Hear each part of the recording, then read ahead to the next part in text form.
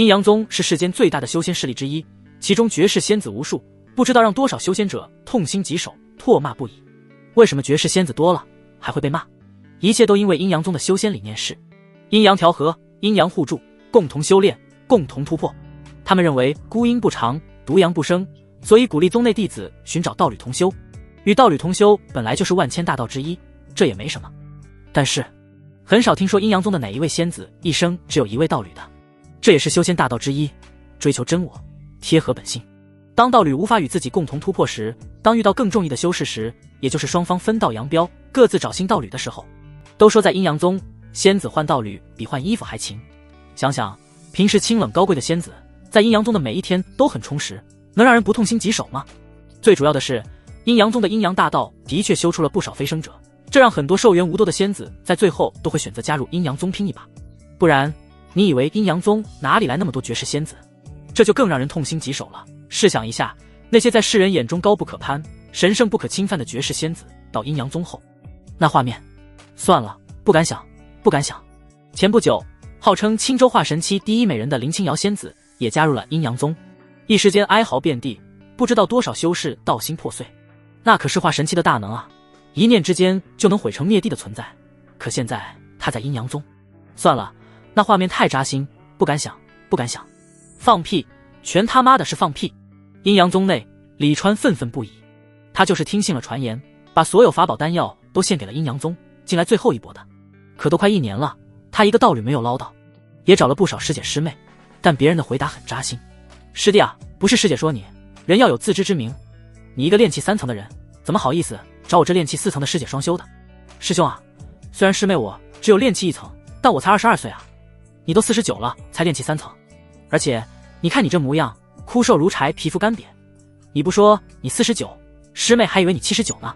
师兄呀，你还是别出现在师妹面前了，每次看到师兄这长相，师妹都道心不稳。如果师兄抱着师妹双修，师妹哪里修得下去？李川也想过跨阶层向下兼容，找还没有进入炼气期的师妹。师兄，不是师妹不愿意，管事的师姐都说了，师兄你身体亏空严重，已时日无多，如果师妹把第一次交给你，也只是白白浪费而已。管事的师姐还说，如果你再来骚扰我们，就把你抓起来。师兄你还是快走吧。就算仙子换道侣比换衣服还勤，但也轮不到他，简直太扎心了。他不就是经常使用秘法去拼命，导致身体不行，寿元无多，长相也老成了一些，至于这么歧视他吗？其实平常大家都很少换衣服，一件宝衣穿几年是常事，穿个几千年也不是没有可能，所以外界传言阴阳宗的仙子换道侣比换衣服勤，却不说他们换衣服不勤挨，给穿越者丢脸了。李川长吁短叹，别人穿越都是大杀四方，他倒好，虽然修了仙，但49岁就把自己弄得跟个老头似的，甚至有刚入门的小师妹叫他老爷爷，差点没当场把他给叫哭。这年头穿越者的日子也不好过啊。李川靠在廊道的柱子上叹气，就见一对神仙眷侣走了过来，男子俊逸非凡，现在他看到这种就讨厌，所以只扫了一眼。至于女子，竟是公认的炼气期10大绝色仙子之一，炼气10层的楚梦幽。只见她面容精致如画，眼眸清澈明亮，肌肤胜雪白皙，如无瑕美玉，身材修长轻盈，腰肢纤细似若柳扶风。她身穿一袭白色长裙，裙身材质轻盈如雨，仿若天上云彩编织而成，整个人气质出尘若仙，干净的不似人间人儿。李川曾经远远见过楚梦幽，当时就惊为天人。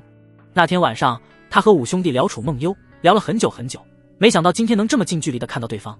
见楚梦幽和男子手指相扣，神情亲密，李川已经猜到男子是谁了。楚梦幽的道侣赵秉谦，外门风云人物，同样也是炼气10层。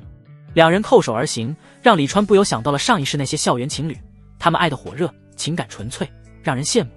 楚梦幽柔唇轻启，那动听的声音瞬间钻入李川耳中。筑基丹可珍贵，要5000灵石，我还差2000多呢，也不知要积攒到何年何月。他秀眉微蹙，那模样让人心疼不已。随即就听赵秉谦道：梦幽师妹你不用担心，我这里还有1000灵石，等我再典当一些东西，给你凑足5000没有问题。只见楚梦幽摇头笑，师兄应当知道，宗门规定受人恩惠易让心中产生羁绊，于道心有损，是明令禁止的行为。如若被发现，轻则减少各项福利，重则逐出师门。师兄是想害我吗？赵秉谦连忙解释：师妹这是哪里话，师兄怎么可能害你？实在不行，那师兄借给你便是。微风轻抚，扬起了楚梦幽3000青丝，让他更添几分出尘气质。他抿嘴轻语：借，那也是恩惠啊。那微微上扬的嘴角让人心荡，李川的心很应景的狂跳了起来。哼，不知礼数。两人刚刚走到李川身前，见李川看着楚梦幽一步开幕，赵秉谦忍不住不悦地哼了一声，随即他就对李川斥道：见到师兄师姐不行礼不说，还对师姐目露淫邪之光，你这种人是怎么混进我们阴阳宗的？阴阳宗内不以入门先后顺序论尊卑，只看实力，所以即便李川一副衰老模样，看起来年龄不小，但赵秉谦仍旧以师兄自居。而阴阳宗讲究心思纯净，心无淫邪，哪怕是掌门长老的道侣脱光了站在面前，目光中也应该是只有欣赏赞赏，而不是逃避或者想着怎么进一步。所以赵秉谦说李川目光淫邪，在阴阳宗算是一种极致的贬低。眼看赵秉谦想要动手教训李川，楚梦幽说道：师兄何必和这位师弟一般见识，他一看就是才刚入门不久，心性修炼自然不够，在宗内多待一些年头就好了。倒是师兄你在宗内也待了不少年头了，怎么还会为这种事情生气？你这心性修炼也还需要练啊。光从楚梦幽的态度就可以看出，两人之间的心性修炼的确有差距。楚梦幽语气温和，有着师姐的担当与气度，赵秉谦顿时羞愧。师妹教训的是。李川不由感激地看着楚梦幽，赵秉谦要是真动手，他又得强行拼命，不是这命拼不起，而是看一眼别人的道侣就拼命，没有什么性价比。楚梦幽微笑点了点头，与赵秉谦离开。李川的心又不争气地狂跳了几下，太美了。眼看两人越走越远，李川忍不住感慨，听说楚梦幽在入宗之前是一修仙小国的公主，深受他父皇恩宠，地位尊崇无比，这心胸气度和其他人比起来果然不一样。他口中的其他人自然是那些拒绝他的师姐师妹了，个个都打击他，气死个人。两人走后，李川又靠着柱子发起呆来。他已经很久没有修炼了，反正都是要死的人，有什么可修炼的？还不如看美女，听说看美女能长寿，说不定多看一些能多活2天。也不知道过了多久，一道悦耳声音在李川耳边响起：师弟这是在想什么？想得这么入神。李川吓了一跳，回神一看，竟是楚梦幽去而复返。楚师姐，绝美的容颜近在咫尺，让他的心差点没跳出来。师弟见我就如此慌张，该不会就是在想师姐我吧？楚梦幽笑容依旧迷人，就仿若每一个人心中的白月光一般，让人留恋，让人难忘。没有。李川连忙摆手，师弟越是这表现，就越是坐实了在想师姐这事。说，你都想了一些什么？看着楚梦幽清澈眼眸中的认真，李川冷汗都下来了。最是纯真扛不住，他哪里敢说刚刚在脑海里想楚梦幽这事。其实师弟不必紧张，以师弟这心性，想的无非就是男女之间的那些事，这点师姐怎么又会猜不出来呢？李川不敢接话，他不知道楚梦幽挑明这事是什么意思。都说皇家之人的心思最难猜，楚梦幽以前也是一国公主，现在李川体会到了那种让人忐忑的滋味。然而李川万万没想到，楚梦幽接下来的话简直石破天惊。师弟是不是想和师姐结仙缘？其实这也不是不可以。楚梦幽巧笑嫣然，似乎就是在说平常的话。李川则一脸不可思议，师姐当真？不修仙的人可能不知道结仙缘是什么。简单说来，长期的可以叫道侣，短期的就可以叫结仙缘。当然当真，莫非师弟认为师姐我会拿这种事与师弟开玩笑？楚梦幽脸色有些红润，就好似在和恋人说话一般，但神态之间却没有任何扭捏与尴尬。见他如此的坦然，倒是李川仍旧惊疑。这就好比他前世走在大街上，突然一个当红女星站在他面前对他说：想约我吗？天啊，就是砸锅卖铁负债都得约啊。平复了一下心情，李川问道：师姐，你想要什么？如果他有绝好的长相或天赋，他肯定不会这么问，可他没有，所以楚梦幽图什么？总不至于真的是来做好人好事，帮助单身师弟的吧？或者是有恋老痞？楚梦幽并没有马上回答李川，而是问李川：师弟入门不知道给宗门贡献了多少灵石？李川道：法宝、秘籍、丹药、灵草、灵石等，折算下来一共53200灵石。楚梦幽眼眸明亮，惊讶不已，竟有5万多灵石，师弟果然不凡。凡是中途加入阴阳宗的人都需要贡献自己的全部家当，包括当时身上穿的衣物，但这只是最基本的要求，并不代表贡献了就能加入，贡献达不到标准也是没有资格的。而除了贡献外，还要看资质，如果资质太差，贡献够也没有用。李川都这年纪了，才炼气3层，不用想都知道资质很差，甚至他的外貌都不符合阴阳宗的标准。可他既然能进来，那么只能说明一点，他的贡献足够的多。楚梦幽虽然已经猜到这点，但还是被5万多灵石吓了一跳。毕竟他们炼气10层的标准也才3000灵石而已，只要浑身的家当加起来有3000灵石，再加上有一定的资质和样貌，就能加入阴阳宗。当然例外不止李川一个，像号称炼气期第一仙子的苏咬月，被人追杀走投无路，当时全身上下折算起来不过1000多灵石，却也因为绝美的容貌破格收入了宗门。李川苦笑道，灵石多也没用啊，现在他们已经不属于我了，而我这些年为了他们却是弄成这副鬼样子，得不偿失啊。他也是现在才理解上一世的那句话，赚再多的钱也没有一副健康的身体重要。他拼死拼活拥有远超同境修士的法宝和财富，到最后想用他们换一点境界却都做不到，所以他的拼命像一个笑话。楚梦幽却夸道，师弟你资质虽然不好，但你才炼气3层，看你模样也不过70左右，能在几10年的时间就积累如此丰厚，可是很不一般的。李川脸皮微抽，无力辩道，师姐，其实师弟才49，之所以如此衰老，全是因为遇到凶险过多，每次都强行超负荷使用力量，才导致如此。阿楚梦幽清澈的眼眸却更加明亮，那你岂不是更厉害？20-30年就有如此多的积蓄。他突然上前2步，来到了李川身侧，绝美的娇艳毫无征兆的就凑到了李川耳边，那温热的气息让李川心中一荡。李川感觉到自己的手被一只柔软的手握了起来，随后一根纤细的手指从他微握的手掌中穿了进去，诱人的声音随之在耳边响起，师弟，想要和师姐结缘其实很简单，只要1000灵石，师姐就与你结缘1日。师弟来阴阳宗想必是为了突破，但无人指导，注定举步维艰。师姐炼气10层，指导师弟绰绰有余，到时师弟有任何不懂的都可以问师姐。李川猛然一震，没想到楚梦幽的要求如此简单直接，竟只要灵石就可以，而且还带有指导修炼的附加服务。原来这就是仙子的自强，李川刚才脑袋都想破了，还以为楚梦幽是想让他做什么危险的事。不过话说回来，他现在除了宗门发的月俸，已无积蓄，要想短期内弄1000灵石，的确也很危险。但即便不是易事，他也要想办法弄来。不为别的，就为楚梦幽是炼气期10大绝色仙子之一，忍不住，根本就忍不住。可是师姐，1000灵石也太多了一点。李川突然说道。楚梦幽清澈的美目大睁，不可思议地看着李川，你居然还不愿意了？他无法相信李川竟和他砍起了价格。然而事关次数，李川也不含糊，说道，师姐，师弟愚钝，只是1日教导怕是无法开悟，所以自然希望师姐能够多教导几日。楚梦幽好气又好笑地看着李川，那你说多少？他笑得依旧是那么纯洁美丽。李川，1000灵石4日。楚梦幽脸色顿时就黑了下来，虽然多几日也没什么，但李川给的价把他的价值拉低了太多。李川也怕他恼羞成怒，转身就走，忙道，师姐应该知道，一个炼气3层的修士想要存1000灵石也要好些年头，在炼气期，境界低的拿不出这么多灵石来，境界高的却要为筑基做准备，想必师姐也等不了好几年，我会想办法在半年内凑够1000灵石去找师姐。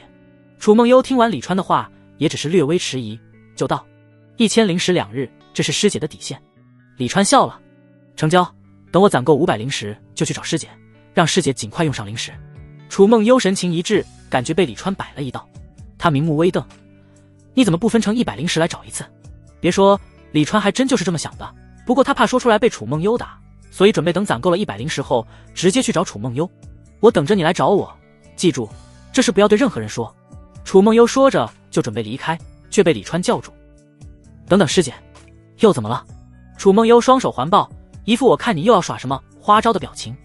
李川说道，师姐刚刚与师弟说的那些，让师弟现在想起仍觉梦幻，师弟怕师姐是与师弟开玩笑，拿寻师弟开心。哦，那你想怎么样？总不至于现在就让我和你试一下吧？楚梦幽似笑非笑地看着李川，李川眼皮一跳，差点就脱口而出，这样也不是不可以。他道，师姐只需要让师弟我亲一下便可，这样我就知道师姐不是拿我寻开心了。楚梦幽并未拒绝，反而是一脸玩味地抬起玉手，指着自己白皙的脸，你是想亲我这里还是这里？他先手放于柔唇之上，脸上却是一副懵懂表情，诱惑与天真并存，让李川再也无法克制，伸手捧起了他娇嫩的脸颊。当然是嘴了。李川凑了上去，见楚梦幽不仅没有躲避，反而还迎合起来，李川不由心中大定，这不是梦，他真的亲到了炼气期10大仙子之一的楚梦幽，一切就这么简单，甚至对方还是自己送上门来的那种。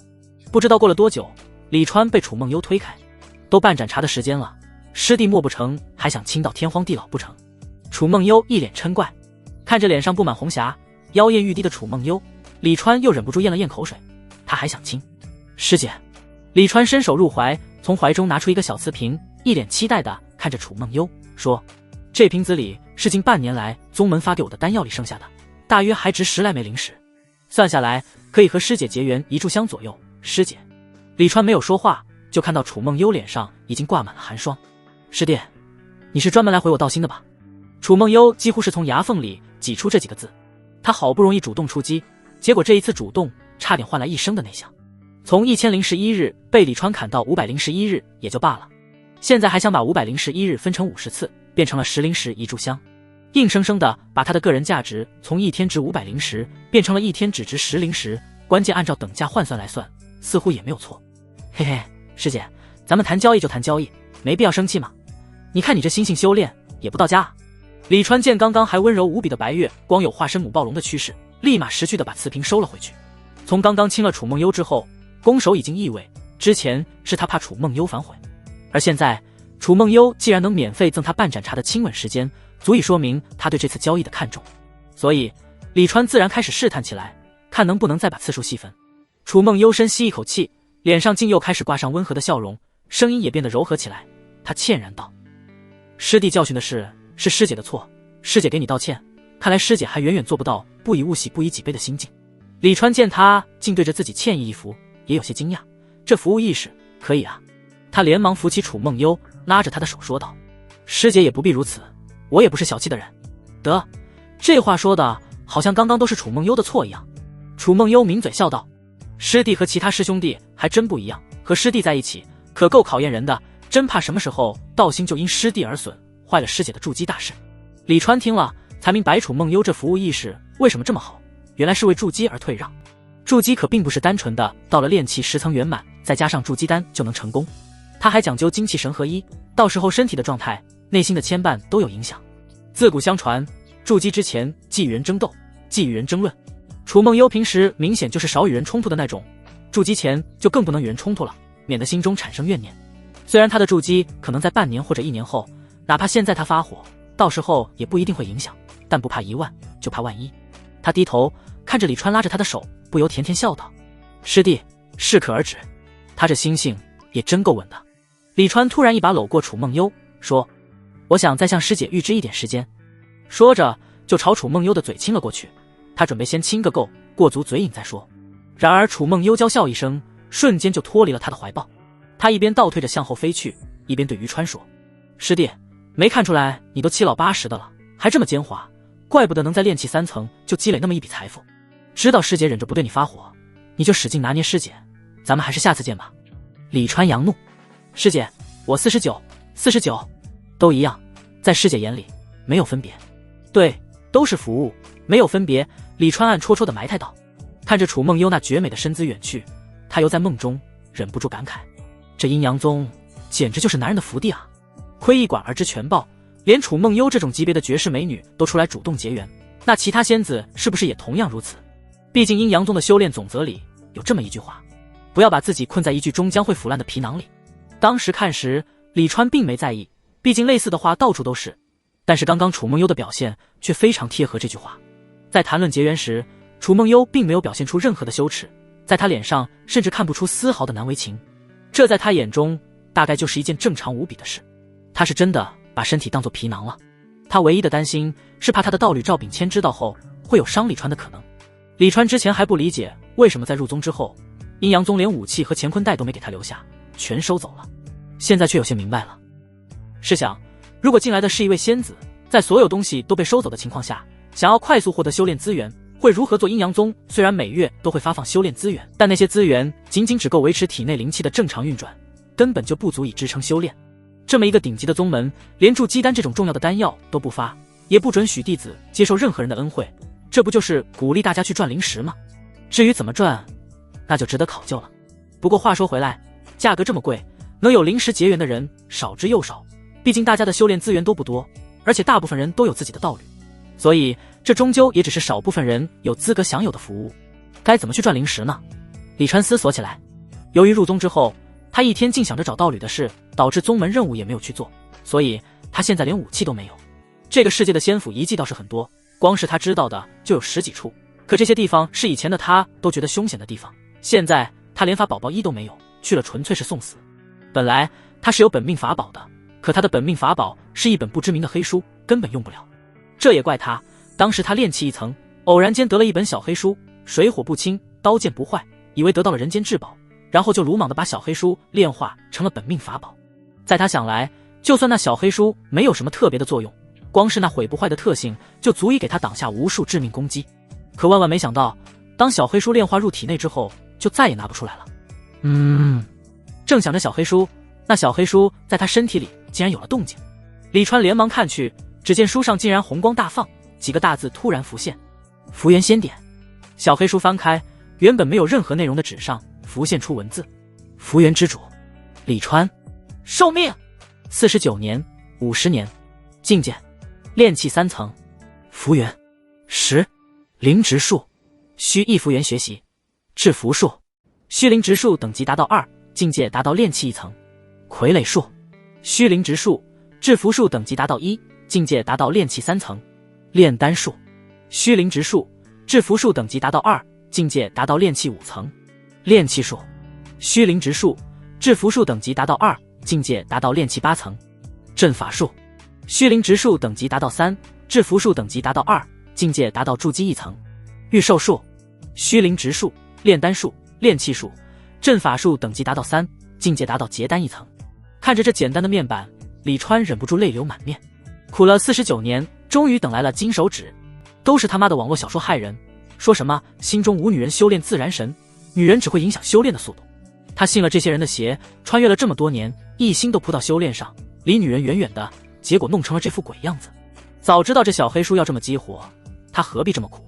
真的是自己给自己找罪受。冥冥之中，一股玄奥入脑，关于这本名叫《福元仙典》的小黑书的简要信息就出现在李川脑海。福元的意思很好理解，福分，受福的缘分。仙典2字表示它是和修仙沾边的福分。得天才地宝，灵草灵药是福元，得洞天福地，探仙府遗迹是福元，突然顿悟，境界突破是福元。而福元仙典里的福元更简单，现在每日都会固定给他1福元，也就是说他什么都不用做，福元就从天降。而每日能获得的福元上限也是1。至于上限会不会增加，以后会不会有更多获得福元的方式，李川目前也还无法确定。有金手指他就很高兴了，哪里管那么多，他心念一动，灵植树立马激活。灵植树一阶1级灵1，一阶灵植辨别1级灵1，一阶灵地辨别1级灵1，一阶灵种培育1级灵1，一阶灵植种植1级灵1。一瞬间，无数关于灵植树的信息涌入李川脑中。让李川没有想到的是，一阶灵植的类别竟然超过100万种，而其中带有增益效果，能够用来食用和炼丹的只有上万种。有超过10万种的一阶灵植带有对生灵有害的毒，而剩下的一阶灵植则对生灵没有什么益处，或者和其他灵植相冲，不适合食用、炼丹等。而灵地辨别、灵种培育、灵植种植也同样复杂无比。李川也是现在才知道，原来灵植树这么复杂，怪不得经常有听到修士种的灵田颗粒无收，种的灵花灵草全部枯死。他以前每次听到这类消息的时候，都会嘲笑那些修士，种个花花草草都种不好，这么没用，还修什么仙？果然，外行的确只能看个热闹。不过现在，他已经是内行了。种灵植的唯一缺点就是耗时太长，但只要灵植存活，还是很赚钱的。而相比于灵植种植，李川却更倾向于灵植辨别。阴阳宗作为当时最强宗门之一，当然是有着很多长着灵植的小世界。哪怕他现在所在的只是阴阳宗青州名山的分宗，宗门却也掌握不少这种地方。他只要进去找一些平时不常见的一阶灵植，应该就能获得福元点，而把灵植拿出来卖，也能很快去找楚梦幽结仙缘。想到就做，李川心念再动，一阶灵植辨别瞬间就变成了7级灵2，一共花了8点福元，还剩1点。前5级每级只要1点福元就能升级，消耗并不多。初始给了10点，算是不错的福利了。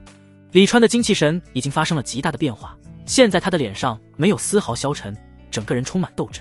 他踩着他的小黑书，快速朝宗门任务殿飞去。驾驭本命法宝飞行是很耗灵气的，但他飞剑都没有，你让他怎么办？但是来到人物殿，他找到发放小世界灵草、灵花、灵植采摘移植任务的师兄，却被告知需要宗门认证的灵植师才能接取相关任务，进入相应的小世界。毕竟在小世界中有很多不常见的灵植，普通弟子不认识，容易暴殄天物。对此，李川也表示理解，但却有些难以接受。认证考核要提前1个月申请，他一刻都不想等。还好这个世界好人多。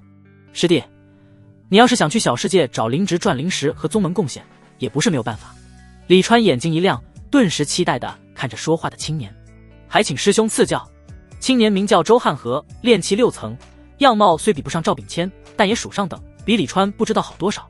他笑意盈盈地看着李川，却并没有回答。李川哪里还不懂这是什么意思，心中暗骂的同时，已经熟练地伸手入怀，拿出一个小瓷瓶递了过去。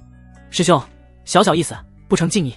周汉和大喜接过，以为宰到了一个小白，结果打开瓷瓶之后发现里面只有1粒丹药，他脸上的笑容顿时就消失不见，淡淡开口：一阶下等培元丹。师兄我用不着。不是用不着，而是顶多就值1灵石，一般一个瓷瓶里能装10到20粒丹药，他想着有个7、8粒也行，结果李川才给1粒，把他的期待值拉那么高，他能告诉李川才怪。他顺手就把瓷瓶还了回去，不过李川没接，又递给他一个瓷瓶，一并推了回去。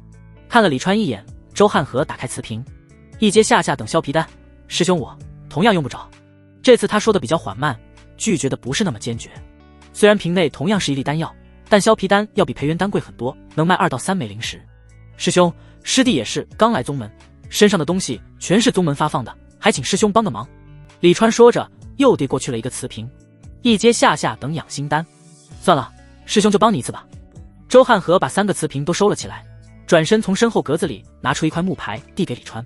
不少同门正在1号小世界开垦种植，他们招募打杂的人员，你拿着这任务牌，以应招人员的身份就可以进入了。李川眉头顿时就皱了起来，打杂能赚几个钱？何况他明明要的是采摘移植的任务。不过周汉和的话并没有说完，他继续说道：1号小世界是我们这个分宗发现的第1个小世界，现在仍旧有大半的地方处于无人状态，你进去之后就可以到这些地方去找灵植了，至于能不能找到，那就是你的事了。李川豁然开朗，原来是误会对方了，要不说人家能伸手要灵石呢，果然是有门道。多谢师兄。他高兴地接过木牌，登记之后就兴冲冲地离开了。他走后，周汉和不远处的一名青年走了过来。啧，周师弟都收了那师弟5灵石的东西，你居然让他去1号小世界？1号小世界都存在几百年了，被宗门的师兄师叔们不知道翻了多少遍，哪里还有什么灵植？你也太坑人了，你应该让他去43号小世界才对。周汉和不以为意。赵师兄你可说错了，他给的东西哪里值5灵石，顶天也就4个半灵石。至于43号小世界才打通不久，里面还不知道有多少珍稀灵植，怎么可能让他去？赵师兄你又不是没有看到，他穿的不过是普通布衣，连件宝衣都没有，一看就是刚入门的人。哪怕他真的懂一些灵植辨别，但他知道的那些东西哪里有我阴阳宗内的权，不经宗门认证的灵植师进去之后也只会毁了那些奇珍。周汉和一副严格执行宗门规则的语气，赵明轩听了却只觉得好笑。他又不是没有见过周汉和放人进43号小世界，对方给的也只不过比李川多了5灵石而已。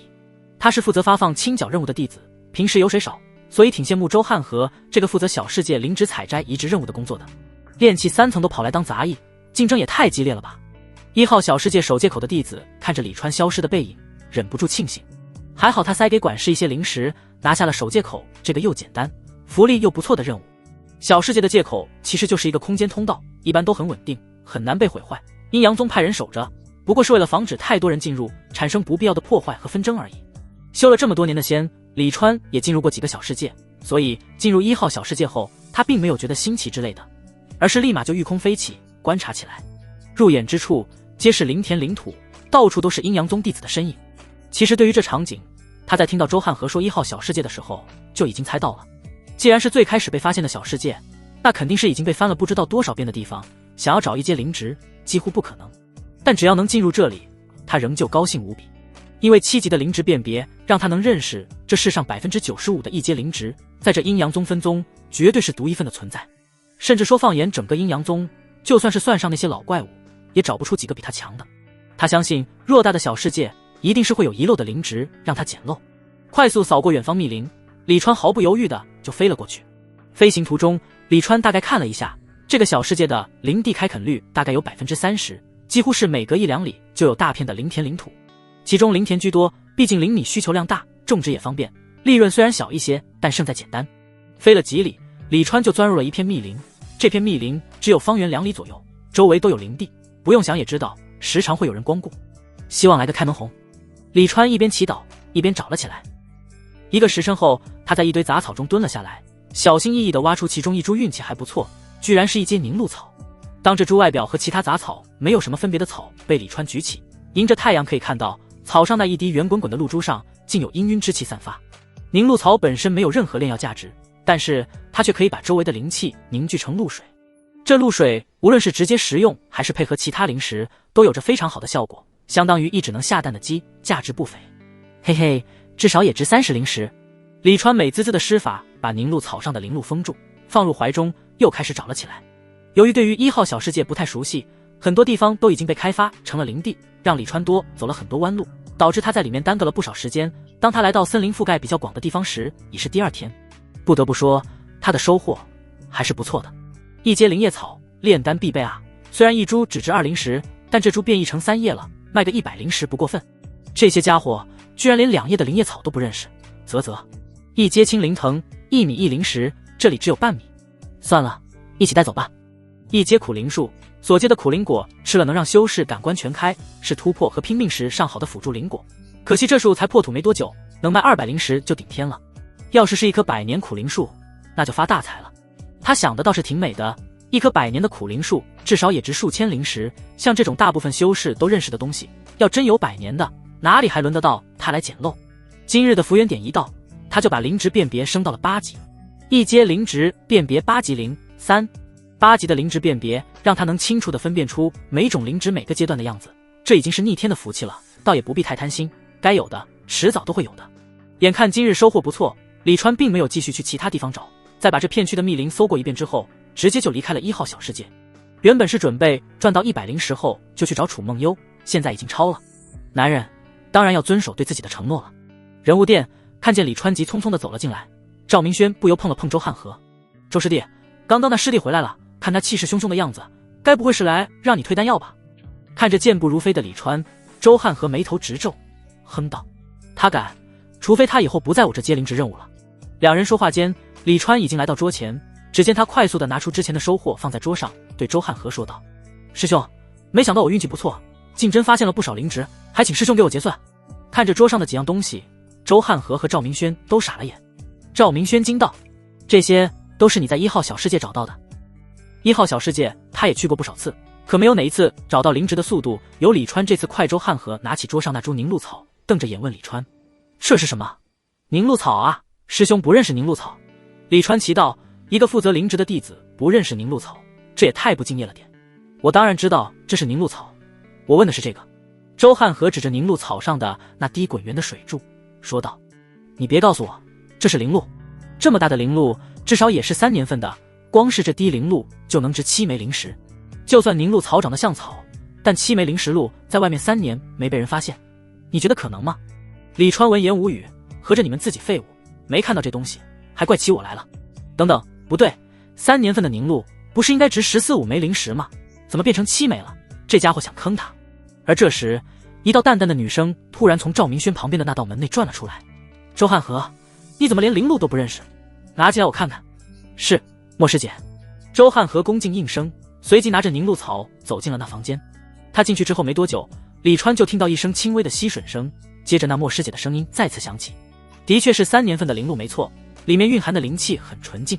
然后是周汉和的恭维，还得是莫师姐慧眼如炬，一下便见出了真伪。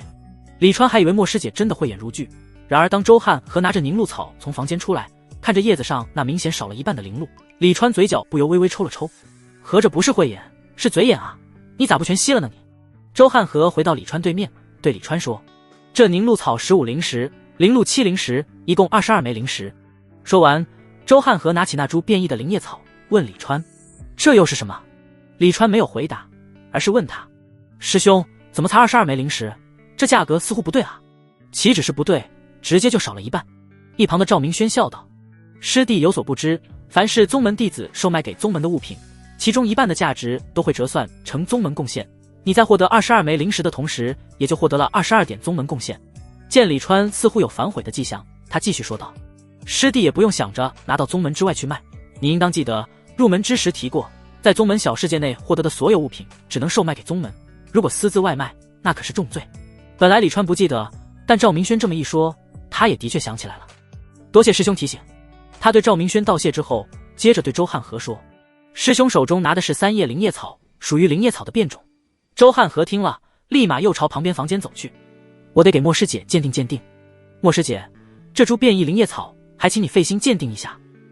不一会，李川就听到了细微的咀嚼声，然后莫师姐的声音响起：“的确是纯正的灵叶草味道，其中蕴含的灵气也是普通灵叶草的几10倍，是变异灵叶草无疑。”等周汉和再次拿着变异灵草回来，3叶草已经变成了2叶半。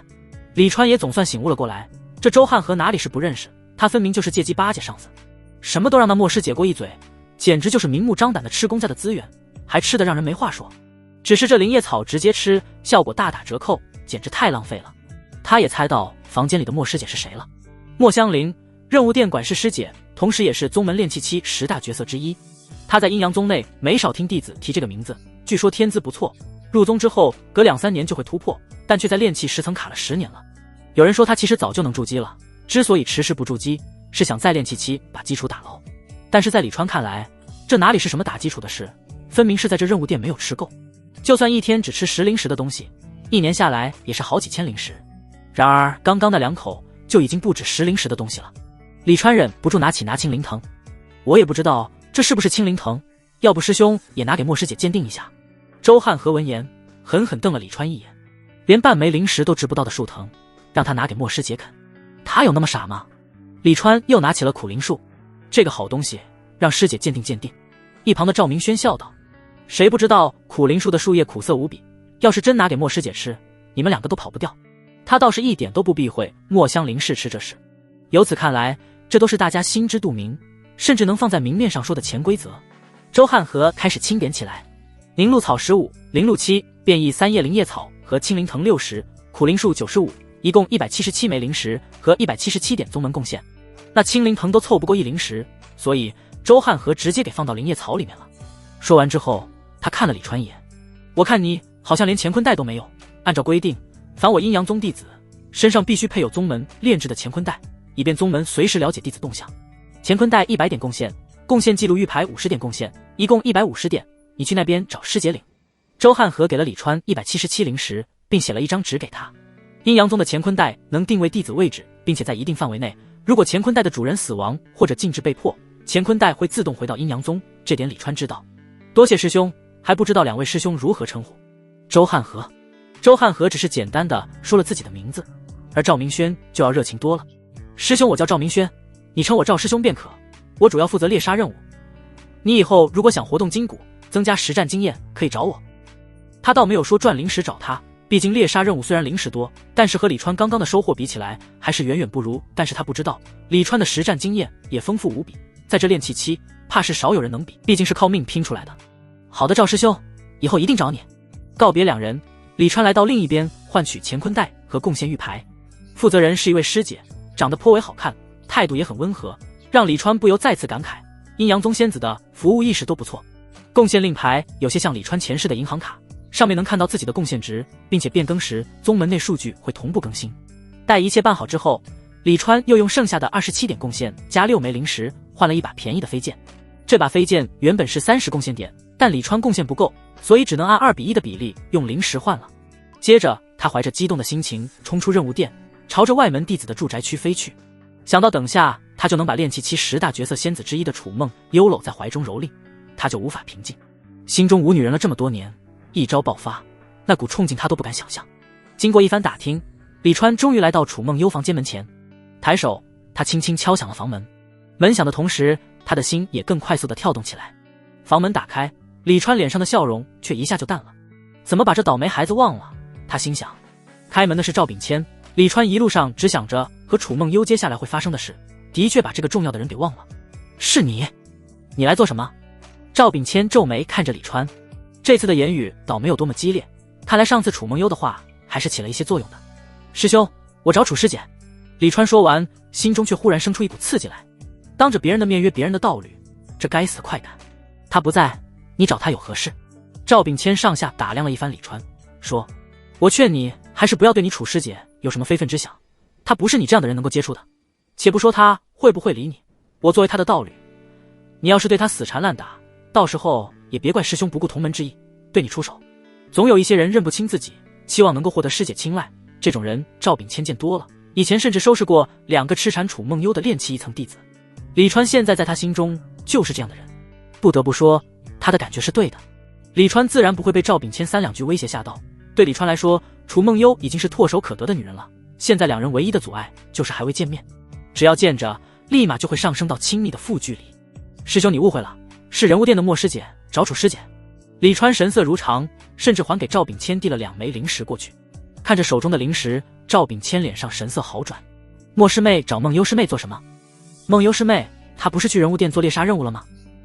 如果单论实力来说，莫香菱和楚梦幽现在都比赵秉谦强，不过他们相互间都没有比试过，而且他是最先到炼气10层的，所以他依旧称2人为师妹，多谢师兄相告，至于具体事由，师弟也不清楚。告辞。李川得到了自己想要的答案，也不停留，转身就走。赵秉谦哪里能够想到，2枚灵石就把自己的道侣给送了出去。没多久，李川再次来到人物殿，直接找到了赵明轩。见他这么快就去而复返，赵明轩惊讶不已。李川师弟，你这是要接猎杀任务？李川开门见山说：赵师兄，我有一位相熟的师姐，似乎来这里接了猎杀任务，我想问问。话还未说完，就被赵明轩笑着打断。师弟是想让我帮你查一查你那位师姐接的什么任务，对吧？抱歉了师弟，我们一般不会对外透露宗门弟子所接任务的情况，毕竟事关他们的生命安全，哪怕就是他们的道侣来了也不行。一般。李川怎么可能抓不住重点，无奈递上2枚灵石，还请师兄帮忙，我有急事找那师姐。赵明轩顺手收了灵石，笑道：师兄看你也非常着急，必定是有很重要的事，那师兄就破例帮你一把，你可别到处说。你要找的那师姐叫什么名字？李川。楚梦幽。赵明轩已经拿着一块晶莹剔透记录着信息的玉石板准备找了，听了李川的话，顿时又停了下来。他看着李川，一脸为难。师弟，原来你要找的竟是楚梦幽师姐啊。楚师姐那可是咱们宗门炼气期10大绝色仙子之一，每天想知道她行踪的人不知凡几，要是每个弟子都来我们这里找她，我可就难办了。难办什么？那样你不就赚翻了？心中腹诽不已，李川又递上去3枚灵石。赵明轩乐呵呵地接过，说道：柳叶镇出现邪修，用婴儿炼邪气，驻守柳叶镇的大师国炼气1层修士已经被杀，而这个除邪任务1个时辰以前被我们宗门的人接了。多谢师兄。李川道谢之后，又开始赶路。正所谓好事多磨，越是不能立马就得到楚梦幽，李川内心之中就越是期待。1个时辰后，李川终于赶到了柳叶镇。柳叶镇不大，但也有2万多人口，想找一个人也并不太容易。好在李川到的时候，看到镇子西边有一处地方黑雾缭绕，邪气森然，里面伴随着阵阵寒光。如果没猜错，楚梦幽已经和那邪修交上手了。李川并没有上前帮忙，而是寻一处屋顶等待起来。由于他身上并没有什么宗门标志，再加上形象有些不太正派，柳叶镇的镇民看到他神色都有些惊疑，似乎担心他是邪修的同伙。不过除了那惊慌的眼神以外，也并没有人敢来与他交谈什么的。如此过了约盏茶的时间，黑雾之中一声惨叫，接着黑雾逐渐散开，一袭白裙，容貌绝美的楚梦幽现出身形，只见他手持长剑，淡然而立，长剑滴血，让他多了几分肃杀之气。细密的汗珠出现在他白皙的脸上，就连小巧的琼鼻之上也微微见汗。微风轻扬，吹动他的裙摆和秀发，让他更显出尘。邪修已经解决，炼阴之事不会再有，你们也可以安心了。楚梦幽拿出剑鞘，一边插剑归鞘，一边对镇民说道。一众镇民被他美色所摄，待他收剑之后看过来时才回神，纷纷惊慌拜倒。多谢仙子出手，有劳仙子了。不少人哪怕是拜倒在地，也依旧控制不住自己的双眼，看向楚梦幽小巧的双脚以及好看的裙摆。咦，师弟，你怎么在这里？当村民闻声抬头，就看到楚梦幽一脸愕然地飞向李川。师弟，不是说阴阳宗的仙子仙长个个都俊逸美丽吗？怎么这看起来有些猥琐的老头会是这绝美仙子的师弟？接着镇民们就看到了让他们心碎的一幕，只见他们眼中那有些猥琐的老头竟拿起袖子在那高不可攀的仙子的脸上擦了起来。师弟，你这是故意气我来了吧？楚梦幽没好气地推开李川。先不说2人之间的关系能不能这么亲密，就说谁家好人给人擦汗是直接用粗衣袖口的。李川笑道：我怎么会是来气师姐的呢？我是来给师姐报喜的。楚梦幽疑惑：报什么喜？恭喜师姐，今日额外获得50灵石收入。李川说着，从乾坤袋中拿出50灵石放在了楚梦幽的手上。楚梦幽好看的眼睛顿时瞪了起来，惊讶地看着李川。就这么半天，你就赚了50灵石了。你怎么赚的？他刚刚杀了那邪修，也不过20灵石的任务奖励。这次运气不错，邪修乾坤袋内的东西加上法衣，能卖100来个灵石。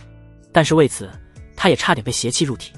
但凡邪气入体，他的筑基事宜就得推迟1-2年，所以风险非常的大。而且这种好事也不是经常能遇到，有时候3-5个月都解决不了任务目标。大部分时候，他们接的猎杀任务都是猎杀妖兽，只有10灵石的任务奖励，加上妖兽的尸体也不过30-40灵石而已。而这些任务也很少有1天2天就能完成的，所以对于李川几个时辰就弄来了50灵石，他感觉有些不可思议。不过接着楚梦幽就发觉不对，你给我50灵石是什么意思？什么叫我今日额外收入50灵石？他问李川。李川装作一脸惆怅，唉声叹气地说道：师姐应当也猜得到，我时日无多，不知道什么时候就会作画归去。我不想因为我的离开耽误了师姐的筑基大业，所以一赚了灵石就立马来找师姐。毕竟灵石到了师姐的手中才是师姐的，如果真要我赚满500灵石再来找师姐，我怕中途出什么意外，比如赚了490灵石时，我就寿元已尽，到时这490灵石师姐一枚都拿不到，岂不是可惜？楚梦幽闻言差点被气笑了，他这副薄怒之中带着嗔意的模样更加迷人了。不过李川的话却让他有些动摇，短时间内赚取海量灵石本就是件很冒险的事，如果真如李川所言出了意外，那他就真的什么都得不到。没见到这50灵石也就罢了，现在50灵石握在手中，楚梦幽却有些舍不得还回去。李川见他犹豫，哪里还不懂趁热打铁的道理。师姐，我们找一个地方慢慢说。眼看李川搂着楚梦幽御剑飞走，下方的镇民瞬间就炸开了锅。天啊，那仙子被那猥琐老头给搂着走了。什么猥琐老头？没看到别人能飞吗？那也是仙长。小心仙长听到了回来拧下你的猪脑袋。不是说阴阳宗的仙长不是俊逸青年，就是儒雅中年或者仙风道骨的老年吗？这仙长老头也是阴阳宗的，肯定是阴阳宗的仙长，毕竟阴阳宗规定门内仙子禁止与阴阳宗外的任何男修有亲密行为。快扶我起来，我要继续修仙，我要加入阴阳宗。哎呦，爷爷，你都修了一辈子的仙了，你与仙路无缘就别想了，加入阴阳宗的事还是由孙子我来吧。场中好几个老头重新燃起了修仙的斗志，嚷嚷着要加入阴阳宗。李川大概也没有想到他会被老年人当成榜样，他与楚梦幽在镇外一处密林停下，不知不觉天色已经黑了下来。月光之下，楚梦幽身上多了一层神秘而又朦胧的美。李川不客气地伸手朝着楚梦幽的身上摸去，却被楚梦幽身上的灵气一把震开。月光下，他的眼眸依旧清澈明亮。师弟，我俩之缘已经结束，你这样怕是不合适。他神色淡然地看着李川，仿佛之前他们什么都没有发生过一般。李川仔细盯着楚梦幽看了好一会，发现楚梦幽的眼中居然真的未起什么波澜。他心中称奇的同时，又拿出了一把灵石放入楚梦幽手中，笑道：师姐，师弟我想再与你续前缘，可否？看着手中的21枚灵石，楚梦幽一时竟没反应过来，他大概是没有想到李川居然还有灵石。看了看灵石，又看了看李川，他问：你刚刚为何不拿出来？李川说道：都怪师弟记性不好。哼！楚梦幽收了灵石，倒是立马就表现出良好的素养。李川见他神色依旧正常，眸中仍旧清澈，不由大为称奇，不过也给他下了定论，心中无羁，虽不知他资质如何，但以后在修仙路上必定会走得很远。半个时辰后，眼看楚梦幽川准备离开，李川连忙追了上去，师姐一起回去也好有个照应。两人并肩遇剑，眼看还有10几里就到阴阳宗，李川却突然指着下方穿林而过的小溪，对楚梦幽说：师姐，这溪流的声音真好听，我们不如就在此休息一会吧。楚梦幽难以理解地看着李川说：师弟，马上就到宗门了，你如果想休息那就去吧，师姐就不奉陪了。不，师姐还是要陪的。李川又从乾坤袋中拿出21枚灵石。你怎么还有？楚梦幽惊呆了，接着他就气道：你为什么不一起拿出来？李川没有回他，直接落到了小溪边，然后对他招手：这可不是你该有的态度，你还要不要灵石的？当然要。楚梦幽也没有丝毫犹豫，跟着飞落下来，站在了李川旁边。这才对嘛。李川一把搂过楚梦幽，把灵石放入了他手中。半个时辰后，楚梦幽御剑而起：师弟，今日师姐大战邪修，已是疲惫不堪，结缘之事就到此结束吧，这缘咱们改日再续。从始至终，他甚至都没有问过李川的名字。什么改日？明日一早我再去找师姐。躺在小溪边，听着哗啦的溪水声，李川的心情前所未有的舒畅。他闭目回味着，不知不觉，李川在小溪边进入了梦乡。一般来说，修士的时间都是很宝贵的，所以大部分修士的夜晚都是不睡觉的，他们会选择打坐，既能解决身体疲劳，又能修炼，一举两得。李川以前也是如此，一个晚上的时间恨不得掰成2个来用，但这段时间在阴阳宗，他一直在摆烂，天天睡到自然醒，已经好久没有晚上修炼了。乌云遮蔽半月，四周唯有溪水流动与虫鸣之声。眼看一夜已经过半，李川却猛然惊醒，他瞬间起身，鹰隼一般锐利的目光扫向四周，哪里来的血腥味？作为一个不知道经历过多少生死的人，李川对于血腥味太熟悉了，甚至于他瞬间就分辨出来，这股血腥味来自于人血，而不是其他生灵。这里属于阴阳宗的地盘，按道理不会有人大半夜的在周围争斗才对。李川渐渐朝着小溪靠近，他发现血腥味是从溪水之中散发出来的。当他抬头朝着上游望去时，隐约间看到溪水中一物在溪水中浮沉，正随着溪水而下。李川立马飞身而起，并没有朝那流下来的东西飞去，而是飞到了高空，待确认周围没有危险之后才飞回溪边。他已看到那随水流下来的是一个男人，黑白的衣袍被鲜血，整个人已经人事不省，不知是死是活。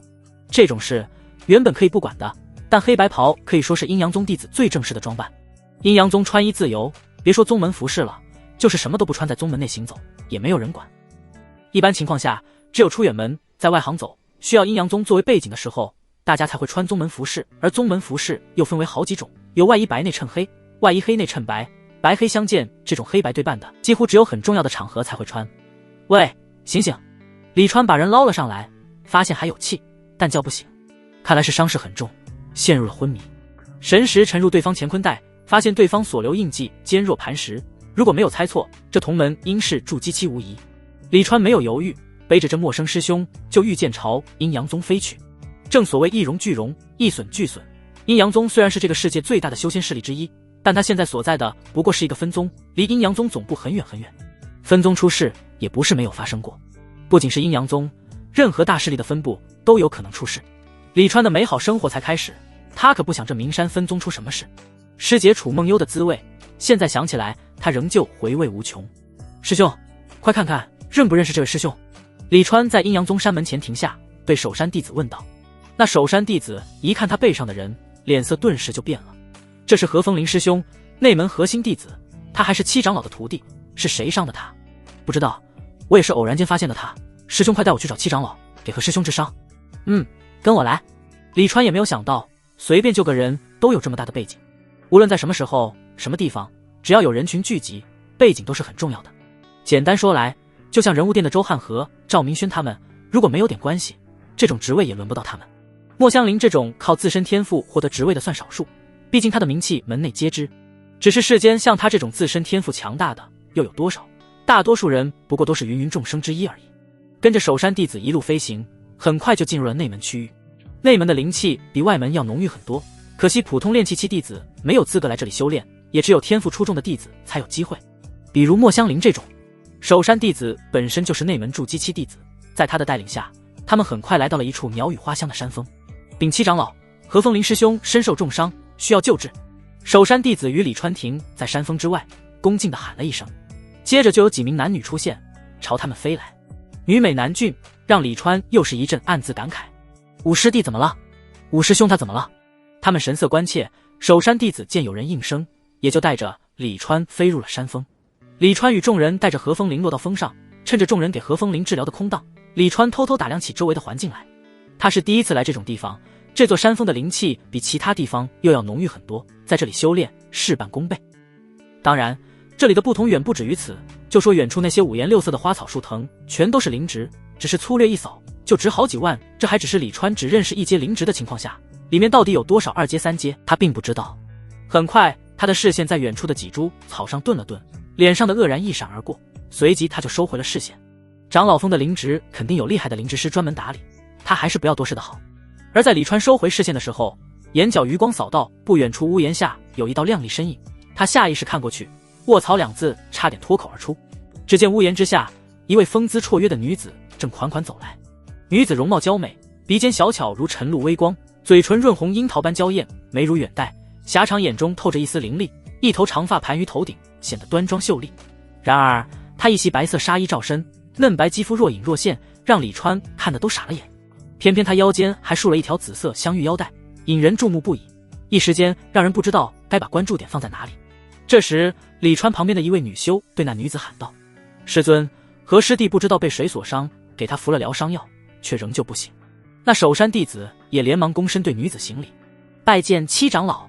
李川一个机灵，也连忙跟着行礼，拜见七长老。他没有想到这女子居然就是阴阳宗名山分宗的七长老。天杀的，你一个长老穿成这个样子，真是太他妈的好了。李川突然有些醒悟了，原来是他以前档次太低，所以接触不到高端局。看看人家高端玩家都是怎么玩的。阴阳宗内那些练气期的女弟子修为低，修炼速度慢，不是没有道理的，他们的觉悟太低了。看看这七长老，要身材有身材，要样貌有样貌，要实力有实力，要地位有地位，要心胸有心胸。看看人家这觉悟，看看人家这穿着剑守山弟子一直低着头，七长老的几名男弟子也一直低着头。李川虽然想抬头继续看，但还是决定不特立独行了。他相信美景当前，这几位师兄不看肯定是吃过亏的。前辈的行为很多时候都是教训买来的。很快，一双晶莹剔透的玉足出现在李川的视线中，七长老停在了李川前方。随即一道略显清冷却又似乎带着妩媚的声音响起：没事，他的伤势已经被控制住了，之所以没醒，是因为精神损耗太过严重，休养一些时日就可以了。是你带风铃回来的？李川感觉到七长老看向了他，连忙回道：是的，七长老，弟子在20里外的一处溪边修炼，见何师兄从溪水上游飘下，就把他带回来了。看到伤他的人了吗？回七长老，没有，弟子当时并没有发现附近有什么生人气息。如果我没有记错，你应该是叫李川是吧？七长老突然说出李川的名字，让李川愕然，他也就顺势抬起了头，看向那张娇美端庄的脸，惊讶道：七长老，你知道弟子？不可避免的，李川的视线总会有意无意的往下移，虽然关键的地方看不清晰，但不清晰有不清晰的美妙，不清晰有不清晰的诱惑。你当初入我阴阳宗时，我还为此和四长老吵了一番，你说我知不知道你？沐玉玲看着李川，笑得意味深长。李川闻言有些愕然，他这是第一次见沐玉玲，沐玉玲口中的事他也并不知晓。七长老是为我争吵？他目露疑惑之色。场中的其他弟子也都惊奇地看着李川，惊讶于沐玉玲居然会为李川和四长老发生争执。说实话，李川的内心还是有那么一点小窃喜的，毕竟沐玉玲地位尊崇，是阴阳宗的七长老，在这阴阳宗上万人中实权排前10的存在，这么一个人物为他争执，他觉得脸上有光。然而当沐玉玲说出理由后，李川发现是他想太多了。沐玉玲道：当然是为了你了，我阴阳宗虽然一直都对外界修士持欢迎态度，巴不得全天下的精英修士都进入我宗。你以炼气3层的实力，能够攒下值5万多灵石的宝贝，也可以说是炼气修士之中的精英。周围弟子听到沐玉玲口中的数字，都惊讶地看向李川。5万多灵石，这辈子他们肯定也赚了这么灵石，但却没有谁攒下了这么多。要知道，他们可是筑基期修士，而且也算是筑基之中的精英，不然也不会成为沐玉玲这个七长老的弟子。不过沐玉玲故意拖着尾音，见李川眼巴巴地等着他的下句，他却突然指着昏迷的何风铃说：先把风铃带到灵眼那里，等下为师去给他布置一个安神阵。那扶着何风铃的弟子见没有人应，只得无奈应道：是，师尊。其实他也想听着八卦，但谁叫人现在是他扶着的呢？那弟子带着何风铃走后，沐玉玲又对那守山弟子说：这里没有你的事了，你去忙你的吧。是，七长老。守山弟子干巴巴地应了一声，也离开了。这八卦听到一半就被赶走，真难受。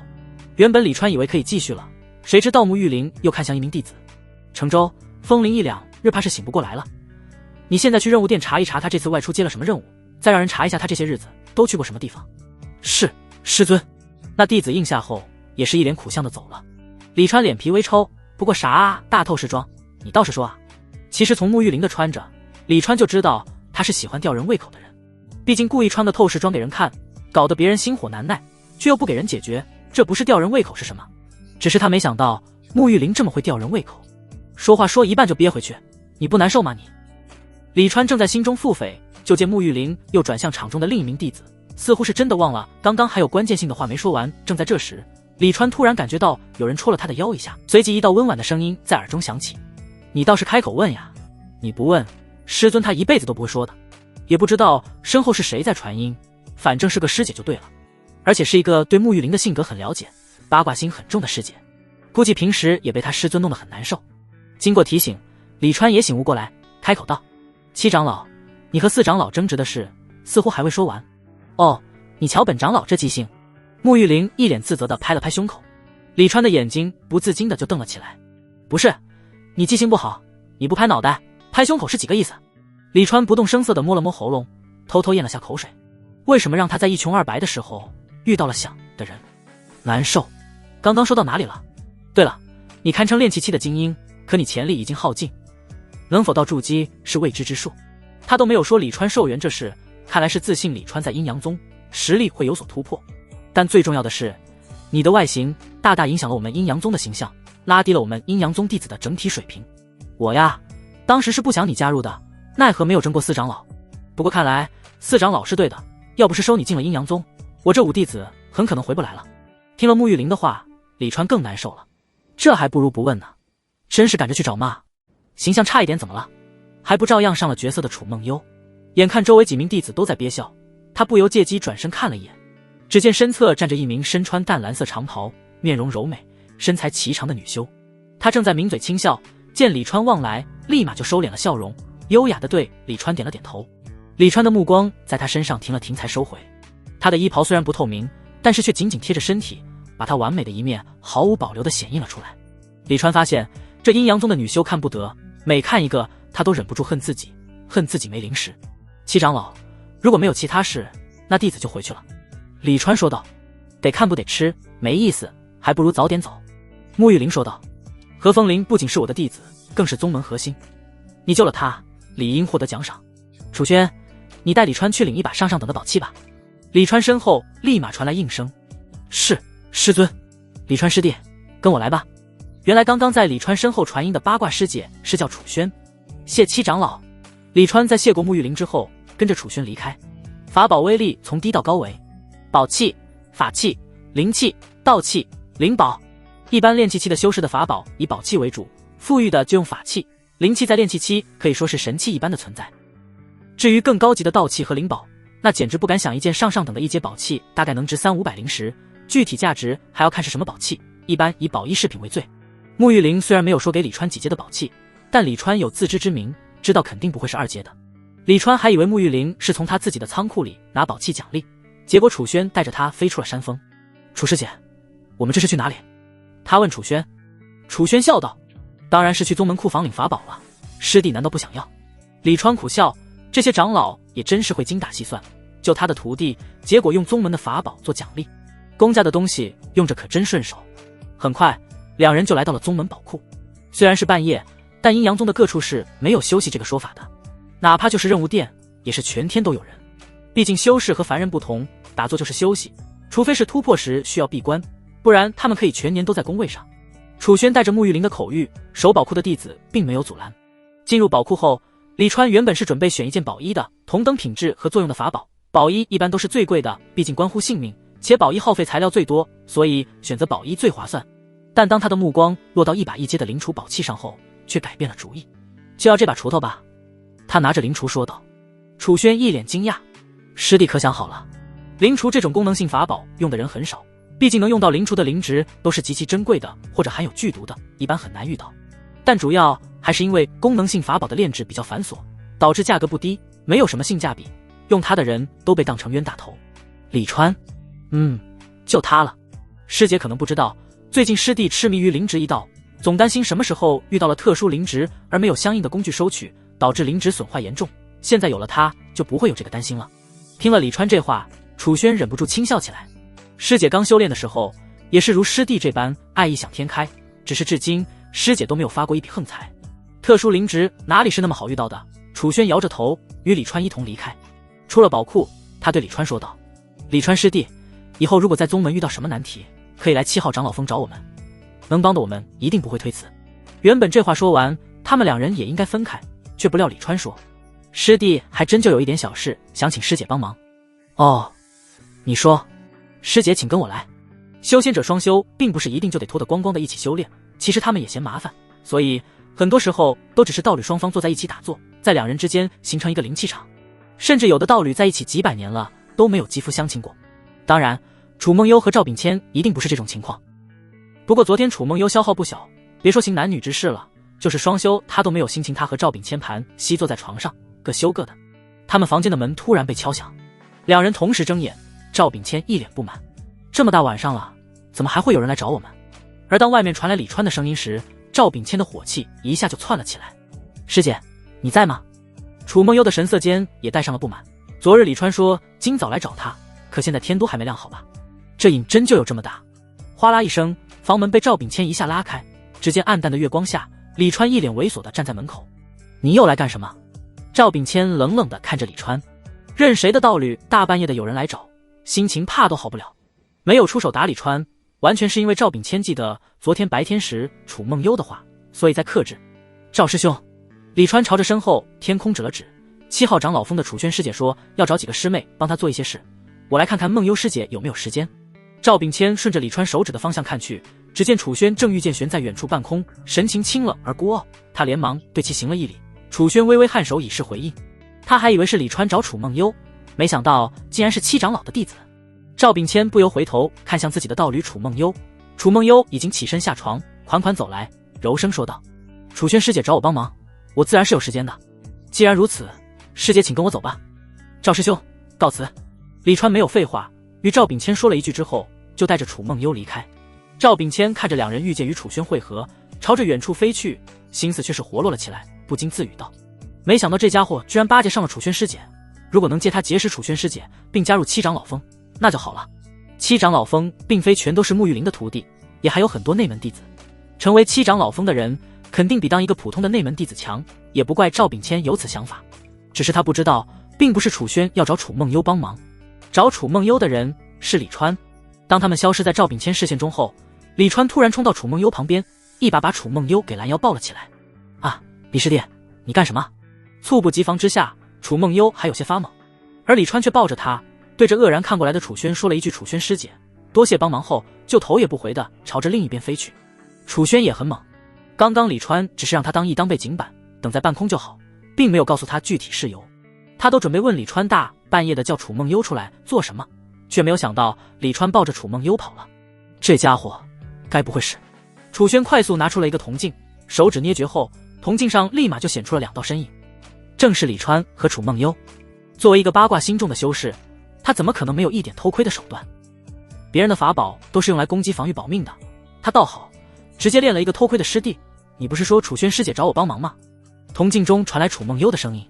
楚轩见李川带着楚梦幽停在了一棵树上，拿出一把灵石放在楚梦幽的手中，说道：我不这么说，怎么把师姐你弄出来？师姐拿好灵石，从现在开始你就是我的人了。在楚梦幽拿了灵石后，他就开始解楚梦幽的腰带。楚梦幽一脸嗔怪，说好的早上你怎么改凌晨了？李川恶狠狠地说道：还不是怪那7长老实在是太骚了。啊，7长老怎么了？我见过他几次，挺正常的呀。那就不知道了，反正我刚刚见到他的时候，他穿得挺骚，你不知道。听着铜镜中李川用各种低俗的词描述沐玉林，楚轩不由瞪眼，居然敢说师尊骚，要是让师尊听到，有你好受的。果然是从外面进来的人，这眼光还停留在世俗层面。师尊这叫洒脱，叫追求真我懂不懂。同时他也是为了锻炼7号长老峰一众男弟子的心性。内心越强大的修士，越不会在乎别人的目光。小老头才看几眼就受不了了，你这心性还得练。哎，才练气3层的家伙，我对他就不应该有多大的期待。楚轩一边看得津津有味，一边对李川编排着。突然他眉头皱了起来，刚刚这家伙好像给了梦幽师妹50灵石。梦幽师妹这么便宜，外门的灵石已经这么不好赚了吗？还是说他只是为了锻炼心性？不过师妹这心性修为超出其他炼气期弟子太多，这么猥琐的老头居然都能忍得下去，倒是可以给师尊说一下，把他收入门下，有此心性，以后成就一定不低。楚轩正评价着，就听铜镜中李川点评到了他的身上，还有那个楚轩穿的也挺骚的。楚轩甚至下意识地低头看了看自己的穿着，我穿的这么严实，哪里骚了？他有些愤愤不平。楚师姐她穿的不是挺正常的吗？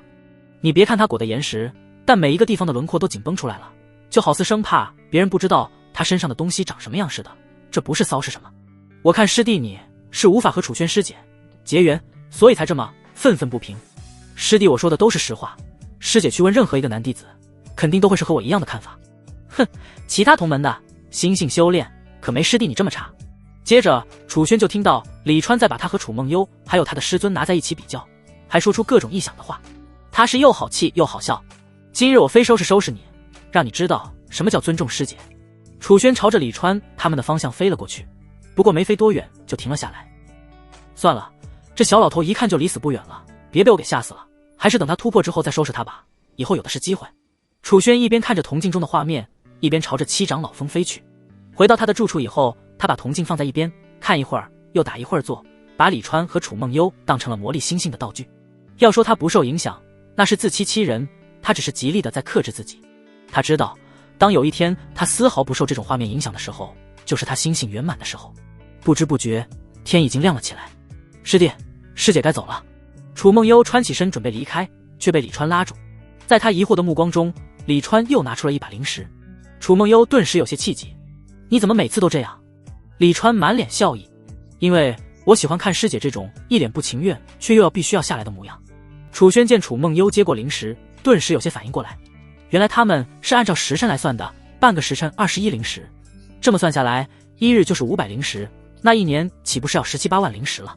天啊，梦幽师妹这么贵吗？不对，好像也不能这么算。不过1个多时辰就收入71灵石，这收入也不算低了。楚轩居然在那里算起楚梦幽的收入来。对于楚梦幽的这种行为，他也并没有觉得不妥。这就是阴阳宗对两性之事极为宽容，甚至推崇。要是换成其他地方，李川和楚梦幽估计已经变成宗门之耻了。阴阳宗1号小世界门口，李川迎着暖阳伸了一个大大的懒腰。舒服。他一脸享受地活动着浑身的筋骨。昨天赚的灵石全都花完了，现在他又来打工赚钱了。进入小世界后，李川又开始忙碌了起来。现在他8级的灵值辨别，除了让他脑中又多了一些陌生的灵值信息外，也让他对灵值的辨别越加熟练。这次他在小世界中待到了天黑才离开，而收获既算丰盛又不算丰盛。之所以这么说，是因为这次他光是灵草都找到了20多株，再加上灵花、灵藤、灵树、灵果，数量接近40。可是数量虽然多了，但价值大大降低了，因为其中大多数都只是刚破土没多久的灵值的原因，在价格对半砍的情况下，几株才值1灵石，所以这么多东西加起来，最后只换了219枚灵石和贡献。他是不太满意，但可把周汉和和赵明轩给眼馋坏了。那1号小世界还有那么多好东西吗？这老小子运气怎么这么好？看着李川离开的背影，周汉和眼中写满了嫉妒。你看他今天带来的灵草，好多都是才生长出来的，这种灵草就算是放在我们眼前，我们都不一定能发现得了，只能说李川师弟慧眼如炬。赵明轩一脸感慨，他虽然也羡慕的不行，但还不至于嫉妒到发狂。周汉和却说，这老小子肯定有什么特殊的手段，等米儿师姐回来，让他跟着这老小子看看到底是怎么回事。胡敏是他的道侣，他经常利用职务便利，在出现新的小世界后，把每天从小世界回来的弟子中带回灵值多的几个给挑出来，然后让胡敏偷偷去跟踪，待到对方找到价值高的灵值的时候，上前以自己先看到为由，把灵值占为己有。大多数在灵值上有造诣的弟子资质都不好，几乎都是觉得突破无望后才会去研究灵值术，所以他们的实力不强，只能眼睁睁地看着胡敏把灵值占为己有。这种事略是不爽，周汉和可以说是食髓知味，毕竟胡敏抢的灵值要分3成给他，他等于是坐着收钱。这次他还准备对李川故技重施。李川并不知道才赚这么点灵石就被人给盯上了，他现在正去找当初那个让他要有自知之明，说他炼气3层怎么好意思找炼气4层双修的师姐的路上。既然楚梦幽都可以用灵石拿下，他倒要看看这个眼高于顶，境界只比他高1层的师姐在灵石面前还是不是依旧如此高傲。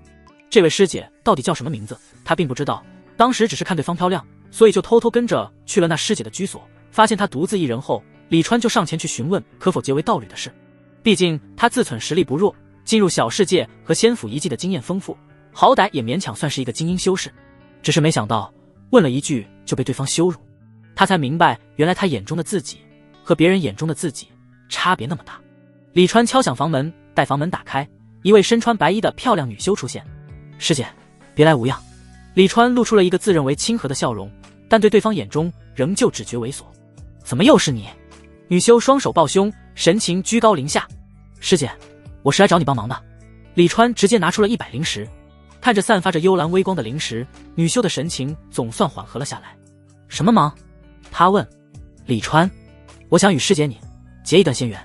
李川盯着对方，眼看对方在他的话出口之后，并没有出现什么恼怒之色，不由心中暗喜。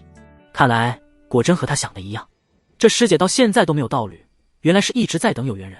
他瞬间就豁然开朗了起来，他就说阴阳宗的功法单修不可能有效果，为什么还会有那么多没有道侣的女弟子？原来这些女弟子虽然没有道侣，但却并没有闲着。笑容渐渐出现在那女修脸上，同时出现的还有一抹若有若无的红霞。师弟你也真是的，这种事情怎么直接就说出来了？他说着却是微微错开了一个身位。李川见了瞬间明了，笑着走进了房间，随即房门关上。6个时辰后，也就是第2天的早上，李川一脸满意的走出了房间。他没想到这师姐的结缘价格这么便宜，他给了100灵石，并没有说要与对方结缘多久，就是等那师姐主动说时间。而师姐也并不黑，说100灵石可以与他结缘1日，这价格竟只有楚梦幽的1/5，又怎么能不让李川惊讶？毕竟楚梦幽虽然是炼气期10大绝色仙子之一，但这师姐容貌也不差，至少也是一个上等容貌，顶多就比楚梦幽低了几个境界而已。怪不得当初和楚梦幽砍价的时候，一下就能砍一半的价格下来，原来他以为的便宜价格，在别人眼中其实并不便宜。不过李川也并不在乎，灵石没有了可以赚，以他现在的能力，赚灵石简直不要太容易。只要能和阴阳宗的这些师姐们结仙缘，多花一点灵石也没有什么。就如这次，原本是可以享受12个时辰的，但李川6个时辰就走了。走之前，他只说了一句：“师姐，你比楚梦幽师姐还是差的太多了，我没有兴趣继续下去，剩下的灵石就当是赏你的了。”这话本来就是故意说了。这位师姐容貌身材俱佳，虽然比楚梦幽稍逊了半筹，但仍旧是凡人眼中的绝世仙子，并没有那么不堪。但谁叫李川本来就是来报当初的羞辱之仇的呢？用50灵石羞辱对方的身体，再用50灵石羞辱对方的心灵，不管那师姐是什么想法，反正李川是爽了。这100灵石的仇报得实在是太值了。修仙嘛，本来就是要遵循本心，这也是阴阳宗的修行准则，所以李川这做法也并没有什么不妥，不让自己心中留遗憾，这境界的突破才会快。李川也已经感觉到他体内境界有松动的迹象了，可能要不了多久，他就能进入炼气4层，彻底摆脱寿元的噩梦。感谢小黑说，他现在有2点符元，但灵值辨别从8级提升到9级需要3点，他还差一点。暂时他还没有升级其他能力的想法，毕竟目前来说，灵值辨别依旧是最快赚钱的方式。他回去打坐了一番，修炼阴阳初起诀，炼化体内阴气。本来准备炼化之后就继续去寻灵值，却没想到这一炼就又过了1天。不过他的阴阳初起诀也进入了第2层，对他来说是喜事。他出来的第一件事就是去找楚梦幽，给他21灵石。虽然昨天那位师姐需要的灵石更少，但炼气10层，且是炼气期10大绝色仙子的楚梦幽明显对他更具有吸引力。符元满3点，他立马就把灵值辨别升到了9级。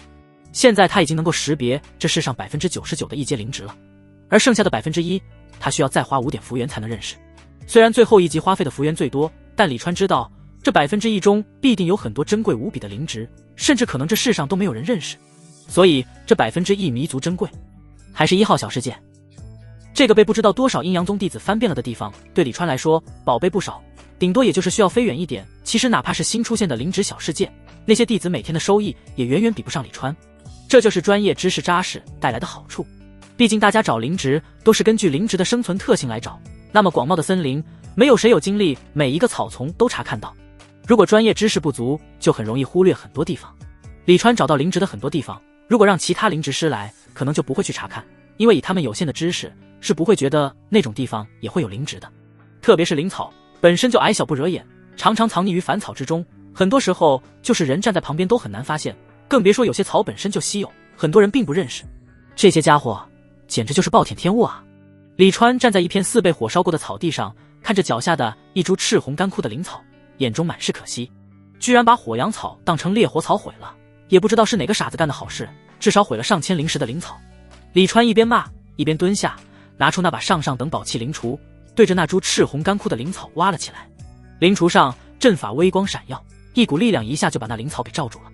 同时那灵草上冲出一股灼热之气，但被灵锄中阵法产生的罩子给挡了下来。火阳草的火毒虽然并不是太强，但如果接触皮肤也还是会引起一定的麻烦，比如让人心火旺盛，需要发泄才能缓解。如果是钻入一个修炼火系功法的修士的身体里，那就好玩了，5脏6腑直接被烧，短时间内别想恢复。这就是灵锄的妙用，它能把灵值锁定在阵法内，不管灵值会有什么攻击行为，都会被挡下。同时它属于炼制出来的无属性法宝，在很多珍稀灵值不能被触碰的情况下，用它挖掘再好不过。当然，火阳草不算太珍惜，它的价格在200石左右，而在阴阳宗就是100石。火阳草有一个特性，那就是成堆生长，但现在这里只有一株，而火阳草只有在生长环境恶劣，比如上一堆没有存活的情况下，才会只长一株出来。所以李川才会说有人毁了，并且从现场的痕迹上也能看出来，火阳草是修炼火系功法的修士眼中的神草，用它炼制的丹药火能纯净，用来修炼副作用小。不仅如此，对于阴阳宗这种修炼阴阳功法的门派，女弟子甚至可以只用火阳草炼制的丹药修炼，而不用找道侣同修。能抗寒毒只是它众多优点当中微不足道的一个优点。而李川刚刚口中提到的烈火草，无论是外形还是生长环境，甚至是采摘时产生的各种自我保护特性，都与火阳草相当，它们也同样都是火属性灵草，而唯一的不同就是烈火草在成熟之后会自我燃烧，这也就罢了，它们不仅燃烧自己，还燃烧周围的灵气，所以有烈火草的地方，如果不尽早把烈火草清除，那之后不仅会变成一片火海，还会形成一片灼热的灵气规避地，导致很多年不会有灵气过来，到时候别说灵植了，就是普通的植被都难以生存。在修仙界，清除野外有毒灵植和无用灵植是一众修士的共识，因为灵植的生长需要灵气，而修士的修炼也需要灵气。对修士来说，有毒灵植和无用灵植是在和他们争抢灵气，这类灵植多了，修士获得的灵气自然就会在无形之中被减少，导致大家的修炼举步维艰。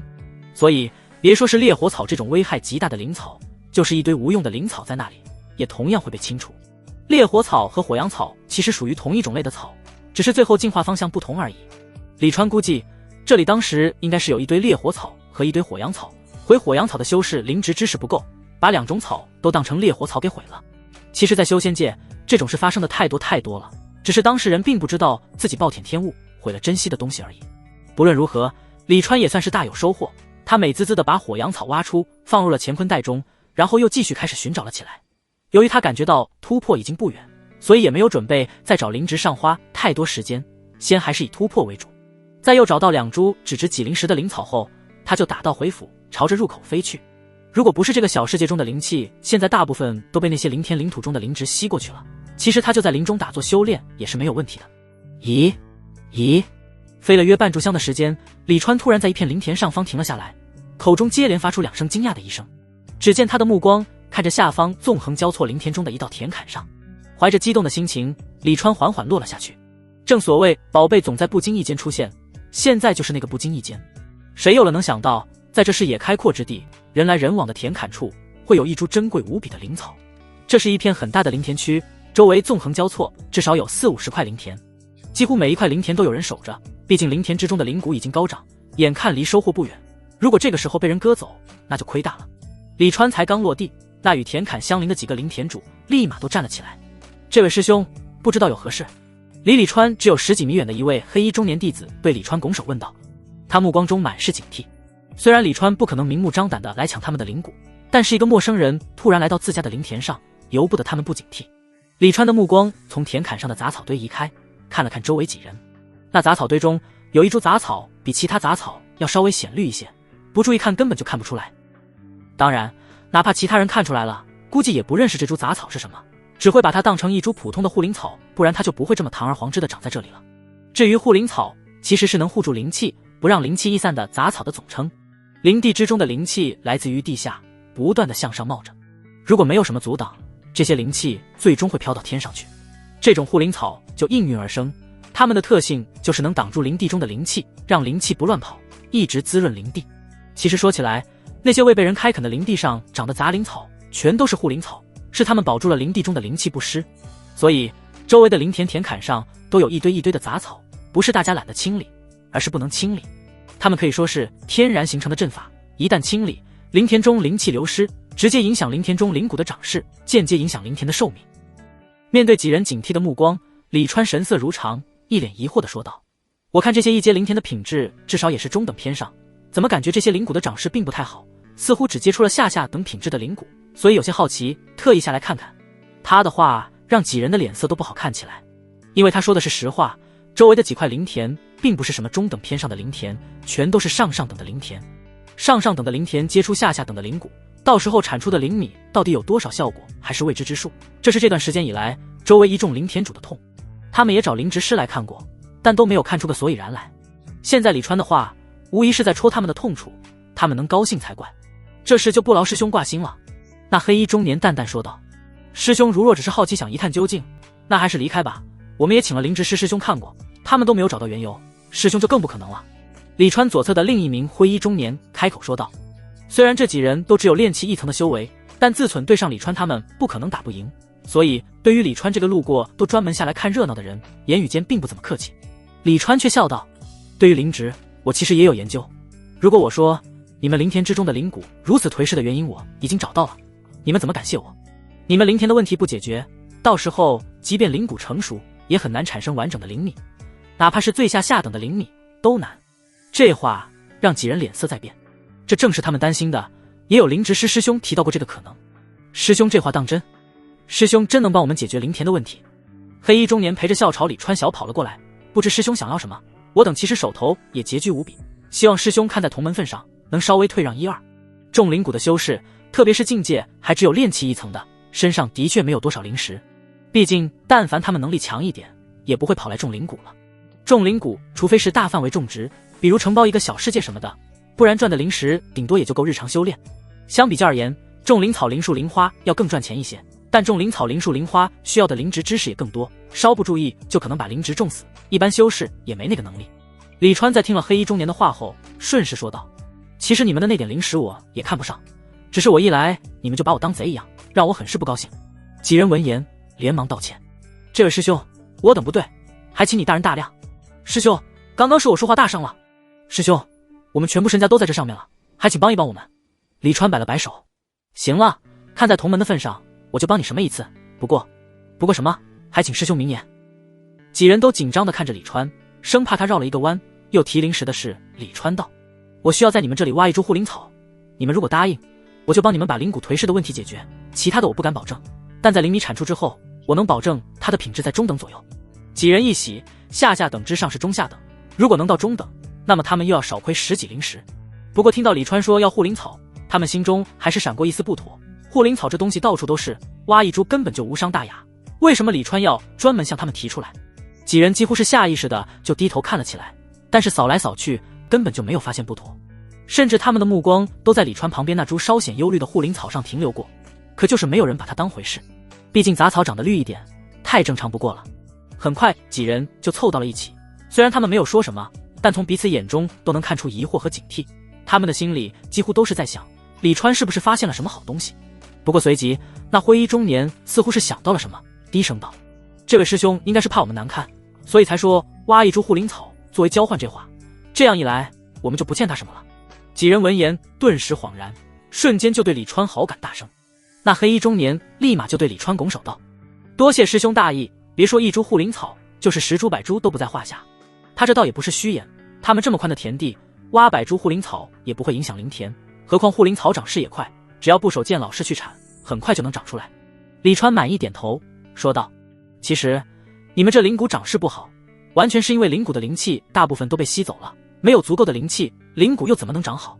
啊，灵气被吸走了？被什么吸走了？几人茫然，我们天天在这里也没有看到其他东西啊，所以我才说要挖你们一株护灵草。李川拿出了灵锄，蹲了下去，一锄头就挖在那株特别的护灵草旁边，顿时灵锄的阵法就把那株护灵草罩住。师兄的意思是，就是这株护灵草在搞鬼，但它看起来没有什么特别的。黑衣中年满脸疑惑的开口。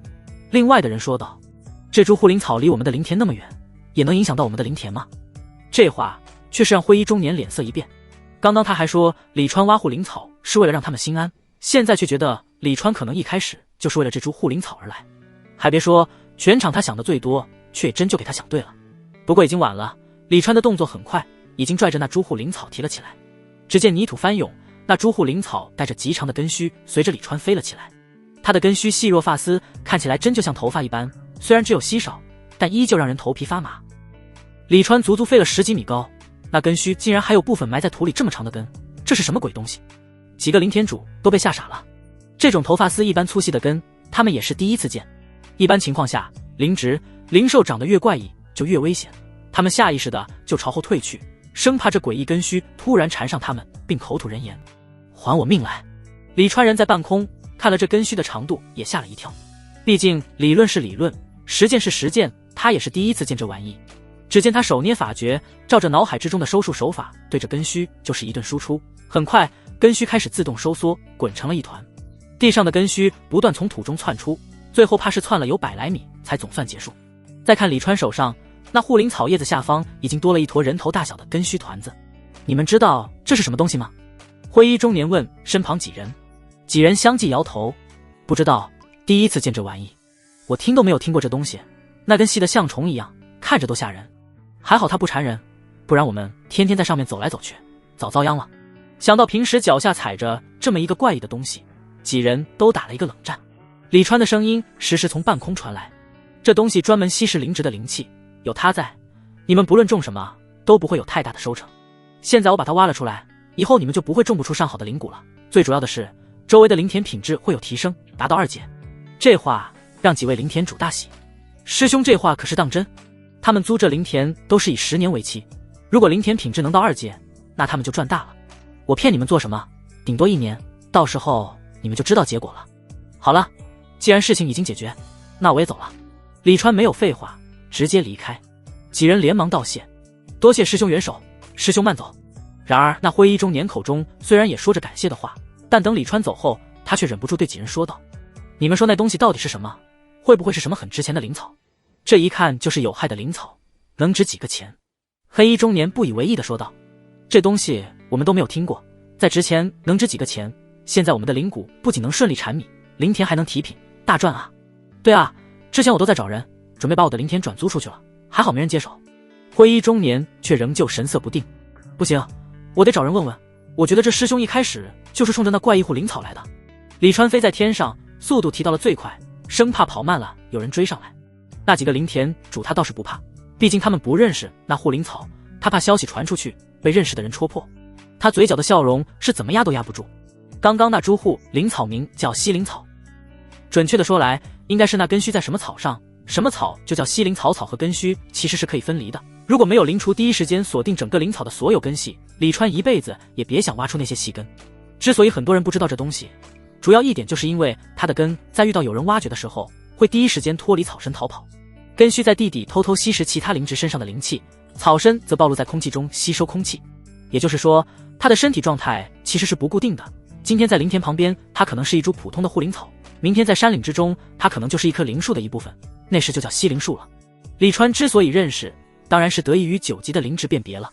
西灵根依附在每一种灵植上时产生的细微变化，他脑海中都有记录，所以才能一眼看出这东西来。而西灵根的价值几乎可以说是一阶非特殊类灵植的天花板了，随随便便卖个几千灵石没有任何问题。它的作用也很简单，它的根须中存储着大量纯粹的灵气，非常适合炼丹。用它炼制的丹药，不论是成功率还是品质都会提升。可以说没有哪个炼丹师不喜欢这种东西，哪怕很多炼丹师都不知道它。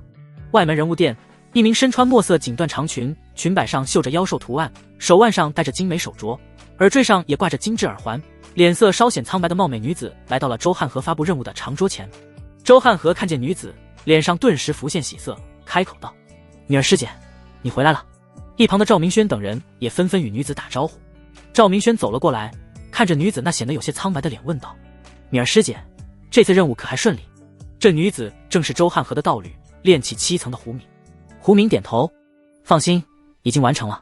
见他确定，赵明轩提着的心总算是放下了。他与周汉河宫位相邻，所以平时难免与周汉河走得近，很多时候他不怎么想做的事，在周汉河的软磨硬泡以及利益裹挟之下，也还是做了。比如这次的猎杀任务，原本是轮不到胡敏去接的，比胡敏更适合的人有很多，但是周汉河在知道之后，还是让赵明轩把任务结了下来，留给了胡敏。好在胡敏看起来虽然有些吃力，但好歹完成了。既然完成了，那我帮师姐结算吧。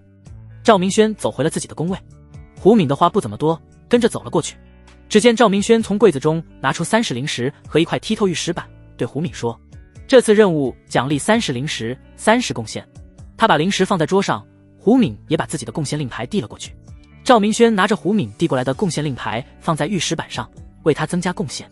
这玉石板其实有点像李川前世的传输器，任何信息都可以通过它进入阴阳宗的资料库，不仅分宗有记录，就是总宗都能看到。这种修仙手段倒是神奇无比。桌上了30灵石，胡敏只拿了20枚，赵明轩很自然的就把剩下的10枚收入了自己的乾坤袋。任务的奖励虽然只有那么多，但他知道任务目标的身上肯定不会什么都没有，所以这10灵石他收的没有任何心理压力。眼看胡敏被周汉和叫了过去，两人嘀嘀咕咕不知道说什么，赵明轩不由有些羡慕。他倒不是羡慕两人的感情有多好，在阴阳宗，道侣的感情只存在两人还是道侣的时候，当不是道侣了，感情也就没了。他羡慕的是周汉和这个炼气6层还能把胡敏这个炼气7层留在身边。要知道在阴阳宗，当道侣的实力无法跟上自己时，实力强大的一方会立马选择更合适的道侣，无论男修女修都是如此。所以像周汉和这种情况是比较少见的。修为一高一低，自然是低的那一个在修炼时占便宜，但羡慕也没有办法。赵明轩自知没有周汉和心黑，像周汉和胡敏合伙夺师弟师妹灵植这种事，他也知道，他甚至也能让他的道侣去效仿，但是他就是狠不下这个心。明明知道这样做会多的很多收入，可他却过不了自己这一关。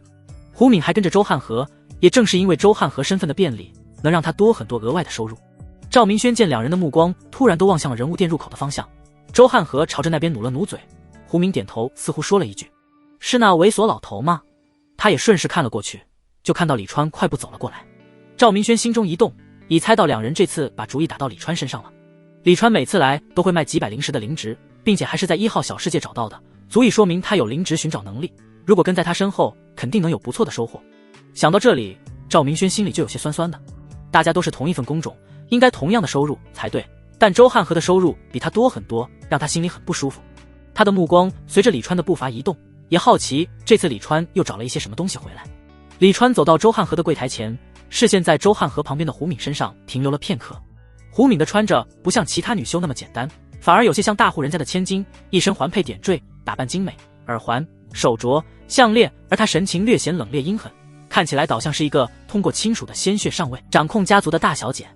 阴毒、无情、狠辣，让李川不禁想，如果把她按在地上，不知道她会是什么表情。李川师弟，不知道今天又有什么收获？周汉和这个主要负责灵植这一块的人还没有开口，赵明轩已经凑了过来。李川拿出了那株火阳草，一看到火阳草，赵明轩和周汉和心中顿时就是一抽，他们知道今天又是李川丰收的一天。这是火阳草，只有一株？周汉和问道。他差一点就说等下拿去给莫师姐试试了，好在及时反应过来，这玩意不能随便乱吃。不过烈火草和火阳草光凭肉眼的确很难分清，需要资深的灵植师或者炼丹师。只有一株，其他的被人当烈火草烧了。听了李川这话，本来觉得这是火阳草的周汉和反而不确定了，同时心里也好受了一些。李川要是真拿出一堆火阳草，他得极度的发狂。他说：“那先给你结算了，等拿去炼丹房验证之后，如果不是火阳草，再找你。”这就是大宗门的好处，其他小宗门都是验证之后再结算，阴阳宗却不在乎这些。就像那些猎杀任务，门下弟子只要说任务完成，立马就可以领奖励。如果到时候查出来任务并没有完成，是故意骗取奖励，那会很惨。所以也没有人会这么傻。100灵石100贡献，还有没有？周汉和问。有。李川拿出了那坨西灵草。这是什么玩意？赵明轩看了一眼，发现不认识，不由把目光看向周汉和。然而周汉和也不认识。这是什么？周汉和直接问道。李川，西灵草。他并没有说是西灵根，因为西灵根属于很稀有的东西，它的特性应该很多人都不知道，他并不想把相关知识传出去。一个很简单的道理，知道这东西特性的修士越多，那么他以后再遇到这东西的概率就将会越小。他可不想做好事。西灵草有什么用？周汉和疑惑问道。他倒也没有因为不知道这东西是什么而觉得不妥。李川，西灵草是上好的炼丹辅药，能提升丹药的成丹率和品质，师兄可以让莫师姐看看。莫师姐现在不在，等下再给她看。周汉和说着，却是拿出了一本厚厚的书翻了起来。他是倒着翻的，很快就翻到了。西灵草无固定外形，根似发丝，去除草身后，根茎可值1万灵石和1万贡献1斤。随着周汉和念出书上的记录，一旁的赵明轩和胡敏都倒吸了一口凉气。李川也忍不住笑了起来，他知道这东西很值钱，但具体价格还是不清楚。在阴阳宗能卖1万灵石1斤，那在外面最少能卖2万灵石1斤，果然不愧是稀有的东西。周汉和连忙拿起西灵草，随手就斩掉了西灵草的草身，抬手掂量了起来，有半斤，也就是5000灵石和5000贡献。他几乎是咬着牙说出重量。不知何时，他的双眼已经通红一片。胡敏那好看的胸口也起伏起来。这一株草就足以让他10年不用做任务，有资源专心修炼。可惜与他无关。李川师弟，恭喜啊！赵明轩一脸苦涩笑容，口中虽然说着恭喜，但绝对不是发自内心，他只恨自己没有这个好运。眼看周汉和开口之后，就一直平举手掌，眼睛一瞬不瞬地盯着他掌中的西灵根。李川随手把那刚刚被切下的护灵草扔了上去，并开口提醒周师兄，如果东西没有问题的话，就结算吧。赵明轩也碰了碰周汉和，周汉和回神对李川说，我这里没有这么多灵石，需要去莫师姐那里拿，你等等我。他把西灵根放在了桌上，快步离开。而此时的西灵根和那护灵草又连在了起来。西灵根虽然可以任意更换脑袋，但是它也不能没有脑袋，如果长期没有连接的部分，那么它根内的灵气也会流失，所以刚刚李川看似随意的举动，实则是为了保住灵气。周汉和走后，胡敏看着李川，脸上神情逐渐柔和，他与李川说道，师弟，你这东西是在哪里找到的？李川笑道，在1号小世界，不知师姐怎么称呼。自从和楚梦幽及嘲笑过他的那师姐结过仙缘之后，李川现在看到任何漂亮的仙子，心里想的第一件事就是能不能和对方也结仙缘。不论能不能，找个空档问一问总没错。胡敏还没说话，一旁的赵明轩已经抢着说道，这位胡敏师姐是你周师兄的道侣。李川师弟，你的灵植知识真是让师兄我大开眼界，这株什么西灵草，就算是放在我眼前我都不认识，这灵石活该你赚。胡敏惊讶说道，1号小世界居然还有这等珍贵之物，要是让其他灵植师知道了，肯定会悔恨无比，只是不知道到底有多少灵植师认识这东西。师弟看样子是刚入我阴阳宗没多久，不知道以前是在哪里修炼。他开始借着机会和李川攀谈起来。李川倒也没有隐瞒，毕竟他的经历在入宗的时候就说过，宗门里有详细的记录，而且和别人的道侣热聊也挺有感觉的。他喜欢这种别人的道侣刻意讨好他，想从他这里套话的行为。两人有说有笑，可把一旁的赵明轩急死了，他就像是自己的媳妇要被人拐跑了一般。而实际上他是怕胡敏和李川关系太过亲密，到时候胡敏傍着李川赚大钱，见到身边的熟人发财，比他自己颗粒无收还难受。莫师姐，莫师姐。很快大厅中响起了问好声，人物店的管事师姐莫香菱总算姗姗来迟。赵明轩连忙提醒李川，莫师姐来了。其实不用他提醒，在问好声响起时，李川就已经循声望过去了。只见大殿门口，周汉和随着一神色清冷的女子走了过来。女子一张标准的瓜子脸，弯弯的柳眉下，微微上挑的眼角带着几分妩媚，却又被冷漠所掩盖。她鼻梁挺直，柔唇如樱桃般小巧，那张绝美的脸上似带着若有若无的傲意。她穿着一件黑色束腰长袍，简约而优雅，把她那修长的身材完美的衬托了出来。她腰间的黑色腰带上镶嵌着几颗醒目玉石，似乎组成了一个阵法，让人瞩目。果然不愧是炼气期10大绝色仙子，无论是身形气质容貌，都不差于楚梦幽半点，让人望之难以自已。有人说，在苏小月加入阴阳宗前，10大仙子之首其实是莫香菱。对于此，李川倒是不甚清楚，只是不知道是他已经上手过楚梦幽，还是莫香菱就真的比楚梦幽要更加绝色。反正如果现在楚梦幽和莫香菱放在他面前让他选，他肯定会毫不犹豫地选择莫香菱。李川的心里自然是难免把莫香菱和楚梦幽拿来比较。楚梦幽的价格是21灵石半个时辰，他不知道这个价格能不能谈下莫香菱。你倒是很厉害，每次在1号小世界都能找到好东西，这次更是找到了这么一个珍品。莫香菱拿起桌上的西灵草对李川说道。他与李川虽然没有见过，但上次他在里间知道外面是谁，并且他会经常查看任务店中的记录。李川售卖灵草的时候贡献排当日第一，所以他对李川印象深刻。只是他也没有想到，李川居然是这么一个长相看起来有些猥琐的老头。不过这个想法只是在他心中一闪而过，修行讲究机缘，讲究天赋，讲究拼命。他觉得李川应该是有机缘敢拼命的那种。虽然现在门内弟子都因为外形可能会不怎么待见他，但以后也是普通弟子仰望的存在。他一边说着，手指却是已经在西灵草根茎上缠绕了起来。见过莫师姐，我也是运气好罢了。李川客气地说道。他说完这话时，莫香菱的手指已经在根须上缠绕了不知道多少圈了，然后堂而皇之地吃了起来，又正大光明地偷吃宗门的东西。李川看向一旁的赵明轩和周汉和，发现这两个家伙几乎是同时咽着口水转过头去。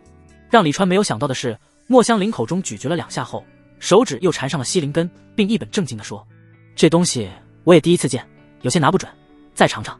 李川脸皮直抽，你干脆直接拿回家去煲汤得了，这师姐也太明目张胆了点，这么贵的东西吃那么多，真的不怕宗门找麻烦吗？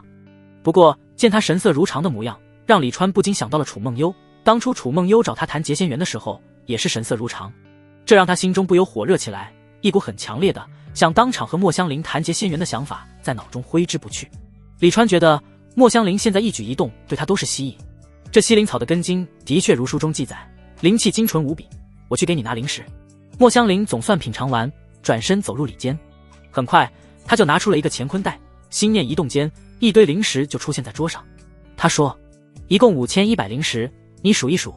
几乎是瞬间，大厅中的目光都聚集了过来。炼气期的人没几人见过这么多灵石堆一起的李川，瞬间就把灵石收入了乾坤袋，不给同门长见识的机会。收入乾坤袋中后，他才慢慢的数了起来。其实也不用数，只是心念一动，数量就出来了。多谢莫师姐，还要麻烦师姐帮我把贡献也加上。李川把贡献令牌递了上去。原本这是应该是找周汉河的，但这么一位大美女当前，谁没事还去找男的说话？但是莫香菱接过李川的贡献令牌后，转手就给了周汉河。他是管事，没兴趣去办这种小事。我知道你没有经过宗门的灵职师认证，无法进入专门的灵职小世界，我会给你联系考官，让你尽快拿到认证的。莫香菱突然对李川说道。这算是意外之喜，李川连忙道谢。多谢莫师姐关心，如此大恩，师弟我真不知道该如何报答。嘴上说着客套话，心里却想着以后多赚灵石，多帮莫香菱一段时间。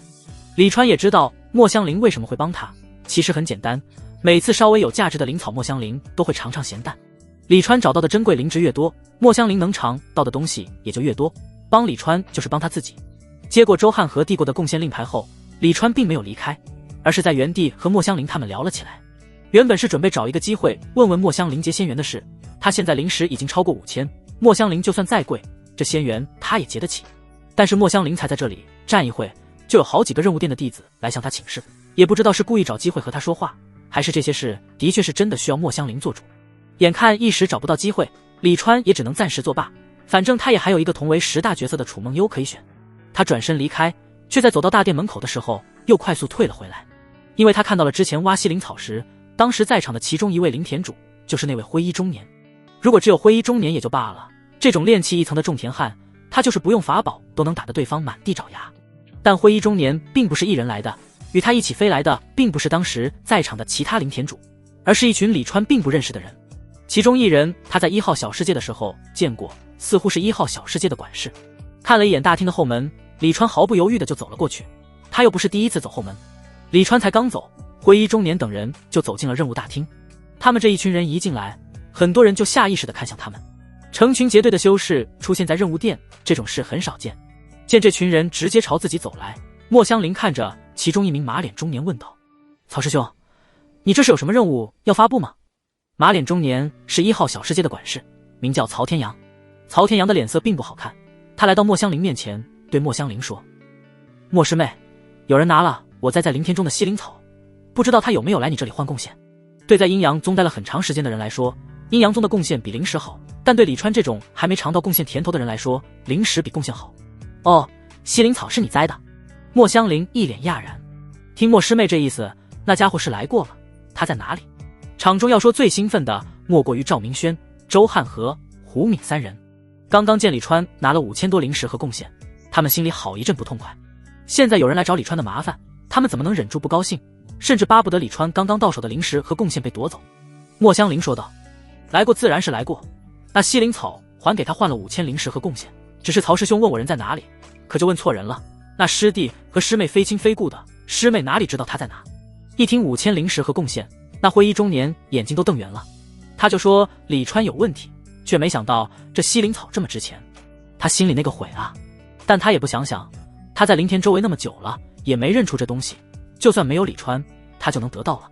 曹天阳恨声道：那还请莫师妹帮我查一查那人的信息，我辛辛苦苦栽种的西灵草就这么被他偷来换贡献，这事不能就这么算了。他说完，发现莫香菱正用一种奇怪的眼神看着他，不由问道：怎么了莫师妹？难不成这么简单的事师妹都不愿意帮忙？师妹放心，师兄也不会让你白帮这个忙，到时候必有重谢。这暗示可以说很明显了，到时候好处少不了莫香菱的。但是莫香菱却笑道：曹师兄，这里是外门任务店，不是你的那1号小世界，最基本的规矩我们还是要讲的，每一位弟子的信息都保密，这点你不会不知道。你好歹也是管事，怎么能向我提出这种要求呢？他这话让曹天阳有些恼怒。曹天阳就是从人物店出去的人，他当然知道所谓的保密是什么情况，毕竟很多东西都是大家心照不宣的。莫香菱这么说，明显是不想帮他。他不由说道：“莫师妹，我这么贵重的东西被人偷了，还拿到了你们人物店来销赃，你也有责任配合我把偷东西的人揪出来。”莫香菱的脸色顿时就冷了下来。师兄这话，师妹我可不喜欢听。你们自己没用，导致东西被人拿走了，跑来我这里干什么？不是应该去执法堂吗？再说了，师兄既然这么神通广大，连西灵草都能栽种，抓一个偷草的弟子还不是轻轻松松？他一脸戏谑。西灵草这东西平常连见都难得见，他在这任务店10来年了，也是第一次收到这东西，自然不信曹天阳能培育栽种。他甚至怀疑曹天阳也只是在书籍上见过西灵草的介绍，并没有亲眼见过实物。曹天阳自然听得出他的讽刺，不悦道：“这么说，莫师妹是决定包庇了？难道师妹真的想让师兄我把事情闹大，闹到七长老那里去？”莫香菱斜睨了他一眼，不屑道：“七长老是什么态度我不知道，但如果师兄你还在我这里胡搅蛮缠，耽误我人物店的正常运转，作为人物店的管事，我只能把师兄你扔出去了。到时候师兄可别说师妹没给你面子，不顾及同门之意。”曹天阳虽然是师兄，但他其实和莫香菱一样，都只有炼气10层的修为而已。可要论实力，他拍马都赶不上莫香菱。早在10多年前，莫香菱就是外门第一了，是当之无愧的天才，未来不可限量。而曹天阳却是已经耗尽天赋的门派弟子，今生几乎已经无望筑基，就如那1号小世界一般，早就已经没有了潜力，只能作为养老的地方。看似都是管事，两者之间的差别也大得很。他要不是灵职师，这管事位置可能都轮不到他。莫香菱要真动手，他会被打得很难看，何况人物店的人也多，这时已经不少人围了过来。真打起来，曹天阳他们连跑的机会都没有。行，那我就只能请七长老给我做主了。形势比人强，最后曹天阳只能灰溜溜的离开。其实原本这种事莫香菱是懒得管的，他可没那么强的正义感，也没闲心和别人扯皮。但谁叫李川能力强呢？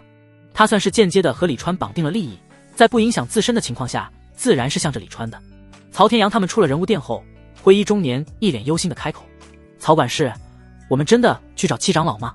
本来那西灵草就不是曹天阳栽种的，他怕去找七长老会露馅。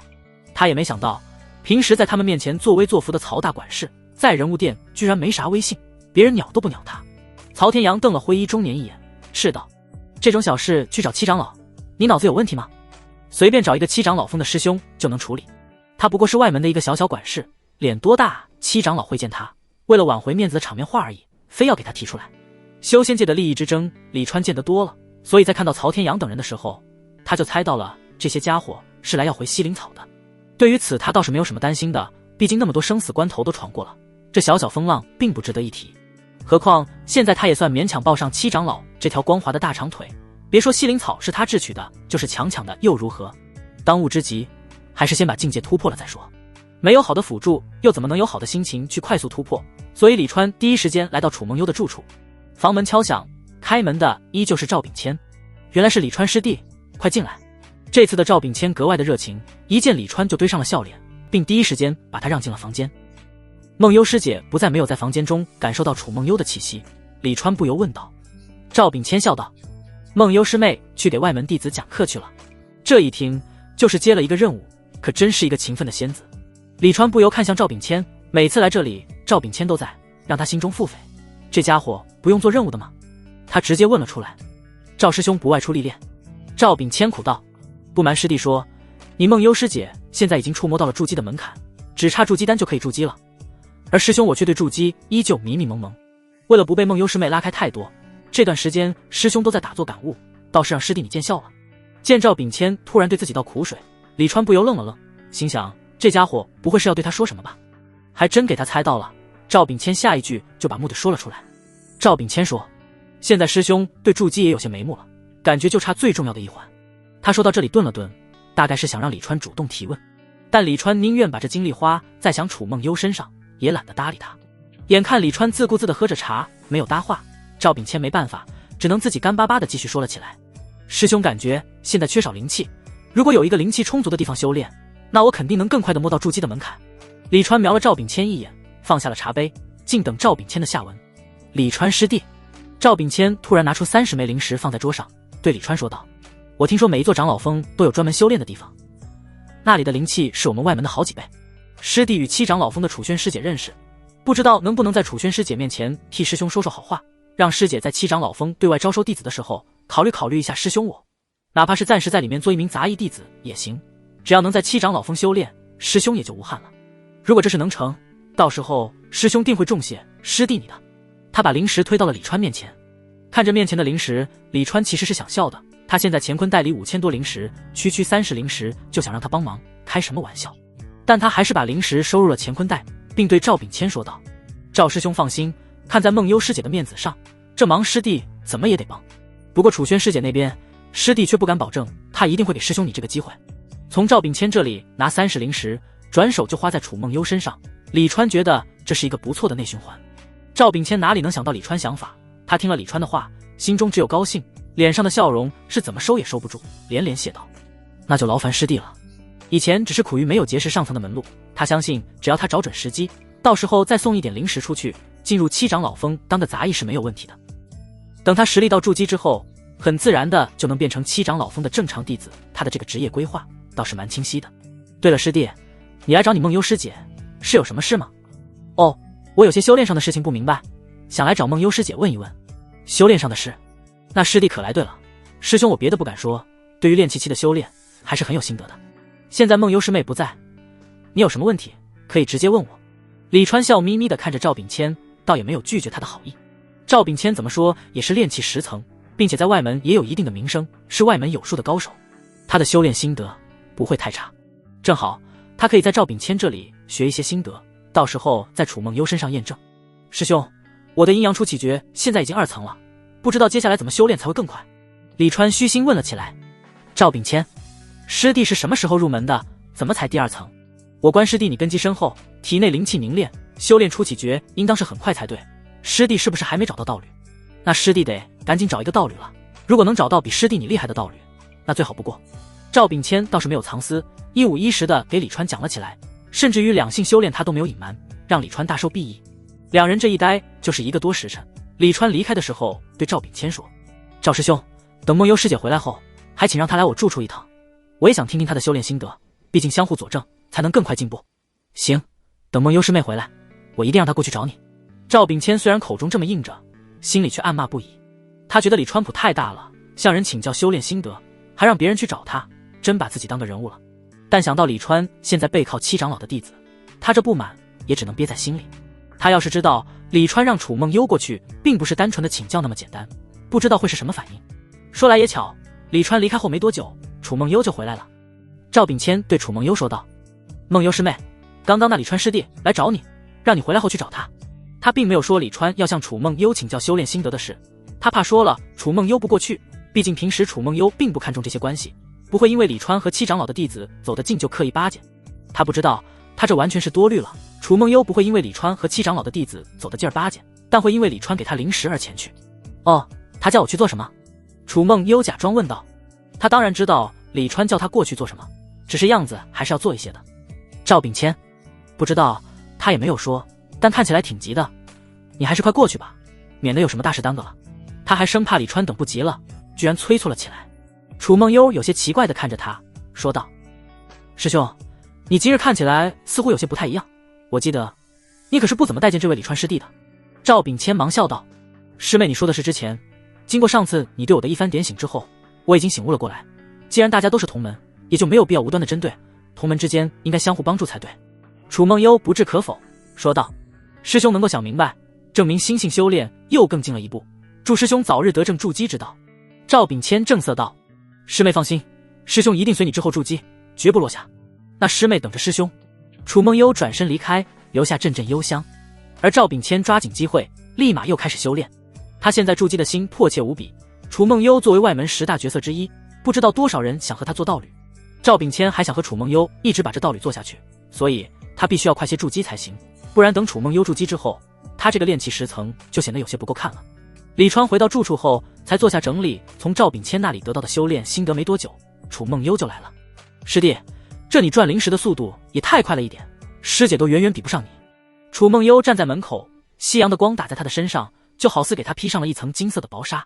李川看着这迷人的身影，却是突然蹦出来一个念头：如果此时的楚梦幽什么都没有穿，或者就只穿了一件透明的纱衣，那画面是不是更美？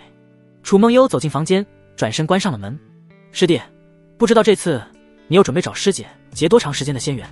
楚梦幽的语气有些揶揄，毕竟李川这家伙每次都不按常理出牌。李川一把楚梦幽搂进了怀里，那粗糙的手掌在楚梦幽娇嫩的脸上摩挲，他板着楚梦幽的脸反复看了起来。良久，他赞道：“师姐，你真美。”楚梦幽笑道：“那师弟是不是觉得物超所值？”李川当然是觉得物超所值，但他怎么可能承认？毕竟万一楚梦幽借机涨价呢？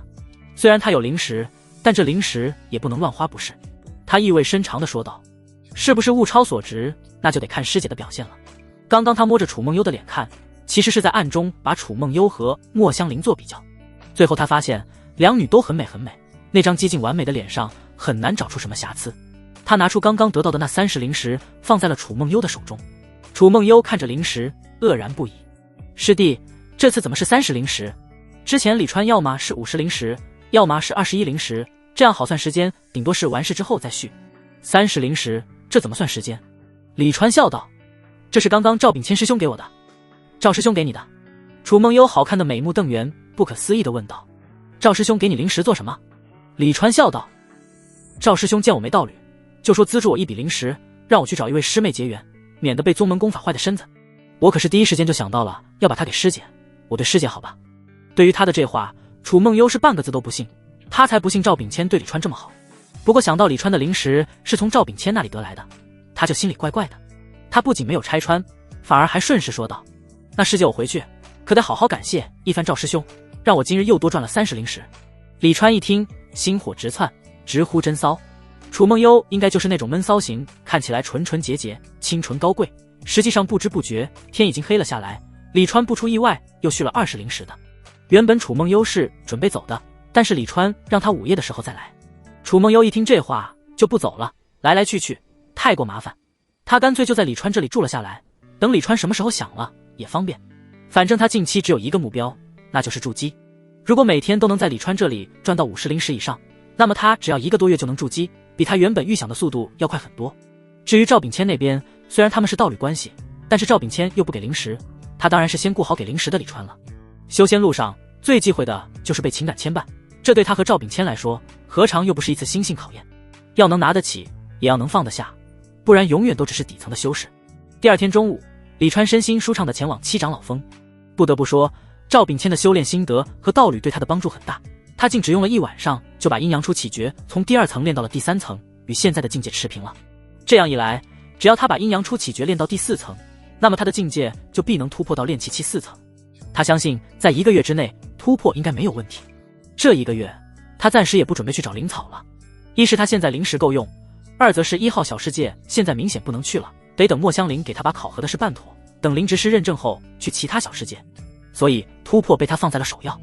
而他今天之所以没有修炼，跑来七长老峰，是想看看何风林醒墨。以往的生死经历告诉他，何风林这次受伤绝对不简单，其他的事他管不了，但如果是真有人要对阴阳宗动手，他得早点做准备才行。至少怎么也得先把逃跑的路线看好，并选几个不错的师姐，到时候逃亡路上也不寂寞。何风林还没有醒，但李川从楚轩那里得到了一个惊人的消息，那就是在何风林的乾坤袋中发现了一枚极品灵石。极品灵石是非常纯净的灵石，灵石内没有含任何杂质，只有最精纯的灵气。李川他们现在用的是下品灵石，但哪怕是下品灵石，对他们这些炼气期来说，都足以够他们修炼了。1枚上品灵石可以换10枚中品灵石，100枚下品灵石，但是1枚极品灵石却可以换100枚上品灵石，也就是10000枚下品灵石。极品灵石之所以这么珍贵，除了它蕴含的灵气精纯以外，还因为它有一个特性，那就是繁衍。你没有看错，灵石这种死物也是可以繁衍的。当一堆极品灵石放在一起，等千年万年之后，它们的周围就会多出一些灵石出来。一大堆极品灵石放个几万年，就可能产生一座灵石矿，甚至灵脉。那些强大的势力都会有专门的地方放置极品灵石，为自己留一条后路。楚轩虽然没有多说，但李川已经明白，何风林是发现了灵石矿，甚至灵脉。所以他的受伤并不是有人针对阴阳宗的名山分宗，而是有人不想让消息泄露出去。听到这个消息，李川松了口气的同时，也不由有些振奋。名山分宗就是因为这里有一条灵脉，才在这里建立分宗。而现在这个分宗有修士上万，算上杂役，人数超过5万。如果是灵石矿也就罢了，多的那点福利他现在也看不上，但如果是条灵脉，那对他来说也也算是一个机会。如果是灵脉，那必定会再建一个分宗，到时候人手肯定是就近选择。他如果能借机崛起，就能在分宗占重要位置。他倒不是为了为高权重视的福利，而是得为以后考虑。既然小黑书提升的都是辅助职业，他就得好好利用起来。特别是灵植这一块，如果单纯的种几亩或者几十亩灵田，收益也有限。而想要种更多的灵田，手里没有权，那也是为别人做嫁衣，所以最好的就是承包一个小世界。可如果不掌权，阴阳宗谁会把一个小世界承包给他一个人种？李川还从楚轩那里知道，掌门带着七长老及好几位长老离开了宗门，这就更证明了他的猜测，掌门等人必定是等不及何风林醒来去寻找去了。让李川没有想到的是，他离开七长老峰的时候，居然看到了曹天阳。这次曹天阳倒是没有和那灰衣的灵田主一起，而是和七长老峰的一位弟子在一起。那名弟子正带着他剑木玉林的徒弟吕承洲。李川懂一些唇语，所以站在远处看了一会。只见那带曹天阳过来的弟子对吕承洲说：“吕师兄，他是1号小世界的管事曹天阳，同时也是一名一阶灵植师。他前些年发现了一株西灵草，本来种在灵田上的，但昨日却被人给摘了。”西灵草，那是什么东西？吕承洲不以为意地说道：“一株草而已，摘了就摘了，谁摘的找谁赔不就是了？”曹天阳忙道：“禀吕师兄，西灵草不是普通的一阶灵草，它能提升炼丹的成丹率和丹药品质。昨日那摘我草的人用它在人物殿换了5000灵石和5000贡献。”5000贡献。吕承洲突然拔高的声音把曹天阳吓了一跳，直接就忘了接下来要说什么，愣愣地站在那里。别说他，李川隔得不近都能听到吕承洲的声音。5000贡献而已，用得着那么激动？李川不以为意的嘀咕。他这富豪哪里知道各阶修士的苦？别看吕承洲他们是长老亲传弟子，各种福利和隐性收入都很多，但他们的消耗同样也大，毕竟想要快速提升实力，没有资源支撑是绝对不可能的。所以别看他们已经筑基期很久了，但是自身积蓄也并不一定就比炼气期的人多。这就好比李川前世，那些住在大城市拥有一套价值1000万房产的人，一个月月入2万，手里的存款并不一定比小县城拥有一套价值几十万房产，一个月月入8000的人的积蓄多。李川连现在穿的衣服都不是宝衣，都没怎么用贡献消费，当然不觉得5000很多，等以后他就会慢慢发现。好吧，其实以他的赚钱速度，他可能永远也不会发现贡献不够用这事。和他谈贡献多寡，实属有些草率了。吕承洲对曹天阳说：“你继续说，最后怎么样了？摘你东西的弟子是谁的人？是有人保他吗？”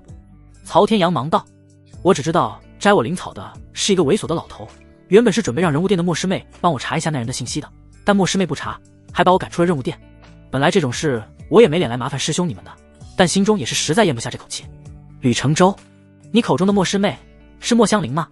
她是掌门亲选的外门任务殿管事，不搭理你也正常。至于摘你灵草那猥琐老头，倒也不难查，毕竟我们阴阳宗炼气期的老头不多，猥琐的就更少了。等我有时间去给你查查看，我倒要看看谁连我们七长老峰的人的东西都敢动。李川见吕承洲说莫香菱是掌门亲选，顿时也明白了莫香菱每次堂而皇之是灵草的底气在哪里了。只要掌门不倒，谁敢拿他怎么样？李川远远地观望了一会，甚至在曹天阳离开朝他看过来的时候，他还对曹天阳点了点头，让曹天阳好一阵受宠若惊，以为他是七长老峰的弟子，连忙以微笑回应：“以讹传讹，我就说找猥琐老头找不到我身上来。”李川也跟着离开。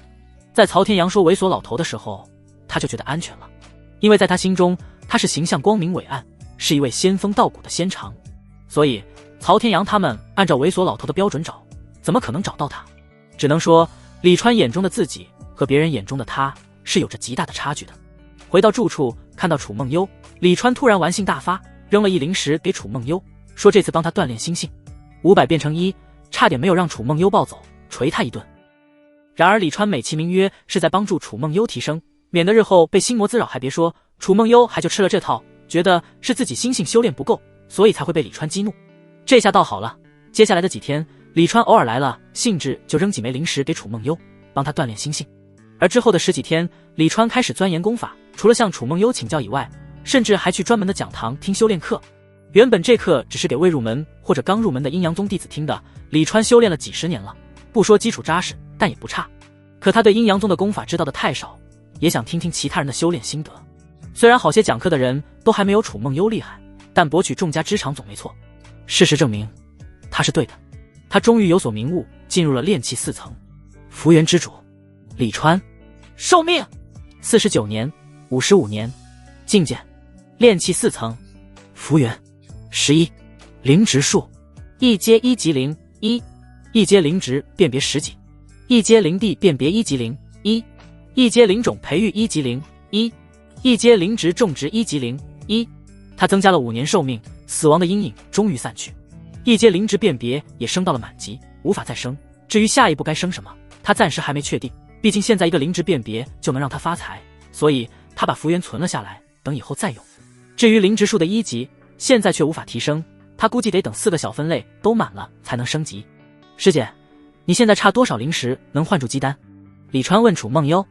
楚梦幽心神沉入乾坤袋，随后说道：还差1800多吧，师弟你可要努力，师姐的筑基丹可全靠你了。他还以为李川是灵石用完了，准备出去继续赚灵石了，所以给他加起油来。却不料李川大手一挥，一堆灵石出现在床上。楚梦幽美目之中顿时满是惊讶，他神念扫过灵石后，不解地看向李川，问：一共3000灵石，师弟这是何意？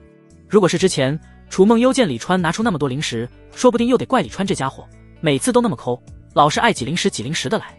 但是这段时间的心性锻炼的确让他大不一样了，所以他也是惊讶，竟一点怪李川的意思都没有。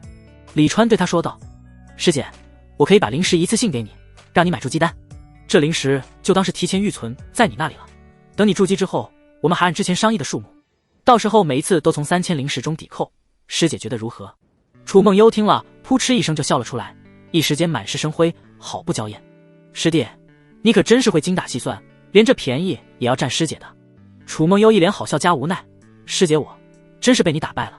那师姐你是答应了？李川一脸胜券在握。楚梦幽说道：可师姐只差1800，你给3000干什么？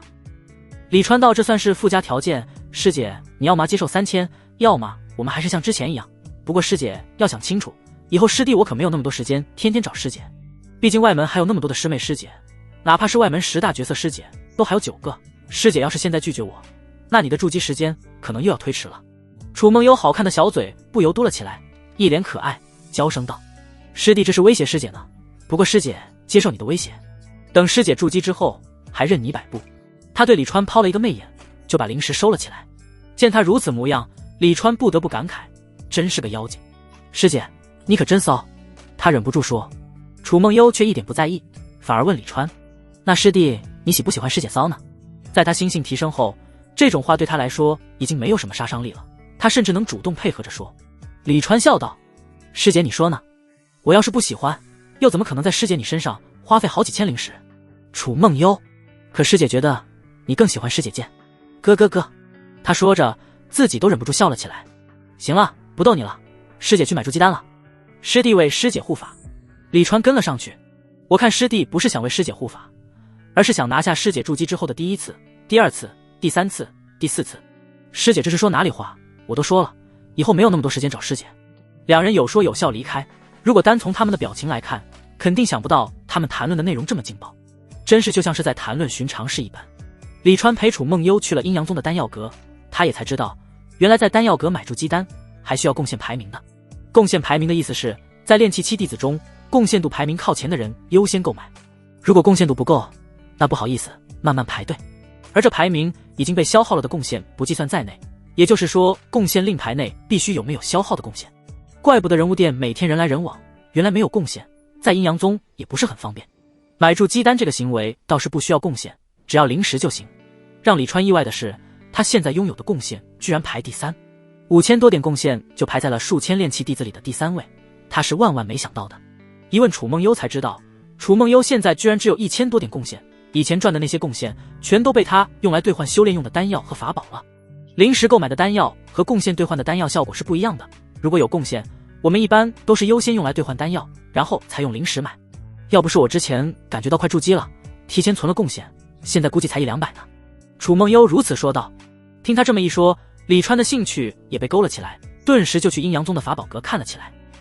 这一看不要紧，出来的时候5319点贡献，只剩319了。他1000贡献兑换了一把1阶上等的法器长剑，1000贡献兑换了一件1阶上等的法器宝衣，1000贡献兑换了一双1阶上等的法器长靴，1000贡献兑换了一条1阶上等的法器长绳，1000贡献兑换了一张1阶上等的法器大网。长靴是用来逃跑的，长绳和大网则是用来捕妖兽的。妖兽直接杀了很可惜，所以一般都会想办法抓活的。这种事李川经验丰富的很，因为他在没有加入阴阳宗前，主要的灵石收入来源除了进入小世界和仙府遗迹，就是抓妖兽。说他是资深妖兽猎人也不为过。楚梦幽见李川这么阔绰，忍不住说道：“师弟，要不是师姐做你的道侣得了，师姐也不嫌你境界低，你只要叫师姐赚灵石就行。”李川道：“师姐只要把我服侍好，我自然赏你大把的灵石，何必去费心学什么，多累啊。”楚梦幽闻言只觉好笑，说道：“可这么久了，师弟也没有赏过师姐一星半点的灵石啊。”话才说完，一枚灵石就朝他抛来。“赏你了，师弟可真大方，说赏就赏。”两人就像正常的同门一般，一路说说笑笑回到了楚梦幽的住处。赵秉谦已经10几天没有见到楚梦幽了，不过修仙者外出一次10天半月实属正常，他倒也没有觉得什么。而且这10几天他一直在房间中感悟，时间过得也很快。他随口问道：“梦幽师妹，李川师弟，你们是帮楚轩师姐做事回来吗？”楚梦幽没有回答，而是说道：“师兄，我已经换好筑基丹了，这次回来是准备筑基的。”“啊，师妹你这么快就攒够5000灵石了？”赵秉谦真的被惊着了，这才多久啊？随即他就羡慕起来，他以为楚梦幽是去帮楚轩做事，所以才得那么多灵石的，还请师兄为师妹护法。楚梦幽突然对着赵秉谦甜甜一笑，这是赵秉谦从来没有见过的甜美笑容。看着楚梦幽进入房间的绝美背影，他突然恍惚起来，怔怔自语：“师妹她要筑基了。”一瞬间只觉有千重万重山越朝他压来，让他喘不过气。“师姐要筑基了，师兄怎么看起来不怎么开心啊？”李川明知故问地问道。赵秉谦回神，满脸苦涩，叹道：“我应该开心的，可就是开心不起来，看来是我的心性修炼还不够。”李川道：“我也这么觉得，师兄你这心性还得再练。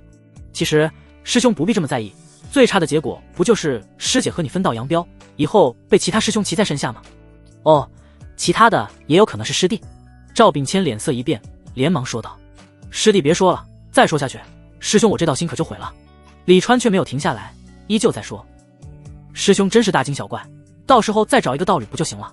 我虽入门不久，但也知道咱们阴阳宗崇尚强强联合，到时候师兄你的实力跟不上，要是还死皮赖脸的跟着师姐，会被人笑话的。”“哦，他们更多的可能是嘲笑师姐找不到更强的道侣。”赵秉谦总算发现有些不对，他看向李川，神色惊疑：“师弟为何在这个时候和我说这些？是存心想毁了师兄的道心吗？”“非也非也。”李川摇头：“师弟，我这可是在帮师兄你锻炼道心，师兄你在宗内也待了不少年头了，怎么还会为这种事情生气？你这心性修炼也还需要练啊。”他这话让赵秉谦似曾相识，仔细一想，赵秉谦才想起，这是他第一次遇到李川，呵斥李川时楚梦幽对他说的话。他顿时就明白过来，李川为何会在这个时候用言语伤他。他说道：“原来师弟，你是为了上次师兄对你言语失当之事，没想到这么久了，师弟你竟还对这事耿耿于怀。这么小的事，要不是师弟提起，师兄我都忘了。那时师兄之言的确不妥，但上次师兄对师弟你的态度，师弟你应该能够感觉得到，师兄我都已经把修炼心得倾囊相授了，你为何还要如此斤斤计较？”李川嗤笑起来：“师兄是说你给我30灵石，想让我帮你在楚轩师姐面前说好话，加入七长老峰的那次吗？你当师弟傻吗？要不是你想进入七长老峰，会对我这么推心置腹？师兄啊师兄，你怎么还像小孩子一般的单纯，以为我真的会因为此而忘记当时的不快？”赵秉谦怒道：“所以你就想趁机毁了我？”李川：“这怎么能说我毁你？如果你就这么轻易被毁，只能说明师兄你的道心不坚，还得练啊。对了师兄，你知道当时你给我的30灵石我怎么用的吗？我花在梦幽师姐身上了。”“你什么意思啊？”赵秉谦原本不想问，但嘴却比脑子快了一步。还能是什么意思？从师兄的表情来看，应该是想到了。没错，就是让梦幽师姐陪了我大半时辰。你可能不会问我怎么陪的，但我这人心善，喜欢做好事，你不问，我依旧要告诉你。其实也没什么，就是先和师姐亲亲搂搂抱抱，然后再解她腰带，脱她衣裙，脱她。李川极为流畅地把和楚梦幽在一起时的过程都说了一遍，那内容要是编撰成书，绝对是禁书。不可能！赵秉谦双目赤红，连连摇头。梦幽师妹即便要选，也不会选你。你看看你这样子，哪个师妹会选你？寿元无多，还只有炼气3、4，你4层了。他的话突然就卡了壳。他似乎是现在才发现，李川不仅炼气4层，整个人的精气神也大不一样了。一身白袍，一双白靴，看起来已经没有那么猥琐了，虽然不说仙风道骨，但也有几分修仙之人的气质。当然，那衰老之香依旧。为什么你就觉得师姐不会选我呢？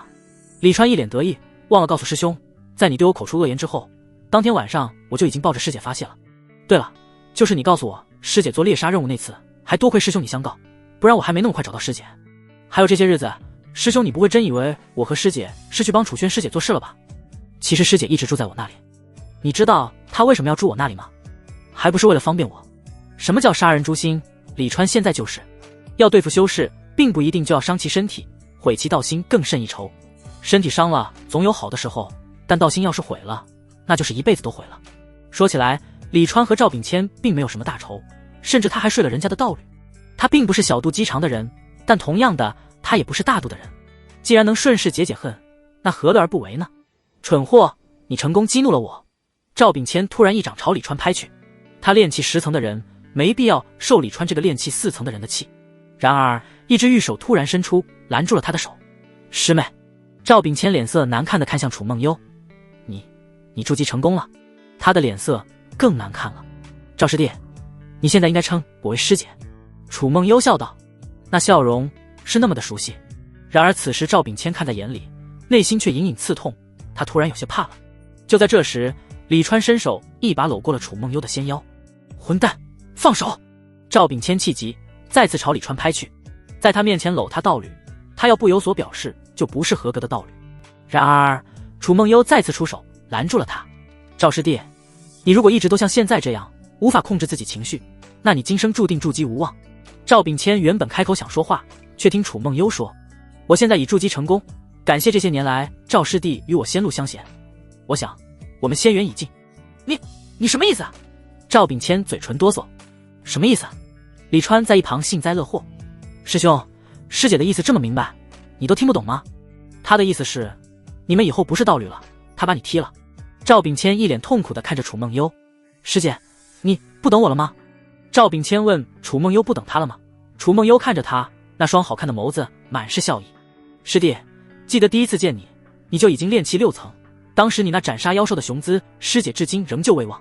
那时师姐就想，要是能与你结成道侣，该是多好。师姐一直努力，终于在炼气9层追上了你，与你结为道侣。师弟，师姐的目标已经达成，你呢？赵秉谦大声道，我的目标就是筑基，与师姐你再为道侣。师姐，你一定要等我，我已经感觉到筑基的门槛了。楚梦幽摇头，你修炼太慢了，注定只是师姐漫长仙路之中那微不足道的过客。可师姐你也不至于选择他啊。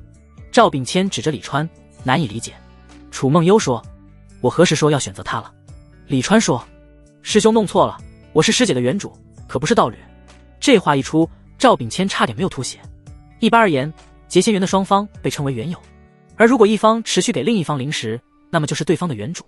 偶尔结仙缘，可以说双方是在探寻大道，但专门为了灵石去结仙缘，就会被人称为缘奴，这可不是什么好词。师姐，赵师兄似乎对你用情了。李川一脸惊奇，不是都说阴阳宗的道侣都好聚好散吗？他突然对赵秉谦来了一句，赵师兄，不是师弟说你戏子无情，婊子无义，你怎么能对梦幽师姐动情呢？这可是大忌啊！难怪梦幽师姐会甩了你，你被甩得不冤。这话楚梦幽侧头看着他悠悠道，师弟，你是在说师姐是婊子吗？李川笑道，我想以师姐的心性，应当是能承受住婊子这个词的。倒是赵师兄似乎无法接受自己的道侣是婊子这个事实。平时李川和楚梦幽玩的多花，这其实是小场面而已。所以虽然被李川当着自己的前道侣这么羞辱，但楚梦幽也的确没有多么的生气。不得不说，他的心性已经被李川给锻炼出来了。有此心性，何愁大道不成？倒是赵秉谦就如李川说的那般无法接受，欺人太甚。赵秉谦却是换出了自己的宝剑，似还想对李川动手。当然有楚梦幽在，他不可能成功。楚梦幽一脸失望，对他说道，赵师弟无故对同门出手是要被重罚的，特别你竟然会因情而动手。你要知道，宗门最忌讳弟子动情。李川师弟说的虽然不好听，但何尝不是助你摆脱情欲。如果今日你能克制心中怒火，那筑基之期必定不远。不然待有朝一日我渡劫凝阴，你仍旧还是炼气10层。李川在一旁连连点头。梦幽师姐说的对，其实赵师兄现在想要继续和梦幽师姐做道侣也不是不可能。赵秉谦立马看向李川，目光中带着一些探寻。可惜他注定继续被李川摆一道。李川笑道：“赵师兄只要花一些零食就好。之前我找师姐结仙缘是21零食半个时辰，现在师姐筑基了，价格应该会贵一些。”他侧头问楚梦幽：“对了，师姐，你现在是什么价？”楚梦幽笑道：“师姐，我既然已经筑基，零食至少也得翻倍吧。”李川点头：“也就是1000零食就能找师姐做1日道侣。赵师兄，努力赚零食吧。”见楚梦幽神情自若地说出自己结仙缘的价格，赵秉谦只觉天塌了，都不过如此。这还是他那清纯优雅、仙姿绝世的道侣师妹吗？疯了！你这蠢货是疯了吗？他指着李川骂道：“1000零食1日，我用这些零食修炼不好，太贵了。”他觉得太贵了。李川，师兄是不是觉得1000零食的价格高了？赵秉谦，难道不是吗？李川，1000零食哪里高了？师姐可是筑基仙子，就她这容貌，整个阴阳宗也找不出多少来。李川伸手勾住楚梦幽的下巴，叹道：“1000零食师兄都觉得多，那师兄应该找找自己的原因。这些年有没有努力做任务？每年赚的零食有没有变多？”赵秉谦听得憋屈，却又不知道如何反驳，毕竟他本来就没多少零食。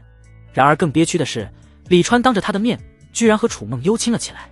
楚梦幽则是毫无抗拒地配合着，就是和他在一起时也没有见楚梦幽这么主动过。他提着剑站在原地，就像一个傻子，傻傻地看着李川卸楚梦幽的腰带。突然楚梦幽在银河之中挥手，把赵秉谦给送了出去。在房门关上的瞬间，赵秉谦似乎看到了楚梦幽身上的衣物滑落。这是我的房间啊！赵秉谦喃喃说道。他的房间，他的道侣，他的床，他的道心破碎又复合，复合又破碎，如此反反复复。不知道过了多久，房门打开。咦，师兄你还在这里啊？看到赵秉谦还在这里，李川似乎有些惊讶。这是他的房间。楚梦幽从李川身后走了出来，她依旧还是那么的纯洁美丽，至少看起来是。师姐你也是，你怎么不早说，害赵师兄在外面站了这么久。李川语气责备，随即他朝赵秉谦抛出一枚零食，零食打在赵秉谦身上，弹在了地上。你这是何意？赵秉谦质问李川。占了师兄的房间，当然得付房租了。我觉得师兄可以把这当成生意，每出租一次房间1零食，也只要出租100次，师兄就可以找师姐。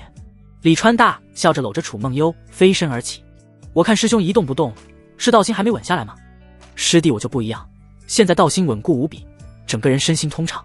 师兄还不如学我，随心所欲，走自我之道得了。楚梦幽突然开口。赵师弟最好别听李川师弟的，李川师弟入门上交了5万多零食，这短短半月又赚了5000多零食，他有能力随心所欲。师弟，你还是走舍我之道吧，看清自己最为重要，能力欠缺就舍我之躯，成就大道。修仙的残酷随处可见，但外界多是杀人夺宝，用命去拼修为。其实以前李川在网上看到的那些话是对的，女人只会影响修炼的速度，当然这里是指把女人放进心里。在阴阳宗修炼不可能离开女人，但绝对不能把女人放在心里。赵秉谦也许并不是爱楚梦幽，只是身为外门风云人物的他，无法接受自己的道侣在和自己道侣存续期间还在外面给别人当原奴。他陷入了对自身魅力的怀疑，内心仿佛一个声音在告诉他，是他不够优秀。虽然不是他想的那样，其实也可以归结为他不优秀。如果他比楚梦幽先筑基，那么就是他抛弃楚梦幽。周翰林这个炼气6层的弟子，能拥有胡敏这个炼气7层的道侣，也正是他的优秀。如果不是他能让胡敏收入更多的零食，胡敏也不会继续跟着他。这就是阴阳宗的现实，若是原罪，若是错。都说一日夫妻百日恩，师姐你是一点都不心疼赵师兄啊。楚梦幽遇见前往内门报道，李川则站在他的身后搂着他的腰，一脸的感慨。楚梦幽这种女人要是放在前世，不知道会被多少人骂。当然她这种拱人道侣的也同样会被口水淹没。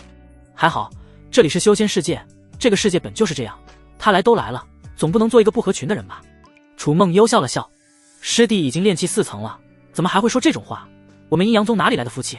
我和赵师弟不过是彼此修炼路上的工具，当工具不合适了，自然是要换新的。哪怕是李川师弟你，如果有一天不能给师姐提供零食了，师姐也同样不会让你占便宜。当然以师弟你的能力，我相信绝对不会缺零食，所以师姐要把你服侍好，免得你不高兴了就不来找师姐了。他说着转过身来，主动搂着李川的脖子献上了香吻。当两人分开，李川忍不住说，师姐你可真骚。楚梦幽笑道，师姐不骚，师弟又怎么能占到师姐便宜？那不知道师姐还认不认识像师姐你这么骚的师姐，给师弟介绍几个。哼，师弟你可是问错人了，师姐怎么可能给自己增加竞争对手？李川在楚梦幽身上看到了什么叫尤物，这不就是书中的那些祸国殃民的妖女形象吗？放得下身段，舍得下脸，懂得怎么讨人欢心。李川真庆幸他能赚零食。曹管事，就是他，就是那个老头。突然出现的喊声引起李川和楚梦幽的注意，两人循声望了过去。李川还说这声音有点耳熟，一看原来是当初在1号小世界摘西灵草时遇到的那个灰衣中年林田主。除了他，另外一名黑衣中年和其他林田主也在，当然还有1号小世界的管理曹天阳等人。一看这情况，李川几乎就知道是这么回事了，这些家伙倾巢出动，在这里蹲守他呢。这里是外门弟子住所的唯一出口，所有外门弟子都要从这里进出。黑衣中年一声喊，曹天阳等人立马就兴奋地冲了过来，蹲了那么多天了，总算把人蹲到了。然而曹天阳很快就发现了不对，他发现李川有些眼熟，很快他就想起来了，这不是上次他在七长老峰看到的那个和七长老的亲传弟子楚轩师姐有说有笑的老头吗？上次李川虽然没有穿这身看起来飘逸的白袍，但那独特的气质他记得清清楚楚。弄一半天，猥琐老头长这样啊！说实话，不管是阴阳宗还是其他宗门，但凡有老修士，至少看起来都是仙风道骨的模样。所以曹天阳虽然知道什么是猥琐，也知道什么老头，但猥琐老头以前还真没见过。上次只觉得李川气质很独特，但到底怎么个独特法，他也说不清。直到现在，猥琐老头4个字才在他眼中具象化。随即他的心顿时就咯噔一下，这怎么搞？李川能和楚轩搭上关系，明显就不是普通弟子。而当他看到李川抱着的人时，顿时又是一愣。楚梦幽他怎么可能不认识？甚至楚梦幽的道侣是外门风云人物赵秉谦，这事大家也都知晓。别看都是炼气10层，但让曹天阳和赵秉谦比试，曹天阳必败。而当感觉到楚梦幽气息已不一般时，曹天阳就更惊了。李川这个炼气4层的弟子，居然搂着楚梦幽这个筑基角色。还没飞到李川跟前，曹天阳转身一巴掌打在灰衣中年脸上，斥道：没大没小，师兄都不知道叫了吗？我看你是种田种傻了。曹管事。灰衣中年被一巴掌打懵了，捂着出血的嘴茫然道：就是他挖了你的西灵草啊，曹管事。其他人也都停了下来，心思机敏的已经知道情况有变。原本气势汹汹的一群人，在迎上李川看来的目光时，都露出了亲切的笑脸。啪！曹天阳又一巴掌打在灰衣中年脸上，哼道：我听不懂你在胡说八道什么，你目无师兄，违反宗门规定，该当受罚。几位师弟把他送到戒律殿。立马就有几人一窝蜂的冲了过去，第一时间捂住了灰衣中年的嘴，把他拖走了。黑衣中年等林田主才后知后觉的反应过来，情况有变。其实他们是被拉来认人的，现在曹天阳这么一搞，倒是弄得他们噤若寒蝉了。他们生怕曹天阳继续拿他们开刀，好在曹天阳在打了灰衣中年后，就堆笑着对楚梦幽行礼，让楚师姐见笑了。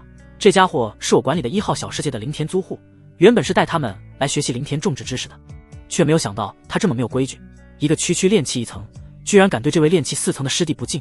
作为师兄，我回去后一定好好管教他。对了，还未恭喜楚师姐筑基成功。楚师姐真乃是我外门天才，如果师弟没有记错，当年楚师姐入宗时，我就已经炼气10层。那时第一眼看到楚师姐，我就知道楚师姐不凡，却没想到楚师姐修行如此神速，真是让我等汗颜。师弟客气了。楚梦幽笑着回应了一句，然后看向李川。这群人是冲着李川来的，自然是看李川的态度了。曹天阳满脸堆笑地看着李川，其实为什么事大家都心知肚明，他倒是有些紧张起来，毕竟拼实力他能拼过，但是拼背景他却不一定。李川一脸笑意，并没有多说什么，只说了一句：原来师兄竟已炼气10层，看师兄刚刚打那2巴掌，我还以为师兄还没有进入炼气境呢。他拍了拍楚梦幽，走吧师姐，我还要去七长老峰找楚轩师姐，就不要在这里浪费时间了。眼看两人远去，曹天阳神色阴晴不定。李川这话是嫌他刚刚打得太轻了，但他又不是戒律堂的人，也不敢下太重的手啊。现在李川的意思传达了，看他如何选择了。反正李川以后也并不一定要找他麻烦。李川与楚梦幽飞了一会就分开了。他刚刚说要找楚轩这话，并不是单纯的用来压曹天阳，关系当然是要长走才行。何况他还想知道何风林遇到的到底是灵石矿还是灵脉。遇到曹天阳他们这事他也想过，只是没有想过曹天阳这么识趣。原本还以为要动手才行，结果曹天阳自己先认怂了，倒也省了他的麻烦。不然你以为他用贡献换宝一宝剑做什么？还不是为了打架做准备。来到七长老峰，让李川意外的是，沐玉林的弟子全都不在。一打听才知道，不仅是七长老的弟子，所有长老和长老弟子以及掌门的弟子、内门大半的弟子全都出动灭门去了，灭一个名叫玄灵门的门派。因为何风林是被玄灵门伤的，他们去帮何风林找回场子。当然，这是对弟子的口径。李川知道，那灵石矿或者灵脉应是在这玄灵门掌控中。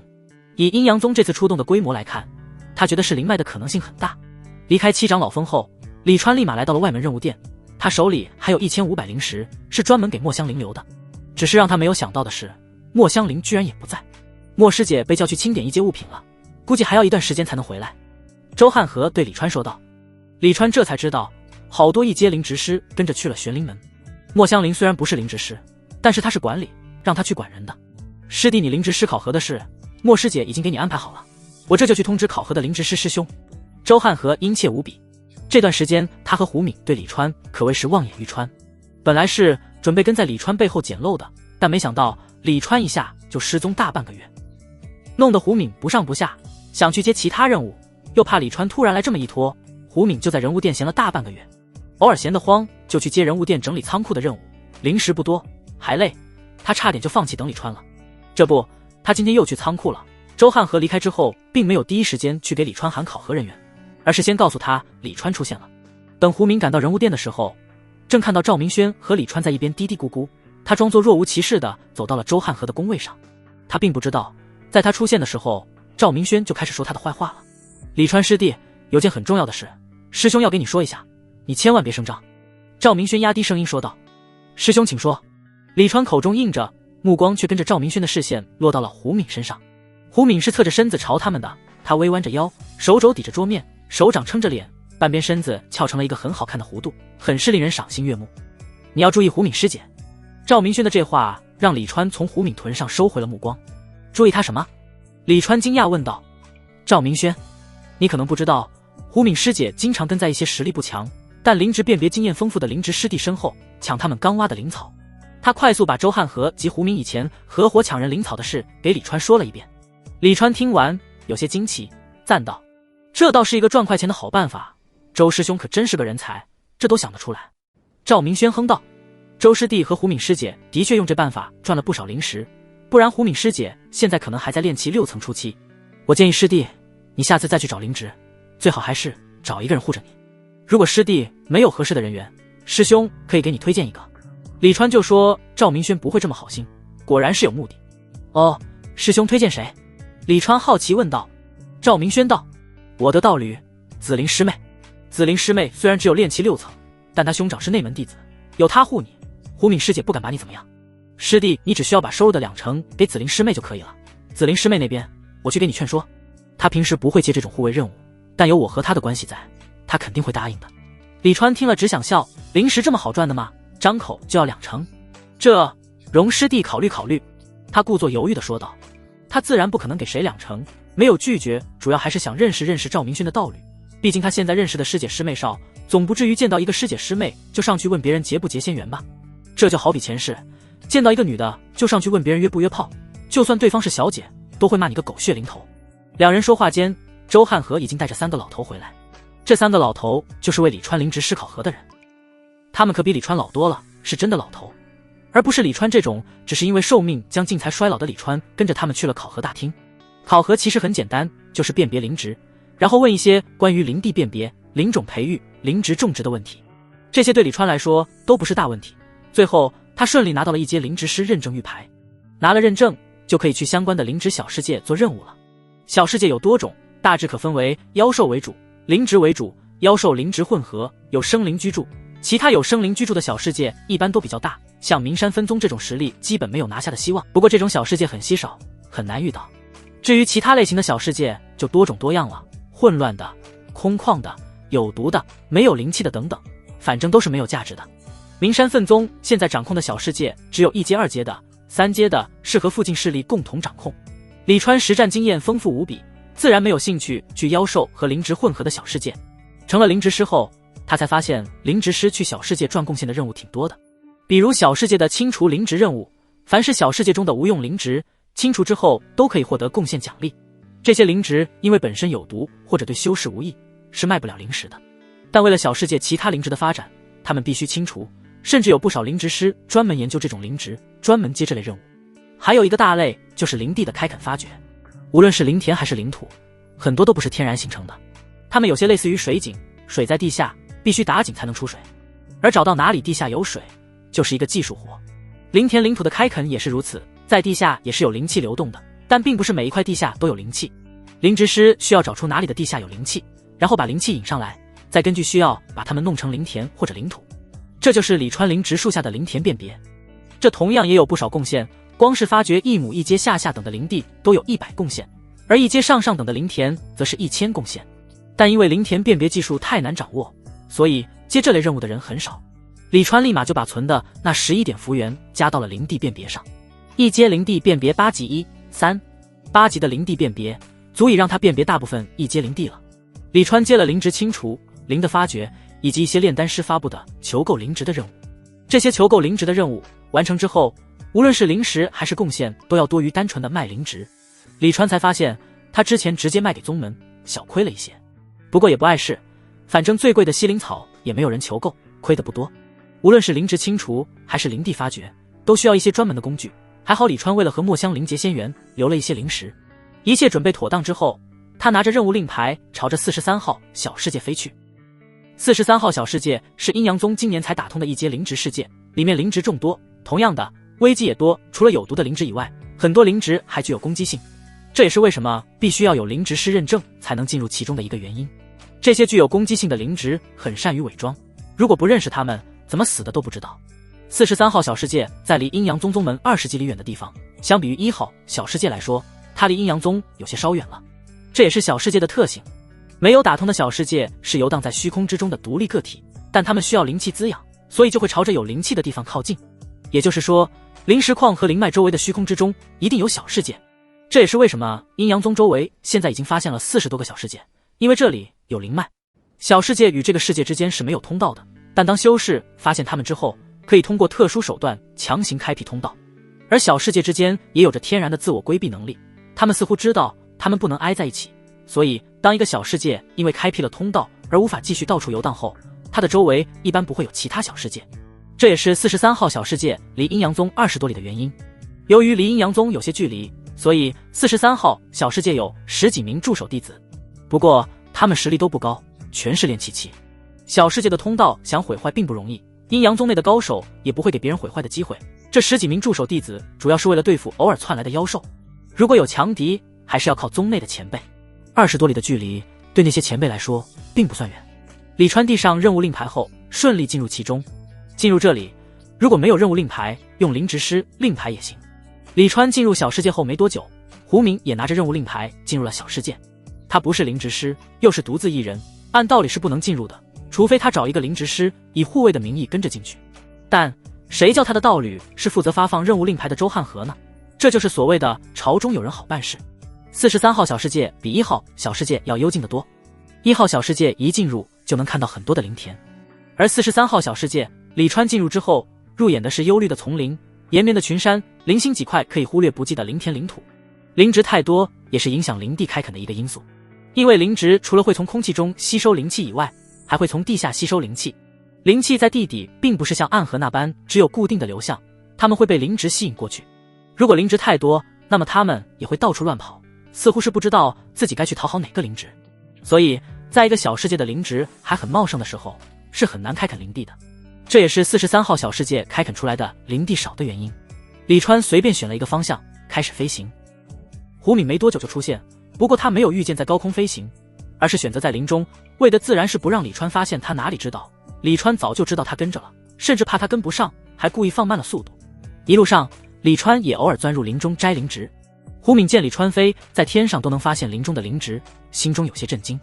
以往他跟的那些灵植师都是根据灵植生长特性，以生长环境来推断周围是否有灵植，他们发现目标地点后都会在周围找很久才找到灵植。像李川这么快能发现灵植的，他是第一次见。他甚至怀疑李川摘灵植的时候他到底能不能抢到，毕竟李川的速度太快了。直接等李川采摘完回去的时候，把他所有的灵植全抢了，这个念头只在他脑中一闪而过，就被他否定了。沙童门夺宝风险太大，如果有一天被发现，那将是万劫不复，没有任何回旋的余地。而跟在身后，在对方挖掘的时候以先看到为由这个理由抢夺，哪怕是告到宗门也不算大事。毕竟宗门并不会一味的偏袒弱者，反而是那些告他的师弟师妹还会被宗门教育，说他们自己不小心让他们吃一堑长一智。李川除了挖灵植的速度快以外，还有一点是胡明始料未及的，那就是李川挖的有些东西他根本就不认识。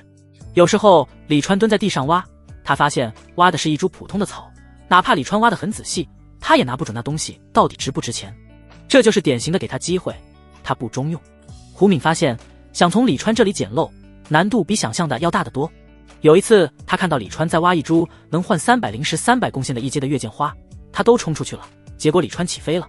当时他还愣了一下，还以为李川是感觉到身后有危险，所以放弃了挖掘。正高兴呢，一看花不见了，就那么眨眼的功夫，李川已经把半人那么高的月见花给挖走了。他当时差点没有气的冲出去直接抢，要不是理智告诉他抢的性质不一样，他真冲出去了。跟着李川，胡敏一路上精神都是紧绷的，可就是这么一直关注的情况下，他愣是一株灵植都没捞着。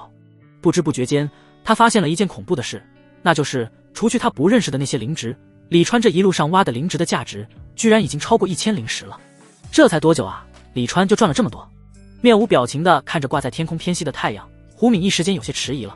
他不知道李川是不是已经发现了他，不然为什么每次都这么快。小世界的太阳和月亮都是映照外面大世界的，并不是真实的存在，但他们所在的位置却是和外面一样。也就是说，现在外界也是快下午了，他们进来不过2-3个时辰而已。说实话，李川这赚钱速度，胡敏极度的发狂的同时也有些怕。毕竟李川这能力有些超出他认知，让他感觉把握不住疑，居然是5叶完全长好了的一阶5行草，至少1000灵石，又赚一笔。李川自语声突然传入胡敏耳中，胡敏一个机灵，1000灵石啊，他没有丝毫犹豫就冲了出去，这次说什么也要把灵草拿到手。师弟，凡事讲究先来后到，这株5行草是师姐先看到的，还请让开。胡敏东西都还没有看到，声音就先到了。而等他看到那5行草的时候，5行草已经被李川的灵雏的阵法固定住。眼看李川已经握着灵雏在挖，胡敏拿着灵雏就扔了过去。这灵雏不是他买的，是周汉和从人物店拿的，每次用几天就还回去，没人会说什么。灵雏本身很小巧，单手可握，李川顺手就接住了。胡敏师姐，你怎么在这里？他装作一脸惊讶地看着胡敏。他此时蹲在地上，胡敏走来之后站在他面前，他抬头居然只能看到胡敏的眼睛。他不由把头稍微往后移了移，然后又往前移了移。胡敏也没有时间去理他那奇怪的关注点，蹲下身就从李川手中拿过自己的灵雏，然后把李川的灵雏挤到一边，一雏挖到已经快被李川挖出来的5行草旁边。5行草他是认识的，看着面前草叶上隐含的5种颜色，他无法控制的激动起来。这一株草就抵他好几个月的收入了。直到这时他才有时间理李川。他对李川说，最近有师弟在43号小世界失踪，我接了一个探查任务，来看看43号小世界是不是出现了什么不可控的危险。李川还以为周汉和给胡敏安排是护送任务，没想到直接是侦查任务。师弟，这株5行草是师姐先看到的，按照规则它是我的。胡敏手上没停，说话间已经小心翼翼地把5行草拔了起来。然而李川的灵雏却压在了他的手上。师弟这是何意？莫非是想抢师姐的灵草不成？胡敏看着李川，脸色顿时就冷了下来，一副遇到蛮不讲理的那种人时的理所当然。灵草我都快挖出来了，师姐却说是你的，有些不合适吧？李川笑容依旧，他的笑容让胡敏觉得他好欺负，也就根本就没把他当回事，一把就推开了他的手。先来后到，这个李师弟总要认吧？师姐挖了师弟的灵草，还倒打一耙，难道就合适了？如果师弟这么不讲理，想要强占师姐的灵草，那我只能以师姐的身份教训一下师弟了。胡敏一脸冷冽，想要吓住李川，他浑身灵气狂涌，一副随时出手教训李川的架势。李川脸上的笑意更浓了。师姐，很遗憾地告诉你，你选错对象了。胡敏眉头微皱，正暗自思忖李川的话是什么意思时，就觉李川体内灵气突然涌起，放肆，竟敢以下犯上！眼看李川居然敢对他出手，胡敏怒极。他抢了那么多次东西，还从来没有谁敢对他出手，毕竟他的实力摆在那里。李川这不自量力的做法让他觉得受到了轻视，他抬手就朝李川脸上扇去。他这是真没把李川放在眼里啊！对战第一时间不想着怎么让对方失去战斗力，而先打脸。不过也不怪他，毕竟阴阳宗是天下大宗，哪怕是普通弟子修炼的功法都是简化版的地阶功法，这放在外面是那些宗门镇宗之宝级别的东西。同样的境界，阴阳宗弟子体内的灵气浓厚程度远超外界其他门派。李川的底周汉和查过，不过是一个散修而已。对于散修，哪怕是同为炼气7层，胡敏自忖随便打2、3个没问题。何况李川才炼气4层，与他相差3个小境界，他又怎么会放在眼里？然而常规是用来打破的，胡敏只觉肋下遭到重击，一身灵气瞬间泄了大半，然后就见李川那枯槁的大手朝他脸上按来。啊！娇柔的身体倾倒，胡敏一声痛叫，被李川摁在了地上。他那张漂亮的脸蛋此时正与地面亲密地接触着，李川的五指如铁箍一般死死摁着他的头，手掌之中灵气吞吐，只要他想，胡敏的脑瓜瞬间就会被变成浆糊。胡敏完全懵了，他都还没有反应过来怎么回事，就被李川给制服了。师姐，你说你草率不？李川悠悠道。你不是炼气4层吗？胡敏脑中混乱一片，哪怕是现在，李川身上的气息也都只有炼气4层，他难以理解，他无法接受。李川从胡敏手中拿过五行草，转身一屁股就坐在了胡敏的背上。虽然他的手从胡敏的头上拿开了，还把胡敏当凳子坐，但胡敏却依旧不敢反击。刚刚那一瞬间的交锋直接打碎了胡敏的自信。李川一边抖着灵草根上的泥土，一边说道：师姐还是见识少了，师弟我虽然没什么天赋，但我能到今天全都是靠用命拼来的。虽然我只有炼气4层，但用命拼出来的炼气4层和师姐这个修炼出来的炼气7层能一样吗？阴阳宗的弟子接的那些猎杀任务，李川也看过，大多数弟子接的任务都是猎杀目标的修为低于自己的，这对阴阳宗的弟子来说自然是碾压。可一旦遇到稍微有点特殊手段的铜镜，他们也得抓瞎。就比如上次楚梦幽接的那个杀邪修的任务，就差点被邪修的邪气侵入体内。那邪修的实力其实不强，但手段诡异阴毒，难以防范。楚梦幽没有翻车，都得夸他一句战斗经验丰富。阴阳宗弟子这种战斗力，可能会有人说他们名不副实，但你也得想想，李川这种修士始终是100万中无一的存在，并不是谁都能经历上百次生死劫而不死的，特别是那些散修，在生死劫中是最容易死的，而李川就是散修。而且有一个无法忽略的事，那就是在阴阳宗的修炼速度。李川用了30多年才到炼气3层，这换到阴阳宗普通弟子身上，可能已经筑基后期了。像楚梦幽这种弟子，虽然战斗经验和技巧不如李川，但直接用绝对实力就能碾压李川。而楚梦幽不过22岁而已，给他30多年的时间，他早就凝结金丹了。哪怕是胡敏这个师姐，也不过24岁。莫香菱的年龄稍微大一点，28岁，可她16岁入宗门，18岁就已经炼气10层了，是当之无愧的天才。至于她为什么停留在炼气10层10年之久，至今没有人能够说清楚。他们能这么年轻就有这个实力，可不仅仅是靠自己，阴阳宗的功法占了大半功劳。不然阴阳宗凭什么是顶级的修仙势力，光凭俊男靓女吗？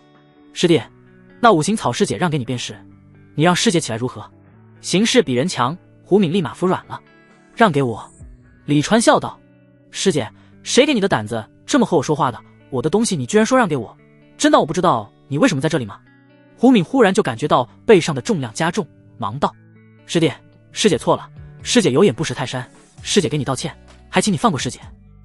冷艳的师姐突然温柔起来，说话都软软的，不过她的手却不怎么老实，手指间的姿态不断变化，在那偷偷捏诀。师姐，你看我这双长靴如何？1000贡献换的。李川收了五行草，毫无征兆的一脚就踩在了胡敏修长的手上，顿时就打断了胡敏的施法。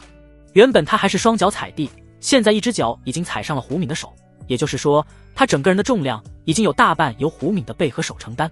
胡敏又是一声痛叫，差点没当场骂出来。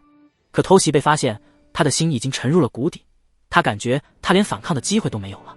师弟，师姐喘不过气了，你就从师姐身上起来吧，这次真的是一个误会，让你师姐起来，我们慢慢说好不好？连周汉河都没有得到过的温柔，胡敏尽数使在了李川身上。然而李川只回答了一句：喘不过气，那就憋着。只见他微微俯身，从地上拔起一根野草，看了看，然后侧头看向胡敏。胡敏见他看来，立马表现得可怜兮兮。他现在状况也的确不怎么好，李川就好像一坨铁一样，做得他快断气，偏偏还在他背上动来动去。一株野草突然出现在他柔唇前，看着递野草过来的李川，胡敏一脸疑惑。吃！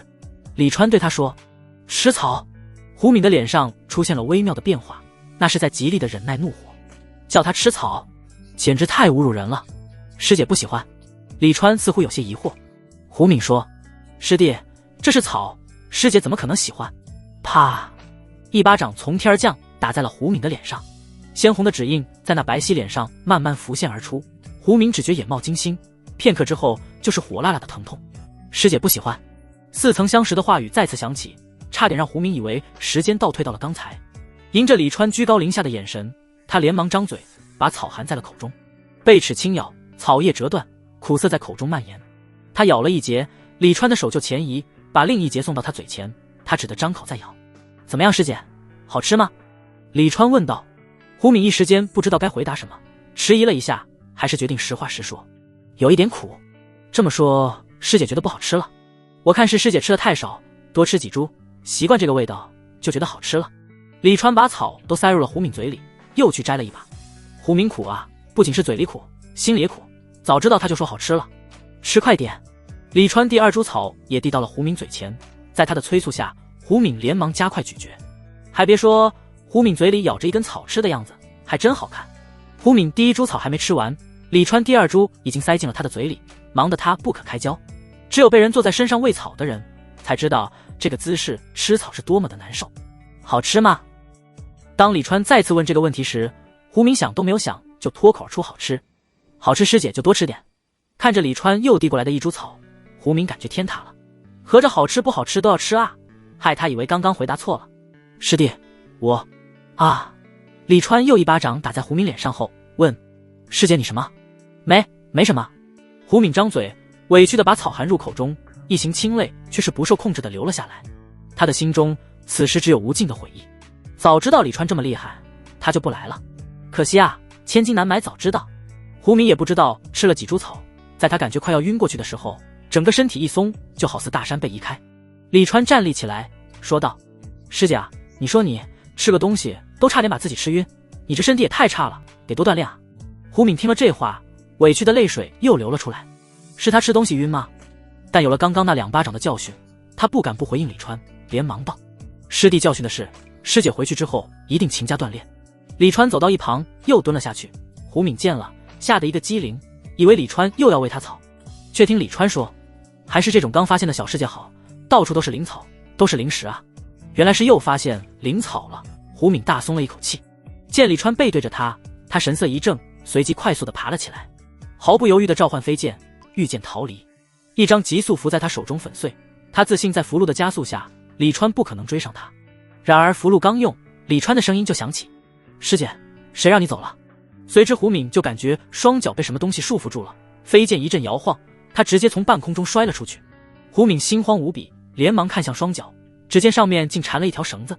绳子普通，但他用尽全力都无法挣脱，他连忙拿出自己的法器宝剑斩在绳子上。然而绳子依旧紧紧束缚着他，并限制着他体内大半灵气。胡敏撞断树木，栽倒在密林之中。见李川凌空而来，他也顾不得疼痛，连忙向李川解释，师弟，师姐不是要走，师姐只是想看看这是在什么地方，你千万别误会啊，师弟。他都差点没被吓得说他是清白的了。李川来到胡敏身旁，目光落到了胡敏不远处的一条小溪上，一脸恍然，想必师姐是口渴了吧？胡敏也是这才发现旁边有溪，听了李川这话，他连忙点头，对，师弟说的对，师姐是口渴了。他此时心中甚至还有些感激李川给他找了这么个台阶，他连忙爬过去喝了起来。喝了几口，他抬起头，却听李川道，谁叫你停的？吓得他连忙又继续喝了起来。过了一会，他还是停了下来，弱弱地对李川说，师弟，师姐喝好了，不渴了。然而李川只说了一句，喝。哦。胡敏不敢忤逆，连忙继续喝了起来，水哪里能多喝，他撑得难受，肚子越来越痛。师弟，师姐错了，师姐下次再也不敢了。胡敏终于忍不住对着李川哀求起来，他神情可怜，眼中满是后悔，祈求，看来是真的知道错了。与之相比，李川则笑容满面，兴致勃勃地看着他，只是从他口中说出的话多少有些无情。继续喝。哦。胡敏带着泪水再次喝了起来，把忍辱偷生演绎得淋漓尽致。眼看太阳开始落山，胡敏也不知道他在溪边爬了多久，反正他只觉整个人浑浑噩噩，舌头都好似不是自己的了。喝好了吗？李川的声音响起，此时他的声音听在胡敏耳中简直就是仙音。人已经麻木，胡敏的声音早就走样，他口中一边发着模糊的音节，一边疯狂地点着头，那通红的眼眶，湿润的眼，无不显露着他此刻对生的渴望。既然好了，那就不喝了。李川说，谢谢师弟。胡敏感激无比地说道，师姐，我想我们应该谈谈。李川一脸笑意地看着胡敏说道，胡敏忙不迭地点头，那张精致冷艳的俏脸上满是温顺服从，仿佛写满了我听话3个字。和煦的阳光照着深潭，只见潭中一道白皙的身影如鱼一般的游着。很快，一张精致的俏脸从潭水之中冒出，是胡敏。此时他的口中叼着一条鱼朝潭边游去，那里正有一道稍显苍老的身影站立，是李川。胡敏从潭水之中出来，来到李川面前跪下，抬起他那张精致的俏脸，讨好地看着李川。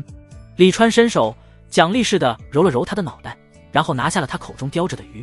师姐的抓鱼技术越来越好了，李川夸道。都说修仙不计岁月，离上次他们进入小世界一晃眼已经大半个月了。这段时间李川积累了17点符元，让他离灵植树的全分类满级又更进了一步。灵植树一阶1级灵1，一阶灵植辨别10级，一阶灵地辨别10级，一阶灵种培育8级灵3，一阶灵植种植1级灵1。当然符元收获只是其中一样，他找到的灵植他都不知道有多少，还有清除的灵植同样也不少。还有胡敏这个送上门来的福利，为李川带来了极大的便利，不用老是出去。胡敏也不亏，这段时间跟着李川，平时李川遇到灵果什么的都会喂一点给他，而且他每天也都能在李川这里赚到几10点灵石，收入比自己去做宗门任务要好很多。当然他也很听话，在李川从他嘴里拿下鱼之后，他立马乖巧地爬到李川身后，整个人伏跪在那。李川也没有往后看，就这么直接坐了下去，刚好坐在他背上，似乎是知道他会在那里一般。毕竟把胡敏当凳子坐，他也不是第一次了。这深山老林不是石头就是泥巴，连一个像样的坐的地方都没有，所以坐胡敏是最优选，反正又不是他的道侣，他坐着也不心疼。就像他让胡敏去抓鱼，不准他用手一样，反正不心疼。坐在胡敏背上，李川悠哉悠哉地烤起了鱼。鱼烤好后，他尝了一下，味道还不错，毕竟这是一条带着灵气的鱼，哪怕是生吃都会很好吃。从鱼上撕下一小块，李川顺手喂给胡敏，胡敏连忙张嘴吃下，并道谢：“谢谢师弟。”他20多年的礼貌，在这大半个月全都用在了李川身上。平时哪怕是遇到宗门的前辈，都没有他在李川面前恭敬。在这里也待了这么长时间了，是时候出去一趟了。李川说道。主要还是他事先没有算到这小世界好东西这么多，他乾坤袋都快装满了，不然他也不用这么急着离开。其实主要还是他满级的灵植辨别，让他能快速找到灵植。一个地方，他甚至只要看一眼地貌，就能推测出这里长了什么灵植，长成什么样了。别说其他一阶的灵植师，哪怕是换一个2阶的来，能有他几1/10的收获，都是很厉害的了。我听师弟的，师弟怎么说，师姐就怎么做。胡敏讨好的说道。李川的手段是恩威并施，并不是单纯的只对他进行惊吓，还让他尝到了不少甜头。比如偶尔喂给他的灵果，就抵他好几个月的修炼，还有那每天都给的灵石，也让他可以专心修炼好几个月。说起来，他跟着李川薅了差不多近半年的修为，只是需要一点时间去消化而已。所以他对李川也不仅仅是单纯的惧怕，惧怕之中何尝没有渴望。毕竟实力才是一切的根本，他在李川这里当个牛马又算什么，等实力强了，他在其他人面前依旧是人上人。吃完东西后，李川就和胡敏离开了，两人共乘一剑，由胡敏御剑。反正什么脏活累活都是胡敏在做。停下！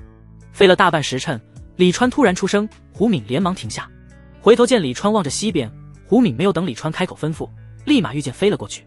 跟了李川这么久，察言观色胡敏还是知道的，居然是块一阶火属性的上等灵地。李川目光扫过下方的山林，脸上喜色浓郁。啊，带属性的灵地！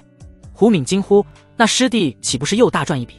一般灵地都是不带属性的，带属性的灵地那是万中无一的存在。据胡敏所知，在阴阳宗名山分宗，只有3阶的灵植师才能发现1阶的带属性的灵地，一阶灵植师中能发现带属性灵地的万中无一。他知道李川会看灵地，这大半个月李川也找到2块，一块下等，一块中下等，却没有想到李川连带属性的灵地都能勘察出来。上等的火属性灵地是3000贡献1亩，与李川这赚钱的速度相比，他每天那点微薄的收入就好像是农民和富商之间的差距一样。师姐放心，到时候多赏你一点。李川说道。胡敏忙应道，谢谢师弟。虽然李川赏的与他赚的相差甚远，但胡敏找不到第2个还能赚这么多灵石的地方。落地之后，李川拿出了专门引出地下灵气的工具，并把留影石给胡敏，让他记录。一般来说，在小世界中开垦了灵地，回宗门后只要把大概位置上报给宗门，就可以领奖励了。但为了不引起不必要的纠纷，用留影石记录灵地开垦过程是最好的。清除灵植也是如此，有的灵植体型大，放在乾坤袋中太占位置，所以也需要用留影石记录清除过程。至于那些有害灵草，则可以放入乾坤袋中带回去，直接交给宗门换贡献。很快，从李川站立的地方，一股灼热的气息冒了出来，地上的杂草逐渐干枯，树木也开始冒烟。接着，李川周围的树木就开始燃烧起来。灵地开垦之后，灵地上原本生长的植被都会被清除，现在全都烧了起来，倒是给阴阳宗省了一步。眼看火光冒起之处范围很广，胡敏看了一圈后说道：“师弟，一共4亩4分，4亩4分，1万多贡献，哪怕是金丹长老看了都会动心。”待地底灵气引出之后，李川飞上高空问胡敏：“记录好了吗？”“记录好了。”“那回去吧。如果是一般的灵地，引出灵气之后，除非是有人破坏，不然灵气会一直滋润灵的，领地上也会长出护灵草。但这火属性的灵地需要火属性的护灵草，李川这里也没有，还得回去通知宗门，让宗门派人来种。接着回去的路上，李川又遇到不少有价值的灵植，又耽搁了不少时间。原本准备直接回去的路，硬是飞了3天才到。回到宗门之后，李川发现宗门内的气氛已经大不一样，每一个阴阳宗弟子脸上都洋溢着笑容，可以看得出来他们的心情很不错。难道宗门内有什么喜事发生？胡敏疑惑地说道。李川说：“去人物殿问问周师兄不就知道了。”“师弟说的是。”听到李川提到周汉和，胡敏神情有些怪异。周汉和估计还在等他带灵植回去吧。师弟，你先去人物殿，我随后再去，可好？胡敏小心翼翼地问李川。他要是和李川一起回去，到时候不好解释，但李川要是不同意他离开，他也不敢离开。好在李川并没有留他，毕竟他又不要胡敏当他的道侣，所以没有必要让胡敏和周汉和的关系搞僵。他道：“随你。”胡敏连忙道谢：“谢谢师弟。”两人随即分开，李川朝任务殿飞去，胡敏则找了一个地方休息了起来。让李川有些意外的是，人物殿做任务的弟子居然比往常少了一些，所以大家心情好，就放松几天。周师兄，今日这任务殿的人怎么这么少？李川来到周汉和的柜台前问道。周汉和不知道低头在干什么，听到李川的声音，脑袋一下就抬了起来。看到李川，他眼中金光闪过，笑道：“原来是李川师弟，不知道这次去小世界收获如何？”不远处的赵明轩也是低着头，他们似乎在查看什么，听到李川的声音，也立马抬头看了过来。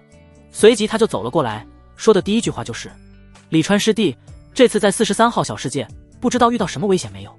听说那边不怎么太平啊。”对于李川没有找他道侣当护卫这事，他一直耿耿于怀。他心中希望李川被抢一次，让他好好的个教训，却又不希望胡敏在李川身上占到便宜，矛盾无比。迎着两人各怀鬼胎，带着不一样期待眼神的目光，李川笑道：“还好，收获不错，没遇到什么大事。”他随即问道：“现在宗门似乎变得不一样了，是发生什么事了？”他猜测应该是何风林那件事有结果了。果然，赵明轩兴奋说道：“师弟可能不知道，宗门发现了一处灵脉，并成功占领。就在前几日，掌门宣布所有弟子以后的月俸增加2成，并且还为所有弟子一次性发放了灵石奖励。炼气期根据修为和贡献能得到200到2000不等的灵石，哪怕是还未进入炼气的师弟师妹，也都有10到50的灵石奖励。师兄，我领了700灵石，师弟你快去领吧，就在那边。”赵明轩指着大厅的中间，殷切无比。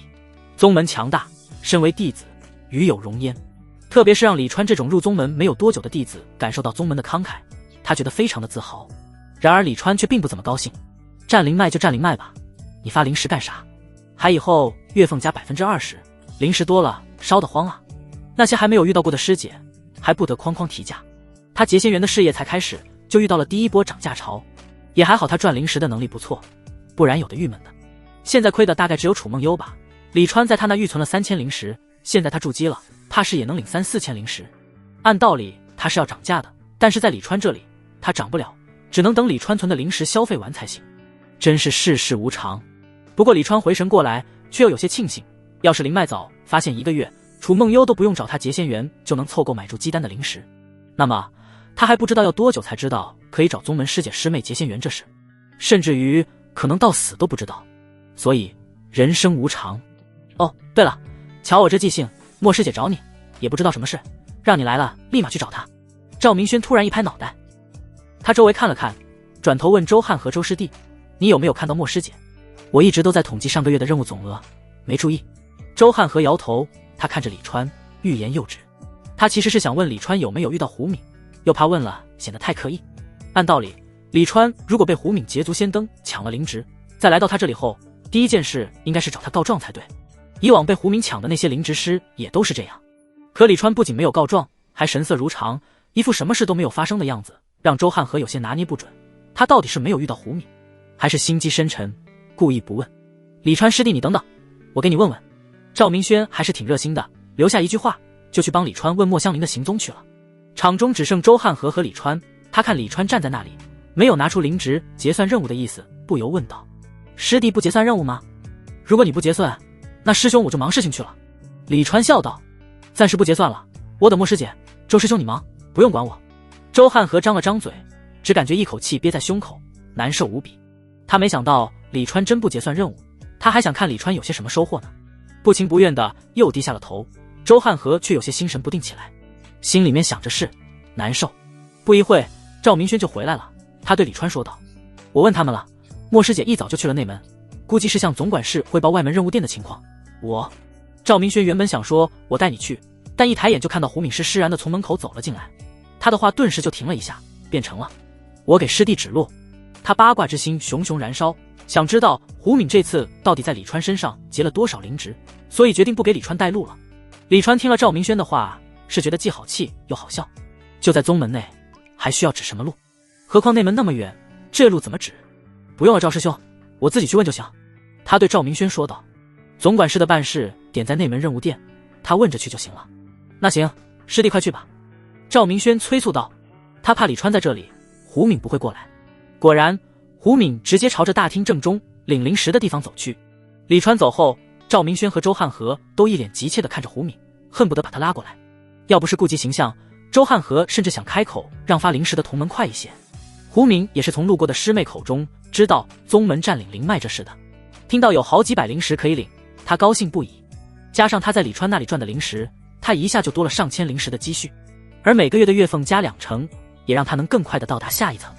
阴阳宗的月俸不仅仅只有灵石，还有丹药和符箓，可以说一般弟子修炼的资源有大半来自于月俸。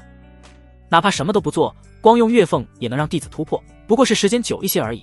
这就是大门派的好处。见胡敏走过来时脸上隐带笑意，心情似乎很不错，周汉和连忙问道：师姐，这次如何？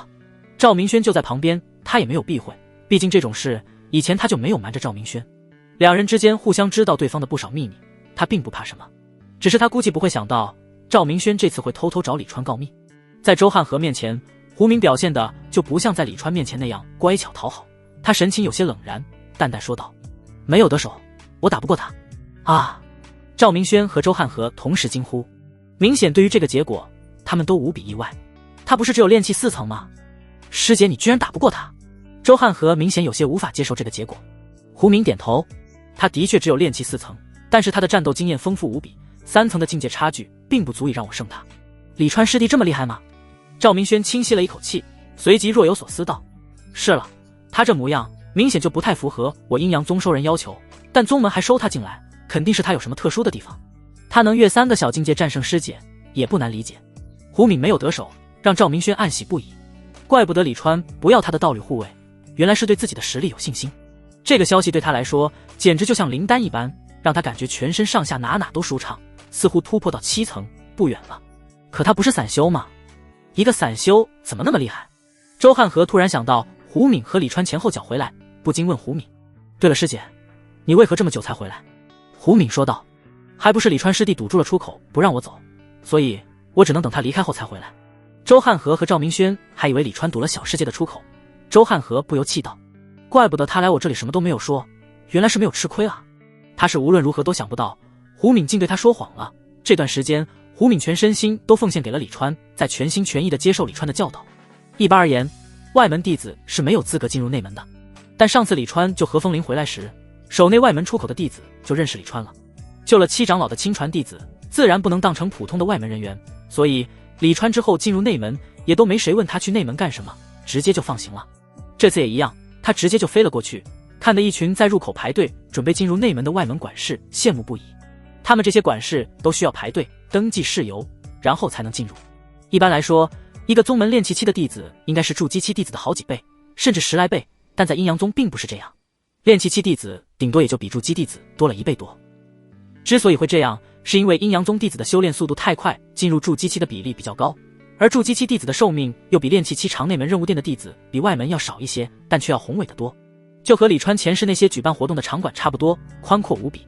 李川随便找了一个发放任务的弟子说明来意，那弟子就带着他到后殿找总管事了。不得不说，阴阳宗弟子的职业素养都很好，哪怕对方是筑基弟子，哪怕他心里可能也看不上李川这外表，但在职位上一定尽心尽力。当然平时搞点暗箱操作什么的，他们也是轻车熟路。在那弟子的带领下，李川来到一道古色古香的门前，在通报后，那弟子让李川进去，随即就离开了。李川进去之后，里面的场景让李川有些惊讶。只见10来人分坐两旁，一人坐于上首，他们身边的桌上都放着各种灵果，茶杯中也飘荡着丝丝灵气，地上是一些果皮，这是在搞茶话会呢。莫香菱坐于左首位，李川一来就对他行了一礼，莫师姐，然后才对在场的其他人和上首那人行礼。外门弟子李川见过总管事师兄及各位管事师兄师姐。场中的其他人都是男的俊女的俏，无不是容貌上者，唯有上首那总管事长得平平无奇，在长相比较重要的阴阳宗可以说也是一个异类。李川知道他是谁，赵大成，这个名字也很俗，但他是掌门弟子，这就不难理解为什么他是长老之下权力最大的人了。在见礼之后，李川再次看向莫香菱，问：不知道莫师姐找师弟何事？原本以为莫香菱会单独见他，但现在却把他叫了进来，看来并不是莫香菱找他。果然，莫香菱对他说道：不是我要找你，是掌门要找你。哦，掌门找弟子又是何事？李川问道。他其实大概能猜到一些。总管事赵大成说道：李川师弟，你这次救了7长老峰的何师弟，可谓是颇天大功，要不是你，何师弟可能已经身死，我们更不可能找到灵脉。如此大功，师尊自然是要奖励的，你这就随我去见师尊吧。他说着已站起身，也真是雷厉风行。是，总管事师兄。李川愣了一下才反应过来，连忙跟上。而赵大成走的时候对房间中的众人说道：你们吃完了记得把垃圾收拾干净。他这话让李川忍不住想，这些家伙是不是在这以开会的名义明目张胆地吃宗门的零食？不得不说，在阴阳宗当管理还是很爽的。当赵大成带着李川走进掌门大殿的时候，李川又是一震，大殿里的灵气实在是太浓郁了。而让李川更震惊的是，大殿上守正中位置居然有一个聚灵阵，阵内灵气多的已经形成了灵雾，大殿中的灵气就是从里面散出来的。工作都在修炼，这么拼的吗？还是说借着工作的名义搞了一个聚灵阵，公器私用物中有人影若隐若现，似乎还不止一个，其中一个肯定是掌门无疑，那另外的是谁？到底还有一个人还是几个人？李川瞪大了眼，努力想看清灵雾中的情况，想看看掌门到底是怎么修炼的，是单纯的打坐呢，还是不单纯的打坐？可惜李川没有能破雾的眼睛，任他如何看都看不清雾里的情况。正所谓看不到的永远在骚动，可把李川急的真想砸点零食让掌门把雾弄开，他想学学掌门修炼的经验。见李川盯着聚灵阵里一阵猛看，带他来的赵大成说道：每一个阴阳宗分宗的掌门大殿内都有一个聚灵阵，你眼前这个是4阶上等的聚灵阵，如果没有重要的事，师尊一般是不会离开这个聚灵阵的。4阶对应元婴期，名山分宗虽然有结丹修士数百，但掌门和长老都是结丹期，因为元婴期就可以去灵脉品质更好的分宗甚至总宗了，所以这4阶上等的聚灵阵在名山分宗简直就是神物一般的存在。从赵大成眼中的热切就可以看得出来，他对这个聚灵阵也是眼馋不已。李川真想跟他说，要不你给你师尊说说，让你也进去蹭一蹭，反正里面又不是只有一人。这聚灵阵的范围差不多有一张4人床那么大，李川觉得挤一挤带10几个人完全没问题。师尊，弟子带外门李川师弟前来拜见。赵大成在殿中站定，对着聚灵阵行礼喊道。李川有样学样，外门弟子李川拜见掌门。他们虽然站在殿中，但与那聚灵阵相隔还有好几10米，可以知道这个大殿的空间有多大。一道雄浑声音从聚灵阵中传出：李川，这次宗门能够发现灵脉，你功劳不小，我阴阳宗一向赏罚分明，现赐你1阶上等灵气1把，1阶上等培元丹、聚灵丹、补气丹、健骨丹、气血丹、明目丹、轻身丹、壮体丹、灵秀丹、消皮丹、养心丹、润脉丹、通脉丹、断腑丹、灵阳丹等丹药各100粒。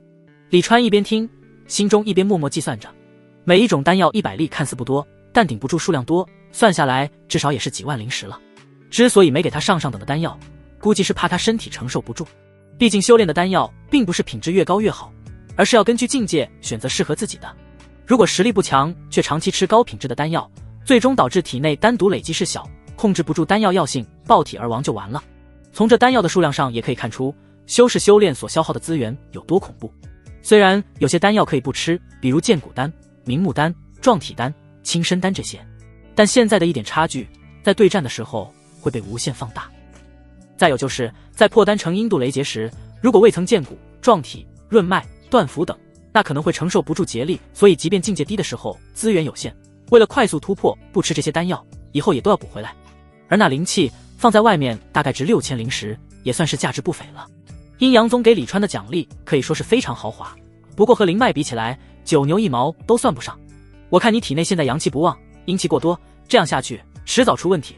你去领一本烈阳焚身诀，配合阴阳初起诀一起练，他们同出于一本地阶功法，并不会拖慢你的修炼速度。李川听了连忙道谢，谢掌门赏赐。他自己倒是不知道他体内阴气多这事，不过经过掌门叶修文这么一提，他大概也猜到原因了。你的情况你自己也清楚，如果你能成功筑基，我会收你当我的徒弟。李川一愣，没想到还有这好事，他说道：掌门放心，弟子一定能够筑基成功，成为掌门弟子，那以后在宗门内还不是横着走。他知道叶修文的顾虑，觉得他资质不好，怕他无法筑基，毕竟修炼了30多年才炼气3层，在阴阳宗要是参加排名，可以说是当之无愧的倒数第一。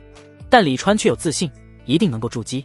一是他以前修的功法并不好，也兑换不到好的修炼资源，所以导致修炼速度慢；二是除了刚刚的那些奖励，他自己赚灵石的能力也很强，就算资质差，用丹药堆也能把境界堆上去。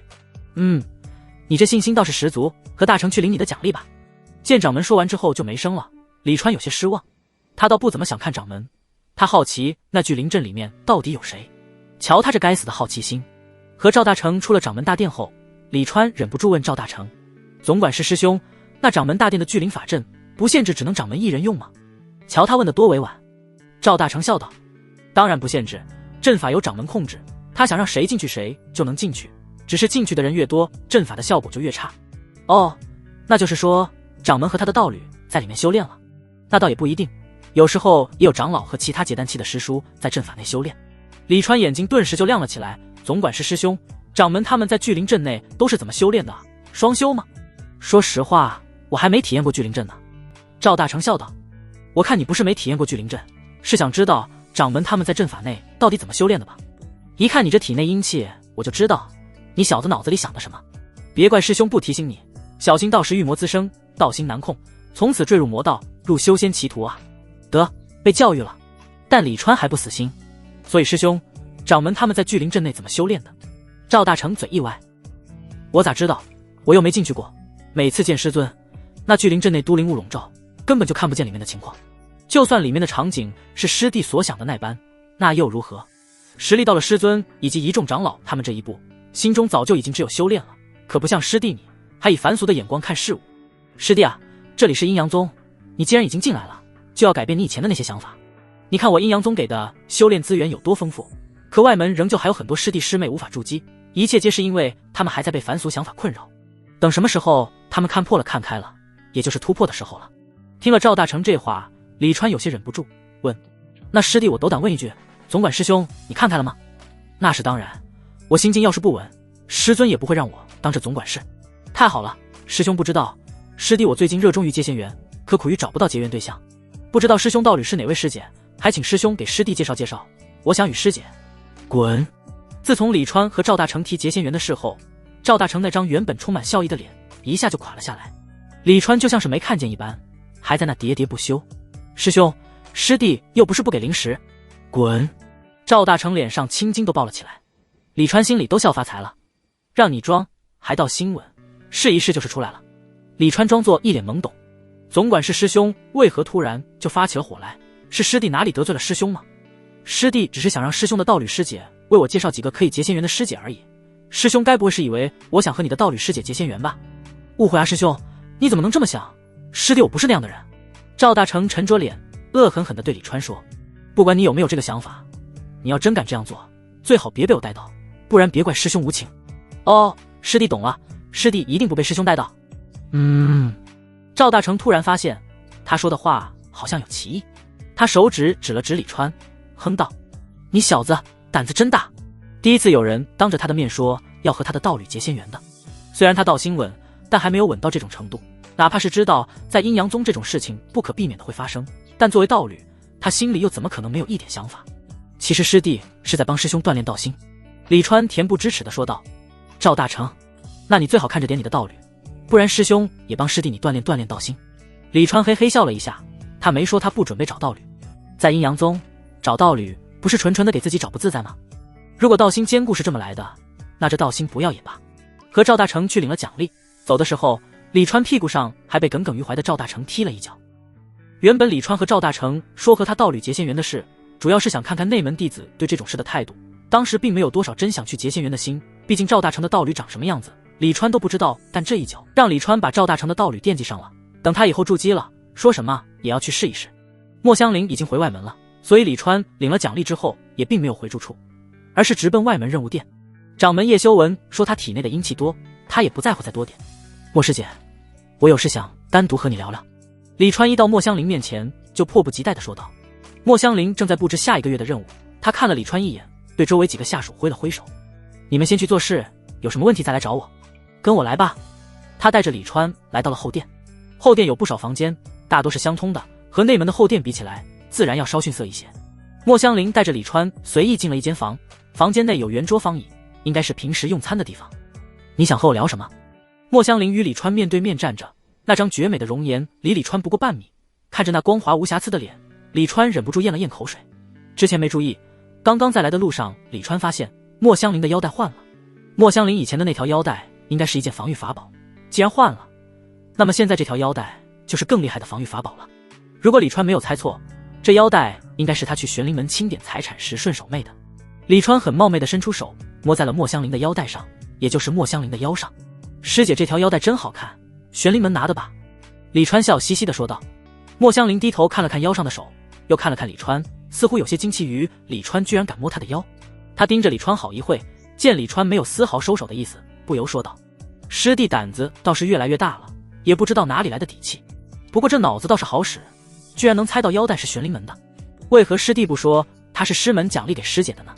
李川笑道：“直觉告诉我，师姐就是这样的人。事实证明，师弟这直觉没错。”莫香菱笑了笑，说：“师姐的直觉告诉师姐，师弟想解这腰带，不知道师姐这直觉准不准。”他话音才落，李川手上已经动作，事实证明师姐的直觉也没错。不过他的手被莫香菱压住了，并没有成功过。莫香菱眯起了他那双好看的丹凤眼，淡淡说道：“师弟应当知道，以下犯上，师姐我就是杀了你，你也白死。”李川，我只是想和师姐结一次仙缘而已，怎么能算是以下犯上？结仙缘？莫香菱嗤笑起来：“师弟啊，不是师姐说你，你才炼气4层，师姐炼气10层，并且随时能筑基，为什么要和你结仙缘？”这话似曾相识，上次和李川这么说话的师姐已经被他用灵石羞辱了。然而莫香菱笑意盈盈，并没有打算放过李川。像师弟这样子的，放在凡人界连老婆都讨不到，更别说师姐这种角色了。他的话语中带着傲意。师弟可能不知道，在未当这管事之前，这阴阳宗数千炼气期师妹，师姐我位列角色第一。哪怕大家忽略了我们这些管事，师姐之资也仍旧冠绝外门。想与师姐我结仙缘的人多了，可轮不到师弟你。阴阳宗的仙子说话都是这么扎心，但李川听得却兴奋无比。此时你把我贬入泥里，等下我把你摁入地底。他大手一挥，这10多天的收获全都被他从乾坤袋中拿了出来。一旁顿时出现了一堆灵草、灵花、灵苗、灵树。莫香菱眼皮一挑，脸上浮现惊讶之色。这些是师弟去43号小世界找到的灵植。原本师姐以为已经对师弟你刮目相看了，没想到还是小看了师弟。李川的手不客气地摸上了莫香菱的脸，语气居高临下：“师姐，现在能轮到师弟我了吗？插个队，应该没问题吧？”这就是财产带来的底气。莫香菱就这么任由李川的粗糙手掌在脸上摸着，她美目流转，笑言：“师弟这些灵植是给师姐的吗？”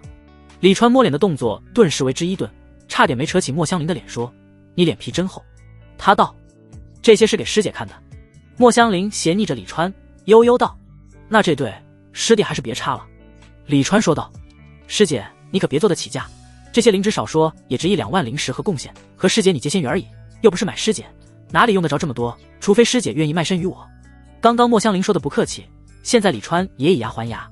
莫香林好笑道：“师弟，你倒是挺会做梦。”李川道：“这些灵值我全都在外门结算，这就是我的条件。”莫香林奇道：“这算什么条件？你在外门结算就要师姐和你结仙缘，要是每个弟子都如此，师姐一天还做不做事了？”他没想到李川这些灵值竟真的只是给他看的。李川却一副稳操胜券的模样，说道：“师姐也知道我救了7长老峰的何风林师兄，如果我把这些灵值拿到内门任务殿去结算，你觉得如何？”莫香林一愣，这事他还真没想过。师弟真会钻空子。他对李川说道：“李川如果拿到内门任务殿去结算，那么他就吃不着了。不得不说，这还真拿捏住他了。”李川继续道：“师姐，外门任务殿那些求购灵值的任务，师弟我可以一个不接，这些灵值全都卖给宗门。”他可以说是想得非常周到。对于那些求购任务的灵值，莫香林不可能也去尝一口，毕竟发布任务的人肯定不愿意自己收到的灵值是残缺。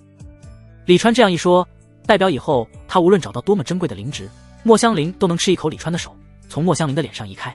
李川动作有些僵硬的从后殿廊道中走了出来，他的神情有些奇怪，眼中是满足，脸色却僵硬。要去后殿的赵明轩刚好与他打了一个照面。“咦，李川师弟，你这是怎么了？是受伤了吗？”赵明轩下意识地伸手扶李川，然而他的手刚碰到李川，就感觉到李川的身上带着一股寒气。“你的身体怎么这么冰啊？”赵明轩惊讶道。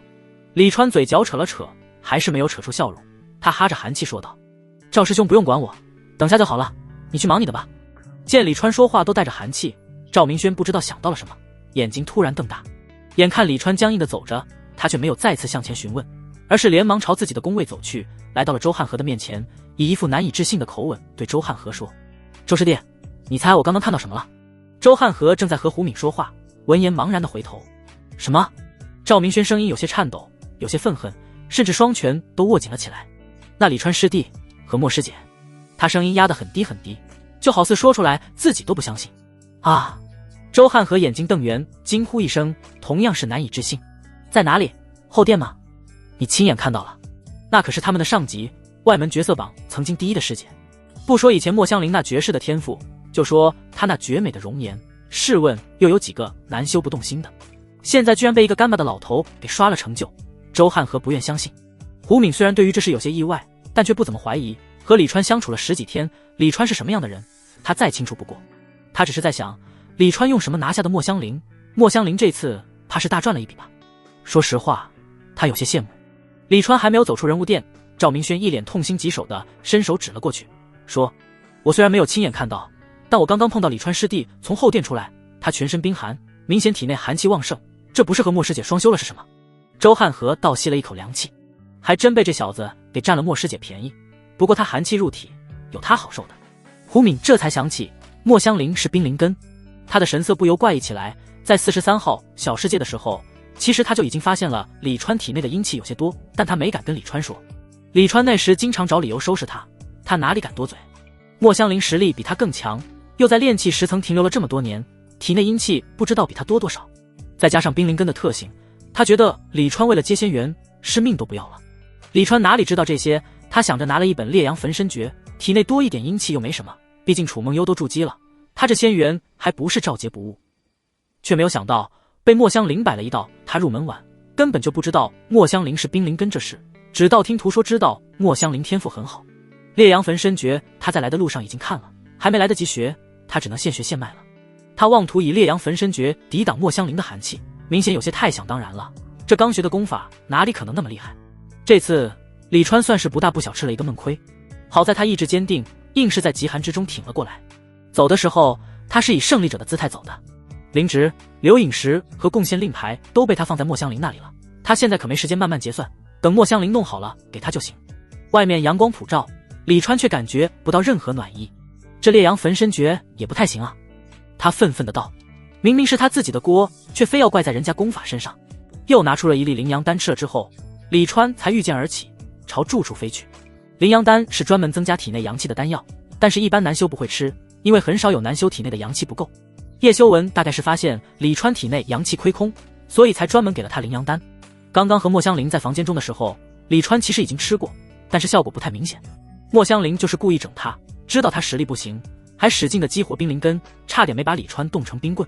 丹药这东西一次吃太多并不是好事，所以李川回到住处之后并没有继续吃其他丹药，而是练起烈阳焚身诀来。随着功法的运转，他身体也渐渐好了起来，寒气虽然暂时无法清除，但至少能炼化了。烈阳焚身诀果然是好东西，李川能感觉到身体暖洋洋的。这大概是李川在阴阳宗第一次这么专心的修炼。冰冻之仇他铭刻于心，是要报回来。眼看一转眼已是第二天，太阳从窗户照射进来，又是一个晴朗的好天气。李川睁开眼，吐出了一口浊气。经过一夜的烈阳焚身，他的身体总算不再僵硬，能够正常行动。今天不能去找莫师姐了，再去找她非被她冻死不可。梦幽师姐也不能找，她阴气太重了，对我也不利。现在不能找实力比我强的师姐，不如去找那刚入门没多久的小师妹。李川一个人在那嘀嘀咕咕，最后决定去找当初他想向下兼容时拒绝他的那个小师妹。练气都没有，还给我傲上了，看我今天怎么收拾你。李川雄赳赳气昂昂的起身，是要报当初被拒之仇。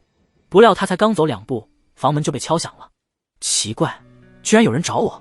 李川有些惊奇，要知道他在阴阳宗一个朋友都没有，从来没有人来找过他。然而打开门，看到门开的那张绝美俏脸，李川却想关门。莫师姐，你怎么来了？门外俏生生站立的不是绝色的莫香菱，又是谁？师弟见到师姐似乎不怎么高兴。莫香菱自顾自地走进了李川的房间，昨日可不是这样，昨日师弟见到师姐可是两眼放光，特别是师姐脱了衣服之后，师弟那眼神就好似想把师姐吃了一样。莫香菱的话语极具挑逗，她俏生生地站在李川面前，那张绝美脸庞都快要贴到李川脸上去了。她的呼吸并不冰冷，打在李川脸上同样的温热。然而李川一脸正色地退了2步，说道：师姐，有事说事。冰火两重天的感觉他不想再体验，或者说那冰太寒，那火太小，遭不住。莫香菱好看的眸子轻挑，红红的柔唇轻翘，一脸思索表情，眸光一闪，轻叫道：啊，我知道了，师弟会如此，应该是师姐穿了衣袍的原因。你早说啊师弟，你嫌师姐穿了衣，师姐脱了便是。说着他竟真的伸手解衣。眼看他外袍散开，李川不仅没有丝毫高兴，反而一声大喝：住手！他一脸恨铁不成钢。师姐，光天化日，你怎能如此不知羞耻，我都替你脸红。啊，师弟脸红了吗？师姐看看。莫香菱衣服散乱，伸出白皙双手捧着李川的脸。没脸红呀，师弟骗师姐。他最后得出结论。媚眼娇嗔，好不勾人，但李川此时却味如蛇蝎。他知道莫香菱故意来整他，气急不已。我说你不知羞耻，不就是用交易让你结了个仙缘吗？用得着这么大的怨气吗？他心中腹诽。莫香菱勾人的眼眸瞪大，其中满是好奇。羞耻？那是什么？是这个吗？衣袍从香肩滑下，李川还在挣扎。师姐，师弟，我今日不方便，改日吧。没事的师弟又花不了多少时间。师姐，师弟我浑身无力，今日怕是无法。没事的师弟，师姐有办法。师姐，门没关，我去关门。没事的师弟就让他开着，我们又不干什么坏事。师姐，师弟别说话，吻我。莫香菱居高临下的看着一旁裹着厚厚被子，眉毛和头发上都挂着寒霜，瑟瑟发抖的李川，他脸上挂着笑意，神情揶揄。李川牙关颤抖的看了他一眼，没有说话。让他说什么？放狠话吗？你等着，明天收拾你。别了，谁收拾谁还看不出来吗？这下好了，被赖上了。莫香菱拿出一个乾坤袋扔在桌上，说道：一共14252枚灵石，35771点贡献。按照师弟你的要求，给你用1万灵石换了一个大大的乾坤袋。李川听了，脸不由黑了起来，原来是来给他送东西的。送东西就送吧，拖拖拉拉的干什么？真是气死个人。扔下乾坤袋，莫香菱就朝门口走去。见他离开，李川大松了口气，他还真怕莫香菱赖着不走。却不料莫香菱走到门口，突然又回头，笑颜如花的对他说道：师弟加紧修炼，师姐明日还来。哐当，李川一个不稳，栽倒在地。还来！看着莫香菱迎着艳阳冲天而起，消失不见，李川喊道：你直接把我冻成冰棍得了。李川今天比昨天冻得更严重，好在他烈阳焚身诀也勉强算入门了，到了晚上终于把身上的寒霜去了，恢复了正常，只是体内的寒气阴气比之前更加重了。这日子没法过了，先出去躲一躲吧。一恢复行动，李川立马出了门，朝着43号小世界飞去。进入43号小世界后，李川并没有继续找灵植，而是找了一个地方继续修炼了起来。毕竟他现在不缺灵石和贡献，宗门奖励的丹药几年都用不完，所以也不用那么拼命去赚钱。如果不是那处火系灵地太远，其实他现在这个状态去那里修炼很合适。一转眼又是1日过去了，眼看天已经黑了，李川也从43号小世界离开。他准备去找那还未入门的小师妹。当初的小师妹对他爱答不理，现在他要让小师妹高攀不起。李川恶狠狠地想着，顶着月色朝着未练气的弟子的区域飞去。阴阳宗收的弟子都是资质不错的，只要被他们收入门中，几乎不会出现不能练气的情况，一切不过是时间问题而已。哪怕是灵根很差的杂役弟子，也有不少最终能走上修仙路进入炼气的。由于每年收的弟子只有100-200，所以这些未炼气的弟子住的区域是紧挨着阴阳宗最大的住宅区杂役弟子区的，与李川他们这些炼气期弟子的住所倒也不远。不过李川还没飞到，就感觉有点不对。敏锐的感知让他觉得有人窥视。注视和窥视是不一样的，他由于形象比较出众，平时走到哪里都有很多人看他，他都已经习惯了。但现在是晚上，谁没事老是盯着他看。他周围看了一圈，并没发现目标，周围倒是有零星的弟子经过。然而没多久，李川耳中隐隐传来急速的破空声，似乎是朝着他而来。他脸色一变，看向远处，只见夜色下一绝美仙子御剑而来，仙子腰带上那璀璨的宝石在月色下明亮异常。妈的，没完了是吧？李川恶狠狠地骂道，一副老子今天就算缺胳膊少腿也要让你好看的神情中，拿出了极速符。李川只恨爹妈少给他生了2把剑，如果说他的速度是骑自行车，那么莫香菱就是骑的 Plus 版自行车。始终是曾经的外门第一天才，炼气10层的莫香菱和炼气7层的胡敏简直就像是2个版本的人物。李川哪怕是用了极速符，也依旧很快被莫香菱拉近了距离。李川悔啊，早知道这样还浪费什么极速符。他停了下来，哟，李川师弟这么快就不行了？莫香菱一来就嘲讽拉满。朦胧月色下，他看起来飘飘渺渺，美得真不似人间的人儿。对于莫香菱的话，他没有反驳啥，要是记得莫香菱来劲了，非要伺候他一晚上，他还要不要活了？他有些不忿地说，师姐，你是属狗的吗？我才出现你就追来了。说起来他也是金主爸爸，但他这个金主爸爸有些过于洁身自爱了。哎，多给彼此一点属于自己的私人空间，就那么难吗？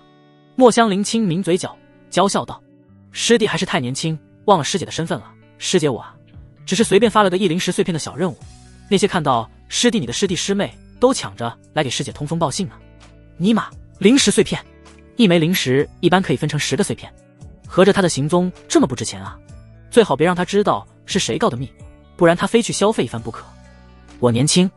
李川指着他那张稍显老态的脸，哼道，师姐你才多大啊？你居然说我年轻？虽然他不知道莫香菱的具体年龄，但像这种天才一般年龄都不会太大，哪怕他10年前就已经炼气10层，李川也不觉得莫香菱会比他大。所以虽然师姐的叫着，但按照年龄来说，他当莫香菱的爹应该也没有问题。莫香菱一脸惊讶地看着李川，嗔道，师弟不知道师姐多大，合着昨日前日你都没上心啊？李川一听，不对，这说的什么鬼？抬眼一看，我尼玛又来，师弟这次可要记在心里啊！李川人麻了，能不能不要断章取义？等等，师姐你过来。李川板着脸说道，好的师弟，师姐这就来。莫香菱过来了，但他并没有等等，甚至还顺手把腰带放在了李川手里。李川嘴角直抽，黑着脸对他说道，师姐你跪下，我有事和你商量。多么硬气的服软啊！莫香菱听了直笑，那双美丽的大眼都瞪圆了，惊奇地看着李川，师弟真大逆不道，居然敢让师姐跪，师姐要好好教训教训你。说着就要开始脱衣，眼看熟悉的剧情又将上演，李川手一挥，500灵石出现在地上。莫香菱美目轻轻一递，悠悠道，男儿膝下有黄金。李川的手再次一挥，又是500灵石出现。莫香菱，师姐虽然不是男儿，但是……李川又一挥手，地上又多了500灵石。莫香菱似乎有些卡机。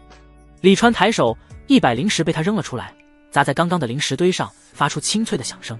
在月光下，这些幽蓝的灵石分外的美丽，一块块灵石从灵石堆上滑落，就像是溪水之中流动的宝石。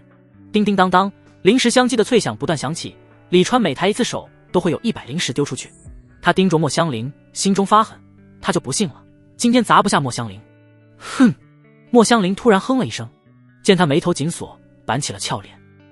李川也停了下来，惊疑地看着莫香菱，怎么突然就变脸了？如果说刚刚莫香菱的表情像是在暗示李川灵石不够，那么现在莫香菱的表情就仿佛是在说你居然敢用灵石侮辱我。只见莫香菱的手突然一动，李川的心下意识的就是一紧，今天终究是难逃被服侍的命运了吗？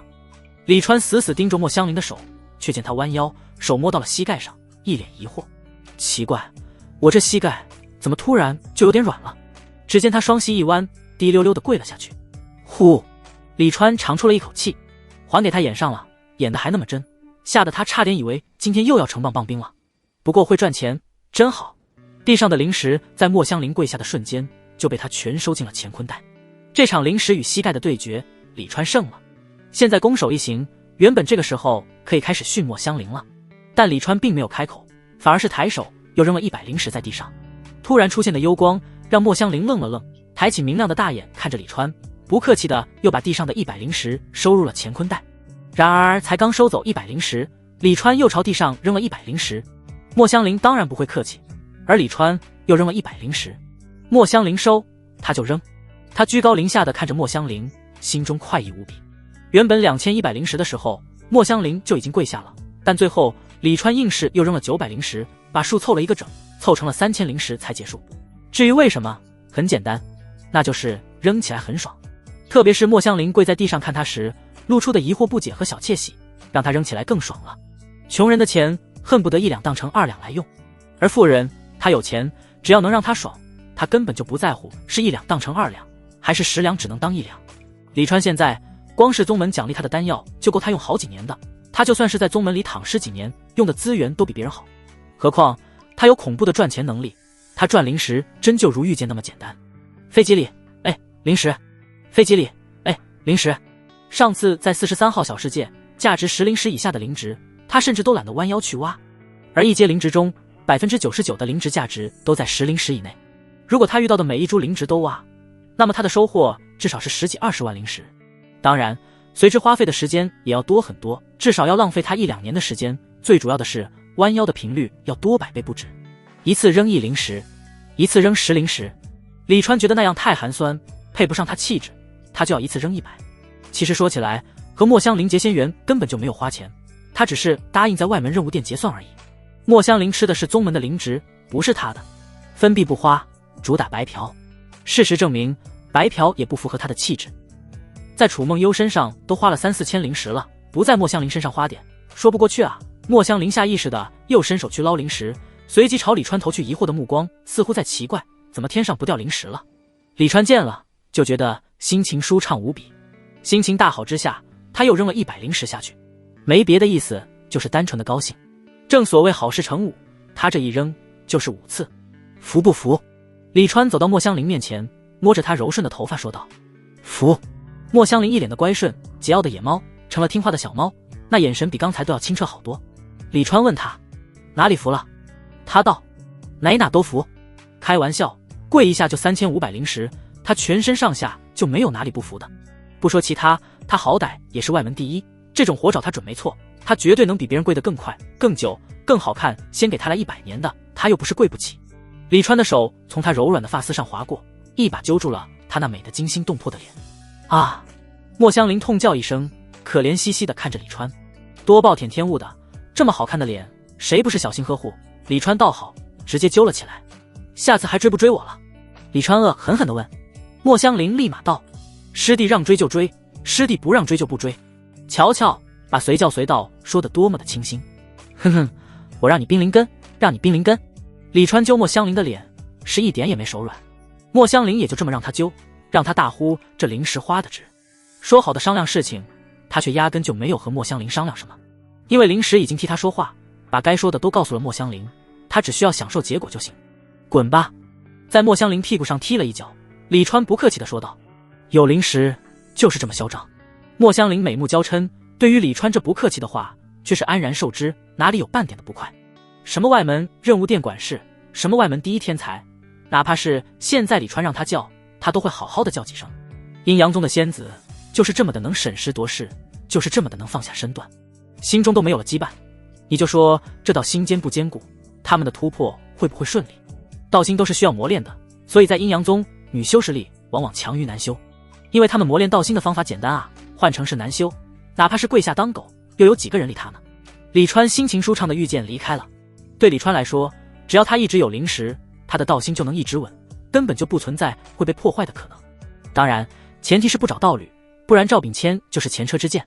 哪怕赵大成这些筑基10层的修士口中收到新闻，但你一提要和他道侣结仙缘，他就炸毛。实际上，他们这道心有时候就和纸糊的一样，捅他们道侣，他们道心就破了。修仙难啊，李川真替其他难修难过。来到小师妹他们的住宅区，李川被管事的师妹拦了下来，不过他今非昔比，扔了10灵石给那管事的师妹。这管事的师妹长得也很漂亮，如果李川没猜错，就是这管事师妹在背后说他坏话，让小师妹对他感官不佳。这仇他记下了，明天再来报。今天他的目标已经定下，改来改去像什么话。收了灵石，那管事师妹不仅放了行，还亲自带李川去了那小师妹门前。其实李川这么晚来，管事师妹也怕李川用强，毕竟李川一个炼气3、4层的弟子，找不到道侣，居然跑到新人区来了，他们都私底下笑话呢。指不定李川会做出什么事，所以他得盯着。李川在新人区域待了几天，一看灵石快没了，瞧他这消耗速度，果真是灵石盗用10方恨少啊。不过花钱的时候大手大脚，爽也是真的爽了。不像其他修士用灵石修炼的时候，一枚灵石恨不得当成10枚来用，生怕没把灵石内的灵气吸收干净。李川又开始去43号小世界找灵植，这次他带上了几个新人小师妹。新人小师妹虽然都没有炼气，年龄也不大，但放在凡间都是武林高手的级别。灵植小世界的妖兽本来就不多，43号小世界打通已经这么久了，妖兽被杀的也差不多了。而危险的一阶灵植几乎都不会移动，只有普通的野兽，对他们来说也没有多大的危险。因为他们不会飞，所以李川都是带他们到一个地方后，让他们等着，他独自外出找灵植，给了他们一些灵符作为防护手段，以防意外发生。对这些小师妹来说，能进43号小世界也算是提前长了见识。最主要的是，经过李川这一番洗礼，他们已经与其他同门大不一样了，他们以后的修仙路将更加顺畅。不说他们已经提前赚了大把灵石，比其他同门多了很多资源，就说这道心就要领先很多。又花了近半个月的时间，李川终于把灵植树的4个分类全都升到了10级。灵植树，一阶1级灵1，一阶灵植辨别10级，一阶灵地辨别10级，一阶灵种培育10级，一阶灵植种植10级。10级之后，他终于可以开始升灵植树的等级了。等灵植树2阶后，他就可以学植符术了。这说起来也真快。灵植树的等级并不是单纯的升级用，它可以提升李川对灵植、灵地的辨别能力。对满级的李川来说，能把他的辨别成功率和速度再次提升。打个比方，如果之前李川能一眼看出4位数算式的结果，而提升后他能一眼同时看出几10到4位数的算式的结果。还有就是对灵种培育和灵植种植的加成，有概率使他培育的灵种品质提升，能直接让他种植的灵植产量增加，时间缩短，甚至产生变异。对于灵植种植的事，李川也去问过。阴阳宗现在也有不少灵田灵土出租，但是他算了一下，就算把现在能承包的一阶灵田全都承包了，1年也不过赚几千灵石而已。说实话，看不上，根本看不上。以他现在的能力，种灵草、灵花、灵树自然是没问题，也能赚得更多。但是这些灵植的成长周期都长，最短的灵草也要1、2年。而且就算他现在把阴阳宗能承包的灵地全承包了，算下来1年也就1、2万灵石而已，他还是看不上。主要还是灵地不够，一般灵地租出去都是20年、50年的租，他也不可能等别人的灵地到期了再去租。所以他目前的规划还是先以灵植小世界为主，等那新占领的灵脉开始使用了，开通新的小世界了，他再开始慢慢弄种灵植的事。所以现在他也不急，正好可以把一阶灵植树升到10级。那新灵脉的事他前2天也去问过墨香菱，墨香菱太美了，关键是不像楚梦幽那样能经常去玩，所以他实在没忍住，又去找了他。扯远了，说新灵脉的事。据墨香菱说，青州分宗的前辈正在灵脉里面挖极品灵石，等极品灵石挖完了，那灵脉就可以用了。说起来，这青州分宗算是名山分宗的上级了，青州所有的分宗都归他们管，他们也是青州最强的阴阳宗分宗。而挖极品灵石这事是大宗门的正常操作，因为极品灵石具有形成灵石矿、灵脉的能力，无比珍贵。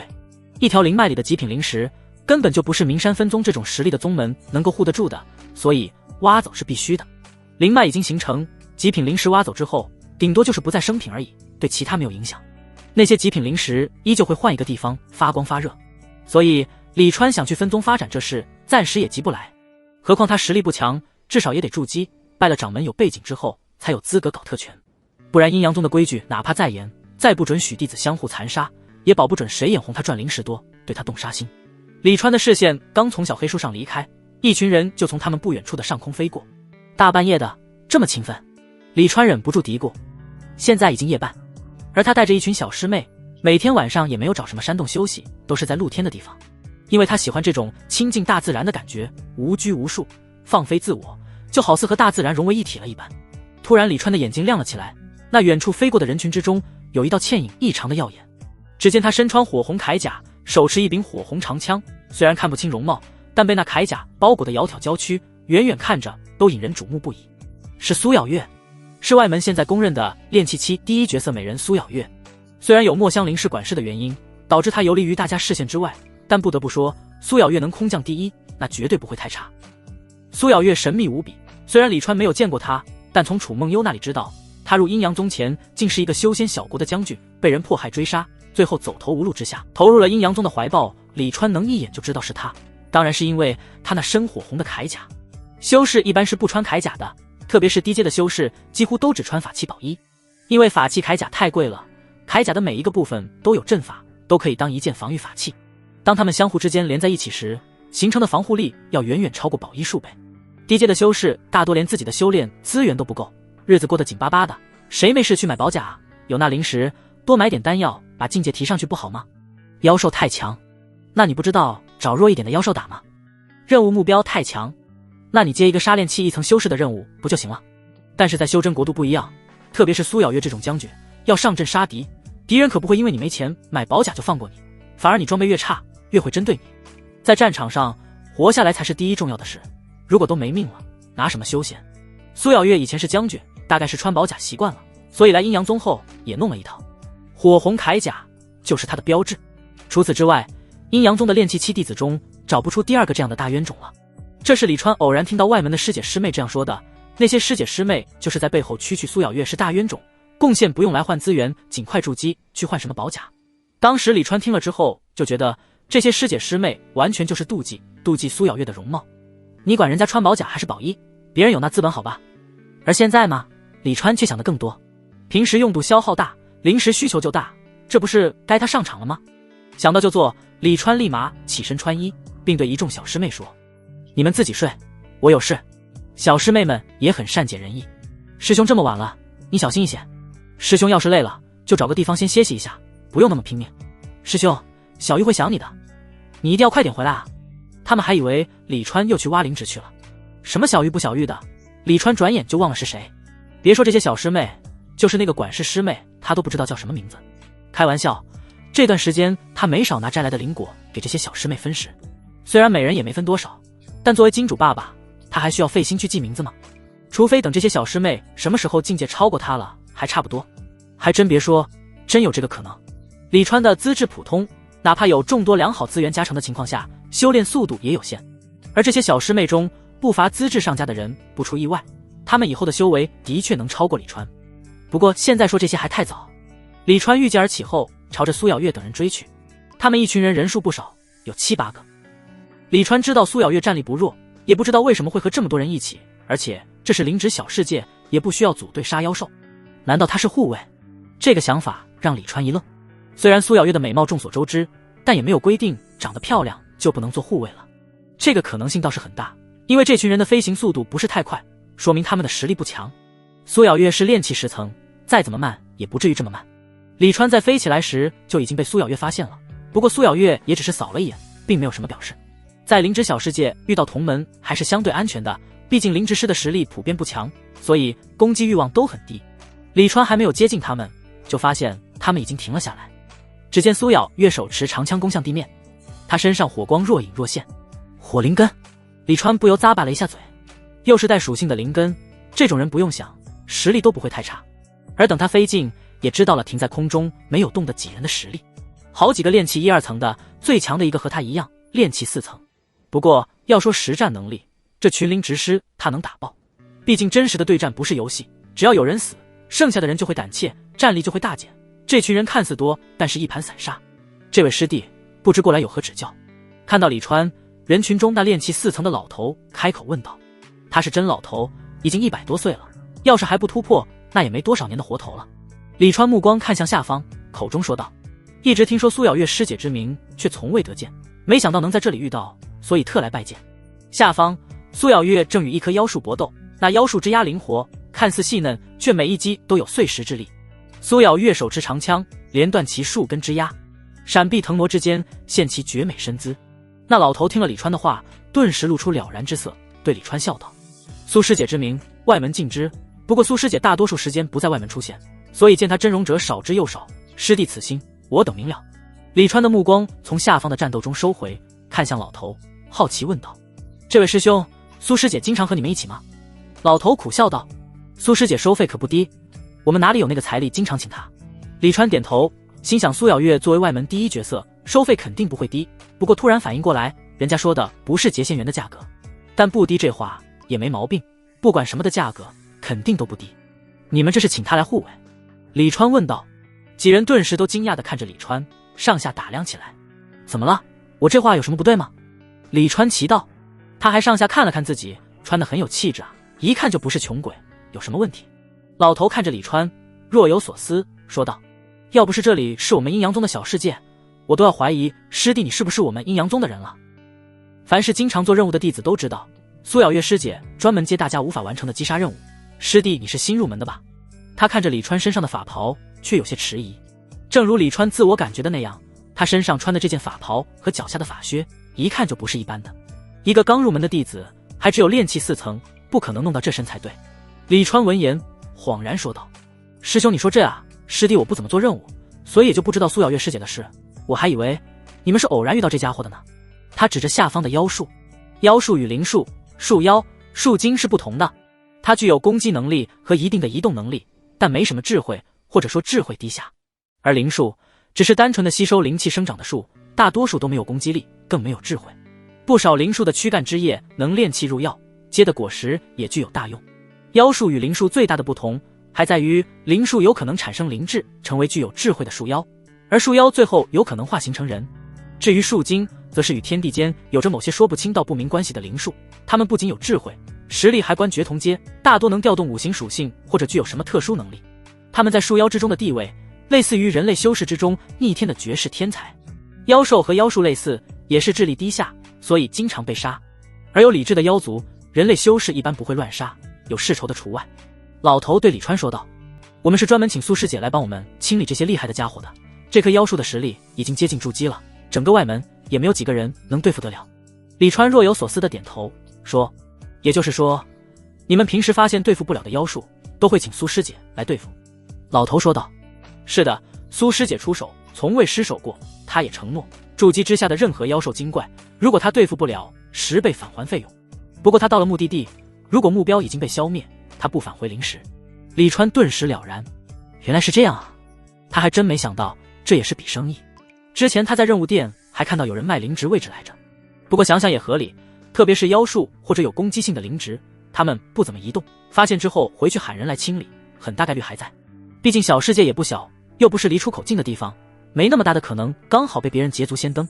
卖位置肯定没有自己请人来杀赚的多，当然也是有风险的，万一自己请的人不行，很有可能把自己也搭进去。苏师姐是怎么收费的？李川问。一次30灵石，但她现在不接单个的击杀任务，所以我们就凑在一起找她了。老头指着周围的几人说道。哦，看来你们收获都不错。李川说。之所以这么说，是因为苏咬月现在对战的妖术，宗门给的清理贡献在200左右。就算其他人找苏咬月清理的妖术灵植没这么厉害，清理贡献应该也都超过100了。苏咬月的收费是30灵石，怎么算他们都大赚。而对苏咬月来说，这一笔也是大赚的买卖。毕竟这里7个人，就算这些人每人都只需要他出手1次，也有210灵石，他不需要费心去找，只要战斗就行。当然，这一切都是建立在苏咬月绝对实力的基础上。他们说话间，下方的苏咬月已经击杀妖术飞了上来。一旁用流影石记录的一名炼气1层的师弟，也把流影石收了起来。李川终于见到了苏咬月的容貌，果真是倾国倾城。那精致的面容就好似上苍精心雕琢，配上他刚刚留下的火红余韵，简直美得不可方物。那细长的美目下是一双闪着冷冽寒光的眼，火灵根并没有让人感受到他身上的火热热情，有的只是杀伐威严。他的眼神自带杀气，目光扫视间，出现在他眼中的人都好似死人一般。他一头黑发高高竖起，让他看起来干练无比，但这样却更加把他完美的脸型露了出来。他是每一个角度、每一种发型下都绝美的人儿。他穿的并不是全身甲，护胸、护臂、护膝，只有关键部位才有。纤细的小腰在护甲之间隐现，让人想一探究竟，看看他的小蛮腰到底有多细。与一般女修的清静、平和、淡然、冷漠、清冷、妩媚、无情不同，她那张绝美的脸上满是杀伐。怪不得她被称为外门第一，实在是在阴阳宗见不到像她杀气这么重的女修。这独特的气质就给了她很大的加成。单以容貌来说，她并不一定就超过莫香菱，但她太特别了，估计大多数实力低的师弟师妹见到她时都忍不住心中畏惧。结束了，下一个。苏小月飞身上来之后，淡淡说道，就连她的语气，李川都能从中感觉到杀气，也不知道她到底杀过多少人。看着忙不迭点头，甚至有些瑟瑟发抖的几人，李川并没有笑话他们。苏小月的杀气太重了，要不是他也是历经不知道多少次生死杀出来的人，也不会比这些同门好多少。见过苏师姐。李川见苏小月并没有关注他，主动开口，丫的，这些个师姐一开始的时候总是高冷。哼哼，你也是来找我给你清理灵职的。苏小月看向李川，声音冷冽却也清脆。李川正待开口，就听苏小月说，60灵石一次，排在他们之后。李川眉头顿时就皱了起来，不满道，苏师姐，他们是31次，我为何要60？难道是因为他穿得太有钱了，苏小月故意宰他？他的钱可以扔着玩，可以赏出去，但要坑他，他可不同意。苏小月道，你半路找我，自然要加价，何况他们并不止一单。虽然我出一次手只收他们30灵石，但我在他们这里接一次任务却能赚200-300灵石。你如果能找几个人给我凑够5次出手的机会，我一样给你算30灵石一次。他这话倒也不是没有道理，毕竟团购价低，单购价格高，这是李川前世就知道的道理。这个解释李川能接受。他道，那我暂时就不找师姐出手了。什么暂时，他根本就不是来找苏小月出手的，他是来结仙缘的好吧。但既然苏小月误会了，他又何必再去编什么理由？看苏小月现在这样子，明显没时间理他，毕竟正常的工作还是要做的。一份正常的工作能提身价，工作越好，身价也就越高。李川前世的那些小姐姐就是这样的，站在街上的是一个价，挂在网上又是一个价，还在学习的是一个价，电视里的又是一个价。李川还是准备等苏小月忙完之后找他一次，遇都遇到了，不找苏小月对不起自己。他现在颇有一点死猪不怕开水烫的架势。可能不修仙的人会以为苏小月是火灵根，属阳，有这个想法的就不是修仙的料子。苏小月即便是火灵根，她体内的火也是阴火，同样是阴属性，并不比莫香菱冰灵根的寒气伤害小。当然这根本就不重要。苏小月做事雷厉风行，并没有和李川多说，直接就让那几位同门继续带路。李川若无其事地跟着他们看热闹，倒也没有人赶他。飞了1个多时辰，到了下一个目的地，苏小月还是二话没说就冲向目标。这次的目标是一株妖花，境界是炼气8层，对在场的人来说都有难度，但对苏小月来说则比刚刚要轻松很多。他直接顶着妖花的毒刺，对其一击毙命。这个时候宝甲的威力也显现出来了，那毒刺打在他的宝甲组成的防护法阵上，硬是连涟漪都没有出现。宝甲威力这么强，李川也是第一次见宝甲的威力，有些惊讶了。别怪他没有见识，他一介散修能有多大的见识？别说他，就是整个阴阳宗其实都没有多少弟子真正见过宝甲的威力。要是换成其他宗门还不一定，毕竟那些宗门会给优秀的弟子配备宝甲，而阴阳宗平时奖励都极其的抠门，别说奖励宝甲，李川这次的功劳可以说大把，但一件宝衣都没有。阴阳宗主张弟子自己努力，毕竟宗门奖励多了，门内弟子还怎么相互流通？而阴阳宗弟子的收入其实也不算低，但是宗内可以兑换的好的修炼资源实在是太多了，所以他们都会优先兑换修炼资源，其次才是法宝宝衣。李川现在虽然穿的是一阶上等的法器宝衣，但绝对不会硬抗这花妖的毒刺，即便毒刺打不穿宝衣，但打痛他是绝对没问题的。旁边的一位同门给李川说道，宗门内很多人都说苏师姐花大价钱买这套宝甲浪费无比，那是他们不知道这宝甲的威力真是鼠目寸光，哪怕是炼气10层的妖类灵植，苏师姐都能用宝甲硬抗，试问需要何等品质的宝衣才能做到？正好我最近手头比较宽裕，正准备去买一套宝甲。李川看他那得意的模样，就好似穿宝甲的人是他一样，不由嫌弃，没钱你嘚瑟个屁，我准备明天就去买一套，师弟，到时候师兄我叫你一起，咱们也互相参考参考，如何？他故意说道。不是他鄙视这同门，一套好一点的一阶宝甲至少要上万贡献，炼气期有几个消费得起的？果然，那同门脸色顿时就有些不自然起来，特别是看到李川突然拿出那把掌门奖励的一阶上上等灵气宝剑，宝剑之上缠绕的灵光让他心直突突。他连忙说道：“不用了，师兄，师弟明日还有事，师兄自去便是。”真是的，他就随便吹吹牛而已，用不着直接掏宝贝吧？其他人也都惊讶了。敢问师兄，这可是灵气？师兄真是深藏不露，竟有如此法宝，肯定也是外门赫赫有名之人，竟未请教师兄名讳，我等真是不知礼数。师兄，我等失礼了。李川这把灵气的价值并不比苏小月的宝甲差，他一亮出来，就没有人质疑他有买宝甲的实力，一个个都纷纷巴结起来。别说他们，就是苏小月都看了过来。李川嘴角微翘，果然踩着30贡献的飞剑，别人问都不问，拿出价值上万的灵气，这灵气却自会帮他说话。你们称我李川师兄便可。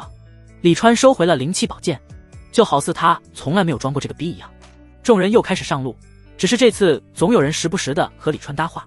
没多久，那炼气4层的老头指着100米外的一棵10来米高的树说道：“苏师姐，就是这棵铜皮妖树，我亲眼看到他把一名炼气8层的师兄拖进了地里，你要小心啊。”这老头也比较有意思，一开始还称李川为师弟，但当李川拿出那灵气宝剑的时候，他就变成李川的师弟了。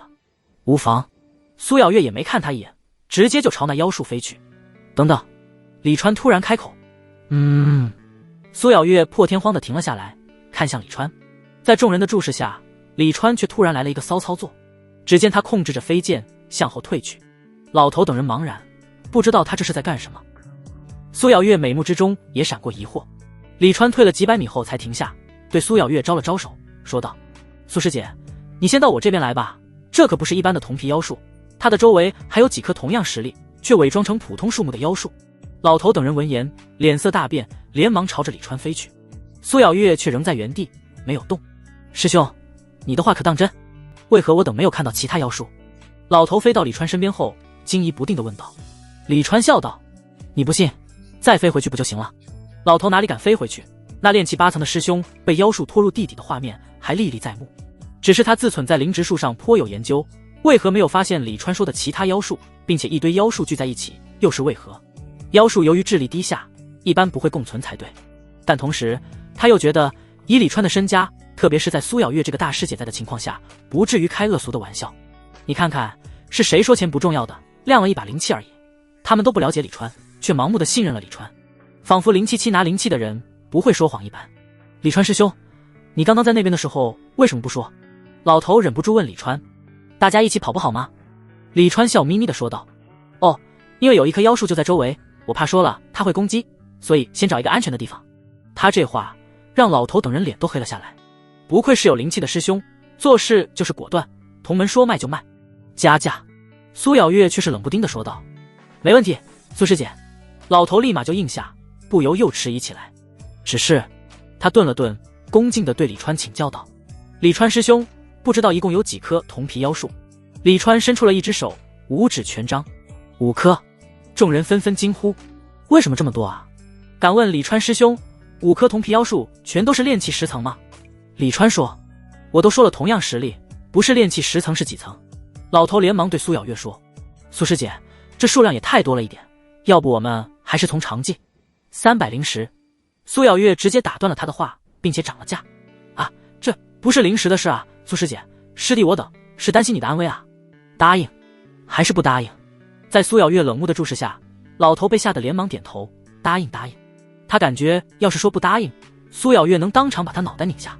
说完之后，他又对李川躬身道：“还请李川师兄为我等指出另外4棵铜皮妖树的位置。”铜皮妖树其实是一个大类，因为一般厉害一点的妖树树皮都类似同色，所以被称为铜皮妖树。而刚刚那棵妖树却有自己的专属名字——四方妖树。四方妖树是以一棵妖树为中心，另外的树隐藏在4个方位，但并不是说周围就一定是4棵，这次只是凑巧而已。李川还没说话呢，苏小月的声音却传来：“不用了，他们自己会出来。”他说着已提枪冲去。好家伙，这师姐够猛够味道。李川表示很喜欢，他目光连闪，也不知道在想什么正经事。铜镜之间一条舞，整个阴阳宗没几个人敢说这话，何况还是挑5个铜镜精英。普通的炼气10层妖树，大家一般都叫他们木皮妖树，铜皮在木皮之上。一开始苏咬月击杀的那个炼气10层的妖术就是木皮的，当时苏咬月都没有一击必杀，可见并不好对付。然而他现在居然选择1对5，说实话，李川都有些替他担心。毕竟铜皮妖术几乎已经是一阶妖术之巅，何况是5颗。最重要的一点李川没有说，那就是这些妖术能自成阵法，不然你以为他们为什么会东南西北中站立？一是苏咬月不要他说，二是他这人不喜欢做科普。这4方妖术属于极其罕见的灵术，他都是在灵职辨别10级之后才知道这东西的。这么重要的知识，他可不想这么平白无故的传出去。他这人就喜欢藏私。苏咬月的第一击朴实无华，长枪直刺。4方妖术的回击也简单不过，根须横扫。一人一术的攻击都简单直接无比，但却都暗藏杀机。李川并不是没有帮到苏咬月，他叫破妖术的数量就是对苏咬月最大的帮助。所以苏咬月这看似简单的一击，直接就用了80%力道。他必须要一次就把4方妖术杀死，不然5颗合围真当他无敌啊。而4方妖术虽然智力低下，根须稀少，但每一根根须之中都蕴藏着巨大力量，何况其战斗本能也并不低。他从苏咬月身上感受到了威胁，所以看似简单的横扫却是用了全力。妖术可不懂得什么流域力防御。轰！长枪之上火焰突然喷涌，与4方妖术的根须狠狠撞在一起。一瞬之间，4方妖术身上就燃起滔天火焰，他那根须也在苏咬月长枪之下崩裂。树怕火，这是大家都知道的常识。全身起火的妖术几乎没有活下来的可能，所以苏咬月在一击得手之后也立马抽身而退，以防其他妖术偷袭。他的果断是正确的，其他妖术也的确偷袭了。4条根须突然从4方朝他袭来，然而4根根须在空中交汇，他早已先一步飞到上空。苏咬月目光凌空扫下，看向显出位置的4颗妖术，即便是他们已经显露出了位置，他竟也仍旧没有看出他们身上有灵术的特征，看起来就是像是普通的术。一般修士遇到他们，怕是没有逃脱的可能。怪不得从来没有听人提起过这些家伙。他紧了紧手中长枪，现在是4对1，他还有胜算。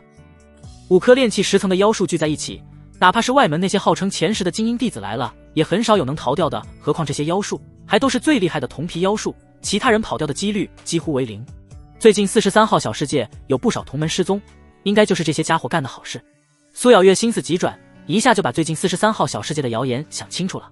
外门现在盛传有人在43号小世界杀同门夺宝，甚至还有人暗指凶手就是苏咬月。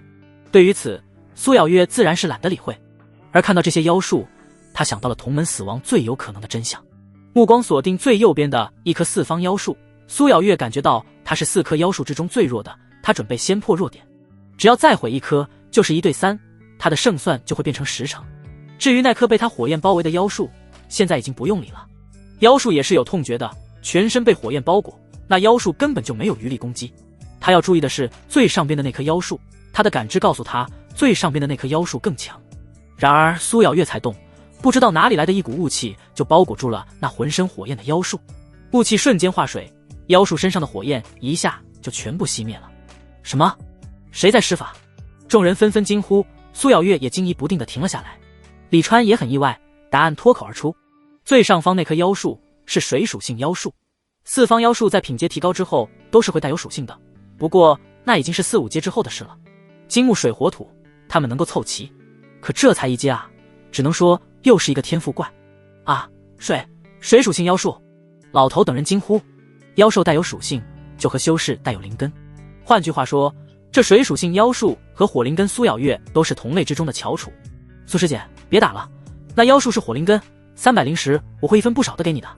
老头突然喊道，倒不是他良心发现，而是厉害的妖术都是有一定移动能力的，他怕苏咬月死了他们逃不掉。而且现在这里多了这么多妖术，他可以把消息卖给宗门，虽然没有击杀这些妖术获得的贡献多，但绝对亏不了。这不得不夸一下阴阳宗的任务系统，苏咬月是在任务殿接的任务，这株妖术的大致位置在任务殿也有登记，所以虽然是大家一起看到的另外4颗妖术，但他在几人之中享有优先权。要不是这样，苏咬月也不用要价300灵石，而是把另外4棵树的清理贡献直接算在自己身上了。然而老头并不了解苏咬月，他这么一喊，苏咬月反而直接朝着水属性树妖冲去。正好火克水，先收拾他。不是水克火吗？教导我们的师兄师姐都是这么说的啊。老头充满智慧的目光疑惑地看向周围的同门，最后停在了李川身上。李川是他现在心中的权威，迎着他那渴望新知识的目光，李川问他：教你的那些师兄师姐和苏咬月师姐，哪个厉害？自然是苏师姐了，外门能有几个和苏师姐比的？那不就对了，他们在乱教啊！啊，意思是火克水。老头凌乱了，合着他这几十年学的都是毒教材啊！目光再次看向场中，他还是忍不住担心。可是对面是5颗铜皮妖术啊！李川，放心吧，苏师姐实力强大，还穿着一身宝甲，区区妖术。不过，轰！苏咬月被2条根须抽飞。李川顿了顿，区区妖术，不过也就把苏师姐当陀螺抽而已。老头等人突然觉得李川说话的声音怎么越来越远，转头一看，李川踩着飞剑，正神色自若地快速后退呢。其实，在苏咬月冲向水属性的4方妖术时，李川猜到他的打算了。水属性妖术不灭，他是不可能打过这5颗妖术的。属性相克太重要了，他对苏咬月这个决策很赞同。然而，他还是太高看苏咬月了，人都没有冲到就被抽飞了出去。真是个将众，打不过就撤啊！差点被他那张充满杀气的脸欺骗了。师兄，我们就这么跑了，不管苏师姐了。老头追上李川后，回头看向后方，忧心忡忡地说道：对啊，不能丢下苏师姐。李川一下就停了下来，拿出了他的灵气，大喊道：你们去救苏师姐，绝对不能让苏师姐有事。老头等人被他情绪感染，立马也拿出了自己的法宝，往回冲了回去。只是冲了一会，感觉好像有点不对，左右看了看，好像缺了一个人。回头一看，李川拿着灵气还在原地呢。师兄，你怎么不来啊？老头人麻了。李川道：我打不过啊，你们去就行了，放心，我到时候会给你们收尸的。众人脸皮直抽，那几个练气1层的同门连忙回撤。真是的，没事瞎热什么血，也不看看自己什么实力。我们也打不过。老头讪讪回撤。现在怎么办啊，师兄？众人飞到李川身边，把李川当成了主心骨。先看看再说。李川看着场中战斗说道。其他人也和他并排，也都看向场中。苏咬月的攻击虽然偶尔也能攻到妖术，但更多时候都是在被妖术攻击，也多亏他身上的宝甲。要是换成宝衣，他现在怕是早就已经被抽死了。看着看着，众人感觉有些不对，怎么旁边好像少了个人？侧脸一看，他们之间多了一个缺口，而那个缺口刚刚是李川堵着的。回头就见李川一脸认真地看着苏咬月和妖术的战斗，而他脚下的飞剑却在不断地倒退着。不是师兄，你溜剑了，快杀剑啊！人麻了，每次逃跑都不叫上他们，人多难道不更热闹一点吗？他们立马有样学样，跟着李川溜起剑来。这次他们有了前几次的前车之鉴，退到了李川身后，随时观察李川的动向。远处的苏咬月已经变成了一个小点，突然只听他一声大喝，他手中的长枪凌空化龙，变成了一条10几米长的火龙，火龙飞舞之间带着强大的火能，把他周围的夜空烧得一片火红，火焰覆盖郊区，苏咬月也成了一个火人。放大招了！李川眼睛一眯，突然冲了出去，快去救苏师姐！此时不装装样子，更待何时？老头等人没动，哼，又想骗他们。咦，不对，看着李川速度拉满，30贡献的飞剑都快被他踩冒烟了，老头等人有些傻眼。不是，你真去啊？师姐莫怕，师弟来助你。师弟已经瞧出了他们的弱点，看师弟用灵气斩他们。这灵气2字似乎不提不行。只见李川手中宝剑飞出，瞬间变成一把金光巨剑。金光巨剑横扫而下，斩了个寂寞。为什么说斩了个寂寞呢？很简单，在李川的巨剑斩下去的时候，那5颗4方妖术就已经在苏咬月强大的攻击下爆开。李川作为一个数十次死里逃生的人，战斗经验何其的丰富，哪怕是苏咬月这种杀气如有实质，不知道杀了多少人的修士也比不过他。因为苏咬月的战斗多是靠实力碾压，所以他一看苏咬月放大招，就知道该战斗结束了。苏咬月的大招如果解决不了4方妖术，那他可以来补攻击，如果补攻击也没有用，他可以带苏咬月跑。而如果苏咬月能解决4方妖术，多谢师弟。长枪落地，苏咬月的脸色也苍白如纸。而当他看向李川时，难得到了一声谢，声音不复刚才冷冽。他自傲无比，从不喜人恩惠，但李川能在如此凶险之下冲来护他，这份勇气让他刮目相看。毕竟他的那一击如果没有成效，那么李川也会葬送。他只知李川炼气4层，并不知李川战力凶猛。修仙之人讲究自私自利，他的目光看向姗姗来迟的老头等人，就像这些同门等结束了才跑来，这才是现实。师姐不用客气，师弟我这灵气也没帮上什么忙。李川收回宝剑，突然又变得谦虚起来，这就是他要的结果。不用苏咬月对他感激涕零，只要稍有不同就行。一个将军而已，别觉得他有多大心眼，他要有心眼，也不会被人陷害到阴阳宗来。实际上，修仙的人大多都崇尚实力至上。眼看苏小月摇摇欲坠，李川连忙飞过去扶住苏小月：“师姐，你没事吧？”他的手顺势就搂住了苏小月的纤腰，一切是那么的自然。苏小月也并没有什么抗拒之色，摇头：“没事，师弟不用如此。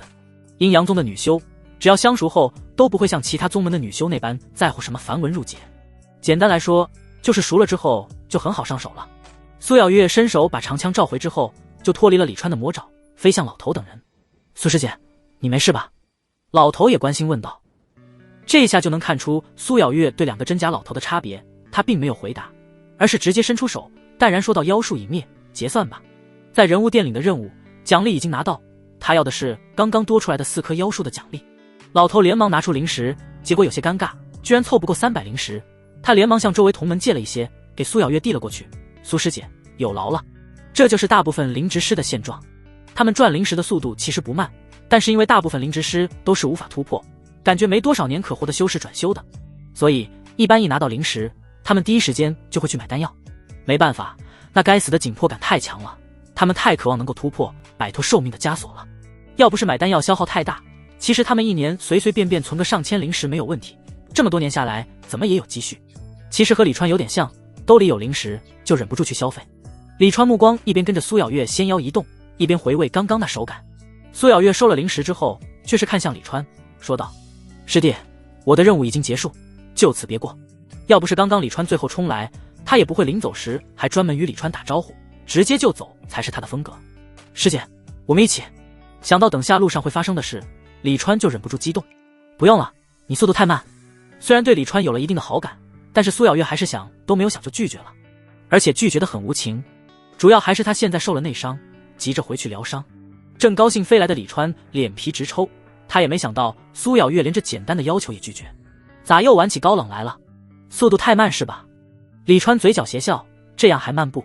李川正准备先扔他个500灵石出去震一震苏小月，然而心念一动，出现在手中的灵石只有23枚，表情一僵，李川这才想起来，这段时间太过挥霍，剩余的灵石都花在小师妹身上了，而乾坤袋里的灵值还没有来得及去换灵石，草率了。而苏小月在说完之后直接就飞走了，都没有看到李川的小动作。李川那个气啊！师姐等等，我有事与你说，他直接喊道。苏小月回头，但速度未减，美目之中显出疑惑。李川数次叫他，行为有些不合常理，接着耳中就听到了李川的传音：“师姐，我想和你结一段仙缘。”这句话的杀伤力无疑是巨大的，但苏小月那苍白的脸上浮现愕然之色，却没有恼怒。果然不愧是阴阳宗的师姐。苏小月淡淡说道：“师弟找错人了。”李川就好似没有听到他的话一般，说：“希望师姐能抽出1日时间，师弟我愿以1000灵石为礼，助师姐斩破修仙路上之荆棘。”苏小月表情微愕，然而还不给他反应的时间，李川又已经开口：“1500灵石，师弟愿以1500灵石助师姐披荆斩棘踏仙路。”肉眼可见的，苏小月的表情开始柔和起来，看着李川的眼神中都没有带那种杀气了，就仿佛是有人竞价一般。李川根本就不给自己停歇的时间，喊完价之后又继续喊：“2000灵石，师弟愿以2000灵石助师姐，仙路之上更进一步。”师弟助师姐的决心让师姐意外。苏小月的眼中异彩连连，当将军的几乎都是喜欢直来直去的人，李川这一番快刀斩乱麻的操作可以说是折服了他。他转过了头，不过在转头之前给李川留了一句话：“能得师弟相助是师姐之幸，这几日师姐都会在住处。”要不是身上现在带伤，就冲对李川这股欣赏，他肯定愿意留下来。李川嘴角咧开，笑得合不拢，看了看手中的23枚灵石，他随手就扔了出去。才这么点，不配跟着他。李川随即也御剑飞走，老头等人连忙跑去捡他扔出去的灵石，甚至还差点为抢几枚灵石打起来。哎，这同样是修仙，差距怎么就这么大呢？回去之后，小师妹们都在熟睡。天亮之后，一个个小师妹顶着2个可爱的小眼袋跟着李川返程。有着不会飞的小师妹的拖累，回程的路走了大半天，太阳都快落山了，他们才回到宗门。和小师妹们告别之后，李川来到任务殿，他已经和莫香菱达成了交易，所以也不用去找周汉和结算，而是直接去了莫香菱平时办公的地方。除非是巡视和忙其他事，不然莫香菱的大部分时间都会在这里。李川运气不错，来的时候莫香菱在。不仅莫香菱在，胡明也不知道找莫香菱做什么，静也在。房中2位美人，虽然胡敏稍显逊色，但也是上等之选，看得真是让人心旷神怡。李川师弟，你来啦！莫香菱看见李川就眉开眼笑，很自觉的就伸手去解腰带，看得一旁的胡敏咂舌不已。不是，师姐，我还在这里呢。这么不避讳的吗？李川的脸色顿时黑了下来，板着脸斥道：正经点，现在是上班时间，不板脸不行，稍微给莫香菱一点脸色，他就会贴上来服侍他。哎，太烦了。莫香菱捂嘴娇笑起来，他就喜欢逗李川，釉色实力又不行，最关键是还有钱。当然，他的逗是真逗，可不是什么若即若离的暧昧，而是拿出实际行动。李川师弟。见李川走过来，胡敏连忙行礼。师姐给师弟行礼，这道反天罡的事也只会发生在李川这里。李川应了一声，走到莫香菱的专属位置上坐下，然后看向胡敏。胡敏被他看得心里发毛，不知道李川是什么意思，难道又想对他做什么？可莫师姐在这里呢。好吧，看莫师姐刚刚的动作，似乎也不会为他主持公道。好一会，胡敏才反应过来，连忙跪下，来到李川大腿旁边，伸手对着他的大腿按摩了起来。李川这才满意的点头，伸手拍了拍胡敏的脑袋，懂事。正准备赏几枚零食给胡敏，才想起唯一的23枚零食也被他扔了。为什么他老是觉得自己很有钱呢？真奇怪。摇了摇头，李川拿出一株价值10零食的灵草，放到了胡敏的嘴边。这似曾相识的画面让胡敏回忆起那不堪回首的往事。不过上次李川喂他的是普通的草，这次喂的却是灵草。他连忙张嘴把灵草含入口中。其实灵草这么吃是非常大的浪费，其中的灵气并不能完全发挥。10零食他能吃进去2零食的价值就不错了，但这灵草是李川喂的，他哪里敢多说什么。师弟，你可不能厚此薄彼。莫香菱的声音突然响起，李川转眼一看，他不知道什么时候也跪了下去。真是的，也太主动了一点吧。看着莫香菱伸手也学着胡敏一般替他按摩了起来，他笑着也拿出了一株灵草朝莫香菱喂去。却哪知莫香菱看见他拿的灵草后，就把头偏向了一边。哼，哟，不吃呢。李川调侃道。他拿的就是刚刚喂胡敏那种灵草，价值10零食，以莫香菱的身份吃才怪。为了10零食下跪，他的跪可没这么廉价。李川就是故意的，谁叫莫香菱老是想服侍他来着。李川顺手又把灵草喂给了胡敏。胡敏哭死，他应不应该感动一下？李川又拿出了一株灵草，莫香菱转头过来看了一眼，随即就把头偏向了另一边。哼，不过这次的哼声明显变小了，原因很简单，因为这次李川拿的灵草价值100零食，有得吃就不错了，你还给我挑上了。李川也不惯着莫香菱，直接捏着他的嘴把灵草塞了进去。真是搞不清主次了。莫香菱鼓着腮帮子咀嚼，那双凤眼娇嗔地看着李川。他跪着，李川坐着，从李川的视角看去，这场景简直不要太美。他的心又忍不住跳了起来。不行，今日他是苏咬月的。李川狠心地推开了莫香菱的脸。一边去，再瞪小心我抽你。这该死的绝世容颜，为什么每一个角度都那么的美？不待莫香菱说话，李川已经拿出了他的杀手锏。房间中多了一堆灵植，莫香菱的脸上顿时就荡开了笑意，声音都嗲了起来。呀，师弟还是那么厉害，这才多久又找了那么多灵植？李川赚钱就是他赚钱，保守估计他能吃1/5，你说他高不高兴？一旁的胡明眼巴巴地看着，眼中除了羡慕还是羡慕。但凡他有李川1/10的能力，他都不至于刚刚只能吃价值10零食的灵草。怎么着也和莫香菱一样，吃价值100零食的？别废话，赶紧给我结算！李川催促道。他心火被莫香菱给勾了起来，想早点去找苏咬月是，师弟吩咐，师姐哪敢怠慢。莫香菱起身，一边吃着灵草，一边清点了起来。其他人如果吃灵植，那就是浪费，因为无法吸收灵植里的灵气，但他不一样，他能把里面的灵气全都吸收了。其实也不能说吸收吧，准确的说是利用，不然他也不至于待到机会就吃，并且吃了这么多年都还不突破。一开始做事，莫香菱就变得认真无比，那严肃模样让李川心中又有些忍不住。这大概就是职业诱惑吧。想想在他高高在上的时候把他踩进泥里，心中的那份成就难以比拟。煎熬的等待对李川何尝又不是一种锻炼，特别是还有大诱惑在。师弟，好了，比上次多很多呢。零食18762枚，贡献38811点。当莫香菱的话响起，李川如闻仙音。胡敏何尝又不是？他真怕这期间有熟人进来，看到他跪在李川面前。他好歹也是周汉河的道侣，这任务殿中的人都认识他。阴阳宗让弟子磨练道心，可道心又岂是那么好磨练的？他也要练。师弟要不要对一对？莫香菱问李川。行了，我相信师姐。李川摆手道。他哪里有时间慢慢去对？莫香菱虽然在灵石面前没有底线，但李川相信他在这种事情上是能守住底线的。毕竟这种事很容易穿帮，而且道心坚固的人也是不屑于骗人的。要赚灵石，他就堂堂正正的赚，哪怕就是掌门来了，他对于宗门弟子卖给宗门的灵值也是照常不误，主打的就是一个随心坦荡。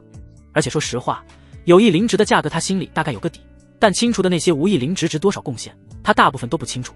要真一株一株的对比，今天一天他都别想走了。拿了灵石，他把零头的62赏给了胡敏，就快步离开了。至于为什么不赏点给莫香菱，说实话，莫香菱你赏个100-200给他，他不见得能高兴。李川虽然阔绰，但他又不是大冤种，他现在没有用灵石羞辱莫香菱的想法，所以当然不赏了。不过临走的时候，莫香菱那幽怨的眼神真是让人心碎，差点就让他留下来了。这该死的灵石魅力怎么就这么大了？高高在上的一个管事，外门的天之娇女，怎么就变得这么会勾引人了？哎，灵石真不是好东西，所以李川要快点把它们用掉。苏小月是属于特批进入宗门的，因为其强大的能力和美貌以及外门排名第1的贡献，所以她的住所都是单独的。哦，忘了，外门贡献第1的位置早就被李川拿下了。不过这不影响苏小月住的位置稍微比其他外门弟子好一些。炼气期的弟子大多数道心都是不稳的，他们其实和凡人一样，没事聚在一起的时候都喜欢谈论美人钱财。你们听到没？刚刚那老家伙在打听苏师姐的住处，这家伙该不会也没有自知之明，想找苏师姐劫道侣吧？一处空地上，几名弟子盘膝而坐，看着不远处打听苏小月住处的李川，不禁讨论起来。哈哈，这让我想起了上次那个炼气10层的老师兄，被苏师姐打得满地找牙，也不看看自己长啥样，一个快死的老家伙，苏师姐看得上。是啊，苏师姐这种倾城之姿，像我这种在外门排名前50的长相，都不敢去打扰她。切，你才炼气9层，有什么资格找苏师姐劫道侣？咦，这老家伙居然只有炼气4层，他是个师弟啊，应该不会蠢到来找苏师姐劫道侣吧？苏师姐那火灵根烧都烧死他，还真是炼气4层。不过你看他那神情，眼中充满欲望，找苏师姐肯定不是正事，说不定脑子不清醒的，想来碰运气呢。上次不就有一个拿着1000灵石想和苏师姐当1个月道侣的吗？被苏师姐打的那个惨啊！哼，这种老家伙，苏师姐见都不会见。宗门就应该把这些炼气小境界都无法突破的人赶出去，只有我们这等玉树临风的人才配留在宗门。他们说话间，李川已经来到了苏小月的门前。快看，那老师弟敲门了，要是他真是不知死活找苏师姐劫道侣，看他怎么被苏师姐踢飞出去。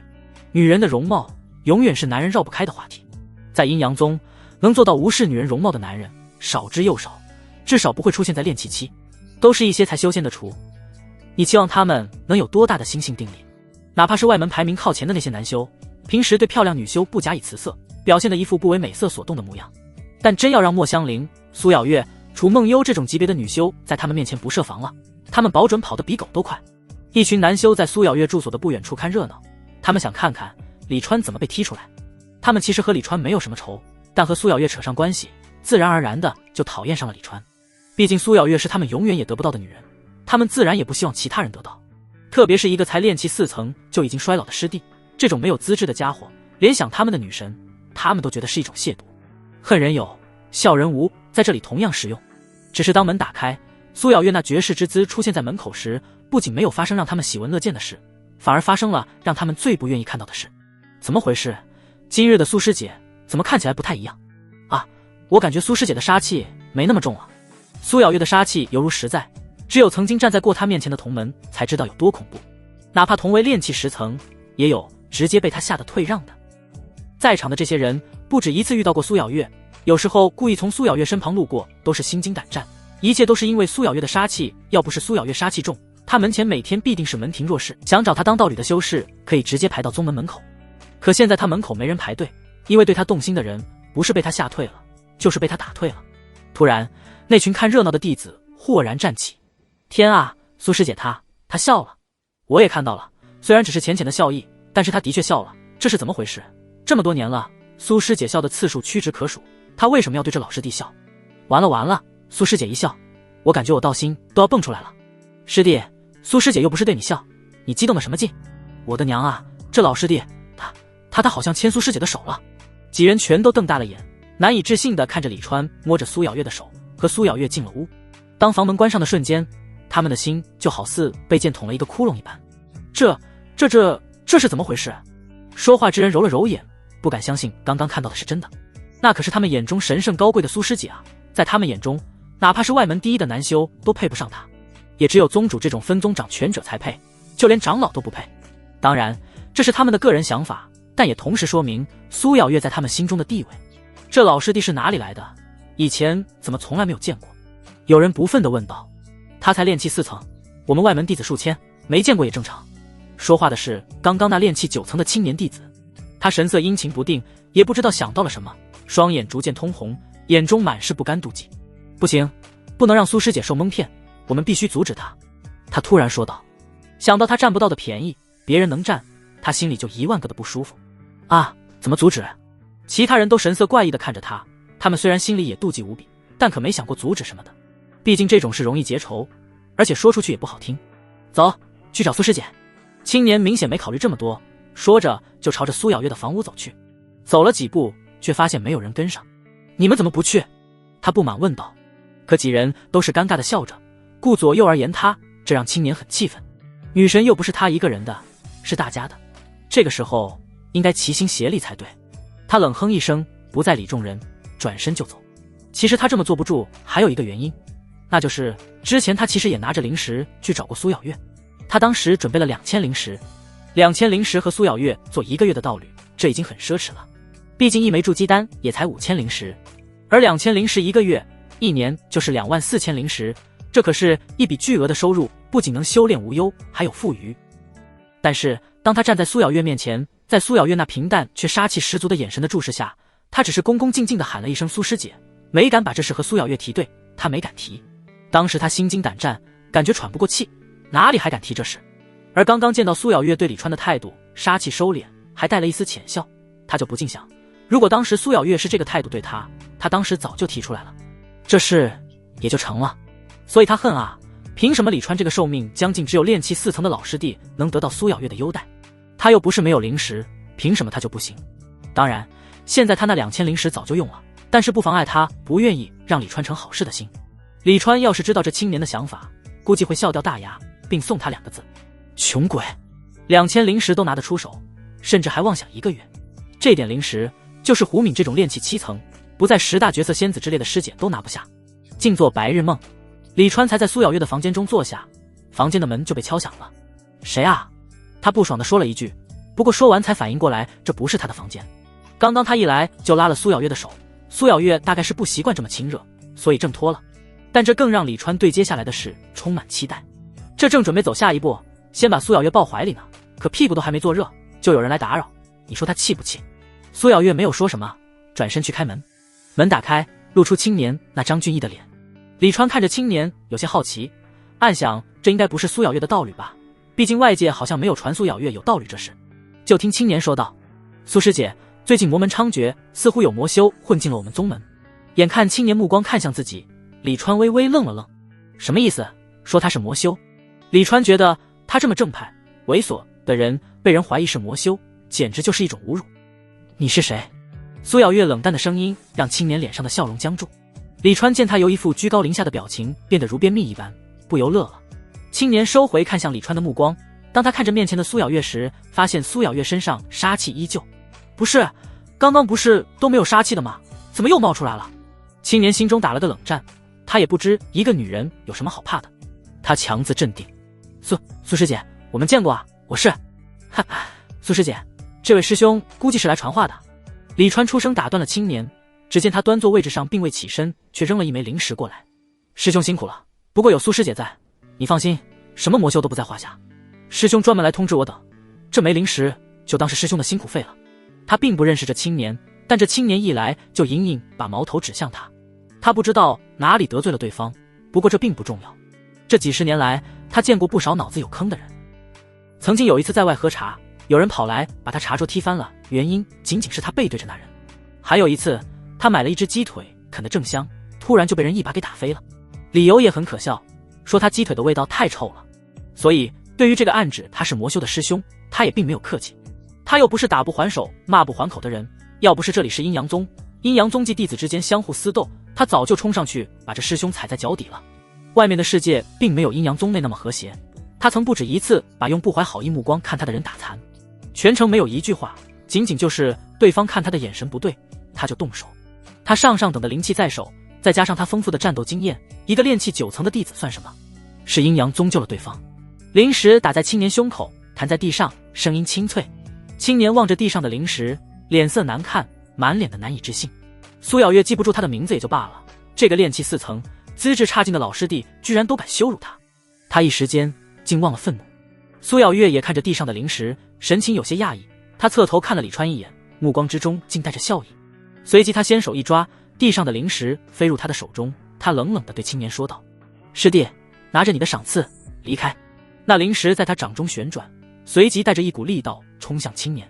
青年脸色一变，苏师姐，他喊声才出，就已被灵石击飞了出去。苏咬月房间的门也随之关上，根本就没有给他废话的时间。青年飞出了10几米才停下，他捏着胸口的灵石，脸色铁青无比。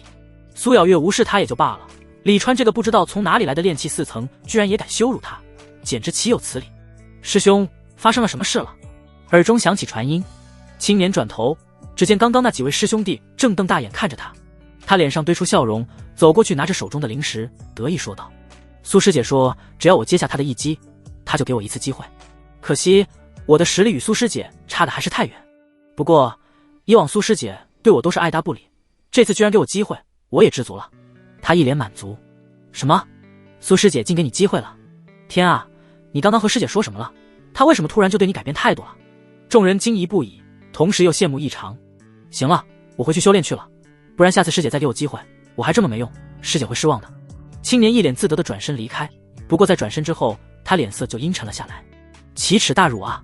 房间中，苏咬月缓缓走向李川，宝甲在身的他，配上脸上那若有若无的浅笑，英姿飒爽。李川说道：师姐，都这个时候了，还穿着这宝甲做什么？不是碍事吗？苏咬月道：师姐宝甲从不离身，不过既然师弟要求，师姐自然照做。宝甲消失，显出了他身上那套红色紧身舞服，他身材高挑，紧身的舞服很好的把他完美的身段呈现了出来。李川拍了拍一旁的凳子，师姐过来坐。苏咬月一眼走了过去，不过眼看要坐下时，却被李川突然伸手抱住。夕阳西下，太阳的最后一道余晖打在苏咬月的房间上，房间的门在余晖中缓缓打开。出来了，出来了！还在远处佯装打坐的几人顿时就兴奋了起来。这老师弟不到1个时辰就出来了，他和苏师姐在里面做什么？他们到底有没有？1个时辰都没有，能做什么？他肯定是有什么事和苏师姐商量。商量用得着一开始就摸手？师弟，你太单纯了，苏师姐的闺房，你以为是谁都能进的？还有你看这老师弟，刚刚进去的时候都是脸上带笑，但现在却一脸严肃，脸上隐有不正常的暗红。这明显就是中了阴火之兆啊！原本反驳的那弟子本身就是反驳型人格，谁说话他都喜欢去反驳2句，不管对不对。但这次他下意识的反驳之后，却发现他的反驳似乎极为有道理，这让他看着李川，心中极其的不是滋味。而被他反驳的那位阴阳宗弟子兀自不信，我看是师兄想得太过复杂，都知道苏师姐火灵根，肯定是这位老师弟惹苏师姐不高兴了，被师姐教训了，不然为何都未见师姐出门相送，甚至那老师弟一出来门就关了起来，这态度还不明显吗？他们压根就不像关系亲密的人。几人激烈讨论起来，殊不知房间中，苏咬月望着床上的2000灵石，神色怪异。李川的确是给了2000灵石，他一开始也没有觉得李川会赖账，毕竟能有灵气宝剑的人，不至于2000灵石都拿不出来。但是让他万万没想到的是，李川走时说今日的时间在2000灵石里扣，什么时候扣完他再给。说实话，当时李川说这话的时候，苏咬月都懵了，他是第一次遇到这种情况，他感觉他好像被李川摆了一道，但这算起来似乎又很合理。李川才离开没多久，苏咬月就听到外面隐有人声，他微微皱眉，伸手拿过一旁的五符。不一会，他房门被敲响，随之一道洪亮的男声响起：苏师姐，我是外门执法堂的孙怀瑾。苏咬月下床，等他走到门口之时，火红的宝甲已经重新覆盖在身上。门打开，外面颇为热闹，除了之前被他用灵石击飞的青年外，还有几个穿着执法堂服饰的弟子，领头的是一个身材高大的青年气势十足，正是刚刚敲门的孙怀瑾。苏咬月认识孙怀瑾，孙怀瑾不仅是执法堂的队员，还是外门男修之中实力排第4的人，并且曾经找过他，希望能与他结成道侣。何事？苏小月冷冷问道。他的眼中杀气又涌现而出，这让他面前几人都忍不住心中发寒，特别是当他的目光落到那青年身上时，青年差点忍不住落荒而逃。孙怀瑾看着苏小月那张祸国殃民的脸，想到刚刚青年对他说的话，一边暗骂苏小月婊子，一边又忍不住痛心疾首以及满含渴望。他定了定神，目光扫过苏小月的房间，对苏小月说道：师姐，刚刚梦妍师弟说在你房间发现了一个疑似被魔修夺舍的师弟，不知道他人在哪里。苏小月目光依旧盯着梦妍，盯得梦妍汗水都流下来了。孙怀瑾挡在了梦妍面前，替他挡下了苏小月那如有实质的杀气。苏小月看着他，冷冷问道：为何说那位师弟是魔修？说实话，哪怕孙怀瑾实力强大，但面对苏小月的目光，他也同样有些吃不消。但是同门师弟在一旁看着，他绝对不能胆怯。他朗声道：梦妍师弟说那师弟衰老之象严重，浑身阴寒之气极重，并且眼中七情六欲繁杂，不像我等阴阳宗弟子个个正气。师姐，不知道他说的可对？苏小月淡淡点头，倒也不差。孙怀瑾道：那就是了，肯定是魔修夺了我等师弟的舍，不然以我阴阳宗弟子的心性，不会这样。苏小月，难道就不可能是新入门的弟子？是不是新入门的弟子，叫他出来一查便知，他在哪？孙怀瑾再次问道。苏小月看向一旁屏风之后，淡淡道：他在洗澡。阴阳宗外门弟子的房间都比较大，虽然只有一个单间，但却足以隔出一个小浴室来。什么？他在师姐这里洗澡？一听这话，孙怀瑾等人就不淡定了。虽然在来的路上，梦妍已经靠自己的想象说了不少苏小月和李川的坏话，但孙怀瑾的心中始终还是存在着一丝侥幸。他可以忍受苏小月不选他，也可以忍受苏小月选其他师兄，但无法忍受苏小月选一个老师弟，这简直就是对他的侮辱。什么意思？难道他还比不过一个老师弟吗？资质差，修为低，实力差，长得丑，哪一项比得上他了？苏小月转过了身，朝着屏风方向走去。正处于妒忌之中的孙怀瑾想都没想，见苏小月主动带路，他立马就跟了过去。跟着他来的一众执法堂的同门自然也连忙跟上。其他人都走了，梦妍也跟了上去。刚刚赶到的那几名一直在苏小月房间远处看着的阴阳宗弟子，一个个神色怪异。刚刚他们明明已经看到李川离开，怎么可能还在房间？但他们张了张嘴，最终还是没有喊出提醒的话。毕竟里面的人是苏小月，在外门没人能打得过他。据说也只有管事莫香菱有可能压他半筹。他们心中正在想，苏小月说李川在房间里，肯定会做什么，惨叫声就响了起来。一个机灵，他们想也没想，连忙跑开梦妍与一众弟子，先后飞出房门。孙怀瑾接了一枪，也被苏小月一枪横扫，飞了出来。苏小月冷冷的声音传来：身为执法堂弟子，未经我的同意竟闯我浴室，你们眼里还有阴阳宗的规矩吗？孙怀瑾才刚稳住身形，就听苏小月这污蔑之词，那被苏小月打得翻涌的气血差点没有让他一口血喷出去。苏师姐，你别血口喷人！孙怀瑾怒道：你诬陷人，竟诬陷到我们执法堂的头上来了，你胆子太大了。他们可是执法堂的人啊，专门抓外门违反门规犯错的弟子的，现在居然被人污蔑，从来没有这么憋屈过。污蔑？苏小月道：那现在我们就去找掌门，看看掌门怎么说。孙怀瑾脸色顿时就是一变。都知道苏小月是掌门特批进入宗门的，原本他身上的家当太少，不符合入门条件，但他是火灵根，无论放在哪里都是天才。为这点小事闹到掌门那里，掌门会偏袒谁？想都不用想。毕竟他虽然在外门实力也不错，但是还不够资格见掌门。而苏小月则不同，他享有特权。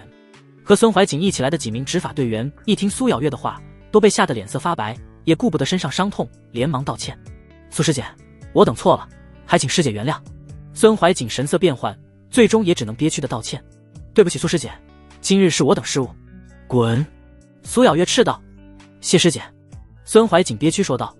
被人诬陷还要道谢，他心中怨气可想而知。在与众人离开之后，他咬牙切齿对梦妍说道：今日是要把那魔修找出来。梦妍迎上他那似要吃人的目光，连忙应道：是，孙师兄，我这就去打听。梦妍知道，要是今晚找不到李川，孙怀瑾的怒火就要转移到他身上了。李川离开苏小月的房间后，就回到了自己的住处。现在他对未来的路充满期待，所以修炼之心燃烧，马不停蹄的就坐在床上盘膝修炼了起来。不过他感觉才修炼没多久，房门就被敲响。谁啊？大晚上的！他警惕地看着屋外，脑中第一时间浮现莫香林的郊区，心想该不会又是这自动寻路上门的玩意吧。不过随即他就愣了愣，莫香林被他用灵石打服了，应该不会来了才对。真是的，记几下记几。他下床走向房门，门打开，看着月色下悄然站立的高挑身影，李川嘴角直抽。好消息，不是莫香林；坏消息是苏咬月。不是，合着外门10大角色之首都会一招自动寻路上门是吧？刚才走你就追上来了，谁教的？这是？难道是莫香林传承下来的烂习惯？眼看苏咬月二话不说就要进屋，李川连忙道：“师姐，今日师弟我不方便，改日吧。”天杀的，不方便这话居然也有成为他借口的一天。苏咬月疑惑地看着李川，开口说道：“执法堂可能要抓你，我怕你有事，所以来护你。”咦，这借口听着倒是挺暖心的，不过有点烂啊，一看就是不经常撒谎的人，就和他一样的纯真纯情。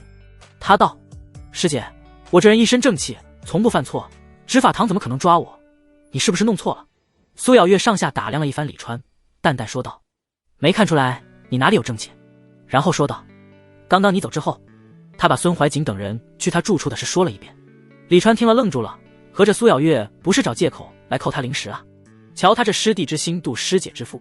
他汗颜道：“师姐大意。”苏咬月：“这事大概是因我而起，放心，我不会让你有事。”说完他还专门补了一句：“而且我也不会扣你灵石。”多么暖心的话，多么好的师姐！师姐，你也太够义气了。李川忍不住感动，师姐如此念着师弟，师弟也不能没有表示。这样吧，李川又拿出一堆灵石，我再在师姐这里存2000灵石。看着地上的灵石，苏咬月难得情绪出现波动，只见他黑着脸横了李川一眼，然后才收下灵石。存2000灵石在他这里，这算是表示吗？他有些分不清，但是他的确又多了2000灵石。等苏咬月进屋之后，李川关上了门，他带着苏咬月在房间的圆桌旁坐了下来。说实话，要不是他现在实力还低，他和苏咬月不应该是坐在凳子上，而是床上。苏咬月属于沉默寡言的类型，坐下之后就不说话了，目光淡淡的在李川房间周围扫了一圈之后，就停留在了李川的脸上，然后就这么看着李川不说话。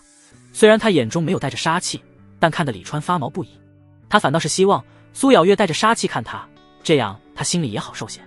师姐，你能不能看别的地方？李川伸手直接把苏咬月的脸推到了一边，顺便还顺手捏了捏。你就说他贱不贱吧，明明要克制，他偏偏要玩引火烧身。这里就你一个活人，你让我看哪里？苏咬月转过脸来看了一眼李川说道：“其实你这模样我以前是不会看的。”淳朴的话语总是有巨大的杀伤力，李川的脸瞬间就黑了下来。这阴阳宗的师姐们是怎么回事？咋一个个小嘴都这么毒呢？那你现在也别看。李川气得把苏咬月的脸又推了过去。稀罕。苏咬月的语气总是淡淡的。李川那个气啊，你给我把脸转过来。他又把苏咬月的脸掰了过来。你让我转我就转。苏咬月不仅没转过脸，甚至连身子都转了过去，把迷人的背影留给了李川。他实力本就比李川强很多，他要降，李川根本就转他不过来。转过来，李川一拍桌子，桌子上就多了100灵石。你就说他贱不贱吧，别人看他的时候他嫌弃，别人不看他的时候他生气。有灵石他真就是随便乱花。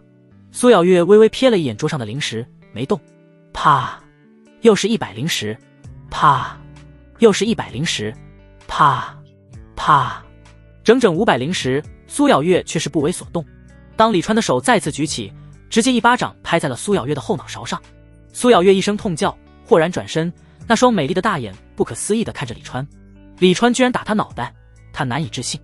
我还说师姐你不转过来呢。李川恶狠狠地说道：“妈的，500灵石白花了，早知道这么简单，早就抽了。你可真行。”憋了半天，苏咬月憋出了这么几个字，主要是他对这方面事务的处理经验不足，不知道该怎么反击李川。打李川一顿吧，他怕把李川打死了；生气离开吧，可他又没有觉得生气。骂李川一顿，打人他行，杀人他也熟练，骂人怎么骂来着？你个小瘪三！他试着骂了一句，骂完之后他眉头就皱了起来，怎么感觉不应景？李川大脑有些宕机的看着苏咬月，不是打傻了吗？怎么突然蹦出来这么一句不痛不痒的话来？一点不符合苏咬月这个将军的气质啊！苏咬月眼睛突然一亮，他想到了以前军营的时候，士兵们经常骂人的话。你个杂种！啥？李川怀疑自己的耳朵坏了，这几个字怎么就从苏小月的嘴里溜出来了？到底是谁给他放进嘴里的？看到李川那难以置信的表情，苏小月顿时就觉得找到对的词了。她的脸上难得浮现笑脸。你个杂种！他又骂了一句。这感觉怎么说呢，还挺不赖。你才杂种！李川忍不住回道。管他是谁，有骂必回。你个杂种！你才杂种！你个杂种！你是纯种！你个纯种！你是杂种！骂了几句，李川猛然发现不对，特么的这智商怎么就被苏小月给拉低了？几岁了还学人家对骂，准备骂一晚上，今晚上不修炼了。眼看苏小月张嘴又准备继续骂，李川突然伸手抓住她的头发就拉了过来，朝着她的嘴亲去。我让你骂！这下好了，世界安静了，房间中只剩杂种和纯种。也不知道过了多久，房门轰的一声被踢开。由于踢门的力量太大，两扇门呈到八字朝两边撞去，摇摇欲坠。我看你！踢门的孟言一脸凶狠地站在门口。我看你往哪跑三个只说了一半，就被他硬生生咽了回去。他目瞪口呆地看着房间中的场景。不是！孟言慌乱地看向身后的孙怀瑾，他手指着房中，一脸的迷茫混乱。苏师姐刚刚不是才在那边打过我们吗？怎么就跑这里来了？看着房间中的苏小月和李川，房间门口的众人都骂了真牲口啊！有这么饥渴吗？不是才从那边过来吗？明明是无风的夜晚，大家却都感觉到寒风凛冽刺骨。李川暗呼来得好，他差点又陷进苏小月的温柔乡了。还好这些家伙给他来了一个强制打断。看着苏小月眼中杀气开始涌出，他不由咧嘴笑了起来。他就喜欢这种状态，来回切换的。在苏小月的注视下，孟言颤巍巍的伸手把那摇摇欲坠的房门拉了回来，不过只拉了他面前的半扇，刚好遮住他的身形。现在的另一半扇开着，压力顿时就全落到了孙怀瑾的身上。孙怀瑾脸皮直抽，恨不得杀了孟言。他对着苏小月挤出一个笑容，师姐，你们继续。他也想伸手去把另外一半扇门拉过来关上，奈何那门本来就已经摇摇欲坠，在他伸手去的途中，哐当一声就垮在了地上。孙怀瑾如僵尸一般的定在了那里。火红的长枪突然出现在苏小月手中，他持枪冲了出去。和他一起冲的还有桌上那500灵石，不过他们迷了路，一下就冲进了苏小月的乾坤袋里。随着苏小月的冲出，一声淡漠的冷喝也从他口中发出。你个杂种！孙怀瑾毫不犹豫转身就跑。苏小月的情绪平时都很稳定的，他是第一次听苏小月骂人，可想而知苏小月此时心中的怒火有多大。他哪里知道苏小月只是觉得骂得顺口，并不是因为有多生气。看着被苏小月追得鸡飞狗跳的孙怀瑾等人，李川忍不住捂脸。完了，绝美师姐人设崩塌，就是不知道身价崩没崩。眼看苏小月追着众人离开，李川也连忙离开。灵石多了也有坏处，现在他想对苏小月做什么，苏小月都不会拒绝。可他现在境界太低，还无法做到随心所欲的地步。他怕苏小月再来找他，到时候他控制不住自己。等我先修炼一段时间的烈阳焚身诀再说。李川突然怀念起以前拼死拼活不见天日的日子。以前哪里有那么多事，以前唯一的烦恼就是活下去，而现在他的烦恼却是他赚灵石太多了，控制不住高消费。你就说他贱不贱吧。李川离开后去了新手小师妹的住宅区，找了一个地方修炼。这一有灵石，他立马就投入了无边无尽的修炼中，果真是努力的修仙人。如此过了3天，他的灵植数也到了3级。灵植数一阶3级灵3，他发现这灵植数似乎是每提升1级就需要比上一级多花一点的福元。如果10级是满级的话，那么一共算下来就需要45点福元，也就是45天。这时间不算太长，特别是对于修仙者来说，他现在的灵石足够用一段时间了，所以准备一鼓作气，一边修炼一边等灵植数到2阶。咚咚，房门被敲响。李川看向了一旁的小师妹，他是个很热心肠的师兄，这段时间都在这里教导小师妹修仙技巧，比如现在身旁的这位小师妹就非常的好学，非常的主动。李川乐于助人，自然也喜欢这些主动来找他求学的小师妹，所以都会细心教授。谁啊？小师妹立马懂事的开口问道。门外传来一道青年的声音，外门执法堂。小师妹一听，连忙起身去快门，瞬间就把李川这个对他照顾有加的师兄抛到了脑后。毕竟那可是执法堂，别说他们这些还没有进入炼气的弟子，就是那些已经炼气的弟子，执法堂都有生杀大权，他这小小师妹又怎么敢怠慢？一听是执法堂，李川眉头就皱了起来。这些家伙没完没了了是吧？自己没用搞不定师姐，所以来搞他，一群废物。房门打开，外面站着一位身穿执法堂服饰的年轻弟子，他手中拿着一个奇怪的圆盘。小师妹连忙行礼：“师兄。”那弟子点头，看了看手中圆盘，对小师妹说：“这段时间有魔修混入了我们阴阳宗，每一个宗门弟子都要经过我们这吸魔盘的探查。这吸魔盘专吸魔气，只要人身上有魔气，它就会启动。师妹是一个人住吗？”小师妹下意识地侧头向李川看去。那弟子道：“如果还有人，就叫他过来。”不用他说，李川已经走过来了。当看到李川时，那弟子明显愣了一下，目光不由又转向了小师妹，看向了小师妹那娇嫩的小脸。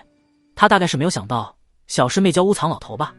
师兄，那弟子实力只有炼气1层，他对李川行礼之后，手中的吸魔盘在李川面前晃了晃，就收了回去。李川正在发愣呢，以为执法堂准备以这圆盘坐实他是魔修的事，却没想到什么都没发生。而接着，那弟子突然对小师妹来了一句：“师妹真是好福气。”李川顿时就乐了。以往他遇到的同门无不是嫌弃他的，49岁非要说他79岁，包括这里的小师妹之前也是如此。他们的态度是在他灵石雨下才改观的，但他还没掏灵石呢，这只法堂的弟子居然夸起他来，这才对嘛。他好歹也是炼气4层的师兄，这些个炼气都还没有的小师妹遇到他，就是他们的福气。一阵蓝光忽闪，见李川忽然抬手扔了一样东西过来，那弟子吓了一跳，还以为李川是魔修，吸魔盘没检测出来，防御符箓都准备用出来了，却发现李川扔过来的是灵石。他手忙脚乱地接过：“师兄，这是？”看了一眼手中泛着微蓝幽光的10枚灵石，那弟子疑惑地看向李川：“师兄高兴，赏你了。”李川豪气地挥手：“师弟周石景，多谢师兄。”一脸高兴的道谢之后，那弟子对李川道：“还不知师兄名讳，不知可否告知？”李川师兄，以后有用得着师弟我的地方，尽管开口，师弟我一定赴汤蹈火。这周石景也是一个会来事的，先不管他是不是真心，但至少表了个态。其实原因也很简单，他领这个搜查魔修的任务，奖励不过3灵石而已，李川一下就给了他10灵石，他只要不蠢，都知道应该巴结。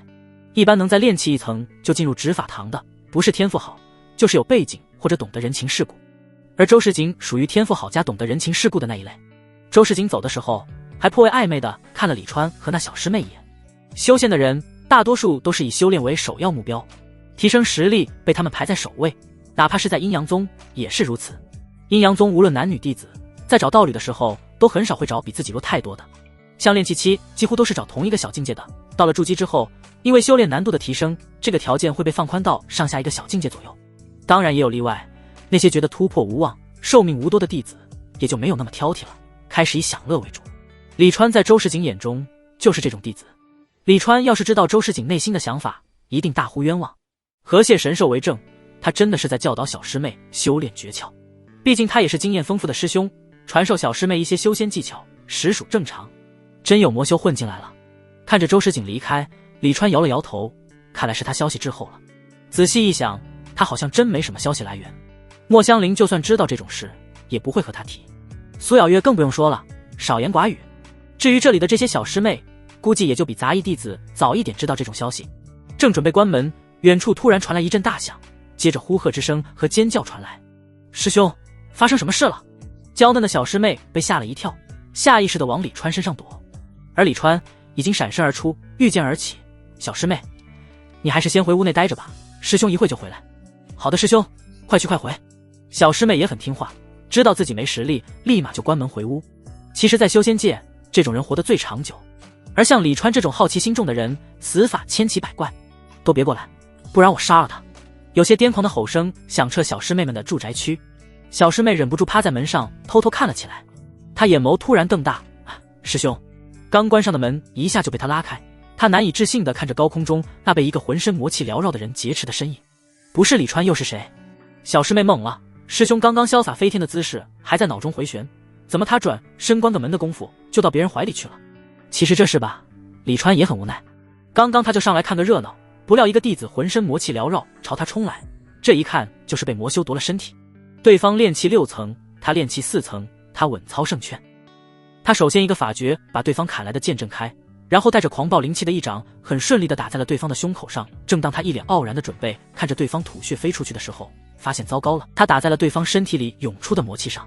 魔气这么浓，这丫的绝对不是一个一般的魔修。草率了。眼看对方的长剑再次砍来，想躲已经来不及，只能使用拼命大法了。拼命大法，李川不知道用了多少次，熟悉无比。不过最后他并没有用出来，因为他感觉这魔修对他似乎没有杀意，只是想劫持他。他49岁的半步老年被同门师姐师妹说成79岁的老头，全都是拼命大法的恩赐。他再用下去，以后师姐师妹们怕是会说他89岁了。所以最后李川决定先忍一手。这里是阴阳宗的阵地，小小魔修又能嚣张几时？低头看了看架在脖子上的剑，一阶中下等的宝器，武器这么差，资质肯定也好不到哪里去，怪不得炼气6层了还被人占了身体。都这个时候了，还有闲心埋汰别人，他也是够可以的。一个又一个执法堂的弟子飞了起来，远处也有不少外门弟子飞了过来。要不是李川在手，一人一个法诀下去就能让这魔修成渣。魔头，还不快放了我宗弟子！这里是阴阳宗，岂是你撒野的地方？速速放人，留你全尸，不然定把你的魂魄放在我这炼魂幡里，让你受炙烤之苦，让你永世不得超生。你已经被我们包围了，还不快放下武器，束手就擒！不然等我宗前辈来了，定把你魂魄烧为灰烬，让你不得轮回。周围呵斥之声此起彼伏，李川仔细听了一下，就没有人说放他之后饶魔修一命的，全都是放了也得死，顶多留你一个全尸。不是有你们这么和劫匪谈判的吗？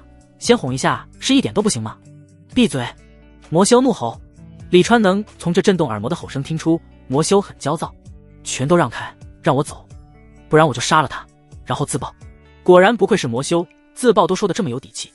你走不掉的，你们这些魔修跑到我们阴阳宗来闹事，如果让你们走了，我们阴阳宗的脸面往哪里放？一群人飞了过来，说话的人还是李川的老相识孙怀瑾。孙怀瑾的脸上有一块青紫，李川只看了一眼就知道是怎么来的。苏咬月打得没跑了，打得好，这家伙明显是公报私仇，想借魔修的手杀他，说不得最终他还是只能靠自己自救。一边暗中蓄力，李川的目光却是不由自主地看向了孙怀瑾身旁的一名绝色女子。这名女子同样穿着执法堂的衣服，但是这么多执法堂弟子之中，她却依旧瞩目，因为她的容貌要胜过周围的其他师姐师妹。这里的女子个个容貌都是上上之选，但依旧被这她比了下去。她那白嫩的肌肤透亮无比，在阳光之下仿佛闪动诱人的光泽，那精致的五官轮廓让人过目难忘。特别是那紧抿的秀眉以及眼中散发的怒火，让她看起来就像是一个生气的公主，有娇气，有脾气，还有贵气。你们这些魔道的家伙，别想逃出我们阴阳宗！他指着劫持李川的魔修斥道。与孙怀瑾不同，李川能从他的神情上看出来，魔修劫持他，这女子是真的生气。倒不是这女子与他有什么关系，他估计应该是因为他是阴阳宗弟子，见自家人被劫持，他才生气。仅凭这一点，李川就对他有好感。而让他更有好感的是，女子与孙怀瑾挨得极近。如果李川没猜错，这女子应该是孙怀瑾的道侣。成双成对，好啊！师兄，这位师姐是你的道侣吗？为了证实自己心中的猜想，李川直接就问了出来。李川的问题让全场的人都愣住了。不是师弟，都这节骨眼上了，你还管人家是不是道侣关系？就连劫持李川的魔修都忍不住把脑袋微微朝前伸了伸，看了一眼李川。如果不是条件不允许，他估计会伸手在李川的额头上摸一摸，看李川是不是发烧了。还别说，他真猜对了，李川就是发骚了。你想说什么？女子瞪着一双好看的大眼，一脸无法理解地看着李川。她的想法和大家一样，搞不懂李川是什么脑回路。你要死了，你知不知道？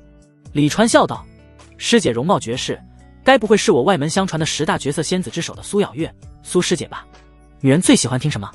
当然是夸奖的话了，哪怕这话假的可以虚伪无比，他们也高兴的找不到北。李川一句10大仙子之首，让女子顿时心花怒放，迷人的红霞铺满她精致俏脸，那双眼中此刻显露着娇羞。她含羞笑道：哎呀，师弟你胡说什么？我怎么可能是苏师姐？师姐我叫宁熙柔，才炼气9层，差苏师姐很多呢。要是师姐我有苏师姐的实力，现在已经把你救出来了。他说完还抬眼狠狠瞪了那魔修一眼。刚刚他还觉得李川怎么这么废物，那么多同门在，居然都能被劫持，简直无用的可以。要不是李川，现在魔修已经被他们斩于剑下了。死老师弟，反正寿命也没多少了，干脆让魔修杀了得了，也为他们阴阳宗清理了一个废物。其实很多同门也都是他这么想的，但是刚刚李川一番对他容貌的吹捧，让他对李川的好感一下就上来了。他在阴阳宗这么多年了，可从来没有一个人说他是10大绝色之首，哪怕他的确也在10大绝色之列。在他的内心里，其实认为他自己就是阴阳宗外门最漂亮的，可他不敢说出来。李川现在说的几乎就是他的心里话，这该死的认同感，他都差点感动哭了。他怎么有可能不对李川产生好感？什么老师弟，这明明就是一个生命都快走到尽头了，却仍旧在不懈探寻仙道，把一生都奉献给了大道的探道者啊！他的精神可歌可泣。见李川都这个时候了，居然还有心思吹捧别人的道侣，魔修拿剑的手紧了紧。要不是知道李川一死，他必万劫不复，他一定让李川知道什么叫脑袋成浆，身体成泥。孙怀瑾在李川问宁熙柔是不是他道侣的时候，就觉得不对。随后见李川神情，立马就猜到了李川在打什么主意。有了苏咬月还不够，还想打他道侣的主意，真是岂有此理！他立马把宁熙柔拉到身后，不让李川那充满污秽的眼睛污染。师妹，别理这家伙，这家伙有可能也是一个魔修啊！他是魔修。宁熙柔从孙怀瑾身后探出脑袋，不信道：“这位师弟相貌周正，正气迎身，不像魔修啊！瞧瞧，李川才夸他一句话而已，他就偏心偏得这么重。谁看到李川不在心里说一句猥琐老头，到他这里居然变成相貌周正，正气迎身？要是李川多夸他一些，他是不是会激动不能自已，兴奋的下跪叫爹？”周围的弟子在听了宁熙柔的话后，都忍不住仔细朝李川看去，试图在李川身上找到宁熙柔说的优点。可是他们找了又找，硬是没有看出来李川到底哪里相貌周正，哪里正气迎身了。就连魔修都怀疑的对李川看了又看。虽然他心中狂躁，但是这是关乎活命的事，所以刚刚他在劫人的时候专门选了一个老头，而且是众多老头之中看起来最老的一个。越老越怕死，这在修仙界也是一样。他要是劫持一个年轻弟子，那弟子说不定热血满腔，主动往他剑上撞。看了看李川，没错啊，是老头啊，吓死他了。他还以为是刚刚眼花劫持错了，这一看就是一个心思多的老头。这种老头最怕死。你是魔修？他故意问李川。要是李川被打成魔修，那他今天铁定是跑不了了，所以这是必须要澄清。原本他是想逼李川澄清，却没想到李川直接就承认了。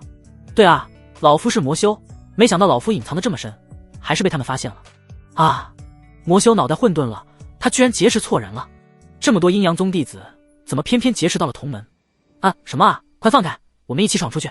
区区阴阳宗分宗而已，老夫以前抬手可灭，即便现在老夫实力十不存一，但杀出去依旧没有问题。趁他们的高手还没来，快走！魔修差点就信了，他的拿着的剑甚至都差点离开李川的脖子了。不对！魔修狂躁的怒吼：“你不是我们的人，你们有很多人！”李川没想到对方还是团伙作战，原本看这家伙脑子似乎不怎么正常，想看看能不能骗过去。毕竟哪个脑子正常的人劫持人质的时候，老是歪着个脑袋看人质的像个低能儿一样。结果很遗憾，他没成功。不过很好的一点是，这个魔修脑子哪怕不太正常，但对活下去的执念很强，所以不会杀他。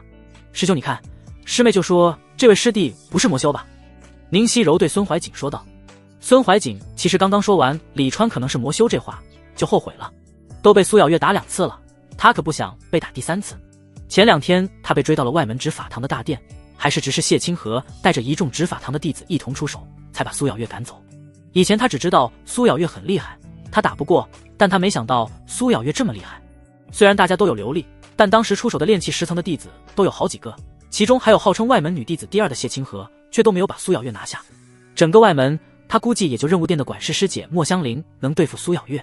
早知道事情会发展成这样，他就不去找李川麻烦了。他很是想不通，这老师弟有什么魔力，居然让平时很冷漠的苏咬月这么看重。你们到底让不让开？见似乎没人理他，魔修忍不住怒吼。李川看他手抖得厉害，甚至好心的伸手帮他稳住。老好人了，你先告诉我们，你们这些魔修来我们阴阳宗做什么？孙怀瑾问道。现在他倒是不敢逼得太紧，毕竟开始的时候他没想到苏咬月，刚刚一想，冷汗就出来了。而这些魔修组队来他们阴阳宗的原因，他也想知道，所以准备问清楚之后，先放人离开。他相信等内门的师兄来了之后，会解决这家伙的。却没想到，他这话一问出，这魔修更狂躁了。来做什么？魔修面容扭曲，当然来你们阴阳宗修炼了。本来我们是要加入你们阴阳宗的，但你们说我们资质不行，心性不行。孙怀瑾愕然，什么时候？他没听说最近有魔修来加入他们阴阳宗这事。一群魔修来阴阳宗，绝对不会一点风声都没有。魔修怒吼：“我说的不是你们名山阴阳宗！”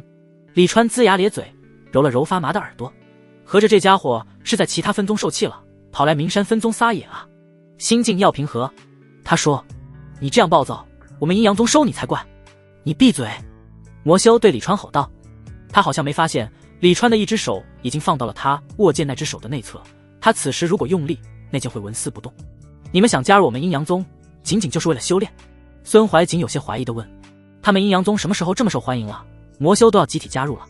要知道，这些修魔的家伙可都是狠人，他们甚至看不上阴阳宗这种在其他修仙者眼中已经很快的修仙方式。毕竟要论修炼速度，邪修和魔修互有胜负。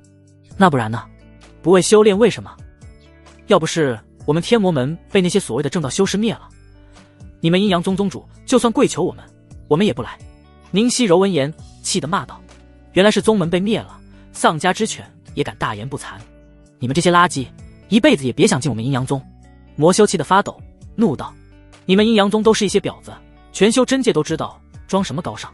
说什么互助修炼共同突破，结果找个道侣要求这要求那的，根本就找不到。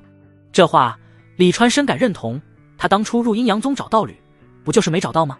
一个个都嫌弃他，原本想花点零食算了，结果你们这些臭婊子一个要的零食比一个多，这个3000那个5000的，你们怎么不去抢？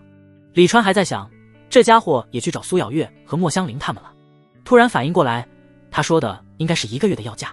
一把零食从魔修的乾坤袋中飞了出来，看样子不多，也就100-200的样子。砰！零食全都粉碎。魔修怒吼：你们阴阳宗弟子就这么点积蓄，能干什么？他是用秘法强占了这弟子的身体，所以这积蓄是这弟子的。原本混入阴阳宗就是来找仙子修炼提升实力的，因为他们手中有吸人修为的秘法，却万万没想到，由于身体的主人身死，身体与灵魂不怎么契合，导致状态不太好。那些女弟子稍微一探查，发现他们体内灵气不稳，就拒绝成为他们道侣，让他们计划落空，然后还剩下用灵石交易的路。结果没想到一个个要价都高得离谱，又把他们的路断了。之前的计划是把阴阳宗的女弟子骗出宗门，可现在一个都骗不出去，他们有人就忍不住开始用强，然后就被阴阳宗发现了。李川虽然不知道这魔修的心路历程，但是还是挺可怜他的，这不就是他的翻版吗？他贡献全部身家进来，差一点就走了这魔修的路。灵石碎末飘散，有一些迷眼。李川正准备抓住这个机会挣脱，魔修却突然抬手一指宁熙柔，喝道：你这臭婊子，装什么装？真以为你们阴阳宗很了不起是吧？其实全都是些臭婊子。现在给我滚过来，把衣服全脱了，不然我杀了他。李川的手顿时一顿，他对魔修说：你这样不好吧？魔修闭嘴。李川：好的。宁熙柔恼道：你截人就截人，关我什么事？让我脱衣服干什么？你还要走不走的？别废话，再不过来我杀了他。魔修的手紧了紧，好像有些发现什么东西挡在了手腕上，他想把剑朝李川的脖子压一压，没成功，他不由又伸着个脑袋歪着看了起来。李川连忙放开手上力道，并把魔修的手往他脖子的方向拉了拉，甚至还为了力求逼真，主动用脖子在剑上抹了一下下。这是一个为这才刚见面的师姐锻炼道心的绝佳机会，一定不能让师姐错过了，不然师姐会遗憾的。别问他为什么这么好心，没办法，他一直都喜欢做这种不留名、默默付出的好人好事。眼看一丝血顺着剑身流淌，宁熙柔脸色一变，喝道：你别伤害我师弟，你不就是要看吗？给你看就是了，这有什么大不了的？他说着就朝着魔修飞了过来，一边飞一边还把手伸向了腰间。师妹，你……孙怀瑾气急，你道侣还在这里呢，你玩什么大赌？不过他伸手还慢了一步，一把抓在宁熙柔的肩上，只能说他俩配合得真好。宁熙柔腰间系带才解，就被他一把把衣服扯了下来，雪白的藕臂耀眼，精巧的香肩迷人，还有那粉红色的亵衣让人目不转睛。一众弟子都没有想到师兄师姐救人这么心切，这同门之义让他们汗颜。其实宁熙柔露的也不多，也就手臂和肩膀还有后背，下身还穿着丝质长裤呢，但耐不住大家平常穿的都很严实。师妹停下，魔修狡诈。孙怀瑾握紧拳头追了上去，他甚至不敢说让宁熙柔别脱，他怕同门说他不顾同门之义。这天杀的同门之义，那么废物的老师弟救他干嘛？关键是你他娘的能不能选其他人的道侣？魔修似乎也没有想到宁熙柔他们的动作这么快，他只感觉唰的一下，宁熙柔就来了一个大瘦身。因为他刚巧眨了眨眼，所以甚至都没有看到衣服是怎么到孙怀瑾手中的。难道这就是所谓的熟能生巧？李川那个急啊，孙怀瑾你没事追过来干啥啊？你不想你的道侣锻炼道心了？你不想你的道侣实力更进一步了？自私自利，只顾自己，不配当师兄你。李川在心里大骂孙怀瑾。之前李川还以为这家伙没道侣，所以才嫉妒他拿下了苏咬月。结果他有啊！你说你一个有道侣的家伙，哪里来的资格管三管四的？师兄，宁师姐只是你的道侣，可不是你的老婆。她是我们所有外门弟子的师姐，她有自己选择的自由。李川突然出声喊道：“多见阿塔！”你……孙怀瑾差点一口气没上来，从空中摔下去。又不是你的道侣，说得这么轻松。他同样在心中大骂。等他稳住身形一看，宁熙柔已经到了李川和魔修面前，而且宁熙柔的手放在谢衣上，似乎想一把抓下。不是师妹，你平时动作也没有这么快啊，就个人而已，用不着这么迫不及待吧？人家魔头都没有催你，你这么急做什么？孙怀瑾人妈了，赶紧默念口诀，压下心中的波动。心守空灵，杂念皆清，道义迎心，邪念难侵，神似正手，仙意护心，阴阳助我，破障守心。要是李川知道孙怀瑾在这关键时刻念清心诀，一定喊他师兄快别念了，一起来看你的道侣。不过宁熙柔最终并没有拖成，在魔修那双红眼死死盯着他的谢衣的时候，他突然召唤出宝剑，一剑斩向了魔修持剑的手臂。李川大呼可惜，差点直拍大腿。师姐啊，大家都等着呢，这关键时刻你怎么还有闲心来管闲事？你让大家多失望啊！我不要紧的。魔修正聚精会神地等着宁熙柔呢，结果没想到宁熙柔突然偷袭，他一个不察就被斩下了手臂。不过一阵魔气涌出，把手臂吸回，让那被斩的手臂又依附在了壁上。只是被他劫持的李川莫名其妙的突然就到了他的长剑之外。混蛋，你别跑！魔修大急，挥剑便朝李川砍去。师姐小心！李川却是一把抱住愕然的宁熙柔，朝着一旁翻滚。翻滚！追着过来的孙怀瑾看着翻滚出去的两人，有些傻眼。啥情况？李川怎么挣脱魔爪的？还有，在半空中，你俩玩什么翻滚呢？然而李川和宁熙柔让开后，魔修的剑朝他直直砍来，他也没时间想那么多，连忙抵挡。这魔修境界虽然只有炼气，但是实力却并非如此。他这个外门排名前列的弟子，一下就被震了出去。飞速后退中，孙怀瑾心神愈渐，再次攻向魔修。然而魔修却一脸愤恨地对他大吼：“你还有心思对付我？呵，我怎么就没有心思对付你了？”这个念头在孙怀瑾的心中一闪而过，就见魔修指着一旁瞪眼怒吼道：“他亲你道侣，你都不管？”啥？孙怀瑾连忙回头，只见李川和宁熙柔还在翻滚，两人脑袋挨得极近，嘴似乎也挨得极近。这画面只是一闪而过，两人到底有没有亲上，他一时间也无法确定。倒是宁熙柔似乎听到了魔修的吼声，于翻转之中抬头上望，他那柔美的眼眸此时稍显迷离，娇嫩脸颊上的红霞也让他看起来艳丽无比。心守空灵，杂念皆清，心守空灵，杂念皆清。孙怀瑾哆哆嗦嗦地念着：“你还不去杀了他？”魔头怒吼：“天杀的，他这魔修都还没亲上，李川倒是先亲上了，他不甘啊！”原本让宁熙柔过来脱衣，是想先放纵一次再说，结果没想到先便宜了李川。凭什么啊？孙怀瑾一个机灵，立马就舍弃了魔修，朝着李川和宁熙柔飞去。师妹，你没事吧？他颤抖的大喊。让他当着这么多人的面杀李川，他可不敢。他只希望这两个不知廉耻的家伙能在看到他这个苦主来的份上赶紧分开。可他深情的呼唤似乎并没有唤起两人的良心。两人抱着落地，在地上滚了2圈，然后依旧抱着，等他落到站在两人身旁的时候，还抱着师兄，我没事。宁熙柔不好意思的笑了笑，还推了推李川。好险，我终于得救了，谢谢师姐。李川一脸心有余悸，脸朝前一靠，似乎是想亲宁熙柔好在他及时打住，转头看向孙怀瑾。哦，忘了师兄在这里。孙怀瑾浑身颤抖的瞪眼，什么叫忘了我在这里？我要不在这里，你又准备怎地？狗东西，王八蛋，杂种！孙怀瑾心中怒骂，眼看李川起身把宁熙柔拉了起来，还在那一边假惺惺地问：“师姐你没事吧？”一边帮宁熙柔拍打身上的灰尘。他终于忍不住，一把把李川推开。哎呦！李川踉跄后退，同时一脸我怕怕地问道：“师兄，你干什么？我干什么？你还有脸问我干什么？”孙怀瑾真觉得自己快忍不住了，他真想一剑劈了李川。偏偏这个时候，宁熙柔也不悦地说他：“师兄你干什么？你看你把师弟吓到了。”啥？师妹，他占你便宜啊？孙怀瑾涨红着脸说道：“不是做师兄的心胸不开阔，实在是。”好吧，是他心胸不开阔了。怎么了？宁熙柔道：“师兄说的是什么话？这位师弟明明是在给师妹我拍身上的灰尘。再说了，我们修道之人哪里有什么便宜不便宜的？”李川也接话道：“是啊，师兄，我等修仙阴蔽七情六欲，师姐也仅仅只是你的道侣，你要搞清楚自己的身份哦。”你才要搞清楚你的身份。你也知道他是我的道侣啊。孙怀瑾有些抓狂。阴阳宗讲究万事兴中过，一点不留痕，特别忌讳男女之间产生情感牵绊。他不能表现得太过在乎，不然门内的长辈知道了，会说他心性不够，说不定还会让他带着宁熙柔去内门，专门给他锻炼心性。可宗门倡导的是一回事，实际上又是另一回事。大家平时明面上都避讳男女之事，但是就他知道的，周围的师兄弟先有一点都不在乎的，多多少少心里都有那么一道坎，只是都不说出来而已。真是越想越气，孙怀瑾突然脱口而出：“你们刚刚是不是亲嘴了？”这话一出口，孙怀瑾就后悔了。你说这个时候问这干啥？难道让周围的同门看热闹？啊！李川抹了抹嘴：“师兄你说什么？亲什么嘴？你的意思该不会是我亲了你的道侣宁熙柔宁师姐那诱人的小嘴巴？不可能不可能，师兄你都还在这里呢，师弟我不是那样的人。”李川一边摇头一边咂巴着嘴。孙怀瑾握着拳，面无表情地看着李川。其实刚刚他也没太看清，只看到两人挨得极近，到底有没有亲他没把握。可李川这神情这动作分明就是在告诉他，我亲了你能咋地？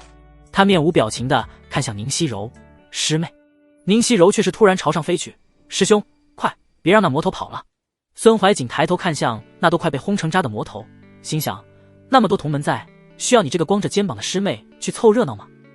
光着肩膀，孙怀瑾才想起宁熙柔的衣服还在他的手上，正想喊宁熙柔来穿衣服，却突然感觉手中的衣服似乎在动，低头一看，衣服就好似自己长了腿一般，从他手中滑了出去。呸，什么长腿了，分明是李川在脱。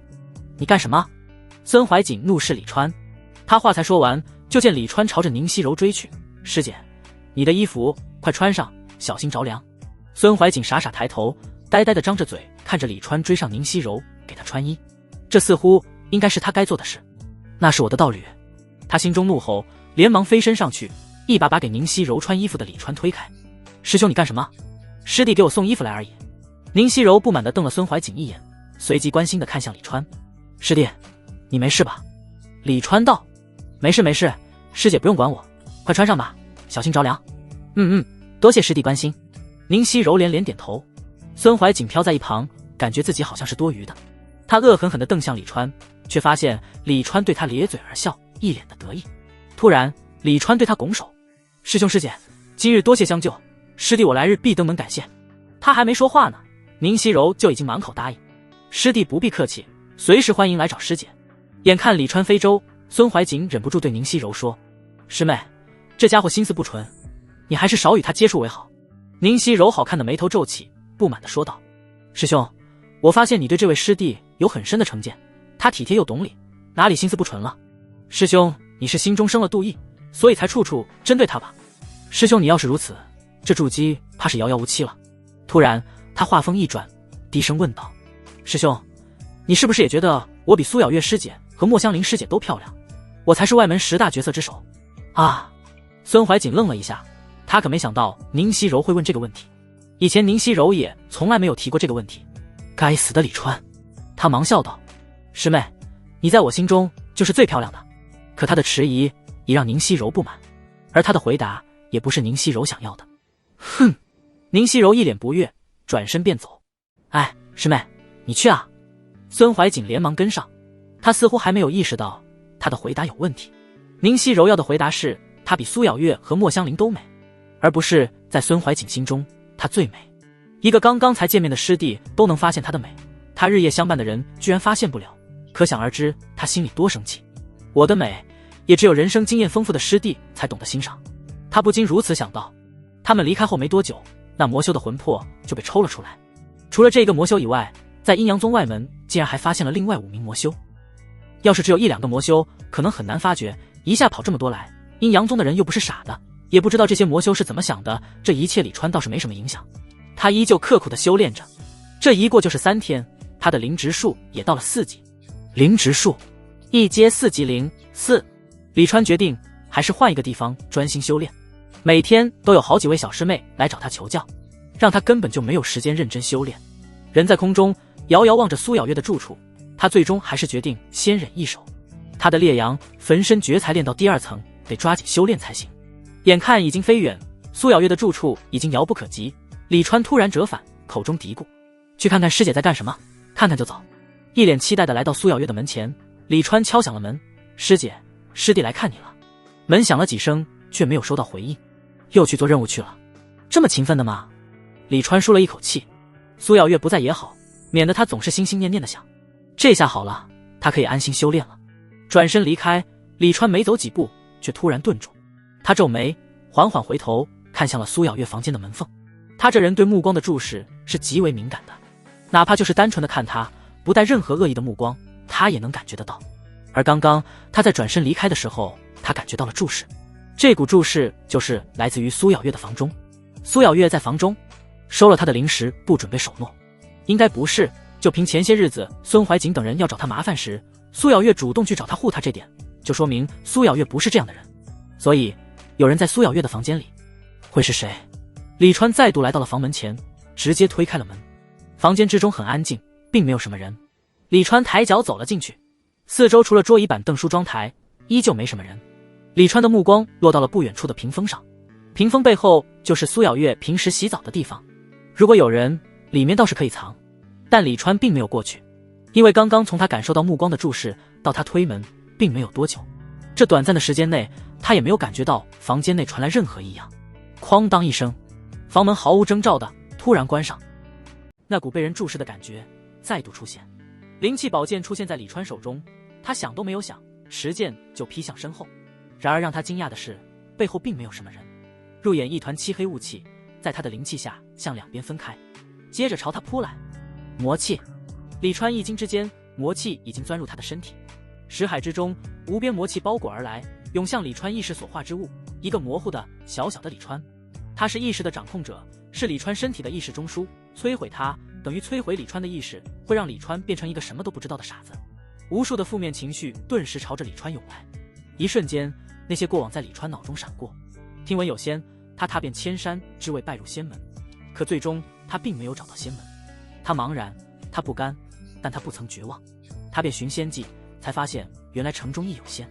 历经艰险，终于获得秘籍，从此踏上仙路，奔波于各种艰险之间，夺灵草，争残宝，进遗府，探秘境。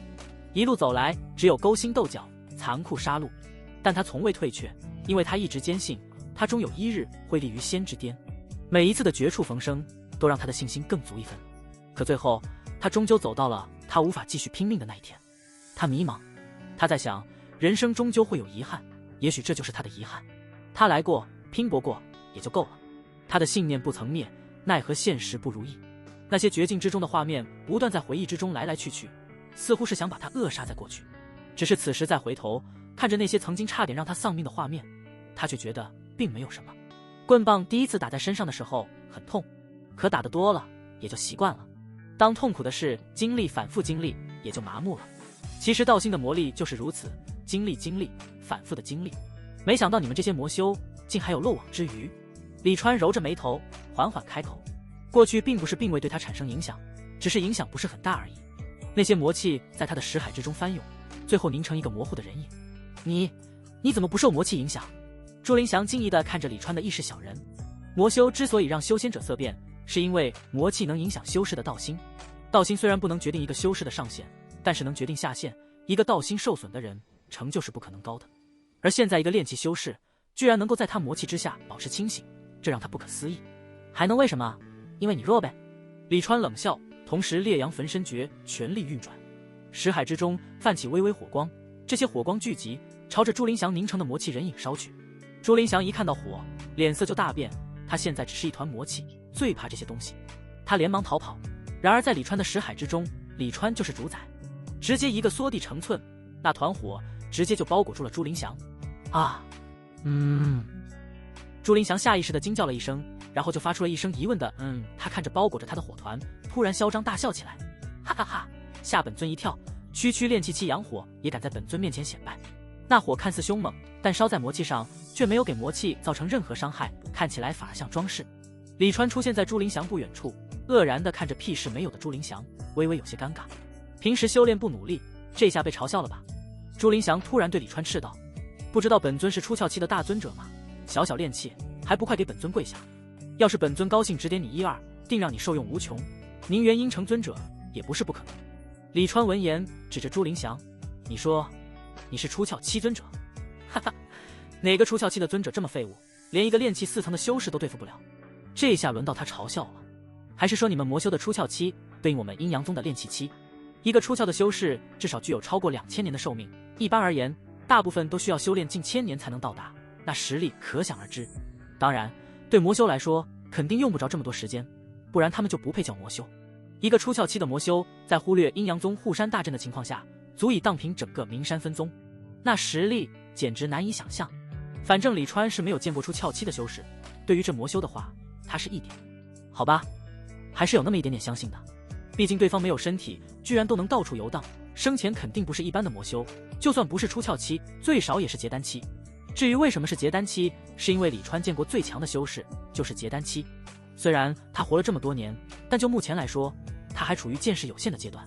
李川的话把朱林祥气得哇哇大叫，没见识的小子，你们阴阳宗竟是一些鼠目寸光之辈。本尊要不是被人毁了肉身，碎了元婴，何至于沦落到此？放在以前，你这种蝼蚁，本尊看你一眼都是你的荣幸。李川闻言嗤笑，哼，吹，继续吹，元婴都没了你还能活？你真当我没修过仙师吧？朱林祥，本尊神识强大，遁入魔气中逃走，你懂什么？李川阴阳道，哇，好强大的神识哟，差点把我吓得跳起来了。你，魔气颤抖，朱林祥被气得哇哇大叫。魔修本来就没有什么好脾气的，朱林祥现在这个样子，本来阳气就重，现在被李川这个小小炼气讽刺，却又拿李川没有办法，气得他在李川识海中到处乱窜了起来。只见李川识海之中，一团火包裹着一团魔气到处乱飞，李川就在那饶有兴致地看着。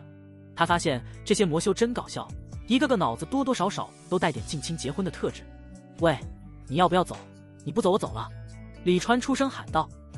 这家伙的魔气的确有些特殊，他赶不走朱林祥，终于停了下来。他飞到了李川面前，透过魔气中模糊的轮廓，李川隐约看到一张阴沉而狰狞的老脸。他猜想，这应该是这魔头生前的样子。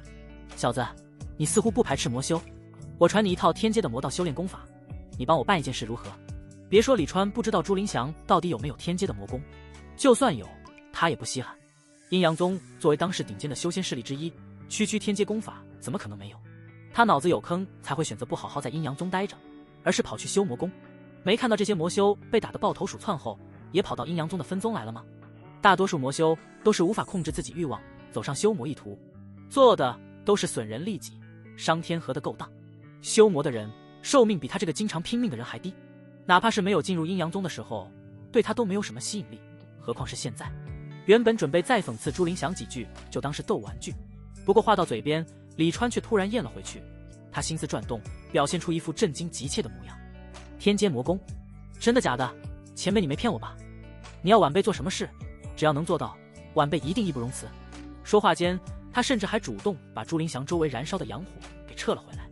朱林祥得意无比，天阶功法的诱惑，世间又有几人抵挡得了？他傲然道：当然是真的，蝼蚁一般的东西，本尊岂会骗你？你才炼气4层，就已经寿元无多，很明显资质不行。现在除了本尊的天阶魔功以外，这世间没有任何一样东西能够救你。等你修炼了这魔功后，多活个1、2千年，没有任何问题。如果按照李川以前的情况来说，他想短时间内突破，的确没有可能。可朱林祥不知道的是，李川是秘法用的太多，导致衰老。之所以修炼这么慢，是因为他以前是散修，修炼功法和资源都无法和阴阳宗相比。现在在阴阳宗，大把的丹药给他吃，功法也是地阶功法的分支版，突破完全没有问题。所以他自认为是抓到了李川的软肋，实际上李川却是暗自嗤之以鼻。不过表面上自然是诚惶诚恐。前辈说的是，晚辈也一直忧心寿元之事，今日能遇到前辈，真是晚辈的福气。你知道就好。朱林祥说道。你现在只需要帮本尊找一个阴寒之气极重的女修，帮本尊制服她，等本尊事成后，就传你天阶魔功。女修？李川疑惑道。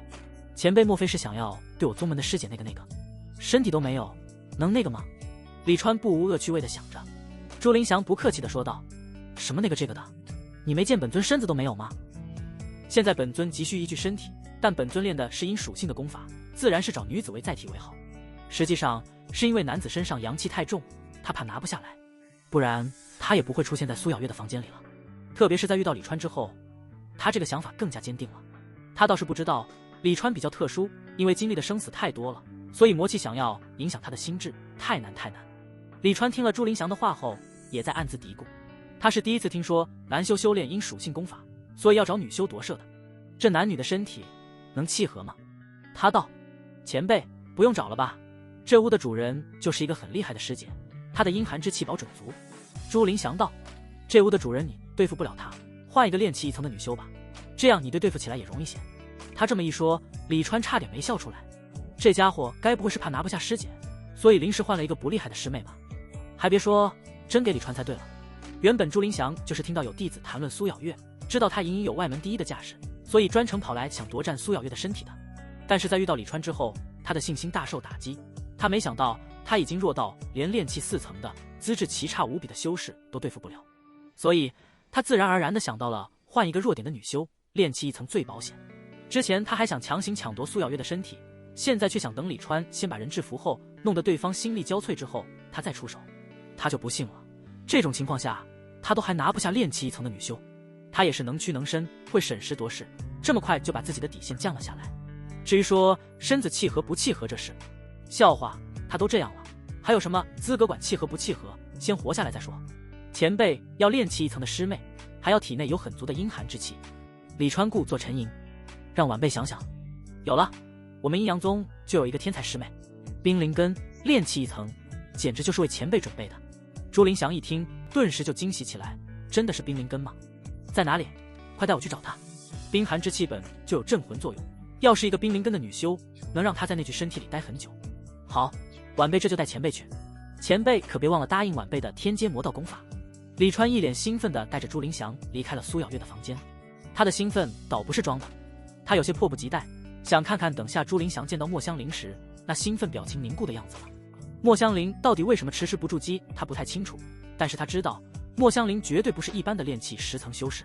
据莫香菱自己说，楚梦幽这种刚入筑基的厨，他打起来毫不费劲。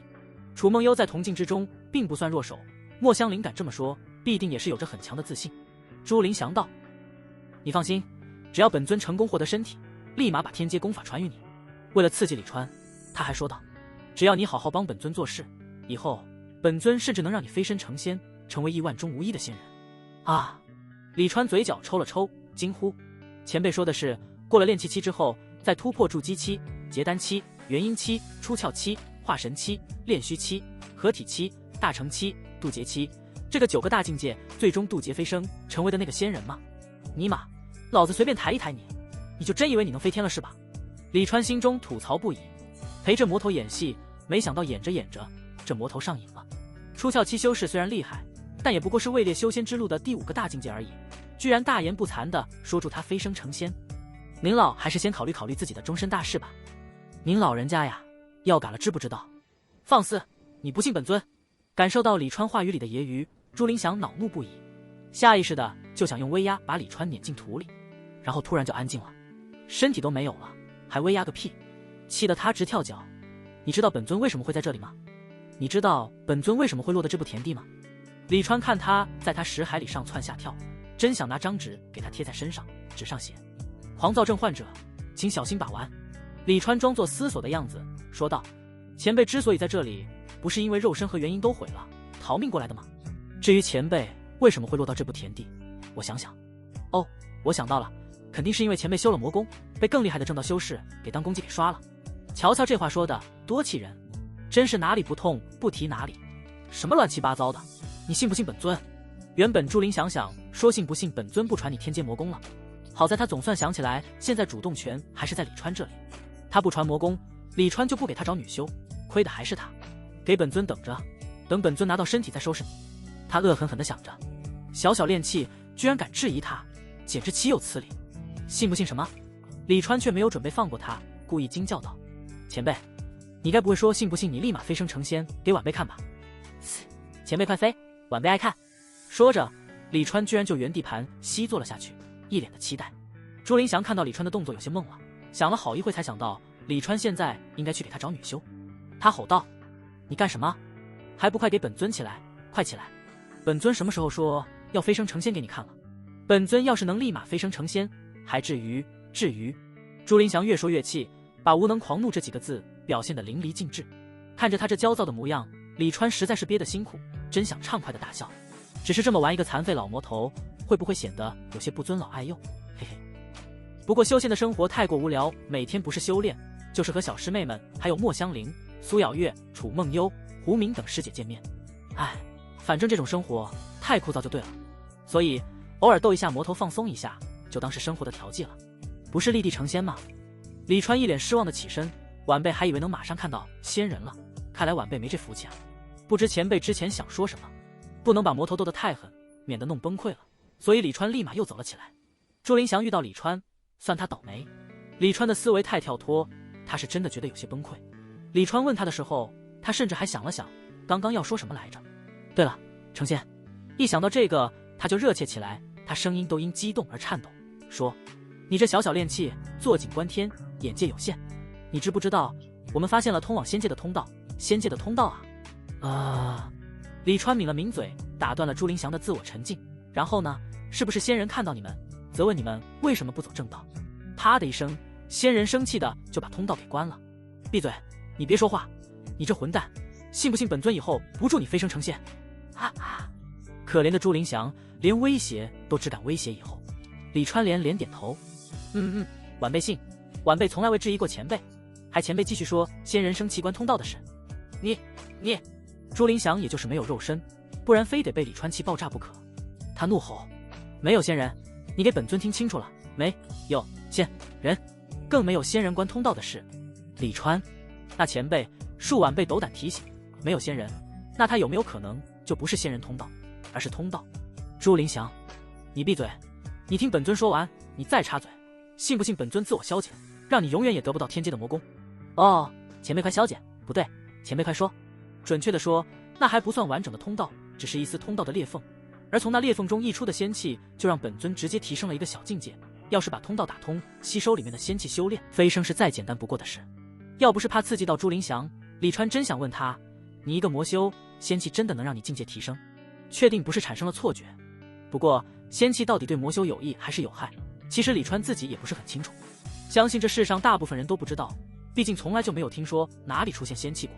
我们天魔门之所以被围攻，就是因为彻底打通仙界通道需要很多世间顶级的材料，我们在寻找这些材料的途中，被那些自誉为正道的修仙者阻挡。这些混蛋鼠目寸光，也不想想，如果仙界通道真的被我们打通，得意的又不是我们天魔门一个门派，到时候我们整个灵界都会被仙气填满，飞升者将会络绎不绝。到时候哪怕是资质不好的人都能修到结丹期，甚至元婴期，那时大家都会拥有悠长寿命，能活很多很多年。可是这些家伙硬生生地破坏了我们的大计，硬生生地让整个灵界的生灵错失了仙气，他们终有一天会遭到反噬的，他们是灵界的罪人。见朱林祥在那骂空气，李川忍不住摇头。什么寻找材料，明抢就直说。以魔修的性格，他就不信这些家伙会慢慢找。至于仙气什么的，李川压根就不信。天魔门离名山分宗虽然有一些距离，但也没有那么遥不可及。这个魔门的魔修，之前李川还没有入阴阳宗的时候，就在附近遇到过。要是真有仙气一出，周围的修仙势力早就大乱了。这东西谁不想去吸两口？这所谓的仙气，要么是这魔头修魔把脑子修坏了，凭空想象出来的，要么是其他东西，什么比如厉害的尊者留下的遗符，其中溢出的气息，或者是绝世的天才地宝这类的。不过李川绝对是魔头幻想出来的居多。前辈，你这话就不对了。你们天魔门虽然被灭了，但是那仙界通道被其他门派掌握，他们打开之后依旧会负责整个灵界，所以你不用担心以后我们灵界没有仙气。李川故意说道，他真的是哪里痛就戳哪里，直接把朱林祥弄得沉默了好一会，才闷声道，通道又不在我们天魔门，他们又不知道在哪里，怎么打开？从他的话语中似乎能听出一种想发火又要硬憋的憋屈。李川问道，前辈，你说的那个通道在哪里？晚辈去把它打开，让我们整个灵界的生灵都能用上仙气。朱林祥哼道，你想得到没？这么重要的地方，我怎么可能告诉你？不过你只要乖乖替本尊办事，以后定让你在仙气环绕中修炼，必让你飞升仙界。李川顿时急了，说道，前辈，你怎么这么自私？只要通道打开，整个灵界的生灵都会受益，这可是刚刚你说的。难道说你和那些你口中鼠目寸光的正道修士一样，以前被现在的状况想把通道打开几乎是没有可能？不如这样，前辈把通道位置告诉我阴阳宗，由我阴阳宗来开这通道，到时候仙气铺满整个灵界，就都是前辈你的功劳了，前辈之名必会被万人传颂。对了，还不知前辈名讳。朱林祥下意识地说道：“本尊朱林祥。”不对，你这老小子想套我的话。前辈这是什么话？晚辈是为了整个灵界的生灵都能吸上一口纯正的仙气，晚辈可不是一个自私的人，好东西就要拿出来大家一起分享。前辈可别学一个叫天魔门的魔门，把好东西都藏着掖着，到头来门派没了，享受也没享受到。朱林祥暴怒：“本尊就是天魔门的人，你这老小子明明知道，还故意这样说，到底是何居心？是不是以为本尊真就拿你没办法了？你信不信？本尊……前辈，要见到那位冰灵根的师妹了，你准备好没？”李川一句话就把朱林祥的话给打断了。此时的他已经来到了外门任务殿前，人在哪里？把他骗出去，然后打晕他，不要让人发现端倪了。朱林祥闷闷说道。原本马上就能有肉身了，他应该高兴才对，但是一路上被李川各种名词暗讽，早就把他弄得狂躁不已，偏偏又找不到发泄的地方，数股闷气被堵心间，硬是把他的喜悦给冲淡了。晚辈做事，前辈就放10000个心吧，保准令前辈满意。李川信心满满的承诺着，还不忘提醒朱林祥：“前辈，我们说好的天阶魔功，放心，少不了你的。”看着李川走进任务殿，朱林祥并没有发现事情的严重性。等李川来到后殿，在莫香菱处理事务的房间找到莫香菱，朱林祥依旧不知道李川是在坑他。莫香菱此时正慵懒地躺在卧椅上，半眯着眼，歪着脑袋看着走进房间的李川。由于他冰灵根的原因，所以李川来他这里的频率并不高，基本上只有来结算灵石和贡献的时候才来。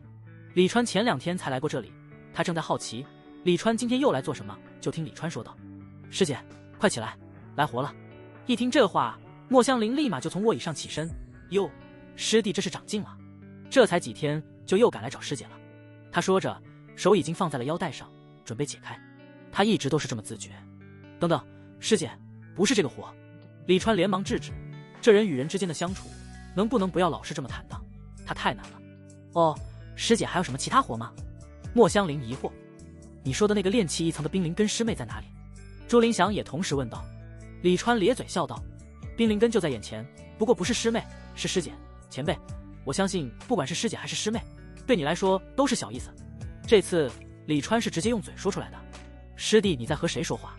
看着似乎是在自言自语的立场，莫香菱眉头顿时就皱了起来。下一刻，他的手中就出现了一个吸魔盘，和前2天执法堂的周石锦拿的吸魔盘有些相似，但却更精致。嘿，师姐真聪明。李川见状，忍不住伸手捏了捏莫香菱那精致无比的俏脸。我给师姐带来了一个魔头，他说想借师姐的身体用用。莫香菱闻言，忍不住娇嗔地瞪了李川一眼：“我的好师弟，你可真是什么都想着师姐啊！魔头你都往我这里带，师姐真是谢谢你哦。”说着，他手中吸魔盘已经放在了李川眼前。想借我的身体，那就出来，我们好好谈谈。一股魔气顿时就从李川脑中往外冒，但是却显得有些稀少。混蛋，本尊要杀了你，本尊要让你万劫不复。那淡淡的魔气形成了一张扭曲的脸，在那咆哮不已。莫香菱惊讶地看着吸魔盘，奇道：“怎么回事？怎么吸不出来？”他这吸魔盘可比普通弟子拿的要好很多，是精品。李川道：“他说他是出窍期的魔修。”出窍期？莫香菱顿时就尖叫了起来：“你怎么不早说？”只见他飞速后退，同时几个同样的吸魔盘被他扔出，悬浮在了李川周围。一瞬间，几个吸魔盘就组成了一个阵法。这还没完，他双手飞快捏诀，房间之中瞬间涌起一阵符文。李川只感觉到压力倍增，就看到房间屋顶一股光打在了他身上，把他整个罩住。做完这一切，莫香菱才松了一口气，一脸心有余悸地看着李川，咬牙切齿地说：“差点就被师弟你给害死了，出窍期的魔修你都敢往师姐这里带，你是多看得起师姐啊？师姐都不知道是该谢谢你对师姐的信任呢，还是该骂你不知深浅。还好师姐，我掌握了宗门阵法，其中布置在任务殿的部分，不然我们俩都得交代在这里。”在莫香菱启动人物殿分阵的瞬间，整个人物殿的弟子都惊疑了起来，纷纷拿出了自己的法器。而也在这一瞬间，朱林祥被吸魔盘吸出来。李川沐浴金光之中，苦笑道：“师姐，倒也不必这么大的阵仗，我怎么可能不知道师姐深浅？这家伙已是强弩之末，连我都对付不了，他拿什么对付师姐？”“咦，好像也是哦。”莫香菱撤了阵法。这时，朱林祥已经在被束缚在吸魔盘上，凝成了一个小人。那小人聚了又散，不断扭曲，想从吸魔盘的束缚中挣脱出来。莫香菱凑近看了2眼，说：“看起来的确不太一样，不过也没感觉怎么厉害。你确定他是出窍期的魔头？”他疑惑地看向李川。李川说道：“他说他是出窍期，是不是吹牛，我就不知道了。不过他倒是挺爱吹牛的。朱林祥在吸魔盘中狂吼：“滚蛋！有种放本尊出来，看本尊不把你抽皮包筋，把你练成魔偶！”是抽筋剥皮。李川纠正道，然后他对莫香菱说：“放他出来。”哦。莫香菱愣了一下，就施法解了吸魔盘的束缚。这操作倒是让朱林祥愣住了。不是，真放啊！他毫不犹豫，化作黑烟就跑。前辈，你不是要把我抽筋剥皮吗？去哪里啊？随着李川的声音响起，朱林祥又被吸魔盘吸了回去。这次没有李川的身体作为载体，他一下就关在了里面。控制吸魔盘的自然是莫香菱，他和李川的默契已经到了李川一站起来，一个眼神他就知道该干什么的地步。所以李川让他放朱林祥，他只是愣了一下就明白了。朱林祥再次被关注，李川对他讽刺道：“我就说你爱吹牛，你还不承认，这下没话说了吧？”朱林祥的确是没话说了，只能一个劲的在那无能狂骂。这时任务殿内的一众事务弟子也冲了过来：“莫师姐，发生什么事了？怎么阵法启动了？莫师姐，你没事吧？怎么这里还有一个魔修？前2天执法堂不是说外门的魔修已经清理完了吗？不过这家伙脱离了肉身，居然还这么精神，该不会是一个大魔头吧？”他们看着吸魔盘上狂骂的朱林祥，七嘴八舌地说了起来。一般魔修在脱离了身体之后，几乎是必死的，哪怕是占用别人的身体也行。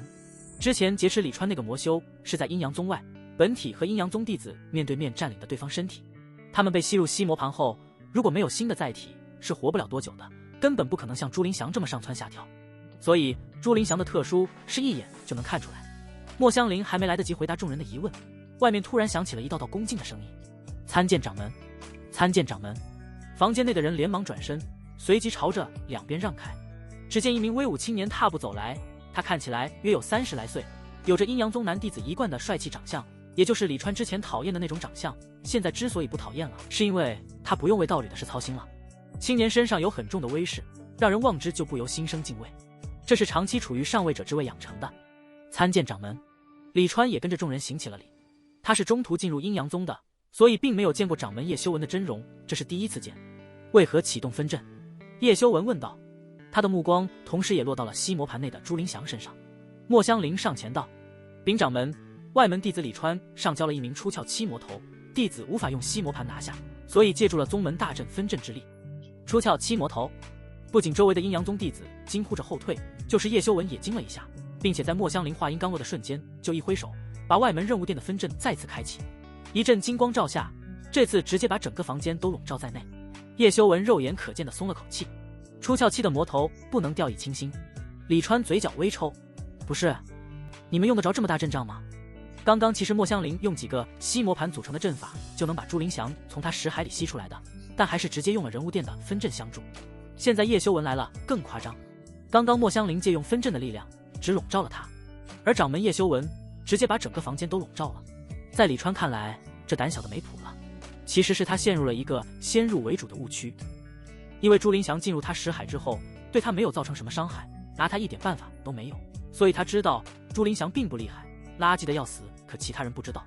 叶修文也不过是结丹10层而已，结丹之上是元婴，元婴之上才是出窍，相差了2个大境界，他除非是傻子他才不怕。魔修狡诈，虽然现在已经被吸入了吸魔盘，但谁知道他是不是装的，所以叶修文自然把防备手段用到了最高。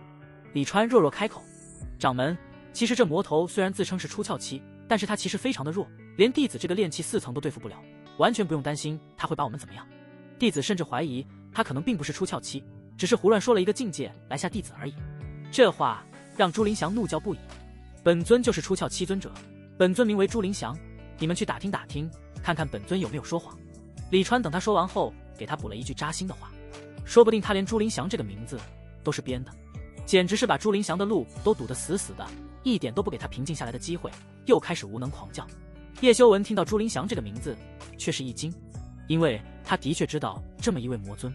天魔门虽然不在他们这个区域，但天魔门被灭的事他也清楚，对此他也信了几分。李川虽然说朱林祥弱，但他更不敢撤了人物殿的阵法了。只见他拿出一杆黑旗，手捏法诀，朝着朱林祥扔去。朱林祥身上的魔气顿时就被旗帜吸了过去，他第一次发出了惊恐的叫声。这是镇魔旗，专门镇压修士魂魄神识，把他们炼成器灵，可以单独使用，也可以组成阵法，是一件厉害的法器。莫香菱突然传音给李川，李川一愣，这是在提醒他什么吗？李川心念急转间，朱林祥已经被吸入了镇魔期，而莫香菱突然开口：“掌门，不知道这出窍期的魔修该怎么给这位名叫李川的弟子结算贡献？”这位名叫李川的弟子，这话听在李川耳中多少有些生分，不过他瞬间明白莫香菱是和他撇清关系，给他好处呢。说实话，他一开始还真没有想这问题，只想着来莫香菱这里，让莫香菱帮他把朱林祥解决了。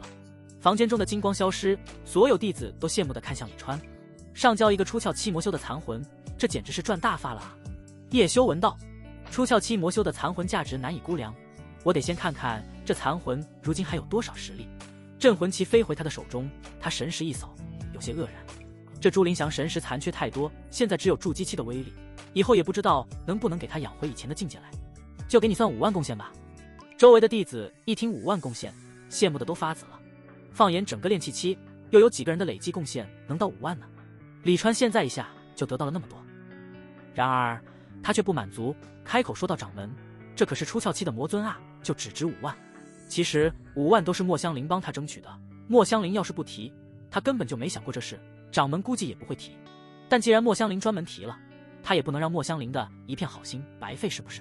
叶修文说道：“出窍期的魔修残魂自然不是区5万贡献能比，但是他的残魂残缺的厉害，以后还不知道能不能养好，所以价值不高。不高，已经很高了，好吧？”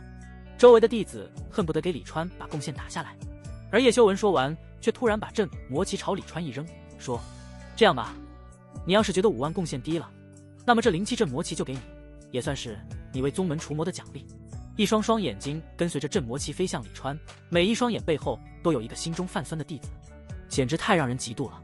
刚刚他们也听到叶修文说了，那残魂还有筑基期的实力，一件拥有筑基期残魂的灵气，那威力他们这些炼气期弟子简直不敢想象。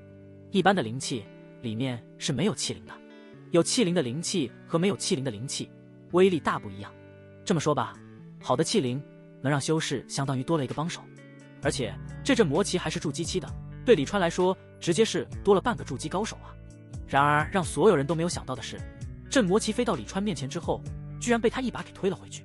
不仅所有弟子愣住了，就连莫香菱和叶修文都愣住了，因为5万贡献是绝对换不到一把筑基期带着气灵的灵气的。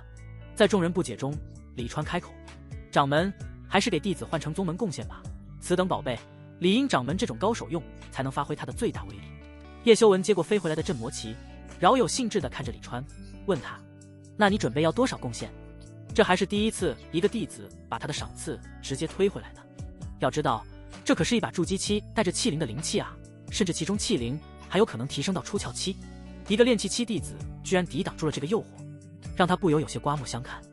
李川说道：“一个出窍期魔尊的残魂，弟子想来值个100万贡献应该不成问题吧？”好吧，叶修文承认他刮目相看早了，怪不得能抵挡诱惑，原来是想换100万贡献啊，也真敢开口。他抬手就准备把镇魂旗再扔过去。好在李川的话说得够快，但是弟子也知道这残魂现在很弱，哪怕他以后能快速恢复到出窍期，也需要不少天材地宝温养，消耗甚大。不过不管怎么说，他始终是出窍期的残魂，弟子觉得10万贡献他怎么也值吧。叶修文的镇魔旗没有扔出去，10万贡献他觉得倒也合理。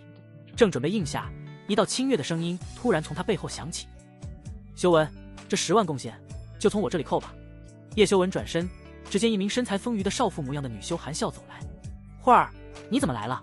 叶修文拿着手中的镇魔旗问女子：“你要这镇魔旗？”“许前辈。”众弟子连忙对着女子行礼。待女修走到叶修文身旁，李川只觉眼前一亮。这女修穿着一身紫衣，身材颀长，前凸后翘，她气质独特，容貌精致绝伦，哪怕是与莫香菱相比也相差无几。当然，如果单纯的容貌上来说，莫香菱的容貌如果是98分，那么她就是97分，与楚梦幽相当。但是她身上自带强大气场，却把那一分轻易拉平。特别是她外貌看起来比莫香菱他们稍大，不像莫香菱他们一副17、18岁的娇嫩少女面孔，反倒是像24、25岁刚新婚不久的少妇。那种说不清道不明的吸引，对于李川这种下限低的人简直太过致命。他是谁啊？李川偷偷问莫香菱。莫香菱道：“他是掌门的道侣，许慧前辈。”其实从双方的称呼间，李川已经猜到，现在只不过是求证猜测而已。大家都称这许慧为前辈，证明他在宗门内没有职务，相对来说应该比长老、阿店主什么的好接触一些。咦，我在想什么乱七八糟的事？接触掌门的道侣干嘛？李川都被自己的大胆逗笑了。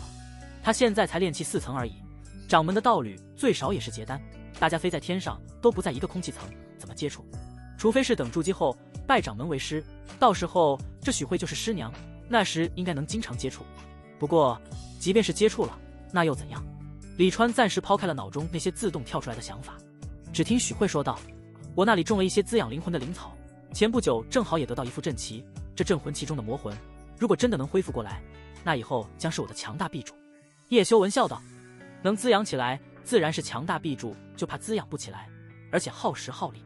不过你既然要，那就给你吧，以后可别说本掌门没劝你。许慧娇笑道：是，以后出现问题，我呀绝对不赖我们的掌门大人。怎么就打情骂靠了起来？没看到这里这么多人吗？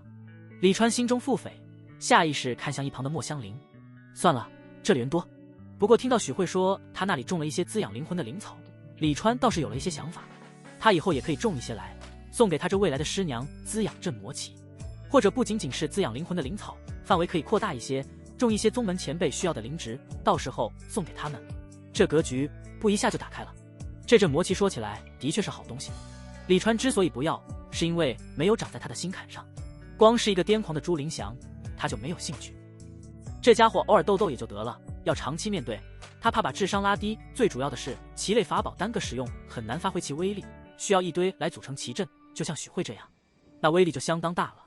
毕竟随身携带一个阵法，一个人对付一群没有问题。有了一根旗，还要去寻一堆旗，还要去给朱灵祥找滋养神魂的天才地宝供他恢复。他的性别要是换一换，李川倒是会考虑一下。其实这才是重点，要是一个漂亮的女魔头，李川可以直接忽视前面说的那些，毫不犹豫的选旗。毕竟是经常用的东西，每次拿出来里面都是一个男的，多膈应人。叶修文把镇魔旗给了许慧，许慧没有犹豫，只见他修长的指尖出现血滴，就要往镇魔旗上抹。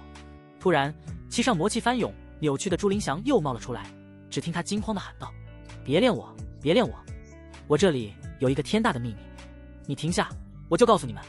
眼看许慧并没有要停的意思，朱灵祥连忙改口：我告诉你们，你别练我了。在飞云山脉有一道裂缝直通仙界，裂缝之中有仙气溢出，你们只要过去就能吸到纯净的仙气，实力立马就会飞速提升。血滴滴在镇魔旗上，随即许慧手捏法诀。秘密我都说了，你为什么还要练我？朱灵祥绝望的大吼。叶修文笑道：既然有仙气，你为什么不吸？跑我们这里来做什么？难不成是专程为了来通知我们？仙气这东西太过遥远，何况这话是从一个魔头口中说出的，压根就没有人当回事。此时哪怕他说哪里有先天灵宝，都不会有人信。朱灵祥再次被收进镇魔旗。叶修文对莫香菱说道：李川的贡献你从外门划给他，许慧前辈的内门会处理。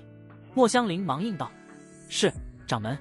这就有关系的好处，同门之间的贡献交易是要额外支付1半贡献的，买卖双方都需要支付。比如这镇魔旗如果是许慧花10万贡献从李川手中买，那么他需要额外支付5万贡献给宗门，而李川同样需要支付5万贡献给宗门。阴阳宗这样做，为的就是让门内弟子都在宗门购买东西。但叶修文一句话，许慧和李川就没了直接交易关系，省了大笔贡献。散了吧。叶修文说完就准备离开，这时李川却开口道：掌门，不知道莫师姐的贡献怎么算？叶修文疑惑地看向李川。李川道：这次能成功控制这名出翘七魔尊，全靠莫师姐，如果没有她，还不知道会出现什么严重后果。李川获得贡献了，不忘让莫香菱也捞一点，这就叫投桃报李，或者狼狈为奸。叶修文点头，看向莫香菱问：你是外门人物店的负责人，你说多少贡献合适？这相当于把烫手的山芋扔给了莫香菱。贡献要多了吧？不合适，毕竟那么多弟子看着，而且掌门亲自说你是负责人，你敢要多吗？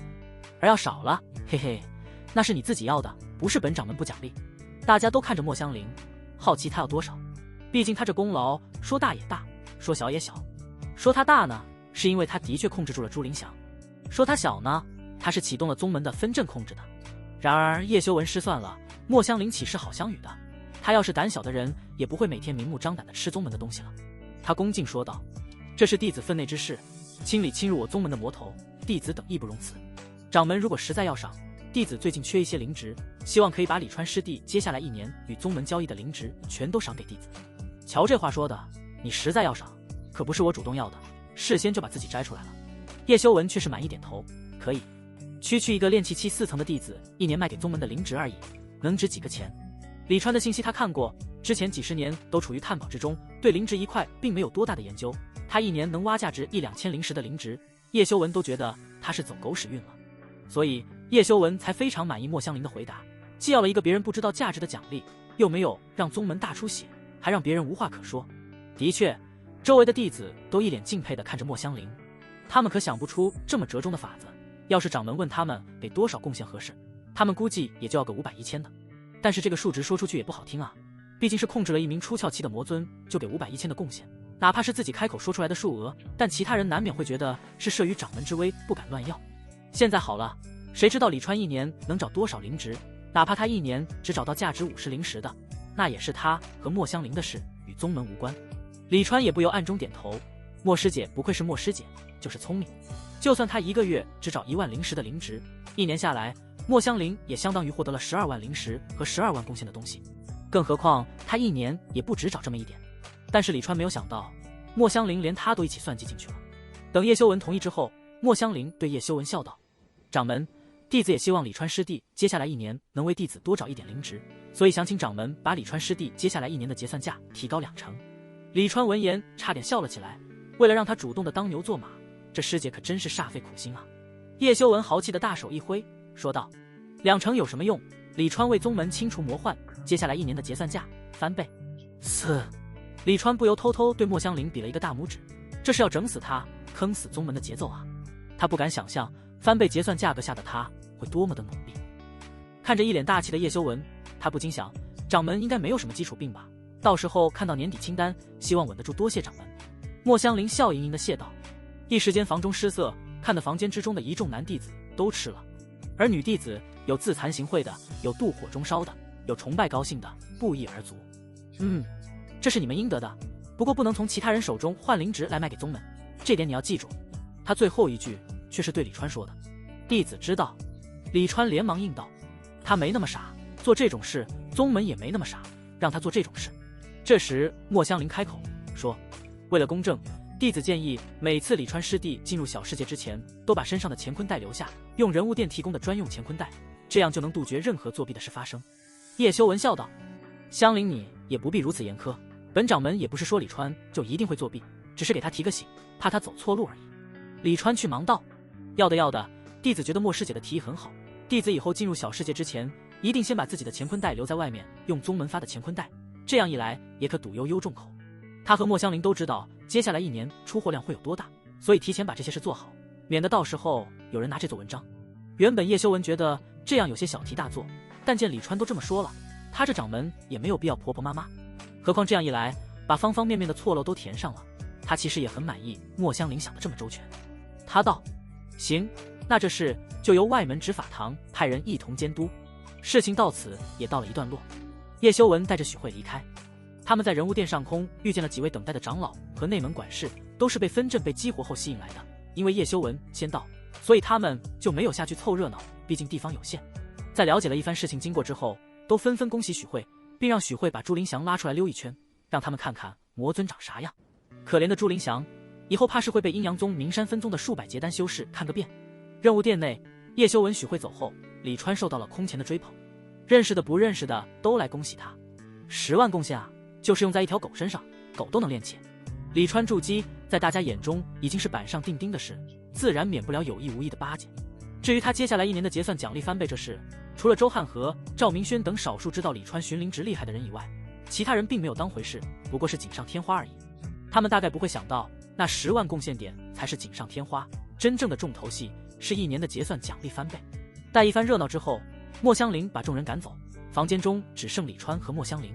师弟，今日遇如此喜事，该当庆祝一下。莫香菱一下就扑到了李川的怀里，伸手就要去解李川的腰带。李川没好气的把他手拍开，不客气的推着他的脸把他推开，斥道，别发骚了，你还要不要我帮你赚灵值的？天知道他下了多大决心才做到狠心推开莫香菱的。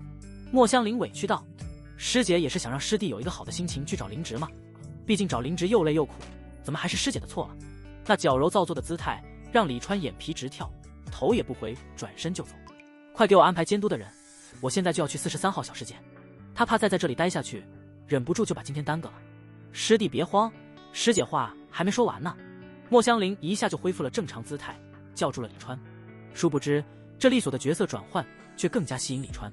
李川故作强硬说道：有屁快放。他并没有回头，但莫香菱却走到了他面前，那张绝色俏脸近在咫尺，说道：师弟有没有什么计划？李川闻言疑惑：你难道有什么计划？已经坑了掌门一把了，难道他还想用其他手段继续坑？胆子有些太大了一点吧，有些人心不足了。莫香菱说：我问过胡敏师妹，师弟你找灵植特别的快，似乎一眼就能看出哪里有灵植。那么现在限制师弟你寻找效率的就是你的飞行速度了。灵植稀少，飞行几片山脉才发现1-2株灵植都算是运气好了。这途中飞行耗时，严重影响师弟的效率，师弟有没有想过怎么解决？李川闻言，先是伸手捏住了莫香菱的脸：师姐可以啊，背地里调查师弟。然后才问：师姐有什么办法就直说。莫香菱说的没错，飞行的确很耗时，特别是一片区域要如蛇一般蜿蜒的飞。因为他虽然能一眼看出哪里有没有灵植，但也没有达到放眼看一片山脉就知道哪里有没有，他也得飞近一些才行。哎呀，师弟放手了，师姐可没有调查师弟，不过是上次拉着胡敏师妹聊聊而已。莫香菱挣脱了李川的手，揉着脸嗔道：师姐又不是胡敏师妹，你那么用力掐我干什么？看来胡敏和他说的东西不少。师弟知不知道非洲？他问李川。非洲？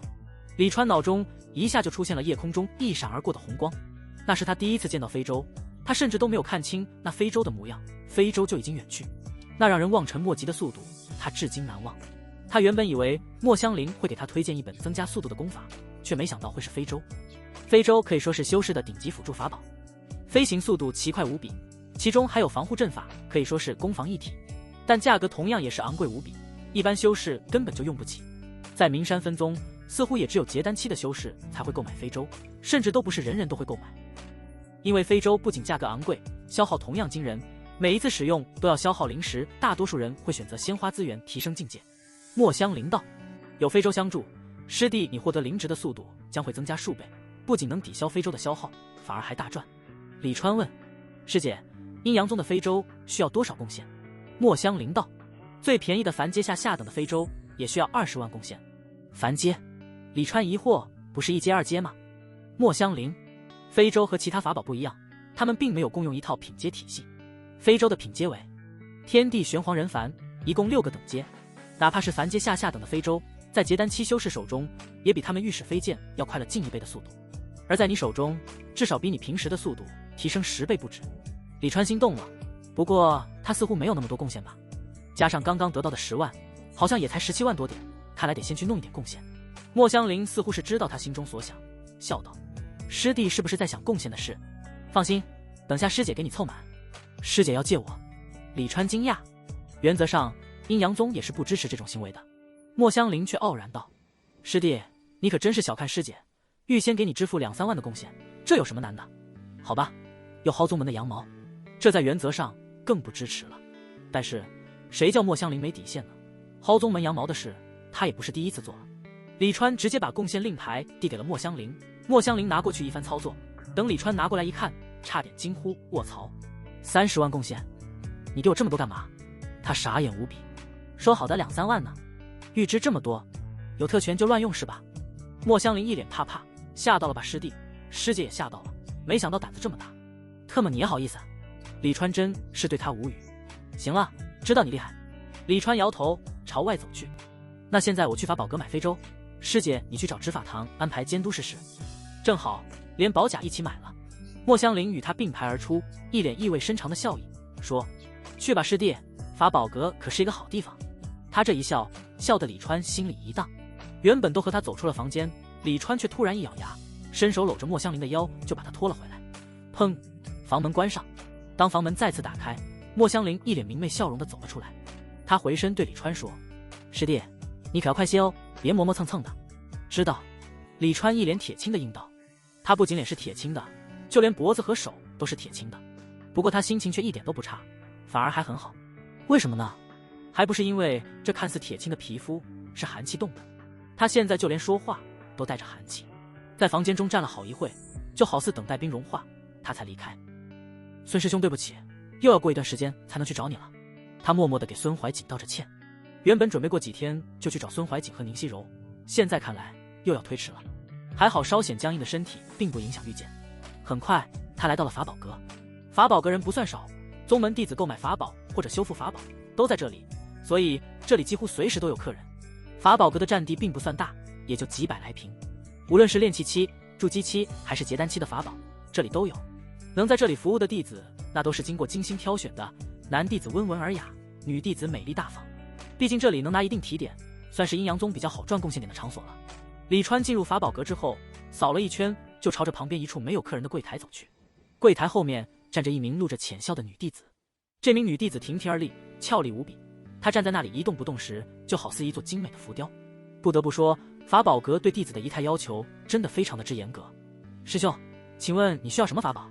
见到李川走来，柳腰甜声问道。其实他内心有些疑惑，因为他负责的是筑基期的法宝。李川炼气4层的修为应该用不到才对，不是他们老是爱以貌取人，实在是在修仙界，外貌其实也在一定程度上代表着实力。毕竟那些实力强大的男女修士，可没有几个不是长相出众无比的。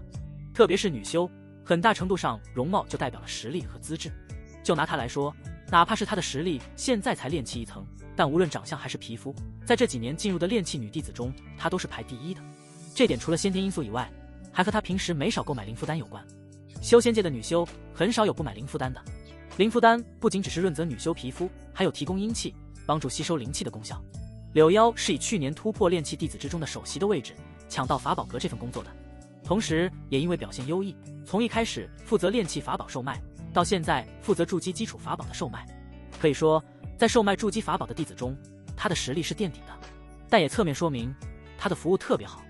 我想要一艘非洲。李川直接说道。柳腰只觉得娇柔的心一颤，随即连忙压住情绪，离开柜台来到李川面前，引导道：师兄请跟我来，非洲在楼上。按道理，炼气4层的李川是买不起非洲的，但法宝阁严格的要求下，他并没有表露出来，依旧带着李川前往。他心里其实还是挺开心的，因为一般来说，李川就算没有实力购买非洲，但敢去看非洲，资本在炼气期也必定雄厚无比。毕竟在阴阳宗，大家时间都很有限，很少有弟子会去看自己能力之外的东西。李川跟在柳腰身后，只觉得香风阵阵，这是独属于少女的幽香。从面容上来看，这柳腰年龄就不大，身上有着一股故作严肃成熟的青春气息，让李川不由感慨，这阴阳宗真的是到处都是美女。也就是他刚刚从墨香林那里来，不然李川正想着，已经走过楼梯拐角的柳腰突然停了下来，回身道：师兄，小心楼梯陡峭，让师妹来扶你。好家伙，他好歹也是炼气期的修士吧，上个小小楼梯还需要人扶吗？而且刚刚上楼梯的时候为什么不扶？不过他立马就发现了不对，事情根本就不是他想的那样。柳腰居然整个人都朝他靠了过来。李川回头看了一下，原来他们现在已经脱离了其他人的视线。好家伙，也太直接了吧。李川突然想到了之前离开时墨香林那意味深长的笑，原来是笑这个。墨香林这么清楚，以前该不会也在这里服务过吧？这倒是有可能，毕竟这里卖法宝得到的贡献多，优秀的弟子都喜欢往这里来。他接着又想起之前和楚梦幽一起来的时候，楚梦幽把他往男弟子所在的柜台引。好家伙，这楚梦幽居然坑他，居然不带他去找师妹师姐，是怕他在这里多消费是吧？可真为他着想。李川心中已暗自决定，一定抽时间好好去收拾一趟楚梦幽才行，害他错过了这么好的地方。师兄身体怎么这么凉？柳腰被李川身上的冰寒吓了一跳，不过他并没有立马松手，反而还如常的挽着李川，关心的说道：师兄，师妹先带你去泡药浴，把身上的寒气先除一下吧。还可以泡药浴？李川惊讶无比，可我什么都还没有买啊。柳腰说道：师兄的身体重要，寒气伤身得快些治疗才行，这与买不买东西没关系。说着，他扶着李川快步上楼，走向一间房。李川赞叹：阴阳宗法宝阁这服务也太好了吧，看他身体不好，立马让他泡药浴，这药浴不花钱的吗？就这服务态度，虽然李川贡献还没花出去，但觉得这贡献花的值。他不知道，柳腰就在刚刚扶他那瞬间，脑中已经闪过无数念头。要是一般的弟子，别说什么药浴，买东西都不给少一点贡献的。但刚刚柳腰从李川身上不仅感觉到了寒气，还感觉到了极大的阴气。这些阴气是怎么产生的？他几乎是一瞬就想到了。仅凭这一点，他就推断出李川必定很富有。毕竟师姐们比他更现实，没实力没灵石的男弟子连看都懒得看。而李川没有实力，那么有灵石是板上钉钉的，所以他才会给李川安排药引。哪怕他看错了也没什么，毕竟才几十枚灵石而已，他还是花得起的。但要是他没看错，只要把李川招待好，以后李川来这里买法宝都找他，他就能得不少收入。不得不说，他能被从卖1阶法宝区域升到2阶法宝区域，还是有眼力和魄力的。2楼是一个一个包厢相连，绕成一个圈，在包厢的墙上有一道窗口，可以看到外面在阵法中悬空的各类法宝。如果需要什么看，负责售卖的弟子会用法诀把相关法宝引过来。这又不是拍卖场，搞得这么严实，李川觉得有些稀奇。不过很快他就知道为什么这里是一个又一个的包厢了，因为他从窗口处看到了另外一边包厢中的情况，让他不得不感慨，不愧是阴阳宗，手笔真大。李川这次是难得做了一回正人君子，不对，他一直都是正人君子。在泡了药浴把身上的寒气消除一些后，他直接豪横拿出贡献令牌，付了20万贡献买了最便宜的那艘非洲。这可把柳妖高兴坏了，他只是觉得李川应该很富有，可没有想到李川真的会买得起非洲，这简直就是意外之喜。这下好了，提成的贡献都能拿到他手软。李川走的时候他还依依不舍，暗自可惜他和李川没有发生实质性的关系。行了，别像个小媳妇似的。看着柳妖那幽怨的眼神，李川大呼遭不住，赶紧离开。这师妹也太会撩人了，买个法宝而已，用不着弄得大家好像情侣似的。虽然明知道是逢场作戏，可李川真的忍不下心去拒绝。其实他这次来的时候是准备非洲和宝甲一起买的，但遇到柳妖之后他改变主意了，这次全买了，他下次来买什么？反正灵芝小世界对他来说危险度不高，而且现在有了非洲，哪怕是筑基期的修士都拿他没办法，没必要这么急。驾着非洲，李川嗖的一下就消失了。第一次飞这么快，那速度差点没让他兴奋的大叫起来。一路上不知道多少弟子朝他投来艳羡的目光。不过非洲的消耗也的确不是一般弟子承受得起的，从宗门到43号小世界这么一点距离，居然就烧了他1灵石。这还是非洲只在他一个人，且只是普通速度的情况下。很难想象这4米的非洲要是站满了人，全速飞行，灵石消耗会多么的恐怖。他到43号小世界的时候，莫香菱已经带着人物殿的监督人员和执法堂的监督人员等着了，每一方各派了2人。莫香菱想得很周到，4名监督人员李川都不认识，以前都没有发生过交集。他在众人惊讶羡慕恭敬的目光中停下了非洲。李川和监督人员交换了乾坤袋，并把他乾坤袋中的灵气和灵石拿到新乾坤袋，然后监督人员检查了他身上有没有其他储物物品，最后和他们约定10天后回来。做完这一切，李川毫不犹豫地朝43号小世界飞去，莫香菱也随之带着4人离开。进入小世界后，李川彻底放飞自我，灵石猛猛地往非洲阵法上堆，直接把非洲的速度拉到了最大。在体验了一番速度与激情之后，他也开始进入了工作状态。事实证明，有了非洲之后，他的效率的确提升了很多倍。当然也有不好的一面，那就是驾着非洲找灵芝简直就不是人干的活，一边要控制非洲飞，一边要聚精会神地盯着周围山形地貌，太消耗精力了。这就是所谓的痛并快乐着。果然，想要捡便宜，那就要吃常人所不能吃的苦。李川准备接下来的1年，把以后10年的苦全都吃了。按照他的新规划，他应该也只需要努力这1年了，以后他就是大界主了，专门承包小世界的那种。当天晚上，李川四仰八叉的躺在他的新非洲上，望着天上的月亮，他差点没哭。好久没这么极限的做事了，他口中喃喃着，不知不觉的就睡着了。白天他全部的精力都放在找灵芝上来，由于非洲速度太快，根本就没有给他思考的时间，他就这么一直努力的找着。而这一天的灵石消耗也极为的大，将近200灵石，当然收获也难以想象。不知不觉10天就过去了，李川懒散地躺在非洲上，朝着34号小世界门口飞去。他的灵植数等阶再次提升，离下一个等阶越来越近了。灵植数1阶6级16，一阶灵植辨别10级，一阶灵地辨别10级，一阶灵种培育10级，一阶灵植种植10级。43号小世界出口，莫香菱带着监督人员翘首以盼。其实只有他翘首以盼，监督人员压根就没把李川挖灵植的事看得多重。这几天李川的身份也在外面传开了，知道他是外面的散修，大家对他的期待立马就变得很低了。不是他们看不起散修，好吧，他们就是看不起散修。出来了。随着莫香菱的话落，4名监督弟子立马打起了精神。他们是不重视李川，可不是不重视这件事。立马就有人打开流影石对着李川记录起来。师弟，辛苦了。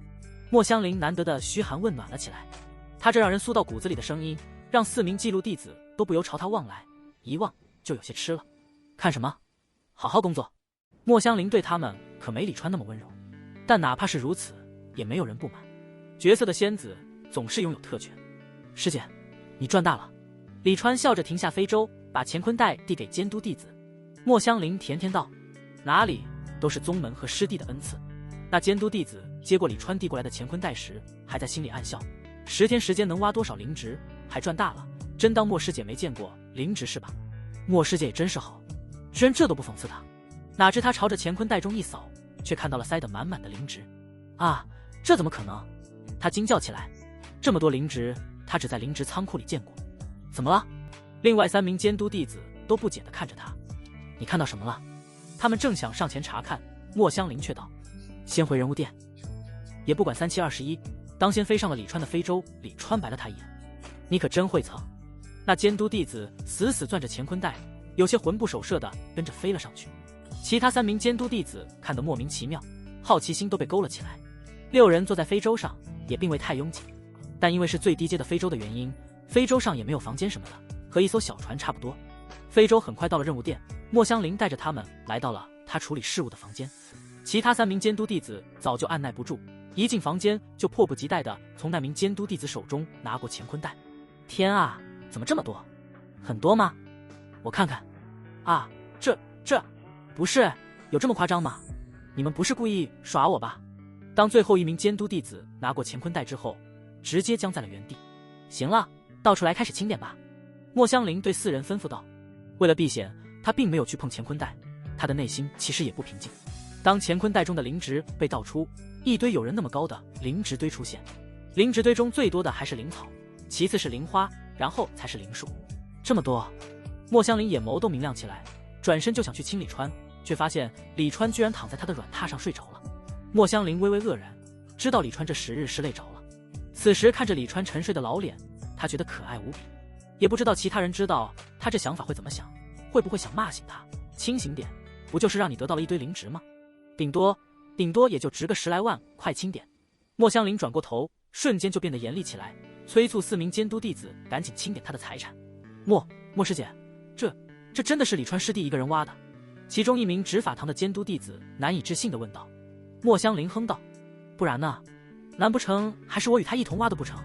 他一生气，那弟子心中顿时发怵，忙摇头：不是，师弟我只是不理解而已。一个人10日时间怎么能挖这么多灵值？莫香林不客气地说道：你要是理解，你也能挖这么多了，哪里来这么多废话？赶紧清点。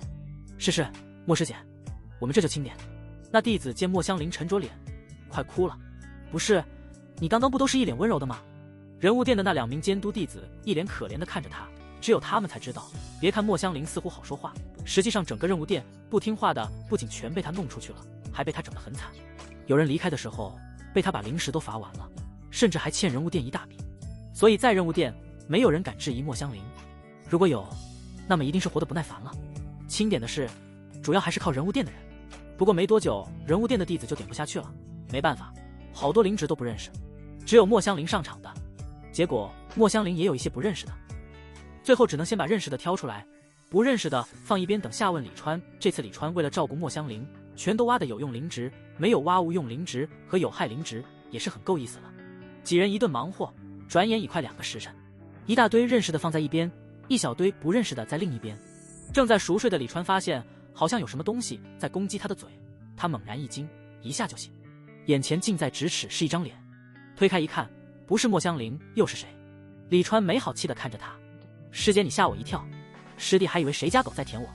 莫香林一脸笑意，哼哼道：师弟这张嘴可真毒，师姐给你治毒。说着张着诱人的柔唇就靠了过去，一边去，然而却被李川无情地给推开了。又想动他，没门。一旁的4名监督弟子目瞪口呆地看着莫香林被推开，那心啊就仿佛被刀剁成碎块那么难受。他们亲眼看到刚刚还在他们面前一脸威严端庄的师姐化身舔狗，主动去把老师弟李川清醒。然而这老师弟不仅没有丝毫感到荣幸不说，居然还在师姐要继续主动献吻的时候嫌弃地把师姐推开。不是，你知道你面前的女人是谁吗？你就推。这可是我外门的天才师姐，曾经的炼气期10大角色之首，人物殿的管事，2年就炼气10层的天骄天女啊！4名监督弟子只觉一阵痛心疾首，深恨那躺在软榻上的人不是自己。这么闲，你清点完了？李川从软榻上起身，伸了一个懒腰，问：一共有多少？墨香菱道：清点出来的价值9万多灵石和贡献，剩下的都是师姐不认识的。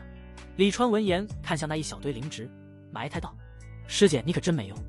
墨香菱笑道：师弟你也好意思说师姐没用，你不就经常？李川连忙把墨香菱的嘴捂嘴，这可不兴说，妖精又开始勾人了。4名监督弟子就像空气一般被无视，眼睁睁地看着李川和墨香菱在那打情骂俏。其实在他们眼中，这也根本就不是打情骂俏，分明是他们眼中高贵威严不可攀的师姐在单方面的舔李川，而李川总是不给他好脸色，看得他们都有了一股冲动。这该死的老师弟，你就不能对师姐好点吗？求你了，你就对他好点吧。呜呜，接下来李川开始说出那些墨香菱也不认识的灵植的名字。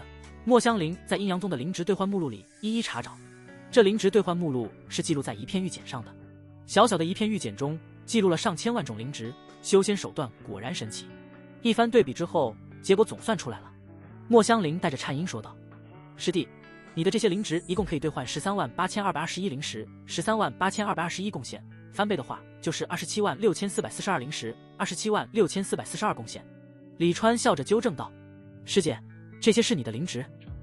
墨香菱已经高兴得找不到北了，就在那一个劲的傻笑，价值10多万灵石和贡献的灵植，这还只是开始，以后还会更多，他怎么又能忍住？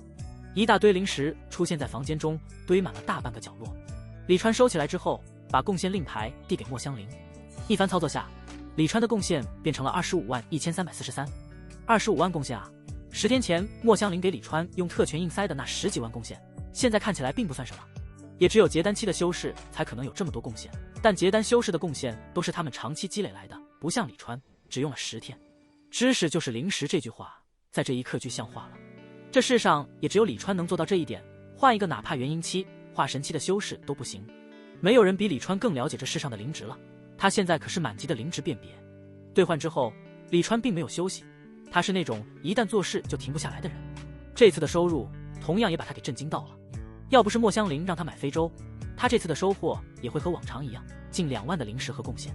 趁着镜头还在，结算之后他又立马去了43号小世界。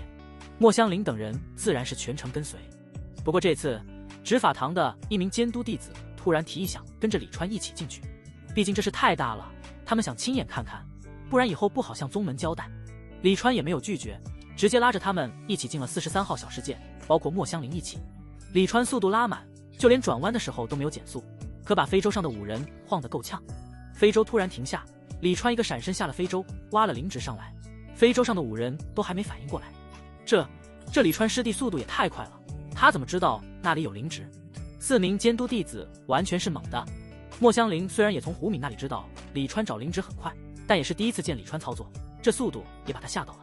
还没等他们回神，非洲已经再次启动，继续飞行。几人连忙拿出留影石记录了起来。接下来短短的一炷香内，李川就挖了10几株，把几人都震得说不出话来，同时也把他们晃得晕乎乎的，大呼受不了。李川的非洲根本就不是人做的，亲眼见到并留了证据之后，他们也表示不想继续跟着李川受罪，和李川分开。看着远去的非洲，墨香菱对4人说道：这事你们谁也不能说出去，不然别怪本管事不客气。他直接用身份压人，4人也不敢多说，连忙应下。掌门的承诺很多同门都听到的，现在这事要是传到掌门那里，也只是让掌门难办，给掌门徒增烦恼而已，所以当个哑巴是最好的。他们都是在为掌门着想，绝对不是怕墨香菱报复他们。不过有一件事已经很清晰了，那就是墨香菱和李川的崛起势不可挡。就凭李川这一手赚灵石的速度，结丹的修士他都能养得起好几个，更别说他自己这小小炼气4层了。李川努力1年挖的灵植也够墨香菱筑基到结丹的消耗，甚至还有多的。这些监督弟子除了羡慕，心中同时也在想，以后能不能找机会巴结一下李川。他那么有钱，随便扔点给他们，对他们来说都非常之多。时间一晃，1个月就过去了。这1个月，在翻倍的结算奖励下，李川用灵植兑换了80多万的灵石和贡献。他现在已经有107万多的灵石和105万多的贡献。辛苦了1个来月，他觉得也是该休息放松一下了。出来的第一件事，他就是去法宝阁。别误会，他只是单纯的去买宝甲而已，没有其他的意思。毕竟存了这么多贡献，也该对自己好一点了，不是？其实李川在小世界里面是憋了一口气的，之所以选择1个多月，完全是因为他算了一下，灵植树满级要这么久。今天本来是1阶灵植树满级，升2阶的时候，可最终他的灵植树还是没有到2阶，因为灵植树给了他一个选择。灵植树1阶10级，1阶灵植辨别10级，1阶灵地辨别10级，1阶灵种培育10级变异正0%，1阶灵植种植10级升阶正0%。在灵种培育和灵植种植这2个分类中，多出来2项增益能力，一个是增加培育的1阶灵种变异的几率，一个是增加种植的1阶灵植升阶的概率，每1点福元提升1%。按照福元路给的选择，李川可以无视这2个增益，直接把灵植树升到2阶。但是灵植树升到2阶之后，就再也不能提升1阶的培育变异和灵植升阶百分比。虽然10级的1阶灵植树也大大提升了灵种变异和灵植升阶的概率，但谁会嫌弃概率更大呢？而他现在也不急需制服树，所以自然是选择先把变异和升阶的百分比提上去了。其实李川也很期待，以后等他培育灵种的时候，能给他变异出些什么东西来。他来到法宝阁的时候，柳妖正在给一位筑基师兄介绍法宝。要不说柳妖业务能力好呢，在给客人介绍的时候，还不忘眼观六路耳听八方。一看到李川进来，柳妖的小心肝就是一颤。来了，他来了。师兄，真是抱歉，师妹对这款法宝的功效了解还有欠缺，我给你找一位师姐过来。柳妖立马就对他的客人说道，随即也不管那客人是什么反应，就走到一边。师姐，帮我招呼一下这位师兄。说话间，他偷偷朝那师姐的手中塞了5灵石。其实一般这种情况是不用色灵石的，来这里看法宝的弟子大部分都会买，今天不买，下次下下次也会买。他们的工作就是让原本可能只想买下下等法宝的弟子买中等甚至上等法宝，顺带还推荐其他一些东西给对方，让对方清空灵石回去。所以如果谁有事，其他人巴不得把那客人接手过来。但是柳妖不一样，他风头太盛了，本来炼气一层调到2阶法宝区域就够人眼红的了，上个月还开了单20万贡献的大单。他们的提成本来就是越销售额越高，提成就越高。柳妖1个月就拿了几千贡献，谁不眼红？柳妖也知道这点，所以平时叫人帮忙都会给点利益。就像这次他要不给灵石，那师姐说不定就不会帮他。师兄，你来了。柳妖走到李川面前，语气轻柔，就好似朋友好久不见，相约见面时一般，自然而又亲切。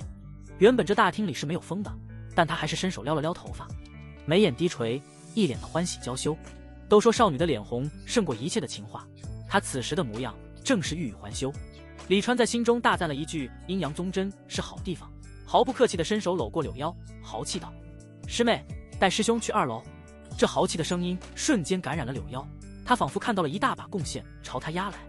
好的师兄，我们走。娇声嗲语，好不顺从。法宝阁中的其他女修见李川搂住柳妖上楼，又是一阵羡慕嫉妒。2楼的法宝都是价格昂贵的，1楼的还能用灵石买，2楼的却只能用贡献换，随随便便就是上万贡献起，卖一单就能休息大半个月。也有人认出了李川，深悔上次李川进店的时候怎么就没有主动上前招待。不过说实话，一般看到李川这种弟子，他们都不会主动上前招待的。人越老越抠，寿元无多的弟子更喜欢把灵石花在丹药上，所以李川这种弟子要是去丹药阁，保准受那里的女弟子欢迎。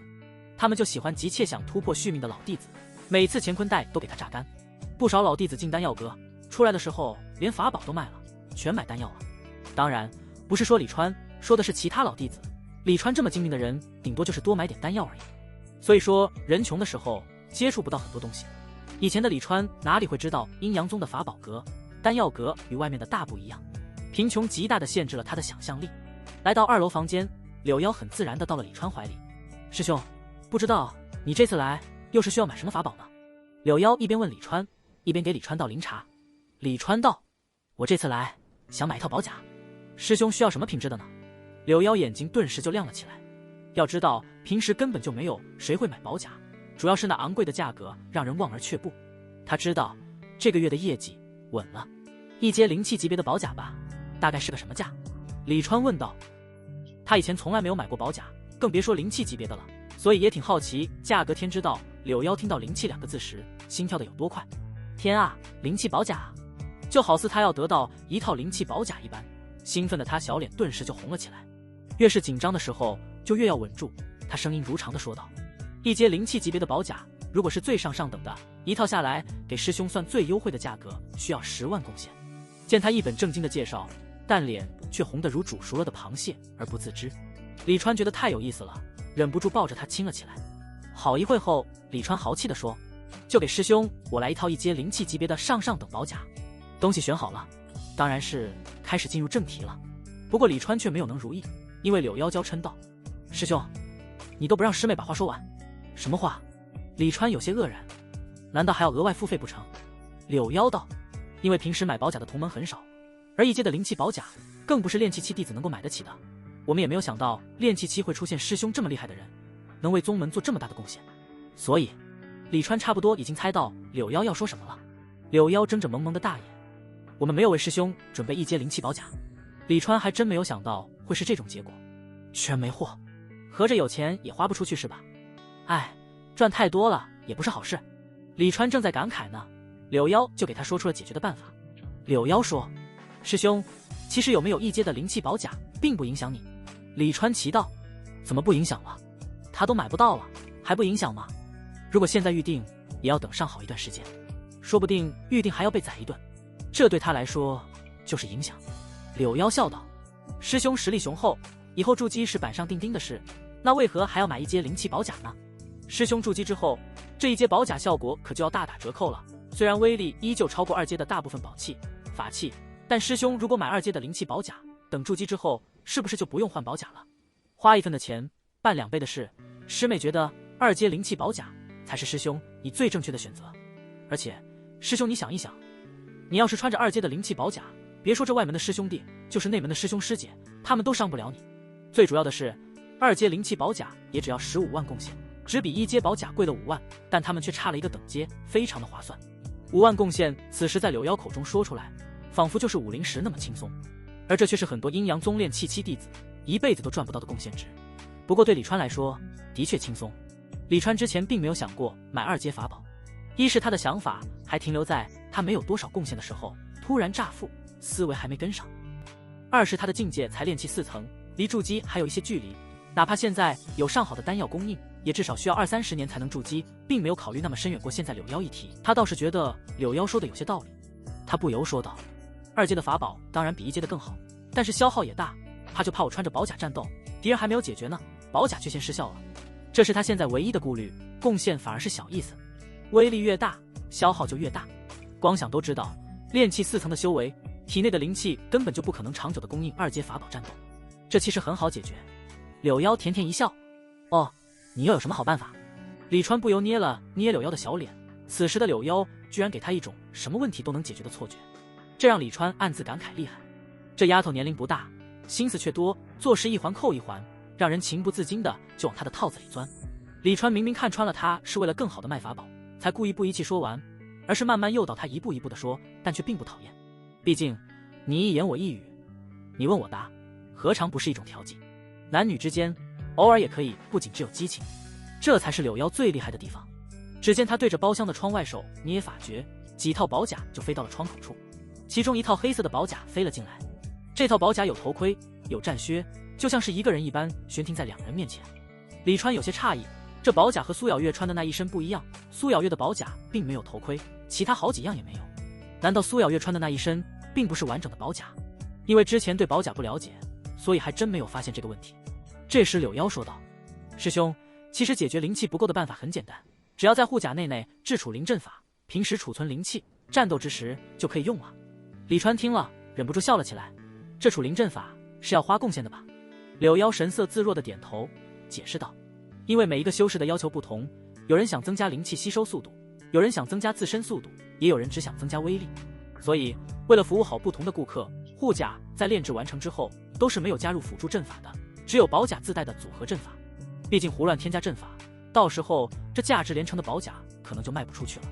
而储灵阵法的价格也并不贵，镌刻一个1阶下等的储灵阵也只需要1000贡献而已。这对师兄来说，眼睛都不用眨一下。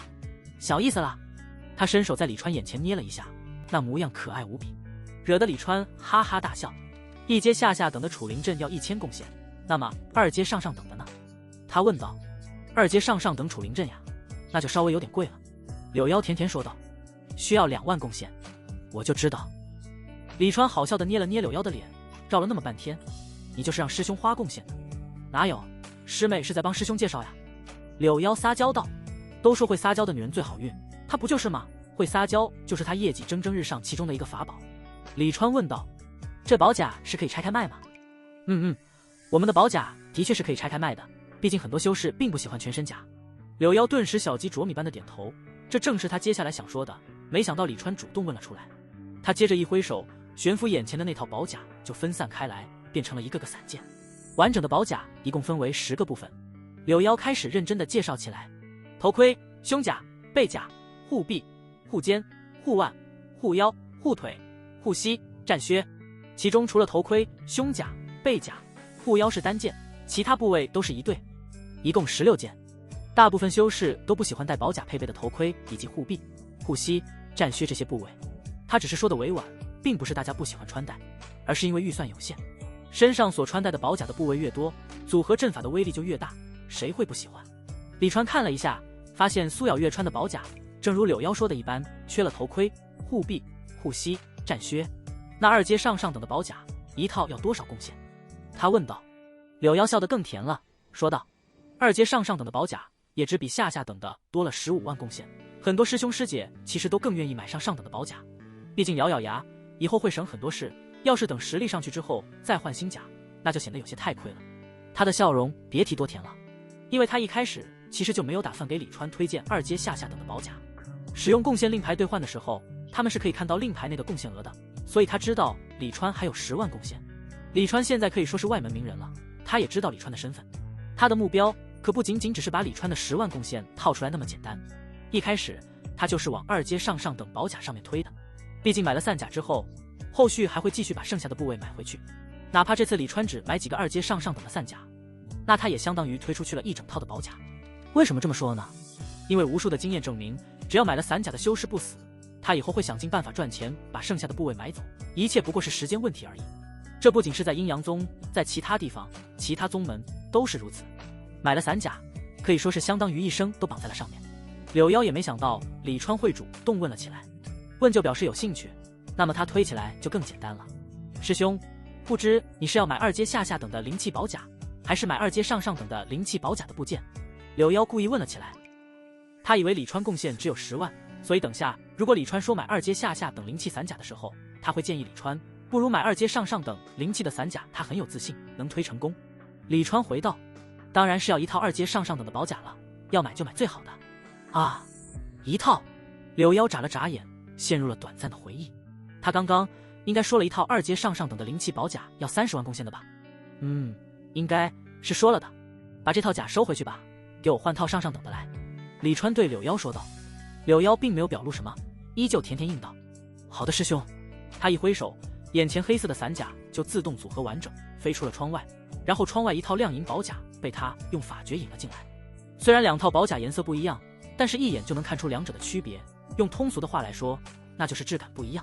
师兄，这套就是2阶上等的灵气宝甲，宝甲的颜色是可以更改的，师兄要是不喜欢银色，可以换其他颜色。他很聪明，虽然知道李川只有10万贡献，但是并没有质疑李川买不买得起一整套2阶上等宝甲。李川如果买不起，那么等下支付贡献度的时候自然会有结果，哪怕是李川故意逗他，这里只有他们2人，也不会有人看到。柳腰始终觉得质疑顾客是一件很愚蠢的事，除非是只准备做一次生意，或者是不想做这单生意，不然他绝对不会允许自己质疑顾客。要不说他能被破格提拔呢，这觉悟就是高。李川对他说，颜色改了吧，改成红色。呀，师兄居然喜欢红色，师妹也喜欢红色。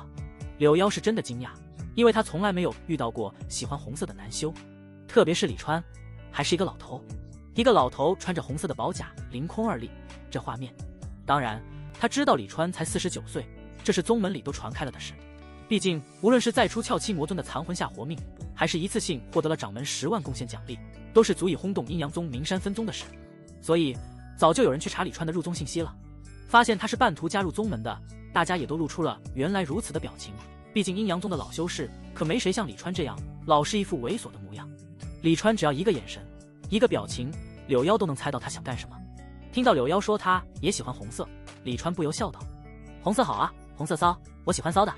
柳腰闻言顿时娇羞地捶打了李川2下。哎呀，师兄真讨厌！我说我喜欢红色，怎么就讨厌了？李川故作惊奇问道。哼哼，师兄揣着明白装糊涂呢。柳腰对着那套亮银宝甲一挥手，宝甲散开。他说：“师妹还是继续给师兄介绍宝甲的吧。宝甲有什么好介绍的？”李川虽然这么说，但还是做出了一副洗耳恭听的样子。毕竟对宝甲，他其实了解也不多，只知道穿在一起可以组合成一套阵法，让防护力大增，而宝甲本身材质也让宝甲就算脱离了阵法，也具有很强的防护力，可以说是多层保护。柳腰指着宝甲的各个部件说道：“要介绍的可多着呢，比如这套宝甲只是一套普通的宝甲，它不具备额外的5行防护能力。也就是说，如果攻击它的修士具有5行灵根，那么它对这些修士的攻击的防护效果就要差一些。师兄如果有意，可以专门选一套防护某1、5行属性的宝甲。有了5行防护能力之后，不仅是对相应灵根的修士有着强大的抵御作用，就是对于普通施法的5行攻击也有极大的抵御作用，效果非常的好。”李川忍不住揪着柳腰的脸说：“又要加钱是吧？哎，师兄，师妹只是单纯的给你介绍而已，你也别生气，小心气坏了身子。”柳腰撒娇不已。这次李川却没有应下，他不客气地说：“换一个，这个不需要。整个阴阳宗都没有几个5行灵根的，何况他还是炼气期就用了筑基宝甲的，现在防护已经拉满，还浪费那些贡献干什么？更何况防护丹5行属性，让他选哪一个5行属性来防？是不是想要多防几个5行属性，价格又会成倍的涨？这套路他懂，不过他现在真不需要。那我们说点不花钱的。”柳腰很懂李川，甜甜笑道：“宝甲除了自身的防御外，还带有组合阵，这组合阵是融在宝甲里的，不像镌刻的阵法那样能更改。身上穿戴的宝甲部件越多，组合阵的威力就越大，特别是穿上一整套完整的宝甲后，组合阵的威力简直难以想象。就拿这套2阶上等的灵气宝甲来说，一整套穿上后，组合阵的威力甚至能挡下结丹初期修士的攻击。一般来说，2阶的灵气只能容纳筑基期的气灵，但是这套宝甲成套之后，却能容纳结丹期的气灵。不过分开之后，气灵就会消失，只有全套组合时，它才会继续出现。”李川点了点头，然而下一刻，他的手又掐在了柳腰的脸上：“你不是说不花钱吗？气灵不要钱啊！”柳腰委屈道：“可我们这也没气灵卖啊，师兄就是想花贡献，也花不出去。”他是真没想到李川还能给他找这么个漏洞出来。说了不花钱的，下面该说一个花钱的了吧？李川揶揄道。柳腰也笑了，他就喜欢和贡献多的师兄交流。贡献多的师兄脾气都超好，从来不会为了一点点贡献甩脸色发脾气，也很愿意听他们推荐东西。最难招呼的是那种贡献不多不少的，贡献没几个，要求还多，还动不动就生气，太难了。既然师兄要求，师妹自当遵从。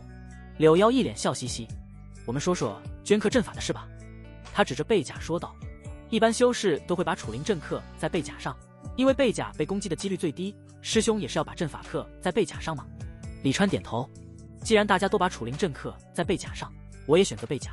我相信前辈们的经验。楚灵阵相当于宝甲的能源核心，把它放在不易被攻击的地方，李川觉得没错。不过说完之后，他发现好像有些不对。他缓缓道：师妹的意思是2万贡献的楚灵阵不是宝甲的每一个部位都有？”还没等柳腰回答，李川就没好气的对着柳腰的腰掐了起来：“好啊，你们真是好啊，宝甲的每一个部位刻阵法都要单独收费是吧？”一开始他还以为像宝甲自带的组合阵法那样，楚灵阵也是组合的，穿在身上每个部位都能储存灵气。30万买一套宝甲，2万刻一个楚灵阵，并不贵。结果这居然只是一个部位的价格，这要弄个全套阵得多少钱啊？合着30万贡献的宝甲还只是基础款，自选阵法都能再买一套甲了啊！师兄，你听师妹说。柳腰被掐得不行，连连求饶，最后还是主动献上香吻，李川才放过他。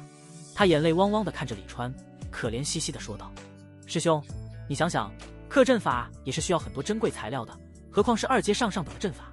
一套宝甲一共16个部位，2万贡献他再怎么多，也不可能把全套宝甲刻完，连换阵法材料都不够呢。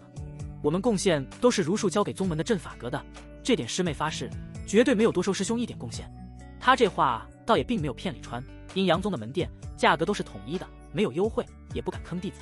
而阵法的确也不是他们丹宝阁能负责的事，收的贡献的确也全都交给了阵法阁，只是他闭口不提返点的事。不仅是阵法的收入，法宝的收入也同样全都上交炼气阁，然后统一给他们返点。所以知道内情的人就会明白他说的是废话，主要是为了降低李川心理落差。他是没有多收李川贡献，但定价的阵法格就不清楚了。反正李川想要占便宜几乎是没有可能的。其实师妹懂师兄的意思，用一个组合的储灵阵把宝甲连起来，让他们每一个部位都能储存灵气，这也是可以实现的。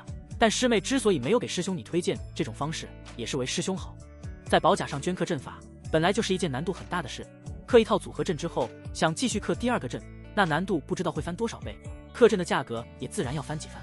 师兄自然是可以刻一个厉害的组合型储灵阵，但这花费同样不小，而且也太过浪费了。毕竟其他部位，师妹觉得应该刻攻击防护类阵法。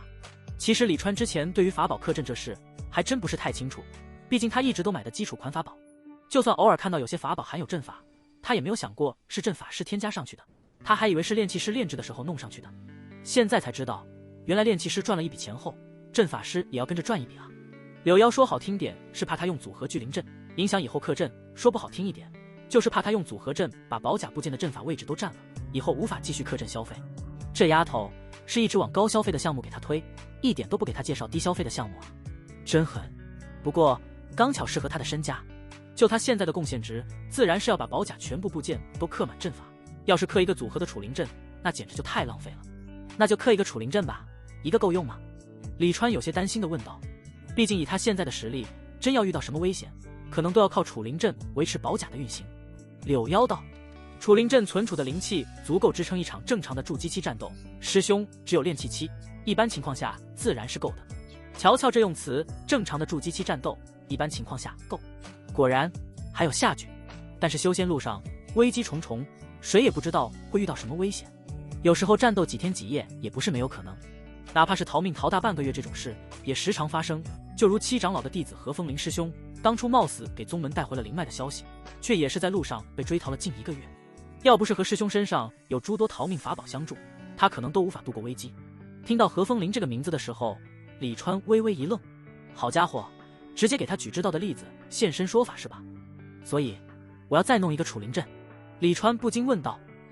柳妖摇头，师妹倒是不怎么建议师兄多刻一个储灵阵，多刻一个储灵阵让宝甲部件少了一个可刻的阵法不说，还要再花2万贡献，还不如花1万贡献把储灵阵升级成为可以吸收灵石灵气的储灵阵。这样一来，在平时储存的灵气用光之后，也可以用灵石代替，只要灵石够，那么宝甲的组合阵法就能一直使用。说起来还要少花1万贡献呢。李川听了不由点头，原来2万贡献一个阵法也不是终点啊，他还能继续往上面加。我看你还能往上加什么？他不由问柳妖。除了能这个储灵阵增加吸收灵石的功能，还能不能加其他功能？当然能了。柳妖说起来那是滔滔不绝，还可以为阵法增加一个独立的放置灵石的空间。毕竟很多时候在激烈的战斗中根本无暇为阵法投入灵石，而如果有了这个灵石空间，就能提前把大量的灵石投入其中，保证在战斗的时候心无旁骛，安心战斗。果然。李川问，那么增加一个存放灵石的空间需要多少贡献？柳妖答，因为增加空间的阵法不是一般的阵法是能镌刻的，好在只放灵石有其限制性，所以也不贵，只要2万贡献。好家伙，李川直呼好家伙，一个阵法直接就干掉5万贡献，怪不得那么多人都喜欢买单要多过法宝，原来法宝消耗这么大啊！正常筑基修士谁消费得起？还好他是炼器修士，这个大他装得起。哼哼，就给我刻能放灵石的储灵阵。李川豪气说道，要整就整一步到位的。柳妖一脸乖巧的点头，那师兄还要给宝甲的其他部位刻阵吗？其他还有什么阵法？你说说，你比较推荐师兄我刻什么阵？李川主动问起了柳妖。李川知道柳妖肯定会给他网贵的推，但没事，他贡献多，兑换得起。最主要的是柳妖推的都合他的意，他现在兑换低贡献的东西的确是浪费。正所谓1分钱1分多，花的贡献虽然多，但效果也更好。时间过得很快，李川来法宝阁的时候是早上，但离开的时候已经是中午了。次日的中午，不要问为什么待了1日1夜，外加小半日，实在是宝甲太过复杂，李川总要了解清楚他的每一个能力和使用场景吧。还有那么多阵法可以选择，他总要慢慢选吧。柳妖事无巨细的给他一一解说，让他了解了很多以前当散修的时候没有了解的知识。而选好阵法之后，是不是要送到阵法阁去刻阵法？这哪样不耗费时间的？师兄，师妹就住在外门町区339号屋，师兄有什么事都可以随时来找师妹。如果师兄嫌麻烦，也可以用师妹这纸鹤给师妹传话，无论师妹在做什么，都会立马放下手中的事去找师兄的。柳妖送李川离开的时候，那眼中的依依不舍都快让人心都融化了。虽然明知道婊子无情戏子无义，在这阴阳宗不可能拥有深情，但是李川仍旧觉得大为受用，虚荣心得到了极大的满足。就说柳妖刚刚对他说的这随叫随到的话，哥谁听了不迷糊？这可是专属 SVIP 服务，独一份的待遇，不一天消费个几十万贡献点不可能有。放心吧师妹，师兄不会和你客气的。李川大喇喇地说道。笑话，他为什么要客气？他都买了几十万贡献的法宝了，平时使用法宝遇到什么问题，让售卖人员来解决，难道不是很合理的事吗？柳妖就相当于法宝的售后，有问题当然得找他了。师妹等着师兄，师兄慢走。柳妖笑容可掬，一脸的期待。他还怕李川不找他，毕竟他又不是只做这一笔生意，他还想李川以后继续在他这里买法宝，继续在他这里消费，不然他哪里来海量的修炼资源？昨晚他就偷偷算了一下，李川购买法宝的消费提成，如果换成修炼资源修炼，他应该能很快成为外门新秀弟子第一。新秀弟子5年为一期，原本他就是第一的有力竞争者，现在更是板上钉钉了。哪怕李川1年只来法宝阁这么大笔的消费一次，而只需要3年，他就能成为外门弟子第一。毕竟他本身的资质在这一批弟子之中就属于最好的，再加今年他的提成贡献有2-3万，要是每年都有这么多贡献兑换资源修炼，他不起飞谁起飞？毕竟阴阳宗的贡献比外界的灵石有更强的购买力，能买到很多外界买不到的好丹药。而李川对柳妖这个小师妹也很满意，虽然来的时候他的打算是花几万贡献买一套宝甲，现在已经严重超出他最初的打算，甚至可以说超了10倍，但是他买的开心啊。对于这一次的消费体验，他给满分。柳妖推荐的所有项目他都喜欢，简直就是推荐到了他的心坎上。就说他一开始想买一阶灵气宝甲这事，要是真买了，等筑基期的时候这宝甲就淘汰了，哪怕能回收，那也是要亏好几万贡献的。他心中甚至已经打算好了，等以后他学会了炼丹炼气，自己去外面开店的时候，一定把柳妖给挖过来帮他卖货。优秀的师妹就要让他们帮他赚钱，不能埋没了他们的能力。眼看李川离开，柳妖却是立马就收敛了笑容，神情紧张的快步朝着法宝阁内部走去。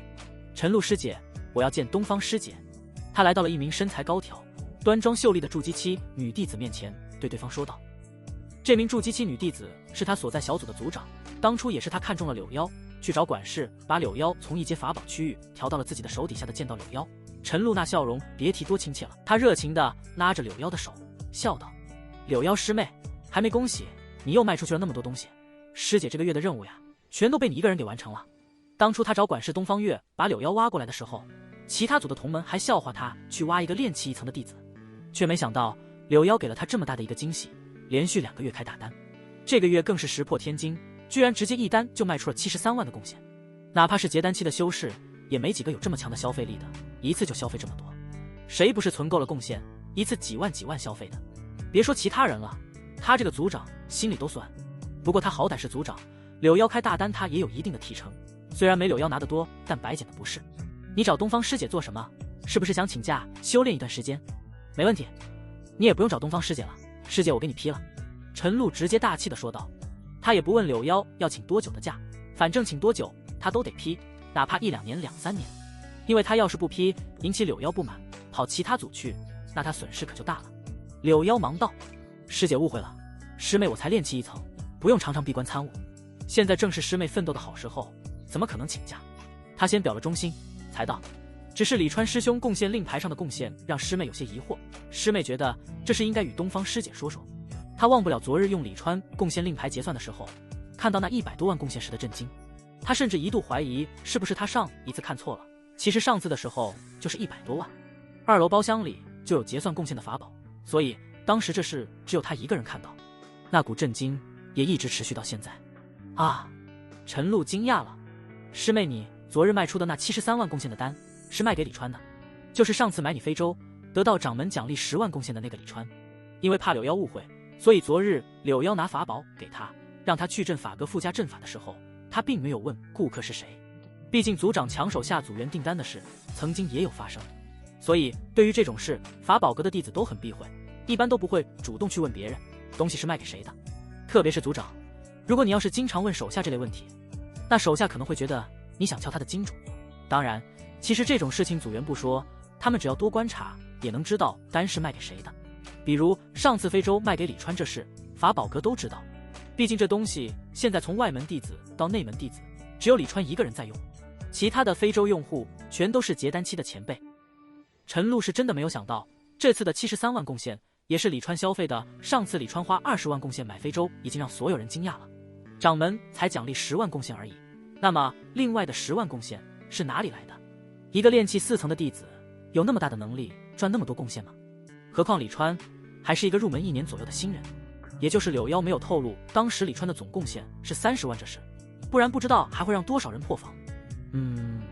就是那位李川师兄。柳妖点头，他哪里来那么多贡献啊？他才炼气7啊！这话陈露几乎是脱口而出。想他堂堂驻基5层的内门弟子，这么多年来赚的贡献一共都没有20万那么多，结果李川这个炼气4层才入门不到1年就赚了快100万贡献了，这也太离谱了吧！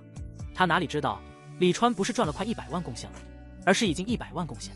我也不知道这是怎么回事，所以才要找东方师姐。柳妖说道，他心中的确疑惑，同时还有些后怕李川的贡献是通过什么特殊手段来的。要真是这样，那他卖出去了近100万贡献的法宝，到时候责任算谁的？就算法宝能够追回，但那上面镌刻的阵法呢？这么大的事他可顶不了，要顶也是让管事师姐来顶，所以他才想着要第一时间让管事东方月知道。昨日73万贡献扣除的时候，他有多兴奋，对美好的未来有多憧憬，现在就有多慌。他就是典型的自己吓自己，不这么想的时候还挺高兴，一这么一想，哎呦我的娘哦，倒心慌的慌哦。那我问问东方师姐在哪里？陈露一边说着，手中已出现一只小小的纸鹤。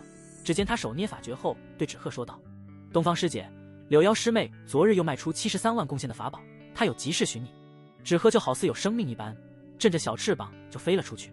这纸鹤是一种传讯手段，只能短距离传信，也就是在阴阳宗这类宗门内实用，要是放在外面，估计飞出去没多久就被人给劫了。修仙界手剑的人也不在少数，他们虽然无法知晓纸鹤内的内容，但是让它化成灰灰不过是顺手的事。谁给的纸鹤，纸鹤就会去寻谁，只要中途没人捣乱，一般不会出什么差错。没等多久，一名身穿淡蓝色长裙的绝色女子就朝两女走来，女子腰上挂着的几块玉翠香肌发出清脆响声。东方师姐，两女连忙行礼。只见这名女子眉如远黛，不化而翠，清新之中透着一丝妩媚。她那双眸如水，清澈而又深邃，就好似望不见底的深潭。她的脸上带着淡淡的笑意，那微翘的嘴角总会让人以为她有什么话要倾诉。她那深蓝裙颜色虽淡，但却也无法掩饰其华贵，不知是何布料制成，一眼就知不凡。而在蓝裙之上还额外有很多小饰品点缀。不仅如此，她的双手腕上戴着精巧的手镯，耳垂之下也戴着好看的耳坠，就连头上插的凤头钗也繁复无比。她这一身精致装扮不仅是给她平添了几分亮色，更添了让人望而生畏的贵气。字面意思，贵重的贵，因为她这一身装扮价值不菲。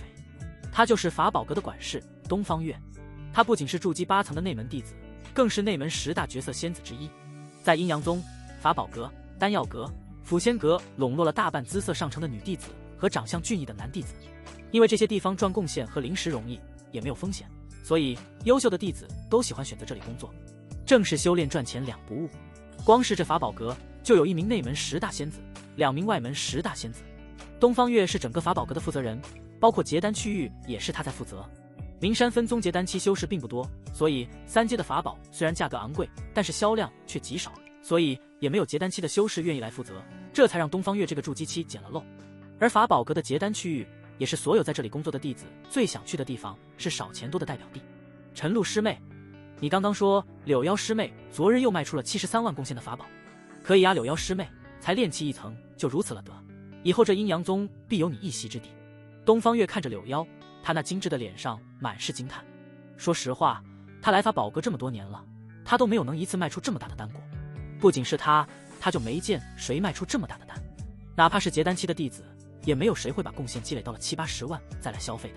毕竟实力强1分，收获也会多1分，生存概率也会大1分，所以大家都是贡献一到就立马消费。谢谢东方师姐夸奖。柳妖的笑容有些勉强，他道：对于这一单我很疑惑，所以想找师姐你问一问。哦，你疑惑什么？东方月奇道。他看出了柳妖有些心神不宁，这让他觉得奇怪，赚了那么多提成，难道不应该高兴吗？柳妖道：因为昨日我卖出的那些法宝全是外门的李川师兄买的，当时我见到李川师兄的贡献总额是105、1343。什么？105万？陈露和东方月同时惊呼，陈露的声音尤其的大。见他们的模样，柳腰快哭了。你们别这么大惊小怪的好不好？吓到我了。他怎么这么多贡献？陈露和东方月几乎又同时问出了这句。柳腰当然无法解答。东方月率先恢复过来，他皱眉对柳腰说：“说你的疑惑。”柳腰忙道：“上月李川师兄买非洲时，我看到他的贡献总额还只是30万，这才1个月过去，就突然就涨这么多。这贡献数额，他对吗？你是想说李川的贡献是不是有问题？比如不合规？”柳腰连忙点头。要不是李川的贡献1个多月就窜了那么多，他也不会有这种想法。其实他也并没有听说过谁的贡献不合格这事，可就是没有听过才慌，有一种无头苍蝇的迷茫感。东方月摇头，这种情况应该不存在。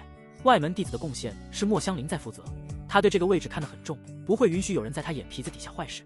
陈露有些茫然地说道：“那这李川怎么1个多月就赚了近100万贡献呢？”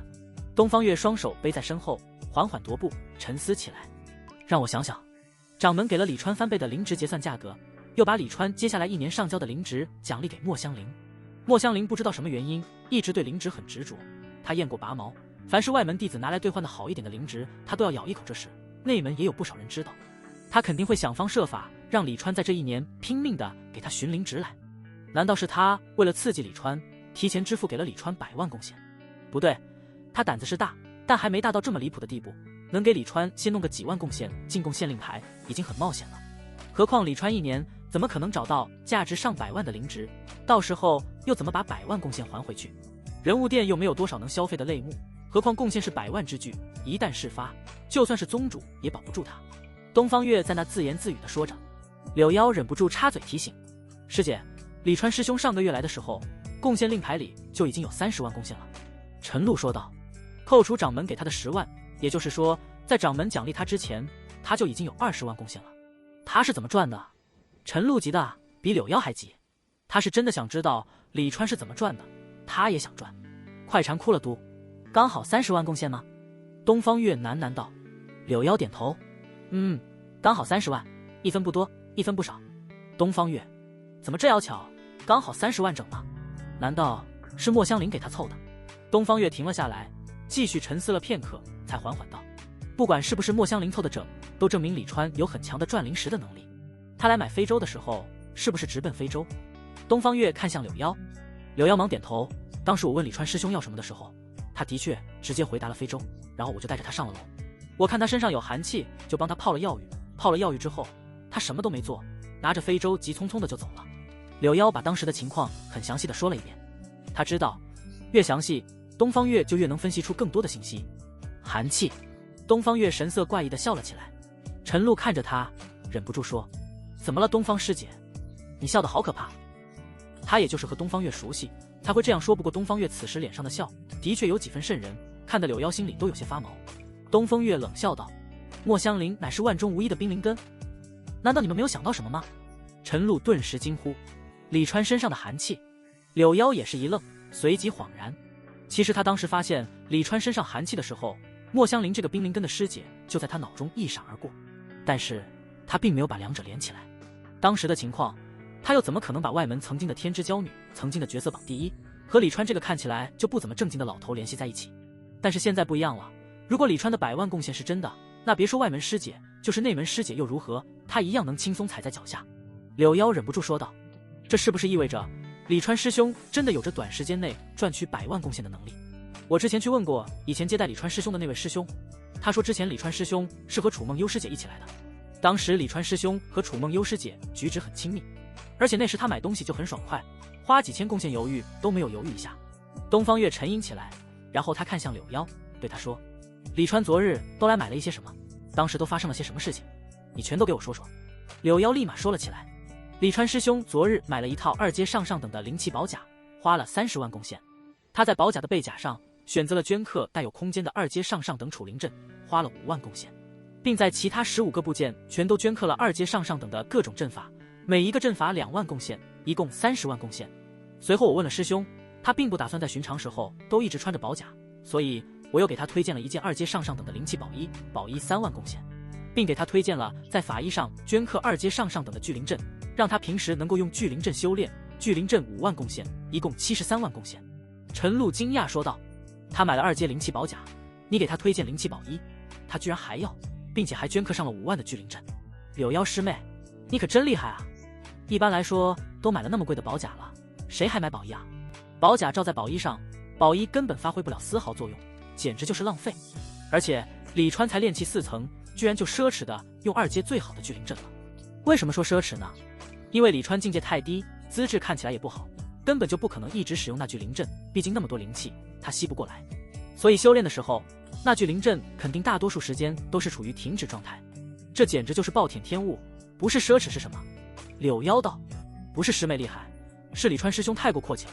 事先我也给他推荐过，就在他原本的宝衣上镌刻一个1阶的巨灵阵就行了。但他似乎不满意，所以我随即就给他推荐了2阶灵气宝衣和2阶巨灵阵。师兄他实力雄厚，似乎看不起1阶的东西。”东方月听了他这话，不由点头说：“那就证明他的确没把那些贡献当回事。一般来说，只有天降了横财或者自身很有实力的人才会有如此表现。说他天降横财，我也想不出到底要用什么手段才能一下多出100万贡献的横财。他上次一来就直奔非洲，必定是莫香菱让他来的。非洲的速度能让他节约数倍甚至10倍以上的飞行时间，如果他真有很好的寻找灵植的本事，那非洲简直就是如虎添翼。只是这1个多月就100万贡献，也太恐怖了一点。”东方月感慨了一番后，就示意柳妖：“你继续说昨日的事。”柳妖立马又说了起来，而这次说的都不是关于法宝和阵法的了。这1天1夜多发生的事，他全都很仔细地说了出来。陈露和东方月也听得很仔细，并没有觉得有什么，毕竟2楼包厢的事大家都心照不宣。说完之后，柳妖接着他之前的话，试着分析了起来。也就是说，李川师兄不仅拿下了楚梦幽师姐，也拿下了莫香菱师姐。楚梦幽师姐被外门弟子评为外门10大绝色仙子之一，本身也有道理，她为什么会突然就跟李川师兄关系亲密了起来？我听有人说，她前不久已经筑基成功，并且有人看到她和李川师兄一同乘飞剑出入。而莫香菱师姐是人物殿管事，外门的天骄，曾被外门弟子评为外门10大绝色之首。她的地位和实力比之楚梦幽师姐要高很多，她的眼界自然也要高很多。她居然也和李川师兄有不明关系，这说明李川师兄必定不凡，不然也不可能折服他们。柳妖努力回想这段时间听到的关于李川的信息，我听其他人说，当时在人物殿是莫香菱师姐向掌门提的给李川师兄奖励的事，李川师兄投桃报李，也向掌门提了给莫香菱师姐奖励的事。而掌门问莫香菱师姐要多少贡献奖励时，莫香菱师姐却说让掌门把李川师兄接下来1年卖给宗门的灵植奖励给他，并还提出给李川师兄增加2成的结算奖励。掌门直接把2成的结算奖励改成了翻倍。说到这里，柳妖脸上的神情已经越来越精彩了。陈露接过他的话头，也就是说，莫香菱师妹事先就知道李川师弟的寻找灵植的能力很强，所以才要李川师弟1年售卖的灵植作为奖励。他怕李川师弟不帮他这个忙，所以向掌门提出给李川师弟增加结算奖励。掌门不知其中缘由，也就大方的给李川师弟把结算奖励翻倍了。要是掌门知道李川师弟这么能寻灵植，不知道会是何种表情。陈露说着，表情也变得精彩起来。如果事情真的如他们推测的那般，那这次掌门吃了大亏了，而且还是有苦说不出的哑巴亏。你就说到时候你要维持掌门尊严，维持阴阳宗的名誉，还是要和炼气期弟子抢灵植？师姐，这事我们该怎么处理？陈露问东方月。东方月说道，也不知道我们的猜测和事情的真相到底相差几分，或者说我们全都猜错了，这些都不要紧，只要那李川能有贡献消费，那他就是我们最尊贵的客人。他的意思是，不管李川的贡献是真是假，他们当成是真的就行。听他这么说，柳妖也彻底放下了心。他应道，我知道怎么做了，东方师姐。东方月点头，我们一定不能让丹药阁的人把李川拉过去了，他的贡献只能消费在我们法宝阁。一提到丹药阁，柳妖和陈露神情都凝重了起来。丹药阁是他们一生之敌，他们法宝阁和抚仙阁加起来都不够丹药阁打的。他们的顾客经常被丹药阁骗走贡献，简直气得他们牙痒痒，可又无可奈何。人家丹药阁的人可以说他们的某某丹药具有提升资质、加快修炼速度的功效，别人买去吃了，根本就无法验证资质到底提升没有提升，修炼速度到底有没有加快。说不定在丹药阁弟子的忽悠下，明明没有效果，却自欺欺人的以为有效果。特别是关于寿元类的丹药，随便弄个丹药换个名字就说能增加寿元，不知道骗了多少寿元无多的修士倾家荡产的去买。李川这种一看就是丹药阁的标准顾客，资质差、实力差，贡献多，快死了。但凡被丹药阁盯上，必定会去买一堆无用的丹药来。这倒是小事，但李川药是在丹药阁消费了，怎么来他们法宝阁买法宝？至于抚仙阁，基本没有什么竞争力。名山分宗的抚仙阁主要售卖符箓、傀儡、灵兽、阵法等杂七杂八的东西，原本这些都是可以单独开一个店的，奈何除了符箓以外，傀儡、灵兽、阵法都昂贵无比，名山分宗这点人根本就支撑不起一个单独的店铺，而符箓的消耗也比较少，所以抚仙阁生意最差，也就没被东方月他们放在眼里。陈露说道：“东方师姐放心，我会和柳妖师妹一起，想尽一切办法把李川师弟留在我们法宝阁。”他随即看向柳妖，对他说：“柳妖师妹，你放心，师姐不会抢你的顾客。”柳妖也知道他的意思，这是纯纯的帮忙，当然也是帮陈露自己。柳妖高兴地笑道：“有师姐帮助，对于留下李川师兄这事，我的信心更足了。光是你们俩还不够。”东方月说道。陈露道：“那我就把我们组的师妹都叫来帮忙，势必不让李川师弟被丹药阁拐去了。”东方月还是摇头。陈露愕然地看着他：“师姐，你的意思是让谢雨薇师妹和唐启梦师妹帮忙？”谢雨薇和唐启梦就是法宝阁现在拥有的外门10大绝色仙子。谢雨薇炼气5层，是法宝阁一阶法宝的负责人；唐启梦炼气10层，是2阶最大类别剑类法宝的负责人。留下李川是陈露他们组的事，自然不可能让其他组的人来负责，所以陈露一下就想到了这2位角色绑在绑成员。我先让谢雨薇师妹去找莫香菱探探口风，看这李川值不值得我们全力出击。东方月说道。李川并不知道法宝阁的一群绝色仙子正在商量怎么组团来坑他的贡献，他现在正一身嚣张姿势的往执法堂赶。为什么说是嚣张姿势呢？你看他穿着一身大红袍，大喇喇的靠在非洲上，目光肆无忌惮的到处扫，就知道为什么说他嚣张了。目中无人这词此刻被他演绎的淋漓尽致。低调，那是什么玩意？他没日没夜辛苦了1个多月，为什么就不能随心随性？难道穿得好一点，赶路工具好一点就不行了？自己赚的贡献换的，为什么不行？当然，他选红袍并不因为他想高调，正如他对柳妖说的，他喜欢骚的。他说的可是真话，他的确喜欢骚的。他现在去执法堂的目的也很简单，孙怀瑾这位师兄不止一次诬陷他是魔修，他得好好去找孙怀瑾师兄。得道侣宁熙柔师姐说道。至于为什么不直接找孙怀瑾，原因很简单，他这人下手没轻重，脾气也不好，现在满身2阶顶级的法宝，他怕把孙怀瑾打残。上天有好生之德，他怎么能如此暴力呢？所以自然是找宁熙柔师姐更好讨公道了。他是比较喜欢宁熙柔师姐的，师姐那么温柔，肯定不会和他发生冲突。然而李川还没有飞到执法堂，就见到一大群执法堂弟子御剑迎面而来。他的飞舟很快，眨眼间便到了那群弟子近前，吓得那群弟子连忙躲避。不过李川并没有直接飞过去，而是控制飞舟停了下来。那群执法堂弟子见状，正准备行礼，却看清了躺在非洲一侧的李川，一时间个个愣在当场。他们还以为是一位结丹前辈驾舟飞行，结果没想到会是一个炼气4层的家伙。得益于最近的名声大噪，炼气4层加非洲这搭配，瞬间让大家猜到了他身份。李川师弟。好几个境界比李川强的弟子出声与李川打招呼，看着李川身上的大红袍，他们都一脸怪异。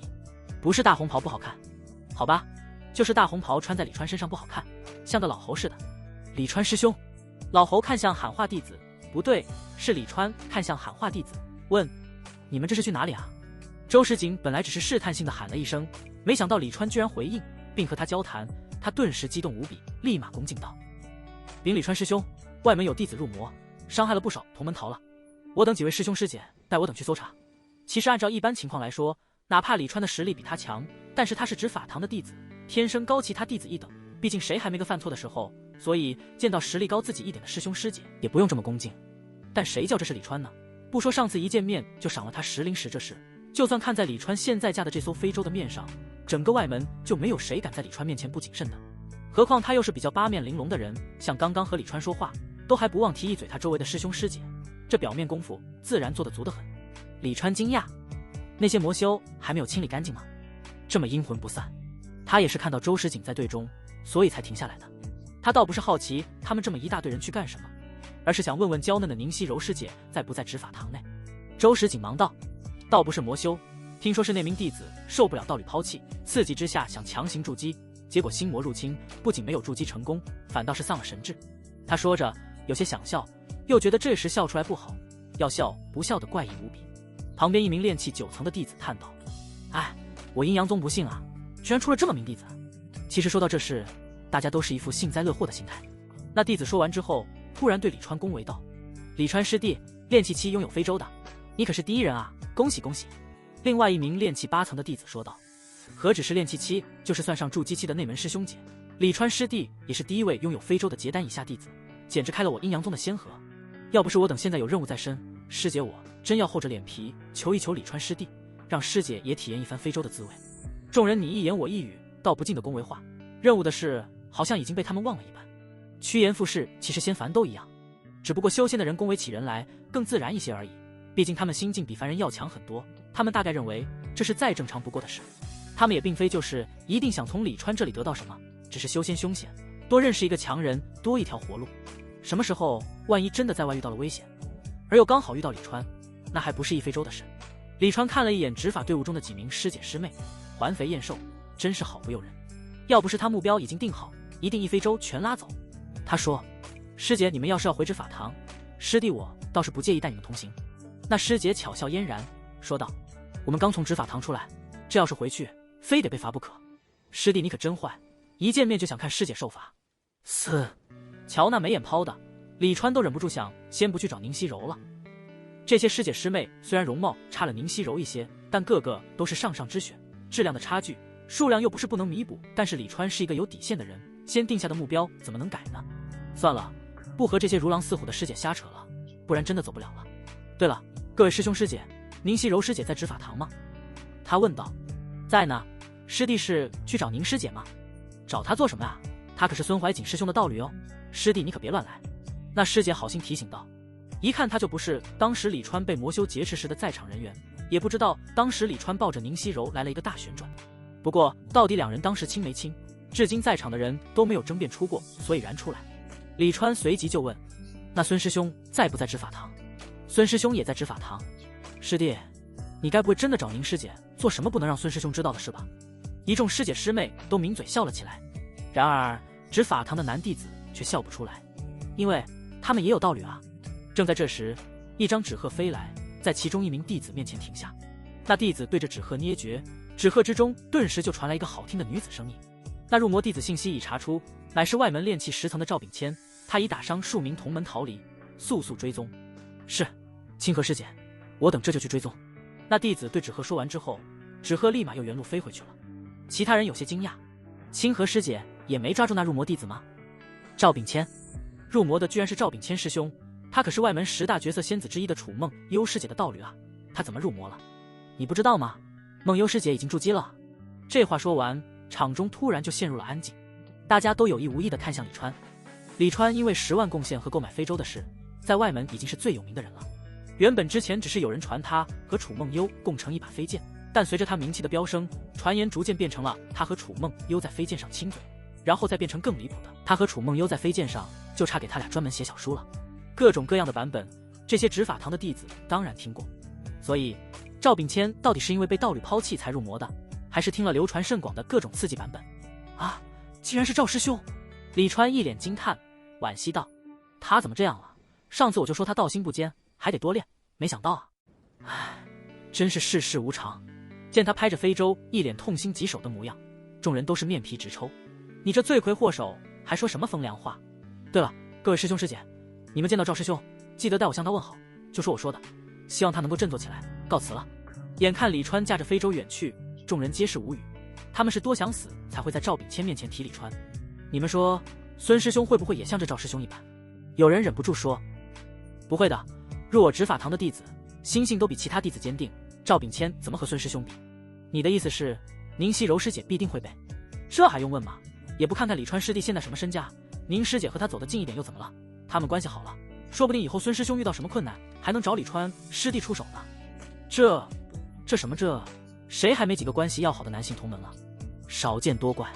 由于阴阳宗占地范围足够的大，所以哪怕是外门的执法堂都拥有一处独立的小山。山不是很大，但容纳执法堂的上百弟子绰绰有余。他们不仅办公地点在这里，就连住所也在这里。可以说，执法堂的待遇是外门最好的。这待遇说的是地位，论收入，他们当然是拍马都追不上丹药阁、法宝阁这些，甚至连人物殿的弟子的收入都要比他们多一点。但是他们住的这片山是外门灵气最浓郁的山，这点就够了。当李川的非洲来到执法堂的时候，来往弟子纷纷恭敬驻足，他们同样以为是哪位结丹期的前辈来了。然而当一身红袍的李川从非洲上下来，他们都傻眼了，不知道的还以为李川是来找谁结婚来了。李川师弟。沉默的人群之中终于有人开口，现在非洲简直就是李川的名片，他都不用开口，只要非洲配上他炼气4层的修为，听说过他的人必定知道是他。李川点头朗声道，我找外门执法堂执事谢清河师姐。他这家伙明明知道谢清河不在，偏偏要故作一番姿态。清河师姐去清理外门叛徒了，不在这里，不知师弟找清河师姐有何事？好家伙，赵秉谦这么快就被定为叛徒了吗？李川真替他高兴，终于做回男人，站起来了。李川道，我要找清河师姐为我主持公道。什么公道？那弟子愕然。李川的声音本来就大，不少还在执法堂的弟子闻声纷纷赶了过来，好奇地看着李川。看热闹是我辈修仙者的共性。李川师弟。突然一道惊喜的声音传来，只见宁熙柔裙摆摇动，快步而来。她那绝美的脸上的笑容此时动人无比，周围的弟子都诧异地看着宁熙柔。宁熙柔的美貌他们当然认同，垂涎者也不在少数，但是大家相处了那么久以来，似乎没有见过她笑得这么明媚过。此刻的宁熙柔似乎显得比平常更加漂亮，这让他们奇怪，为什么同样的衣服，同样的装束下会产生这种感觉。特别是刚刚才见过宁熙柔的弟子，心中啧啧称奇。宁师姐。李川也笑容满面，高兴无比。宁熙柔这个模样，拿下她还不是勾勾手指的事。之所以没有一来就找宁熙柔，是因为孙怀瑾也在执法堂，所以其他事先放在一边，先把孙怀瑾打一顿了再说。好久不见啊，宁师姐，你今日似乎更漂亮了啊！李川夸道。啊，真的吗？宁熙柔来到李川面前，听到李川的夸奖，脸上不由染上了动人的红霞。她羞涩地在李川面前转了一个圈，诺诺说道：“师姐不是和那日穿的一样吗？怎么就更漂亮了？”周围的弟子都一脸怪异，差点以为两人才是道侣关系了。师弟可不会骗师姐，不信你问他们。李川指着周围的弟子说道。他并没有说谎，此时的宁熙柔看起来的确比那日好看，笑容比那日更美。宁熙柔一眼朝着周围看去，果然见到周围弟子都眼睛放光地看着他，似乎此时的他的确让人眼前一亮。他不由心中欢喜，他就知道李川不会骗他。他上次回到执法堂后，私底下问了好几些个同门，他是不是比苏咬月和莫香菱两位师姐更漂亮？虽然都得到了肯定的回答，但是他却从众人眼中看出了敷衍。他很失望，这么多人居然只有李川一个人是对他真诚的。没人知道，这1个多月来，他常常想念李川，就想听李川说他比苏咬月和莫香菱两位师姐都漂亮，说他才是外门最漂亮的，是外门角色第一。所以刚刚听到李川的声音，他别提多高兴了。为什么大家都觉得他现在看起来比以往更美丽呢？因为心情，更因为自信。李川给了他自信，而李川对他其实也并不算说谎，因为无论是苏咬月还是莫香菱，他都已经得手了。宁熙柔好歹也是10大角色之一，和苏、莫两女的容貌差距并不大，对李川来说当然是没有得手的更漂亮了。这有问题吗？没毛病啊，谁又不是这样的？得不到的永远在骚动。对了，你李川师弟，刚刚师姐听你说有人污蔑你，是谁？你告诉师姐，师姐帮你做主。宁熙柔拿出师姐的做派，很有大姐气势的对李川说道。李川道：污蔑我的人是炼气10层的一位师兄，师姐你打不过他，这事还是让师弟我自己来处理吧。宁熙柔霸气道：师弟不用担心，污蔑同门本就是违反门规之事，师姐是执法堂的人，管的就是这种事。你放心，就算师姐打不过，还有这么多执法堂的同门，还有你孙师兄呢。孙师兄可是我们外门排名前10的大高手。说孙师兄，孙师兄就到了。孙怀瑾一脸阴沉地走了过来，他感觉周围同门看他的目光都是绿色的。他本来不想来的，但偏偏他还不能不来，毕竟大家都知道他在执法堂，他要是不现身，李川和宁熙柔要是真的做了什么大胆的举动，他这张师兄脸往哪里放？你们都去做自己的事吧。他一来就挥手对众人说道。他倒是聪明，未雨绸缪，先把同门都支开，不管李川来做什么，如果真的是针对他，他丢脸也要丢得小一些。他的目光不由看向了李川悬停在头顶的非洲，有着非洲在，他是真没有信心对付李川这个炼气4层的师弟。我看就不用了吧，我还需要大家给我主持公道呢。李川说道。不少人都停下来脚步，原本很多人本来就是不想走的，这下正好借机留了下来。孙怀瑾的实力虽然在这执法堂也是靠前的，但执法堂也分小队，这里的人又不全都是他小队的人，面子刚刚他叫众人离开的时候，众人已经给过了，现在可以留下来安心看戏了。孙怀瑾也看到了这种情况，心中有火又不好发，毕竟不是他的人。说吧，到底什么事？他来到李川面前，沉声问道。看着李川那张让他厌恶的脸，他真是想一脚踢过去。孙师兄，这是要帮我主持公道吗？李川问他。孙怀瑾皱眉，不耐烦地说道：有什么事就说，如果的确是你有理，我给你主持公道又何妨？李川笑得嘴角的咧了起来，他说：可我要告的人就是孙师兄你啊，孙师兄你来给我主持公道，那我还告不告了？场中顿时哗然一片，有些人露出果然如此的表情。上次他们就看出孙怀瑾和李川不对了，更何况当时还有不少人看到李川公然亲宁熙柔。孙怀瑾闻言也是怒火中烧，你这家伙，上次请我道侣的事我还没有找你算账，你居然敢跑来挑事，真是岂有此理啊！李川师弟，你要告孙师兄什么啊？宁熙柔愕然问道。他看了一眼孙怀瑾，表示打不过。李川道：孙师兄数次污蔑我是魔修，败坏了我的名声，侮辱了我的人格，影响了我道心，对我伤害深重，不可理喻。孙怀瑾气急道：什么数次？我也只不过提了2次，而且也没有说你就是魔修，只是怀疑而已，你别蛮不讲理，胡搅蛮缠。李川笑道：我差点就被孙师兄以魔修的名义杀了，怎么就胡搅蛮缠了？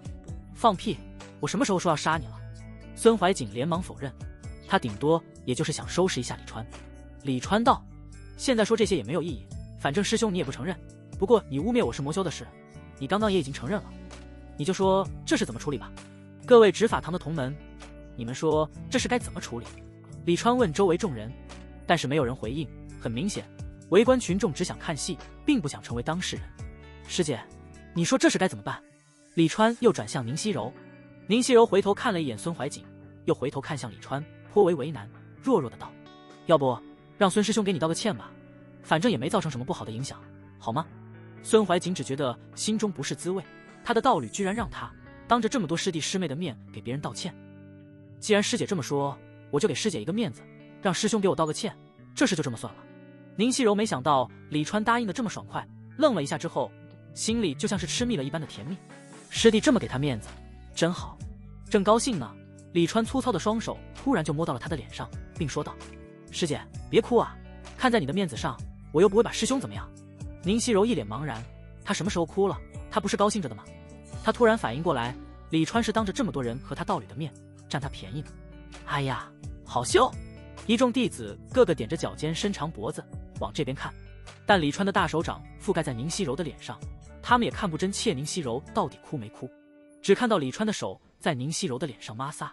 宁熙柔身后的孙怀瑾原本听宁熙柔说让他给李川道歉时，心里还恼怒万分，现在突然听到宁熙柔为他而哭，心中又是悔恨又是暖心，恨自己刚刚居然那么想师妹。混蛋，放开我的熙柔师妹！眼看李川这个不要脸的居然对他的师妹那么温柔，他就忍不住火大，他的师妹应该他来温柔。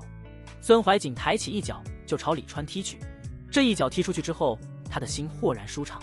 这一脚他很久之前就想踢了，可憋坏他了，什么后果他现在都不想去想，他只知道这一脚踢得很爽。师兄，你干什么？然而在宁熙柔的惊呼声中，孙怀瑾的脚落在了李川的身上，李川却纹丝不动。只见李川身上大红袍泛着微光，挡下了孙怀瑾的这一脚，不仅挡下了，还把孙怀瑾震退了一步。这一下众人都惊了，孙怀瑾不仅是炼气10层，还是外门在榜的高手，实打实的用实力拼出来的，而李川不过炼气4层而已，还是前不久才突破的。难道不应该是孙怀瑾把李川踢飞吗？怎么还整反了？有人甚至抬头看向悬在上方的非洲，李川没有把非洲穿身上啊。李川伸手掸了掸衣上并不存在的灰尘，一脸疑惑地对孙怀瑾说：孙师兄，你踢我这3万贡献换的2阶上上等灵气宝衣做什么？他又没惹你。李川的话让周围瞬间哗然一片。天啊，李川师弟刚刚说什么？他身上那件大红袍3万贡献换的，怪不得他穿着这么好看。原来2阶上上等的灵气宝衣需要3万贡献啊，长见识了。李川师弟真厉害，炼气4层就穿上了很多筑基期师兄师姐都穿不起的宝衣，他哪里来那么多贡献啊？你傻啊，掌门奖励了10万贡献你忘了？你才傻，非洲花了20万贡献忘了？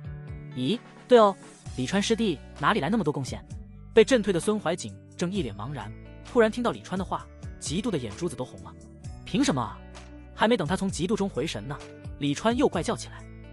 哎呀，孙师兄，你刚刚踢到我花5万贡献镌刻的2阶上等聚灵阵上了，这聚灵阵好像用不了了，该不会是被你踢坏了吧？要是踢坏了，你可得赔我。听到要赔贡献，孙怀瑾的心下意识的就是一突，5万贡献的东西，他哪里赔得起？不过随即就醒悟过来，他被李川耍了，他宝衣的防御都没有破，踢坏了哪门子的阵法？李川，孙怀瑾大喝：“你别在那装腔作势，不就是一件宝衣吗？有什么好显摆的？”说实话，他破防了，一件宝衣8万贡献，你穿就穿吧，你还到处说。师兄这话，师弟我就不喜欢听了。师弟什么时候显摆了？还不是师兄你踢我宝衣我才说的。我省吃俭用换的宝衣啊，看没踢成什么样子了。师姐你摸摸，他都哭了。场中数十双眼睛的注视下，一脸懵的宁熙柔被李川拉着小手放在了身上。众人是万万没想到，这也能被李川扯到占便宜上去。他们还在想李川宝衣和法阵的事呢，人家已经拉手了。你就说这时机把握的准不准吧？师弟，你这宝衣真的8万贡献？手在李川的宝衣上摸着，宁熙柔却感觉不到任何触感，因为他现在都还是懵的，他被8万这个数字震撼到了，脑子里全是8万。8万他没想到一件宝衣还能这么贵，原来炼器与炼器之间的差距居然可以这么大。才8万贡献而已，师姐不贵啊。李川这话让周围的人都想打他。听听，这是人话吗？8万还不贵？他娘的，他们买一件800贡献的宝衣都要纠结很久，你给我说8万不贵？师姐你摸摸，这可是2阶的材料炼制成的宝衣，和1阶宝衣大不一样。李川拉着宁熙柔的手在宝衣上摸呀摸，一时间竟分不清他是在让宁熙柔摸他宝衣，还是他在摸宁熙柔。孙怀瑾眼看自己的道侣看着老师弟的眼中露出痴迷、崇拜、向往等色，心中顿时就不是滋味。放开我师妹！他再度冲了上来，哪怕伤不了李川，也不能让李川占他师妹的便宜。这么多人看着，他脸不要了吗？师姐小心！李川一声惊呼，瞬间就把宁熙柔搂入了怀中。看着迎面踢来的孙怀瑾，宁熙柔懵了，他感觉有点乱，让他捋一捋。刚刚师弟叫他小心，然后他就到师弟前面了，所以师弟是叫他小心，是因为这样。看着李川把宁熙柔抱在身前，孙怀瑾被迫停了下来。见那张可恶的老脸还从宁熙柔身后伸出，下巴放在了宁熙柔的肩上，他顿时怒不可遏，斥道：“李川，有本事别耍这些手段，和我堂堂正正的打一场。”好。李川是一点犹豫都没有的，直接把宁熙柔推到了一旁。说实话，宁熙柔一直都处于迷茫的状态，刚刚才用他来着，这就扔了。不过李川师弟做事好果断，一点都不拖泥带水。见孙怀瑾把法宝长剑都拿出来了，周围的弟子一个个都神情振奋起来。开始了，开始了，终于要开始了，简直太精彩了，情节发展太快，让他们目不暇接，看都看不过来。李川这家伙真是的不按套路出牌，谁都看得出来他是为了宁熙柔而来，结果转手就拉宁熙柔挡剑，接着又毫不怜惜地推到一边。不是，你到底在想啥？想啥？还能想啥？女人对于现在的李川来说，还不是呼之则来挥之则去的，他难道不是想怎么样就怎么样？信不信他现在只要喊宁熙柔滚过来，宁熙柔就会立马连滚带爬的滚过来，让他跪着他不敢站着，让他爬着他不敢躺着，就是这么自信。孙师兄小心啊！宁熙柔担心地对孙怀瑾喊道。孙怀瑾心中一暖，师妹心中始终是有他的。就连周围的人都以为宁熙柔并不是那种看到一大堆贡献穿在身上就走不动路的师姐，却见宁熙柔又看向李川，对李川说：“李川师弟，你下手轻点。”不是，你到底是哪边的？就连围观的弟子都凌乱了，更别说当事人孙怀瑾，他感觉太阳照下的光都是绿的。啊！孙怀瑾一声怒吼，寒怒冲来。即便他知道他的这一剑可能依旧无法破除李川身上这件2阶上等宝衣的防御，但他的态度他要拿出来，这是来自于一个愤怒的道侣的反击。当一声脆响，孙怀瑾的剑砍在了李川的肩膀上，而此时李川的肩膀上已经多出来了一个红色的宝甲护肩，接着宝甲的其他部位一一在李川身上浮现，胸甲、背甲、头盔。看着李川身上突然多出来的红色宝甲，全场哗然。天啊，完整的宝甲！喊出这句话的弟子还算是有见识的，因为很多人并不知道一套完整的宝甲是有头盔的。苏咬月那套缺了很多部位的宝甲就被很多人误以为是一整套宝甲。红甲在太阳下依旧闪耀着亮眼的光芒，孙怀瑾此刻多么的希望他的眼睛被这光芒刺瞎啊！天杀的，为什么让他长了眼睛？此时他与李川近在咫尺，他却希望相隔天涯。他看到李川的嘴角咧开了，你为什么要咧开？你不咧开你就不会笑了吗？啊！孙怀瑾直欲抓狂。师兄，你现在砍的是师弟我花30万贡献买的2阶上等的灵气宝甲的护肩，这护肩上师弟我还花了2万镌刻了一个增强阵法，怎么样？声音是不是很好听？李川伸手提起肩上宝剑的锋刃，然后放下，当，脆响再次发出，比之前那一声要小了很多。因为他没有启动宝甲的任何阵法，所以孙怀瑾的剑才能直接砍在宝甲上。但那又怎样？别说孙怀瑾只是炼气期，哪怕是筑基期的修士来了，李川不启动宝甲阵法，依旧能抗下对方的攻击。这可是2阶上等的灵气宝甲，它本身的材质就不一般。众人都被吓傻了，那是30万贡献啊，够他们从筑基到结丹的消耗了。现在居然被李川穿在身上，不是，你都有8万贡献的2阶灵气宝衣了，为什么还要买宝甲啊？你那宝衣也没有人能破得了啊！他们无法理解，他们大受震撼，他们表示不想尊重。孙怀瑾握剑的手都在颤抖，怎么办？怎么办？砍又砍不动，骂又骂不过，比又比不了，他不知道该怎么办了。李川就仿佛是知道他心里的想法，开始给他出主意。师兄，再来一件。师弟我啊，就喜欢听我这套花了65万贡献兑换的宝甲发出的声音，简直太美妙了。不是，刚刚不都才30万吗？怎么一下就涨到65万了？很多人脑子都还没转过弯来。一旁宁熙柔怯怯地开口问道：李川师弟，你刚刚不说这套宝甲是30万贡献买的吗？怎么现在又说是65万呀？师姐这个问题问得好。李川说道：30万贡献只是这套宝甲的兑换价格，并没有算每个部位上刻的阵法，这阵法可不便宜，师弟我就随便选了选，就又花了35万。唉，贡献到用时方恨少啊。不过1分钱1分货，多花35万贡献也是值得的，至少比光买一套宝甲好很多。李川滔滔不绝地在那里介绍着，周围一圈的麻木脸，大家都感觉好像在听天书，都是外门弟子，为什么别人一开口就是几万几十万的，而他们一开口却是几点几十点，差距其实可以不用这么大的啊，太吓人了。宁熙柔被李川说的都不知道该怎么接话了，贡献没有到那个级别，感觉接话都苍白无力。你闭嘴！孙怀瑾再也无法忍受，对李川喝道：啊！然而才喝完，他就被李川一脚踢飞了出去，轰轰隆隆之声不绝。孙怀瑾大叫着撞到了身后的房屋，直接被埋在了房屋废堆之中。李川一脸心有余悸地拍着胸膛，那宝甲被他拍得当当的响，师兄吓死我了！不过他怎么这么轻啊？嗖的一下就飞出去了。眼看炼气10层的孙怀瑾这么轻松的就被李川给踢飞了，周围的人并没有感觉意外，毕竟是砸了65万贡献的宝甲，要是这点都做不到，那这宝甲也太没有用了。李川收了宝剑，对一旁呆若木鸡的宁熙柔责备道：师姐，你还在这里愣着干什么？你都不去看看师兄他有没有事吗？你这道侣做的也太不称职了吧。哦，我这就去看。宁熙柔魂不守舍，连忙跑向那堆倒塌的房屋。他现在才知道，他心中实力强大的师兄孙怀瑾在65万贡献面前居然这么不堪一击哦。不对，算起来李川只是用了65万贡献的一部分，毕竟那只是2只靴子之一，整套宝甲的16个部位中的一个。倒的房子算师弟我的。李川很豪气地对众人说道，他目光扫过的执法堂弟子皆是一脸陪笑。这时候谁还在乎什么房子不房子的，这些房子都是普通的木材做的，并不值几个钱。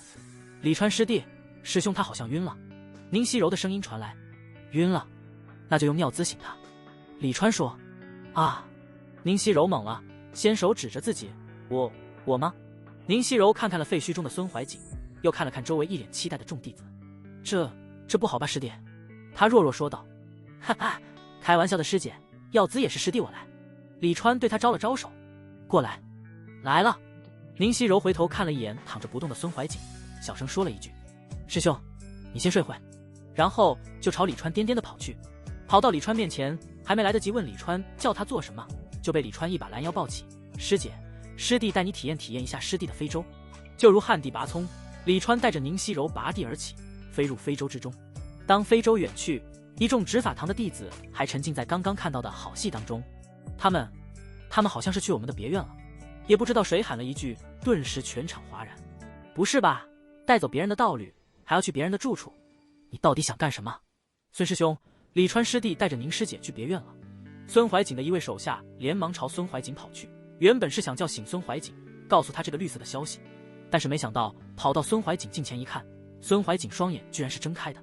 啊，孙师兄，你醒了？你醒了咋不动？你道侣都被人搂跑了，他们在非洲上还不知道干什么呢，你都不跟上去，再不去都进你的屋了。那名弟子在心中腹诽。孙怀瑾其实从始至终都没有晕，他不装晕你让他怎么办？起来被李川继续一脚踢飞，或者是低声下气的给李川道歉，这样是最好的。如果那名弟子没有过来，他可能会这么一直躺下去。他多么的想一直躺下去，为什么啊？让他安静的做一个躺男子不可以吗？孙怀瑾从废堆中爬起，看了一眼远去的非洲，御剑跟了过去。他摇摇晃晃，似乎灵力不济。下方一众执法堂弟子看着他，有幸灾乐祸，有摇头叹息，有痛心疾首。突然一道传音进入孙怀瑾的耳中：孙师兄，赵秉谦师兄前车之鉴，你可千万不要步他的后尘啊！你是外门的精英弟子，不要为了女人而断送了自己的仙途，不值当啊！多么暖心的劝谏，可惜传音的人是李川。孙怀瑾气冷抖，合着李川非洲飞那么慢，是专门等他是吧？他以为他装晕能瞒过李川，但李川又不是没经验的人，踢一脚就晕了，搁着演戏呢。前方是李川的嘲讽，下方是数十同门的注视，到底是飘在空中让大家嘲笑，还是让李川一个人嘲笑？最终孙怀瑾选择了后者，毕竟双耳难敌众嘴，李川只有一张嘴，他却有2只耳朵，他能略胜一筹。原本以非洲的速度，孙怀瑾根本不可能跟得上，但偏偏他跟上了，并且还越来越近。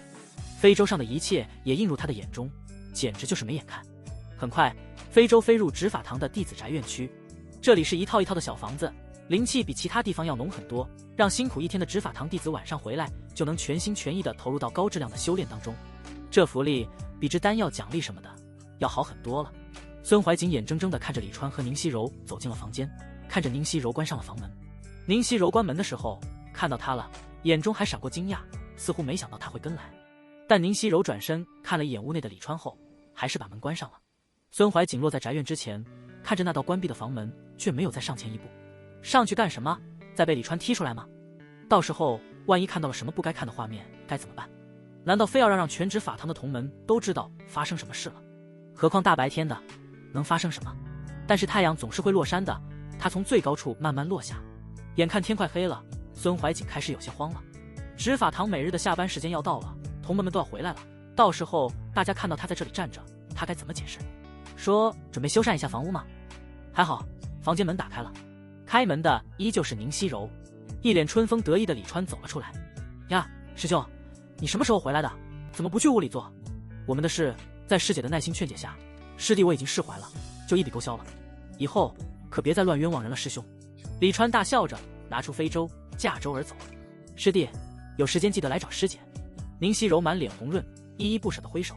待李川走远，他才对孙怀瑾说道：师兄，你可别误会，我和李川师弟什么都没做，我们是清白的，你要相信师妹。孙怀瑾的嘴角抽了抽，好一会才挤出2个字：我信。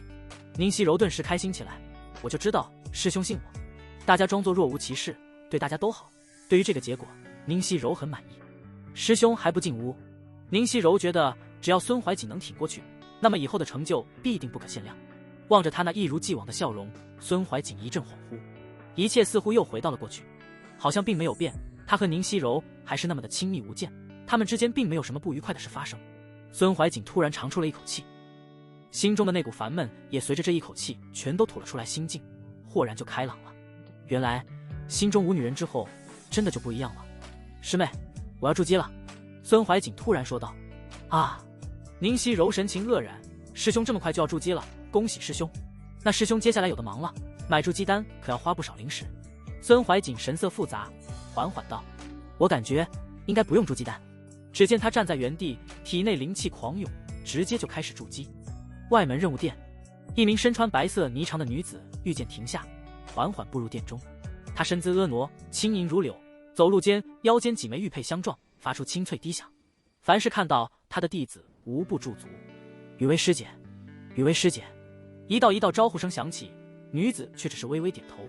她那张绝世的容颜上总带着丝丝傲意，但这不仅没有让人厌烦，反而让一众弟子更加喜欢。她就是外门10大角色之一，炼气5层的谢雨薇，法宝阁1楼一阶法宝区负责人。她浑身上下的装饰和东方月有些类似，身上衣上都有着很多大大小小的饰品，倒不是他有意学东方月，而是因为身上的饰品都是一些法宝，要么能帮助修炼，要么能在关键时刻救命。在法宝阁，稍微有点家底的女弟子都会这样打扮，毕竟作为内部人员，他们购买法宝还是享有一定的优惠的。当然，谢雨薇身上的饰品肯定没有东方月身上的饰品珍贵，毕竟一个炼器，一个筑基。雨薇师姐，不是每月贡献消费第一，就真的不能与你相约了吗？一名青年弟子快步上前，神色痛苦地问道。他是这个月法宝阁一街区贡献消费第2，离第1总是差那么一点。谢雨薇也认识他，不由笑道：师弟，你要相信自己可以。好了，今日师姐有事，就不和你聊了，你还是快些去赚贡献吧。看着谢雨薇那诱人的身姿远离，青年拳头紧握。师姐，总有一天，我一定会成为第一的。谢雨薇走入人物殿后殿，来到了莫香菱的房间，看着正在那有一搭没一搭吃灵草的莫香菱，谢雨薇恭敬道：莫师姐，东方师姐让师妹来向你问好。莫香菱微微抬了抬头，只见谢雨薇双手相托，递上来一个盒子，这是法宝阁送给莫师姐的小小礼物，还望师姐不要嫌弃。看着盒子，莫香菱眉头一下就皱了起来，以法宝阁的名义送给她东西，让她感觉有些不妙。她接过盒子打开，发现里面放着一个玉佩，居然是一阶上等的灵气玉佩，至少也值3000贡献。你们法宝阁真大方，是不是李川又去你们那里了？正所谓无事献殷勤，他与法宝阁平常又没有什么往来，突然送他这么一份大礼，必定是有事。他能想到的就是李川。原本以为李川是去找那些小师妹去了，却没想到居然跑到法宝阁高消费去了。这下好了，李川贡献100万的事法宝阁也知道了。他愤愤问道：说说看，我们的李大爷在法宝阁消费了多少贡献？谢雨薇笑颜如花回道：73万。莫香菱，这2天李川过得舒服无比，不过舒服的日子都是打拼出来的，没有艰苦的奋斗，哪里来的幸福生活？休息了一晚上，他又开始挖灵植之旅。这次在进43号小世界前，莫香菱居然给他说，等他下次出来，给他安排一个外门10大角色榜上的师姐。这还得了？李川直呼莫香菱很上道。他对于1个月之后的回归也很期待，因为知道了自己能挖多少灵植，所以李川现在都是带几个乾坤袋，时间也定在了1个月来回一次。毕竟频繁出入也浪费时间。莫香菱也不说给他安排的10大角色是谁，让李川士气期待又难耐。不过这也算动力了，让李川偶尔心中想起都忍不住躁动。如此又过了半个月，这天李川依旧控制着非洲快速飞行。一开始的时候，李川非洲的消耗不过1天100-200灵石了，而现在他1天却要消耗300灵石以上，这自然代表着他速度的增加，同时也代表着他的精神力在长期高强度的使用下得到了增强。这就是所有的苦难都得到了反馈，变强了自身。就如他以前那么多次生死绝境，让他有了远超铜镜的战斗实力。咦，李川的非洲突然在一处绝壁之前停下，都找了那么多灵植了，他很少惊讶，更多的是麻木。毕竟那些稀少的灵植，他现在已经见过不少。绝壁上有一条20-30厘米的小缝，李川透过缝隙朝深处望去，刚好能看到其中有着一个泛着微蓝光芒的果实，居然是融灵果，看来老天都在帮我。看着里面的果实，李川忍不住感慨，缝隙里面黝黑一片，只有融灵果的微光。他非洲速度极快，一闪而过，但就是这么一闪而过的瞬间，让他看到了融灵果。这要换成任何人都可能发现不了。他虽然能根据地势和周围的植被判断有什么灵植会在附近，但这缝隙里面封闭，面前绝壁又一面光秃秃的，他又怎么可能判断得了？所以这是巧合之中的巧合。融灵果对李川现在来说就是神果，它能把李川现在体内所有的阴气、寒气、阴火之气、丹药残力全都融合，融进李川体内的灵气里，变成他的力量，提升他的实力。这世间流传着一句话，如果你中了无解之毒，那么可以试试融灵果，也许它能救你。传说10阶的融灵果能融世间所有的毒，当然这只是传说。而李川面前的是1阶的融灵果，他服用刚好合适。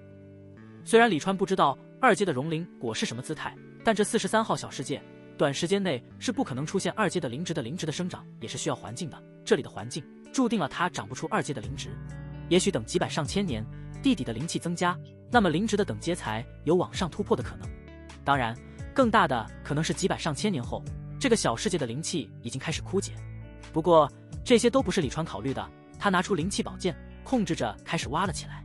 这只是普通的山石，在灵气之下就如豆腐一般的脆弱。很快绝壁上就多了一个可以容人行走的洞。融灵果实上散发的微光和灵石上的光有些相似，李川来到近前，伸手摘下了溶灵果，没有犹豫，拿着就吃了起来。你以为他不想每天都声色犬马吗？还不是因为他的实力不行，压不住旺盛的阴气，哪怕有烈阳焚身诀也不行。但是溶灵果可以。果实入腹之后，李川立马就感觉到身体里多了一些灵气，这些灵气不用他控制，就自动的融入他的四肢百骸。吃完溶灵果，他拿出之前掌门奖励的那些丹药，开始吃了起来。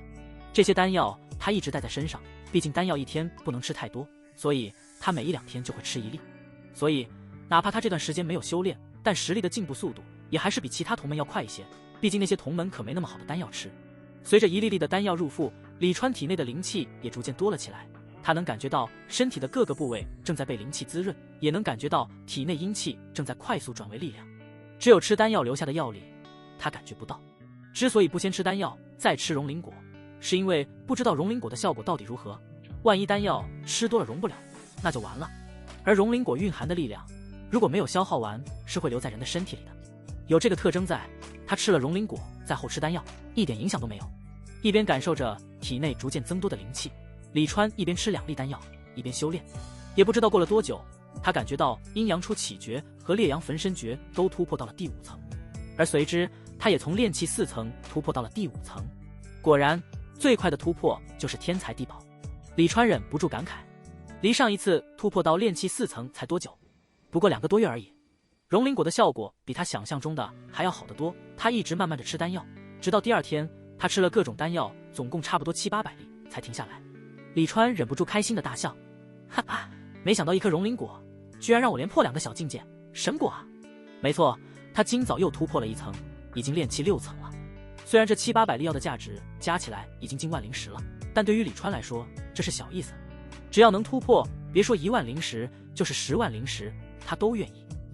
也就是他有这个财力，换成其他人，哪怕有溶灵果，也不能短时间内突破溶灵果的效果还未完全消失。李川也还有丹药，但他没有准备继续吃，毕竟留着对付墨香菱的寒气和苏咬月的阴火以及其他阴气更好。李川看了一下，由于他境界突破了，他的寿命增加了12年，可真是好事连连。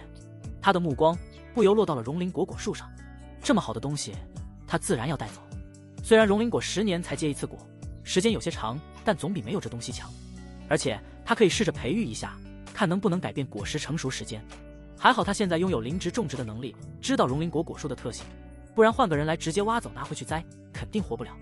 收好溶灵果果树后，李川又继续开始了他的挖灵植之旅。境界提升，让他体内的灵气和精神都跟着提升，让他寻找灵植的速度也再次提升了一些。不过小世界就那么大，好的东西也总有被挖完的一天。虽然43号小世界里好的灵植不至于被李川挖完，但是越来越少是真的。李川的收获也因此在减少着。一晃1个月的时间就到了，该结算的时候了。李川驾着飞船出现在小世界入口，墨香菱和4名监督弟子依旧在。呀，师弟，你怎么就炼气6层了？墨香菱第一时间就发现了李川的实力改变，惊讶不已。吃了一颗溶灵果，李川没有隐瞒，溶灵果果树就在乾坤袋里，也隐瞒不了。啊，你运气怎么这么好？墨香菱都忍不住羡慕了。溶灵果能提升实力倒是其次，它能清除体内杂质，简直就如让人获得新生一般。4名监督弟子看着李川，真的是各种羡慕嫉妒恨啊。然而李川可没时间和他们拉家常。师姐，你上次说的人呢？李川问墨香菱。他可没忘记小世界的时候，墨香菱给他说安排一个外门10大角色师姐的事。放心吧师弟，人已经在人物殿等你了。那还等什么？快上非洲！李川是一刻也不想等，连忙催促众人上非洲。马不停蹄地赶到人物殿，来到墨香菱平时工作的房间，果然有一位角色佳人正在房中。李川师弟。谢雨薇从位置上站起，脆生生地和进门的李川打招呼。雨薇师妹，现在你可得叫李川师兄了。墨香菱在李川身后说道。谢雨薇一愣，才发现李川已经炼气6层了，一惊之下连忙行礼。师妹谢雨薇见过李川师兄。这才1个月而已，就炼气4层变6层了，赚贡献快也就罢了，怎么突破速度还这么离谱？他当然猜到李川可能是吃了什么天才地宝，可小世界里的天才地宝多了，能吃到的又有几个？哈哈，师妹不用客气。李川才是没有客气，说着已经拉着谢雨薇的手，并顺势搂住了她。谢雨薇含羞一笑，却并没有丝毫抗拒，眉宇之间反而尽显妩媚。墨香菱在一旁笑道：“这房间让给你们得了，我们去其他房间清点。他对4名监督弟子示意，但却被李川叫住。等等师姐，你留下，我有话与你说。莫香菱一愣，接着娇嗔地白了李川一眼，然后对那4名监督弟子说道：你们先去清点吧，记得用留影石记录，我等下去过。看着关上的房门，4名监督弟子只觉得心中酸楚。看看人家，再看看他们，这就是富人和狗的生活吗？虽然在后半月李川的实力提升了，但是相比于上一个月，李川的收获是要少一些的。在翻倍之后，他一共获得了617826贡献和灵石。现在他一共拥有灵石169、5668，贡献939169。可以毫不客气地说一句，结丹之下，他是最富有的弟子。哪怕是在阴阳宗的结丹期，李川的这积蓄也是能排得上号的。兜里有那么大把的灵石，怎么能不用呢？李川准备犒劳自己一顿，所以花了好几千灵石，买了一些比较昂贵的灵兽肉，准备来一次灵肉大餐。几千灵石的东西，他一个人当然吃不完，所以自然是和一众师姐师妹们分享了。聚餐的地方在李川的住处，现在李川因为贡献在外门遥遥领先，已经换了一套大一点的房子了。法宝阁的柳妖、陈露、谢雨薇以及和柳妖同组的几个女修正在处理灵兽肉，那么多东西，李川才懒得弄。莫香菱带着周汉河的道侣胡敏以及一位长得娇俏可爱的女修一起到来。李川师弟，这位是赵明轩师弟的道侣紫菱师妹，按照你的吩咐，我把她带来了。胡敏恭敬地说道。紫菱长着一张娃娃脸，眼睛大大的，看起来萌萌的，她连忙对李川行礼。见过李川师弟，多谢师弟邀请参与师弟的灵肉宴，师姐感激不尽。现在李川全部法宝价值超过100万的事，已经在整个阴阳宗传开了。紫菱虽然作为师姐，但在李川面前提不起任何底气。这次听说李川购买了几千灵石的灵兽肉，点名邀请他，他高兴的同时又忐忑，毕竟和李川不熟。不过他从来没有想过不参加，毕竟数千灵石的灵兽肉一共就10来个人吃，一人分下来就是数百灵石，够他1年的消耗了。正所谓一回生二回熟，这次不熟，多几次不就熟了？上次听赵明轩师兄提起师姐，就一直想见见师姐，但是最近太忙，没有抽出时间。李川笑着对紫菱招手，正好今日有时间，师姐过来坐。紫菱连忙上前，在李川旁边坐下，然后愕然地看着胡敏在李川另一边跪下，帮李川捶起了大腿。紫菱的小嘴顿时张成了 O 型。不是，胡敏师姐这是卖身了还是怎么的？怎么一来就当起了奴婢了？这让紫菱更紧张了。虽然她知道胡敏和李川的关系肯定不一般，但是万万没想到是这种关系。师姐一来就给师弟跪着捶腿，还当着这么多人的面，都不遮掩了吗？正愣神间，李川不知拿了什么东西，一下就塞进了他的嘴里。来，师姐别客气，吃灵果。紫菱连忙张嘴，灵果入口之后嚼了一下，灵气一下就在口中弥漫开来，只让人觉得舒畅无比。谢谢师弟。紫菱连忙道谢，他都不知道李川喂的他什么，但肯定是他平时吃不到的好东西。面前桌子上摆的这些灵果，好几样他都不认识。才开口道谢，李川又一颗灵果喂在了他口中。哎，师姐吃。一连喂了几颗，紫菱嚼都嚼不过来，心中高兴又感动，觉得这师弟真好。他不知道李川特别喜欢喂人东西，这点胡敏深有体会，只是他当时被喂的是杂草，可没紫菱这么好运。师弟，师姐的呢？莫香菱张开诱人的小嘴，坐在一旁等着李川投喂。你自己没手啊？李川虽然这样说，但还是一抬手扔了一个小灵果过去。莫香菱毫不费劲地用嘴接住，李川随即又喂了胡敏几颗。谢谢师弟。胡敏连忙道谢。桌上的灵果也花了李川上千灵石，莫香菱也就罢了，平时没有少吃好东西，胡敏和紫菱却是第一次吃这么丰盛的灵果，体内那灵气啊，不断的滋润他们的四肢百骸。李川喂得正高兴，苏咬月来了。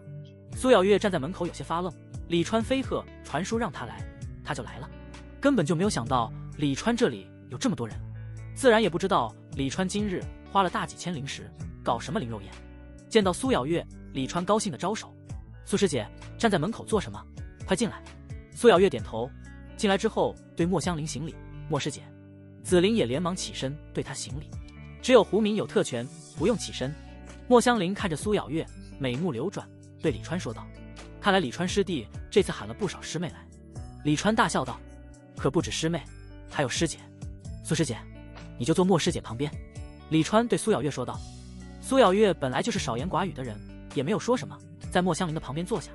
一个是曾经的外门第一角色，一个是现在的外门第一角色，两女坐在一起，李川的目光不断在她们脸上身上流转，相互比较，一时间真的是难分伯仲。而这时又一道倩影出现在李川门口。呀，师弟，你今日是搬新家吗？已经筑基的楚梦幽出现在门口。李川也有一段日子没有看到楚梦幽了，他那张绝色容颜仍旧是那么让人迷恋，而筑基之后，他也更加的容光焕发了。楚师姐，苏咬月和紫菱起身行礼，而莫香菱只是坐着叫了一声。楚梦幽也不以为意，毕竟莫香菱身份特殊。梦幽师姐，快进来！李川高兴的招手。楚梦幽挨着苏咬月坐下，三美各有不同，看得李川那是心痒难耐。坐下之后，楚梦幽对李川笑道：“师弟最近可是发了不少财，师姐我在内门都听说了，师姐还以为师弟已经忘了师姐了。”李川说道：“怎么可能？我在师姐那里可是存了好几千灵石，还没有消费，再怎么着也得消费完不是？”楚梦幽不由嗔怪地白了李川一眼。提到存的灵石，苏咬月也想到了李川在他内存的灵石，看来李川是有到处存灵石的习惯了。莫香菱听了，却忍不住道：“师弟在楚梦幽师姐那里存了多少灵石？怎么也不在师姐我这里存点？”李川没好气地对他说：“师姐你还有脸问我要灵石啊？你就说我让你得到了多大的便宜。”莫香菱娇嗔道：“是，师姐我就活该白给师弟。”说话间，又一道窈窕的身影出现在门口，是宁熙柔。李川师弟。宁熙柔和李川打招呼后，有些紧张地看向莫香菱和苏咬月。莫师姐、苏师姐、楚师姐。以前见到莫香菱和苏咬月，他并没有觉得什么，但自从李川说她比莫香菱和苏咬月漂亮之后，两女已经从被他仰望的存在变成了竞争对手，心态自然也就不一样了。特别是李川还对他说：“熙柔师姐，你坐莫师姐旁边。”宁熙柔轻吸了一口气，来到莫香菱另一边坐下。她腰背挺直，坐姿端正，就好似在等着人点评一般。不过他并没有等来李川的夸奖，只见李川拍了拍胡敏的脑袋，对胡敏说道：“去把雨薇师妹叫来。”谢雨薇正和柳妖、陈露他们在烹饪灵兽肉。现在曾经的外门10大角色已经4个在做，李川自然是忍不住想看他们5个摆在一起是什么样子。很快，谢雨薇被叫来，她坐在了楚梦幽旁边。“你们挨近点。”李川饶有兴致地对他们说道。5女一言紧挨着，看着5张绝色面孔，李川直呼太美。他不由从桌上拿起一颗拇指大小的灵果，朝着苏咬月就扔了过去，张嘴。看着飞来的灵果，苏咬月张嘴轻松含入口中。李川随即又给谢雨薇扔了一颗，接着每一个人都不落下，就这么隔空投喂起来。玩了一会，李川觉得又没意思了，就让几女全都站起来接，不准用灵气，接到一颗奖励500灵石。而最后排名倒数的一人会被惩罚，而排第一的还有额外奖励。这一下就好玩了，不动用灵气的情况下，他们相互间差距不是很大，就看谁比较下得去手。胡敏和紫菱也参与到游戏中。原本以为苏咬月这个经常帮人清理灵芝灵兽的人肯定占优，却不曾想最厉害的居然是胡敏。他估计也是放飞自我了，一点都不在乎脸面，为了抢灵果，什么下三滥的手段都使。莫香菱、苏咬月、楚梦幽、宁熙柔、谢雨薇、紫菱几女被胡敏一个人弄得狼狈不堪，这让李川不由得意无比。看来他教导出来的女人战斗力超群啊！在胡敏的带领下，一众师姐师妹也放下了矜持，开始灵果争夺战。那场面让李川叹为观止。虽然快乐不一定就非要建立在金钱之上，但是金钱能让快乐翻好几倍。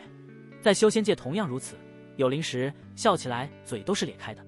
不多时，烹饪好的灵肉陆续上桌，灵气飘香，李川小小的房间之中也都被灵气充盈。待灵肉全都上桌，柳妖关上房门，开始吃宴。天空阴雨绵绵，离李川宴请众师姐妹已经过去了2天，劳逸结合，玩了2天，自然又是开始工作的时候了。说起来，他比上班累多了。上班好歹有个上下班时间，1个月好歹有4天假，但他没有上下班时间。在非洲上的时候，除了吃喝拉撒睡，其他时间全都在找灵芝。上个月休了1天，这个月休了2天。唉，苦命人。这次他去的地方不再是43号小世界，而是38号小世界。43号小世界虽然依旧能为李川提供不少灵芝，但会让李川的效率大大降低。反正他找的很多灵芝都是其他人平常就难以发现的，所以索性换一个小世界。38号小世界依旧是一阶灵芝的小世界，一切并没有什么不同。李川依旧是做着枯燥的灵芝寻找工作。这2天，李川在莫香菱那里听到了一个消息，那就是掌门带着一大票高层去了心灵脉那里。去干什么呢？按照莫香菱的话来说，是去中饱私囊的。据莫香菱说，阴阳宗派来挖极品灵石的前辈，一般都要挖1-2年才会走。其实正常情况来说，极品灵石再怎么难挖，一个下等的灵脉，挖个1-2个月怎么也挖完了。可偏偏每一个地方出灵脉或者灵石矿，他们都要花10倍甚至数十倍的时间才挖完。你猜是为什么呢？其实莫香菱这种人最懂了，当然是狂吃狂炫了。灵脉是宗门的，里面的灵石也是宗门的，谁也不能拿。但没说挖极品灵石挖累了，不能在里面修炼啊，没说不能见阵法狂吸里面的极品灵石啊。所以掌门带着一众高层给上宗派来的人打下手去了。极品灵石里面的灵气精纯无比，长期用极品灵石修炼的修士，哪怕用同样的灵气量攻击，威力也比其他修士大得多。莫香菱原本也是不知道这事的，但是他发现李川100万贡献这事传的内外门都是的时候，掌门居然没派人来找他。他一开始还以为掌门闭关了，后来发现内门管事赵大成有一段时间没召集他们开会了，去打探才知道赵大成和掌门等人去了新灵脉地伺候上宗来挖极品灵石的前辈了。莫香菱一听就知道，什么伺候，明明就是去吸极品灵石。就赵大成那长相那修为，谁要他伺候了？现在整个名山分宗的长老去了一半，结丹期的修士去了上百，去的全都是平时走的和掌门比较近的，剩下的也不是说不给机会，反正等掌门他们先吸舒服了，再换其他人去。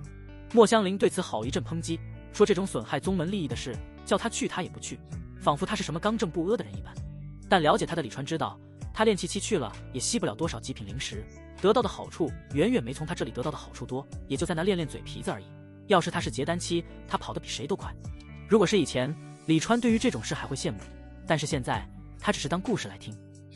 他也是练气期，也吸收不了多少灵石，所以即便吸收极品灵石的机会真能轮到他，他也不去，耽误他工作或者娱乐。不过提到灵脉，倒是让李川想到了一件事，那就是他的灵植术里的灵地辨别。既然能够辨别灵地，那以后是不是也能升级成为辨别灵石矿、灵脉？毕竟灵地的灵气是在地底，而灵石矿、灵脉也是在地底，它们有共通之处。说实话，李川还是挺希望以后灵的辨别有这功能的。要是能掌握一座属于自己的灵石矿，他还用这么苦哈哈的为了一天1-2万灵石和贡献这么拼命吗？不过想这些现在都还太早。春去秋来，一晃1年之期已到。这一年，李川过得既苦又快乐。快乐自然是不用说，休息时他都会花几千灵石买灵兽肉、灵果，把找莫香菱、苏小月等师姐师妹都叫来一起吃。而苦当然就是没日没夜的挖灵植了。不仅是1阶灵植小世界被他跑，2阶灵植小世界他也跑了几个，因为他的灵植数升级了，培育变异和种植升阶都只能提升到100%，就不能提升了。也就是说花了他200天。到了2阶后，他第一时间就升级了2阶的灵植辨别。有2阶的灵植可以找，还找什么1阶灵植？2阶灵植的价格一般都是1阶同类灵植的1倍以上。虽然一开始2阶灵植辨别的等阶还很低，让他无法从地势直接看出很多地方到底有没有2阶灵植，但收获还是比之前多了近1半。而之后他的2阶灵植辨别10级之后，每天的收获都是以往的1-2倍。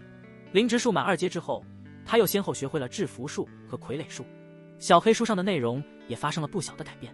福元之主李川，寿命50年、67年，境界炼气6层，福元灵，灵植数2阶1级灵2阶灵植辨别10级，2阶灵地辨别10级，2阶灵种培育10级，2阶灵植种植7级4制符术1阶1级灵1阶金符制作1级灵1阶木符制作1级灵1阶水符制作1级灵1阶火符制作1级灵1阶土符制作1级灵傀儡术1阶1级灵1阶巨力傀儡制作1级灵1阶五行傀儡制作1级灵1阶混合傀儡制作1级灵1阶组合傀儡制作1级灵制符术比傀儡术和灵植术都多了一个类别，不过按照1阶类别满级需要消耗的符元来算，也才多18天而已。如果和灵植术一样，在都满级的情况下会出现新的类别，那傀儡术和制符术都需要大概1年的时间才能到2阶。这个时间其实并不算太长，毕竟这些都是其他炼气期修士需要花一辈子去研究，都不一定能够研究明白的东西。而灵植术到了2阶后，每个类别提升需要消耗的符元点也翻倍了。暂时来说，李川也能接受，不过话说回来，他不接受他能咋的？新学的制符术和傀儡术，看起来制符术比傀儡术多了一个类别，似乎要难一点，但实际情况却相反。制符术简单无比，1天制作几张没有问题，而傀儡术却复杂繁复，可能要花1-2年才能制作一个出来。毕竟一个傀儡就相当于一个修士，威力相当的恐怖，制作自然就很难了。在傀儡术中，巨力傀儡是以力量为主的傀儡，五行傀儡是会五行法术的傀儡，混合傀儡是能自由组合能力的傀儡。炼制者可以让他们既拥有强大的力量，也懂五行法术。这种傀儡的炼制要求比较高，耗费时间也要长一些。至于组合傀儡，则是可以组合成更大傀儡的傀儡。同阶之中，这种傀儡的威力自然最大，当然炼制耗时也要更长一些。在最后的这近300天里，在翻倍的兑换奖励下，李川一共兑换了800多万的灵石和贡献。现在他的灵石有1000万了，而贡献也930多万，这就是他艰苦奋斗了1年的成果。这期间，他就举办宴会，花了10来万灵石，并没有其他消费。谢雨薇、柳妖、陈露等法宝阁的师姐师妹数次想让李川去法宝阁买点法宝，李川都没去。反正他们都随叫随到了，李川一点不慌。他这1年又不战斗又不修炼的，去买法宝他都嫌麻烦。当然，现在苦役期结束了，师姐师妹们的面子还是要给点的，毕竟之前也答应过他们，他是一个很重承诺的人。而且现在他也的确还需要买一些法宝。唐师姐，东方师姐让你去2楼招呼一位客人。正在查看今日销售情况的唐启梦闻言有些愕然，谁需要我去招呼？东方师姐怎么想着让我去？东方月从来不管他们怎么招呼客人的，他只看每月业绩。而且阴阳宗也从来不允许宗门高层强迫弟子做什么，一切都需弟子自己愿意。这还是东方月第一次让他去招呼客人，怎么招呼？这肯定不用想，所以他有些奇怪。那传话弟子说道：“是李川师兄来了，他点名要见你。”唐启梦闻言冷笑起来：“是那个谢雨薇师妹他们连续缠了快10个月了，都没有来过一次的李川吗？真是的，10个月不来，一来就说要见我，他也好意思？李川的名声谁又不知道呢？现在有一种说法，李川已经是整个名山分宗贡献最多的人了。有人说掌门的灵石可能比李川多，但贡献一定没有李川多，因为掌门的贡献也是需要一点一点积累，而不像灵石那样能靠杀人夺宝或者通过其他渠道获得。毕竟他只是名山分宗的掌门，说起来也不过是权力大一点的管理而已。掌门这次被李川和墨香临坑了的事都传开了，就是不知道到时候分宗的上级宗门是何反应。当然这些都是猜测。由于李川再也没有来过法宝阁消费，所以唐启梦他们也并不知道李川现在到底有多少贡献。对此唐启梦也很好奇。走吧，去见见这位传说中的李川师弟。唐启梦一脸自信朝着2楼走去。唐启梦到2楼包厢的时候，发现包厢里好不热闹，谢雨薇、柳妖、陈露以及好几个和柳妖一个组的师姐都在。他也终于见到了传说中的李川，一身亮眼的大红袍，一张不怎么好看的老脸。好在唐启梦早就练就了一副坚定的道心，李川的长相如何，是美是丑，对他来说并没有什么影响。影响他的只有李川乾坤袋里的灵石和贡献令牌里的贡献。李师弟，久闻大名，今日一见，果然威武。唐启梦一来就恭维道：“他们不就是靠一张嘴吃饭吗？哄得人开心了，就在他们这里买点法宝，骗得人懵了，也会在他们这里买。”李川看见唐启梦，双眼顿时就是一亮。只见唐启梦身着一身翠绿长裙，整个人给人一种清新淡雅的感觉。她那丝毫不输谢雨薇、楚梦幽等女的容貌，无时无刻不在牵动着人的心。师姐大名，师弟我也是不止一次听，今日终于得见真容，果真是绝色，名不虚传啊！李川也大笑道。李川身旁的柳妖主动起身，给唐启梦让了一个位置。李川也不客气，伸手就把她拉入了怀中。唐启梦很配合。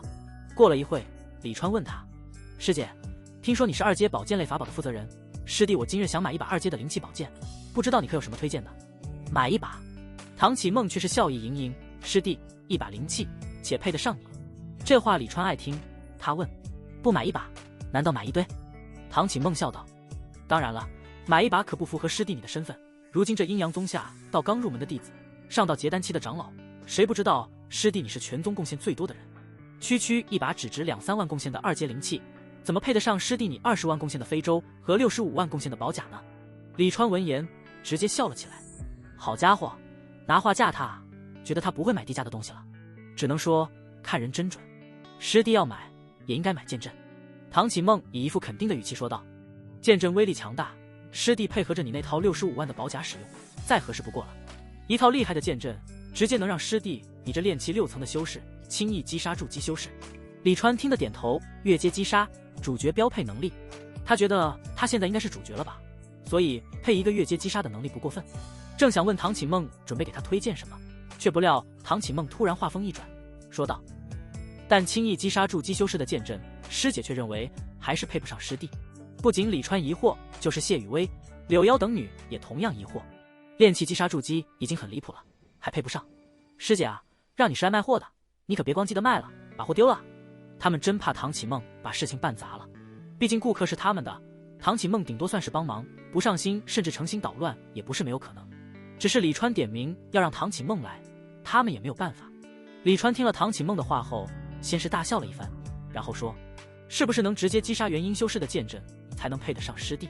虽然他也希望能买到厉害的剑阵，但是炼气七击杀元婴期这种离谱的事根本就不可能发生。他这么说不过是开玩笑而已，其实他一开始就是奔着剑阵来的，之所以说买一把剑，就是怕法宝阁的一众妖女忽悠他。现在他的女抗有点低，正所谓双耳架不住重嘴，所以他自己无时无刻都在注意，却没有想到唐启梦一来就给他上最强的强度，把他往最高的地方架。果然够狠，李师弟果然聪明，知道师姐要给你推荐能杀元婴修士的剑阵。唐启梦这话让李川愣住了，不是，来真的，真给他推杀元婴修士的剑阵？特吗？好好好，是算着他的贡献来的吧？柳妖等女也被吓了一跳，柳妖连忙说道，唐师姐，李川师兄才炼气6层，拿4阶剑阵来也用不了，你还是给他推荐2阶的剑阵吧。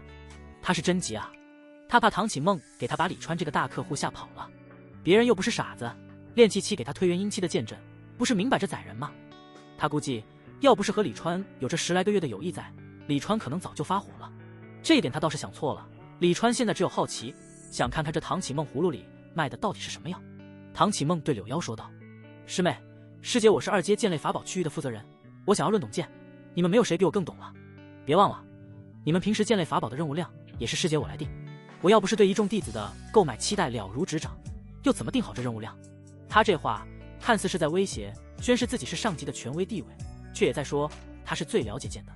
柳妖师妹，你先听唐师姐说完。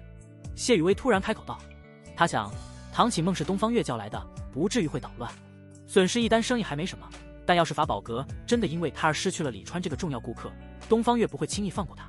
想到这点，虽然仍旧觉得唐启梦的话离谱，但谢雨薇还是选择相信他。李川看他们你一言我一语，几乎能够猜到他们都在想些什么。前世经常听到说什么一个女生寝室4个人5个群，觉得挺好玩的。现在看柳妖、谢雨薇、唐启梦他们互不信任，也觉得挺逗，他不由开口，唐师姐，先不说能击杀元婴期修士的剑阵师弟我能不能用，师弟很好奇，这种剑阵我们名山分宗怎么会有？名山分宗最强的人不过结丹期，只要上了元婴期就会被调到更高级别的分宗去，所以这种4阶的剑阵卖给谁，谁又有这个实力买？哦，忘了，他有这个实力。师弟果然非常人能比，都没有质疑师姐推荐给你4阶剑阵的居心。唐启梦感慨又夸赞地说了一番后，才道，以我们名山分宗的情况，的确不应该存在这种级别的剑阵，但偏偏它就是存在。这事还得从200多年前的一位掌门说起。那位掌门去了上宗之后，修炼依旧势如破竹，无人可挡。这剑阵还是他当时在筑基期时从一处仙府遗迹之中得来的，他用剑阵在筑基期时杀结丹修士，在结丹期时杀元婴修士，而到了元婴期，剑阵的威力依旧强大。不过到了出窍期就有些有利未逮了。他念着旧情，想把这宝贝给名山分宗的一众故友，但你们也知道，我阴阳宗讲究平衡来往，最忌直接送人东西，特别是这么贵重的法宝，所以他就拿着这套剑阵在我们名山分宗换了贡献，这剑阵也就开始在我们名山分宗法宝阁售卖了。可谁曾想，这套剑阵估价过高，我名山分宗的一众前辈这么多年来，硬是一个都没有凑齐那么多贡献把剑阵换走。李川差点没笑喷，这什么牛马故事，合着是卖不出去的东西退给他啊？不过唐启梦的话里信息量还是挺大的，他不由问，这套剑阵是4阶？唐启梦点头，对，4阶。李川，筑基期就可以用？唐启梦，炼气期就可以用？这个回答大大出乎李川的意料，4阶的剑阵炼气期就可以用？为什么？他并没有质疑唐启梦的专业性，只是难以理解。唐启梦道，因为这剑阵是由108把2阶上等灵气宝剑组成，并不是同时驱使108把剑阵才会启动，只要能够驱使其中的3把剑，就能形成一个小小的剑阵。师兄虽然只有炼气6层，但不至于连3把2阶的灵气都驱使不动吧？李川一听，顿时就心动了，能直接从炼气期用到元婴期的剑阵，这简直就是好东西啊！既能成群组阵，又能单独使用，还能越阶直杀，简直太符合他的要求了。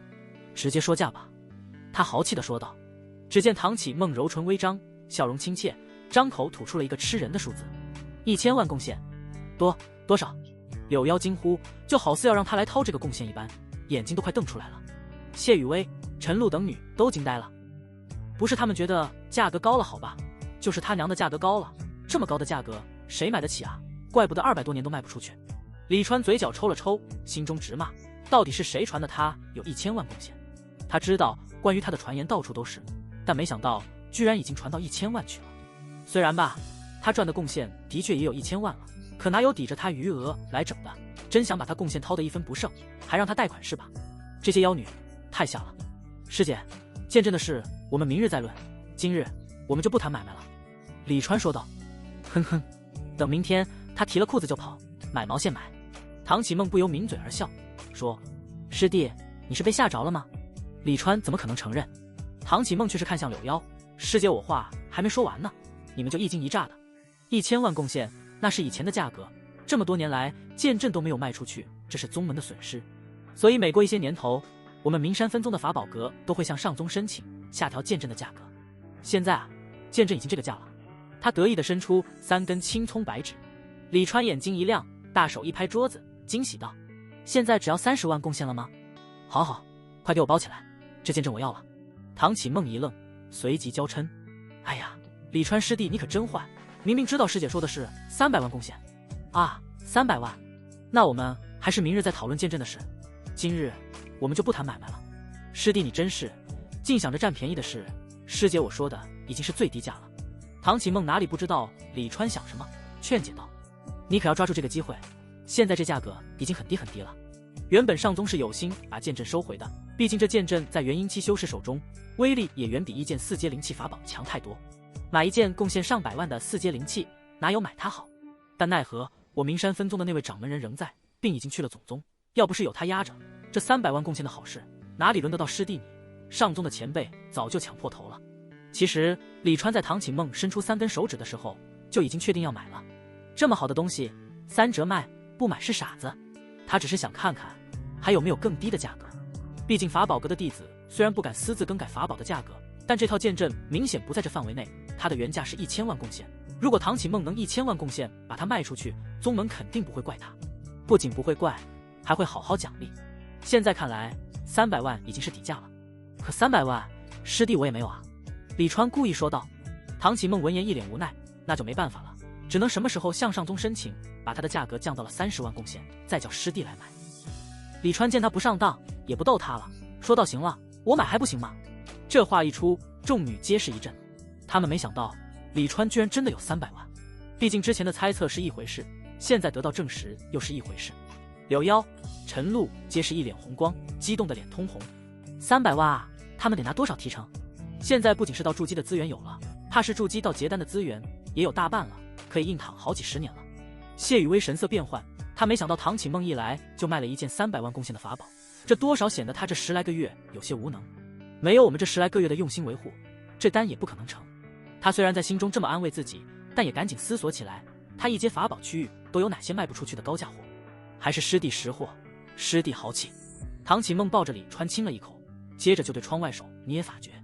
1楼地底，一堆2阶灵气宝剑凭空出现，朝着2楼飞来，很快就从窗户钻入，排列在了众人眼前。一时间寒光闪耀，原本还算宽敞的包厢，因为这108柄宝剑的到来，突然就显得有些拥挤起来。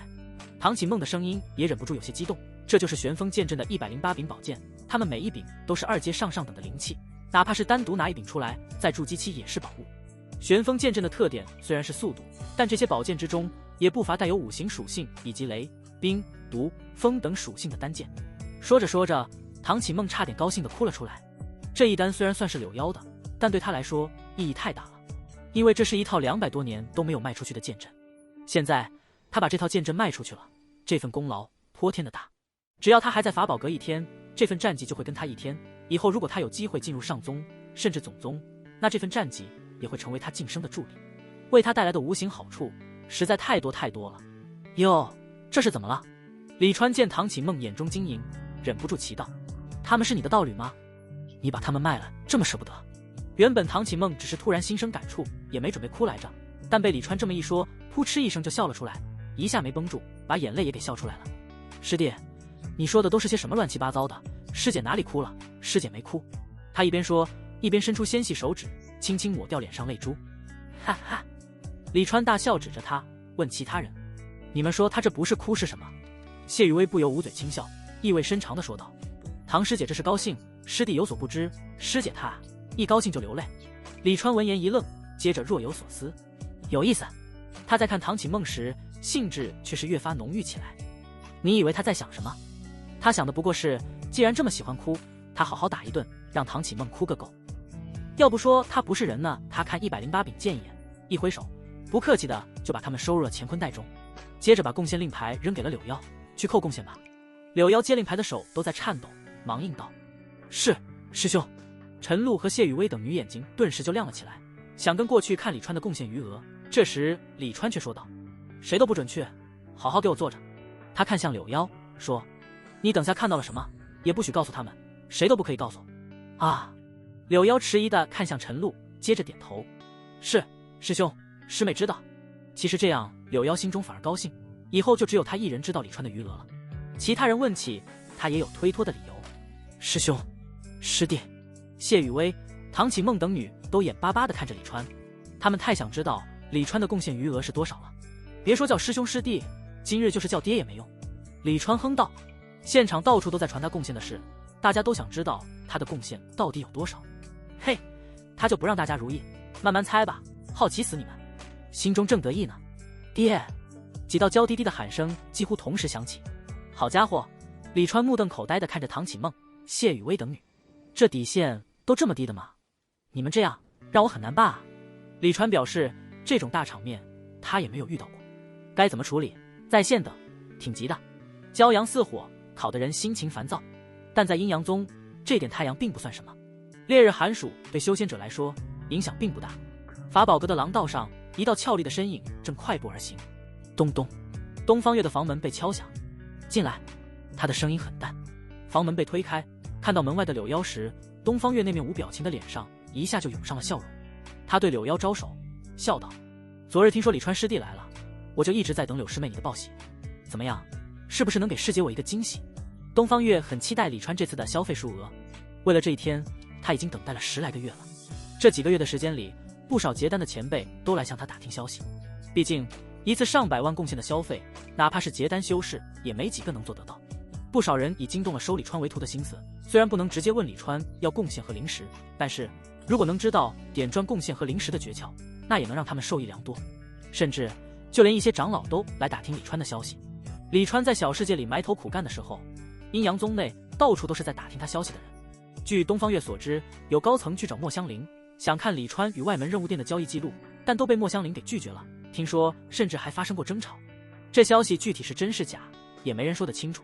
不过以莫香菱的性格和底气，东方月倒是觉得可能性很大。毕竟莫香菱在阴阳宗，除了掌门，他谁的账都不卖。至于莫香菱的底气到底来自哪里，说实话，就连东方月这个已经算是阴阳宗中层管理的人，也都不知道。其实这些事对东方月来说都无足轻重，他唯一担心的是李川的事传得沸沸扬扬，丹药阁知道后肯定不会坐视不管。所以对于李川来法宝阁的消费，他看得异常重要。不管李川到底有多少贡献，都要榨干，哪怕1000也不给丹药阁留，让他干什么都行，就是不能输给丹药阁。300万！柳腰那好看的眼睛都笑眯起来了，他伸出3根手指，昨日李川师兄在我们这消费了300万贡献。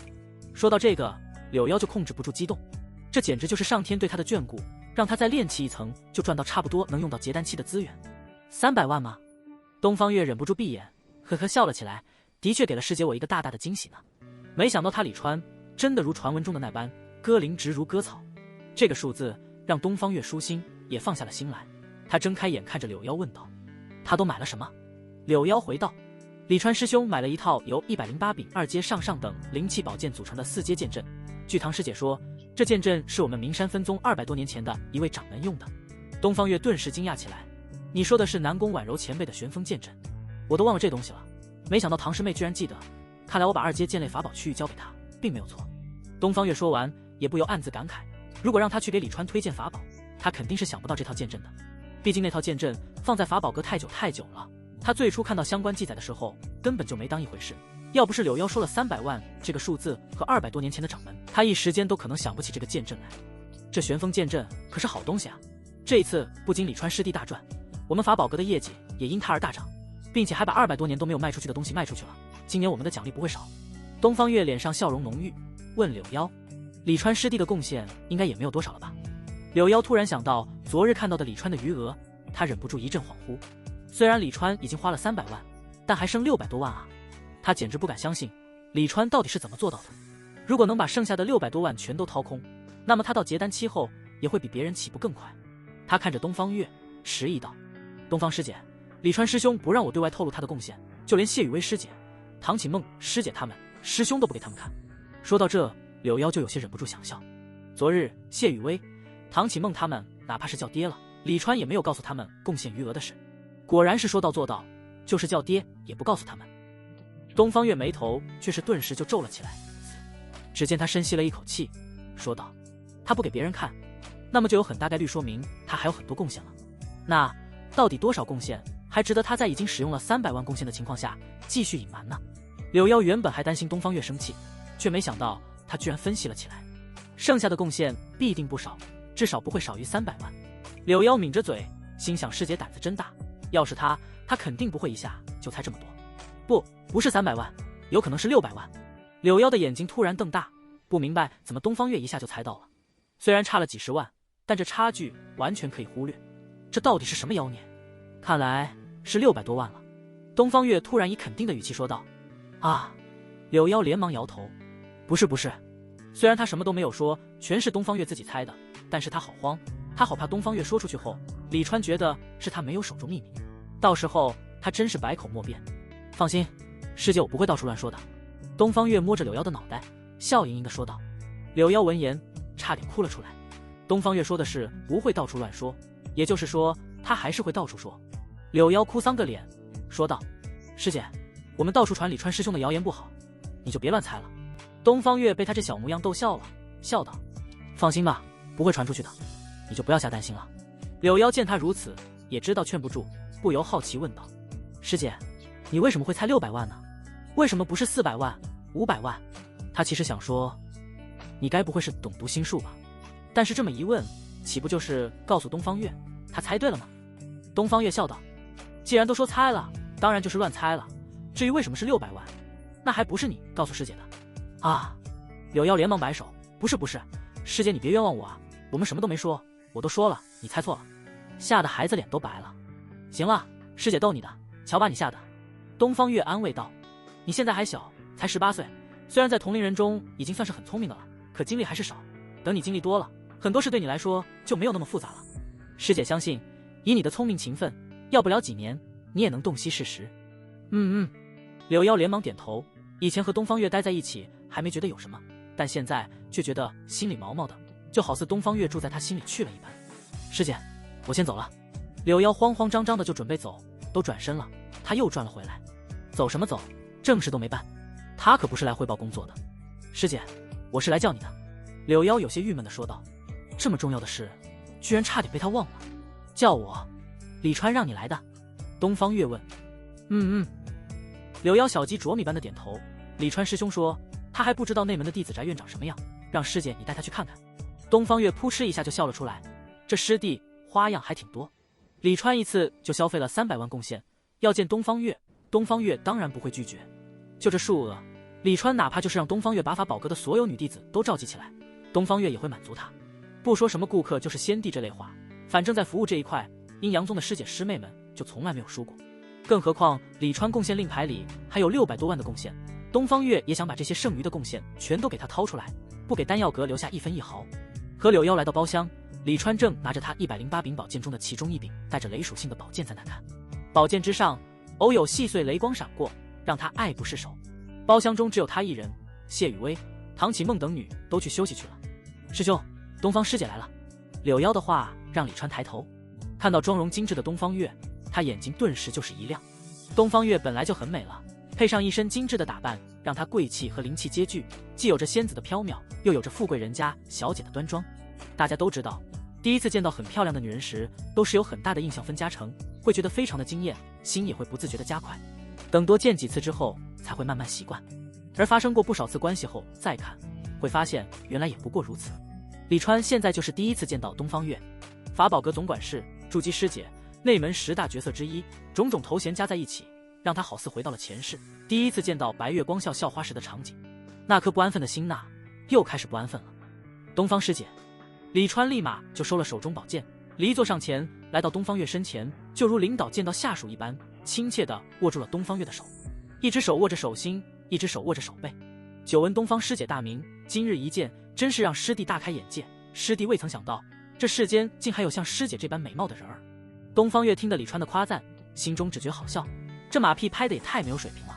他又不是不知道李川和莫香菱、苏咬月、宁熙柔这些外门角色之间的关系，柳腰他们每次从李川那里吃灵兽肉回来，都会与他讲述发生了些什么，所以他自然不会相信李川口中的什么。未曾想到世间有像他这般美貌的人，他还以为李川和其他见到他们就马屁的弟子一样，却不料李川话音才落，就已松开了他的手，那双粗糙的手已经不客气地放在了他的脸上。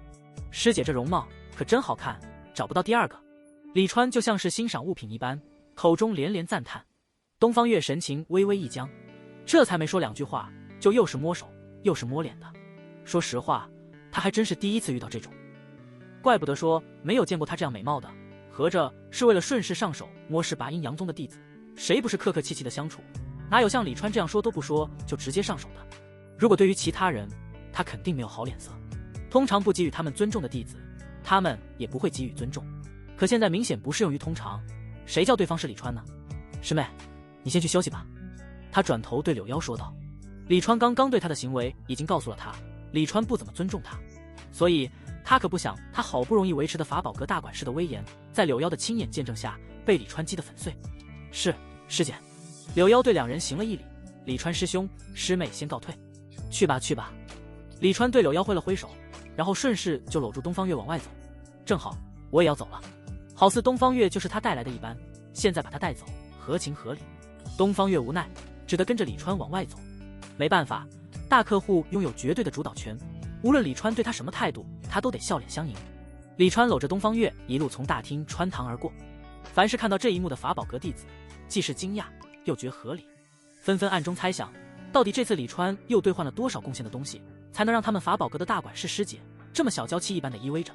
而来购买法宝的弟子不认识2人的，看李川搂得这么自然，看东方月这么顺从，还以为2人是道侣关系。而东方月的角色和李川的粗糙老态，这2种巨大的反差，自然也吸引了很多讨论。这穿红衣服的老头，该不会就是我们外门的那个李川吧？他搂着的师姐是谁？好漂亮啊！他才练气期，怎么就有筑基期的道侣了？还这么漂亮？什么老头？李川师弟年轻着呢，人家才50岁好吧？他实力这么低，哪个筑基师姐愿做他的道侣？我看是看中了他的灵石吧。听说他挺能赚灵石的。不过有一说一，这内门师姐真的好看，直接长在我心坎上。天啊，太好看了！我以前怎么没见过？她你们都不认识？她是法宝阁的大管事师姐东方月啊，内门10大角色之一，你们不认识？啊，是东方师姐，怪不得这么好看。可她在李川师弟面前怎么这么听话？我可听说她很厉害的，在法宝阁要是哪个弟子不听她的话，直接就赶走，根本就不用问宗门。你说她怎么这么听话？李川师弟在法宝阁的消费的贡献点都快上100万了。不对，这次他又来，该不会是已经超过100万了吧？不然东方月师姐怎么会亲自出面陪他？窃窃私语的议论声中，他们看到李川拿出了他那价值20万贡献的非洲，搂招法宝阁的绝美大管事师姐驾舟而走。一路上不知道留下多少羡慕的眼球。非洲上看到李川直接趴了下去，东方月正在疑惑，就见李川反手指着自己的后腰，对他吩咐：“师姐，我这腰有些酸，你给我按按。”东方月闻言瞬间无语，把他当什么了？使唤起来这么理所当然。不过他还是蹲了下去，一边给李川按摩，一边笑道：“师弟，你可真懂得享受。”李川却对他说道：“师姐，你眼里要有活，不要什么都让师弟我来教，这样会显得师姐你很没用。”东方月没想到李川把他当奴婢使也就罢了，居然还教训起他来了。什么叫眼里要有活？还真把他当奴婢了是吧？他真是又好气又好笑。他好歹也是大管事，居然一点不给他留面子。师弟怎么样，力道还可以吧？东方月柔声问道。心中腹诽是一回事，负面的情绪他是不会在脸上表露出来的。李川满意点头，师姐这按摩手法不错，下次记得见机一点，不要什么都让我来说。是，下次师姐一定注意。东方月连连点头。非洲一路飞向内门弟子的住宅区，在东方月的指引下来到了他的闺房。进入房中之后，东方月关上了门，而李川则大喇喇的在一张凳子上坐下，还不快倒杯灵茶来。李川依旧是不客气的对东方月吩咐起来：“哦，好的，师弟你请稍等。”东方月虽然不喜李川的语气，但还是立马去泡茶。李川看着他那窈窕的背影，嘴角忍不住荡起了笑容。在阴阳宗，实力越高的师姐，道心越稳固，经得起各种折腾羞辱，所以李川才这么不客气的把东方月当作下人在使唤，根本就不用管他是什么想法，反正他会自我调节的。就像楚梦幽一般，你怎么羞辱他，他都笑脸相迎。至于胡敏，之前的时候道心还比较差，大多数时候都是强颜欢笑，不过后来进步很大，已经能安然受之。东方月作为筑基8层的法宝阁大管事，李川相信他的道心比楚梦幽更稳。很快，东方月端着灵茶来到李川面前：“师弟，你的灵茶好了。”李川端过灵茶，却突然伸出一条腿，对东方月说道：“师姐，我腿酸，帮我按一按。”东方月愕然，他看了看李川伸出的腿，又看了看端坐的李川，几乎已经猜到李川在打什么主意了。“师弟，你这样对师姐，要是不在我法宝阁多买一些东西，可说不过去。”他说着，那绝美的身姿向下一矮，就跪在了李川大腿旁边。李川见此，摸着他的脸大笑起来：“哈哈，师姐放心，师弟我什么都缺，就是不缺灵石和贡献。”他说什么来着？师姐的道心都是很稳的。内门弟子的住宅区，一般外门弟子是没有资格来的，所以李川本着难得来一次的心态，在这里住了2天才准备离开。这2天，他完全把东方月当成是胡敏在使唤，别说使唤起来还挺顺手。只见房间中，东方月跪在地上，拿着李川的靴子帮他穿好后，对李川露出一个讨好的笑容，甜甜的说道：“师弟慢走。”别问为什么他一脸讨好，当然是李川要求的了，不然他也不至于这么下贱。行了，去忙你的去吧。李川站起来，伸了一个懒腰，接着朝外走去。至于买法宝的事，李川说抽时间再去，他要回去炼化他新得到的剑阵。这可把东方月恨得牙痒痒，枉他这2天这么听话。而李川呢，也懂什么叫放长线钓大鱼，他知道东方月他们之所以那么听话，就是看中了他的贡献和灵石。他如果一下全都用完了，保准他们渐渐的就开始推3阻4起来。所以过一段时间去买一件法宝是最好的。每一次都钓得他们快要失去耐心，却又不好发作，这既是一种策略，也是一种乐趣。回到外门住所之后，李川兴冲冲地拿出了他新买的108柄宝剑。法宝需要炼化后方能使得得心应手，不然光用法诀驱使，威力大减不说，还容易在战斗中被别人夺走。李川炼化的第1把宝剑就是那把带着雷属性的宝剑。拿出宝剑，他滴血于剑身，开始心神灌入，全力炼化起来。等李川再次睁眼，已是大汗淋漓，脸色苍白，一看窗外竟漆黑一片，不知不觉已是白天入黑夜。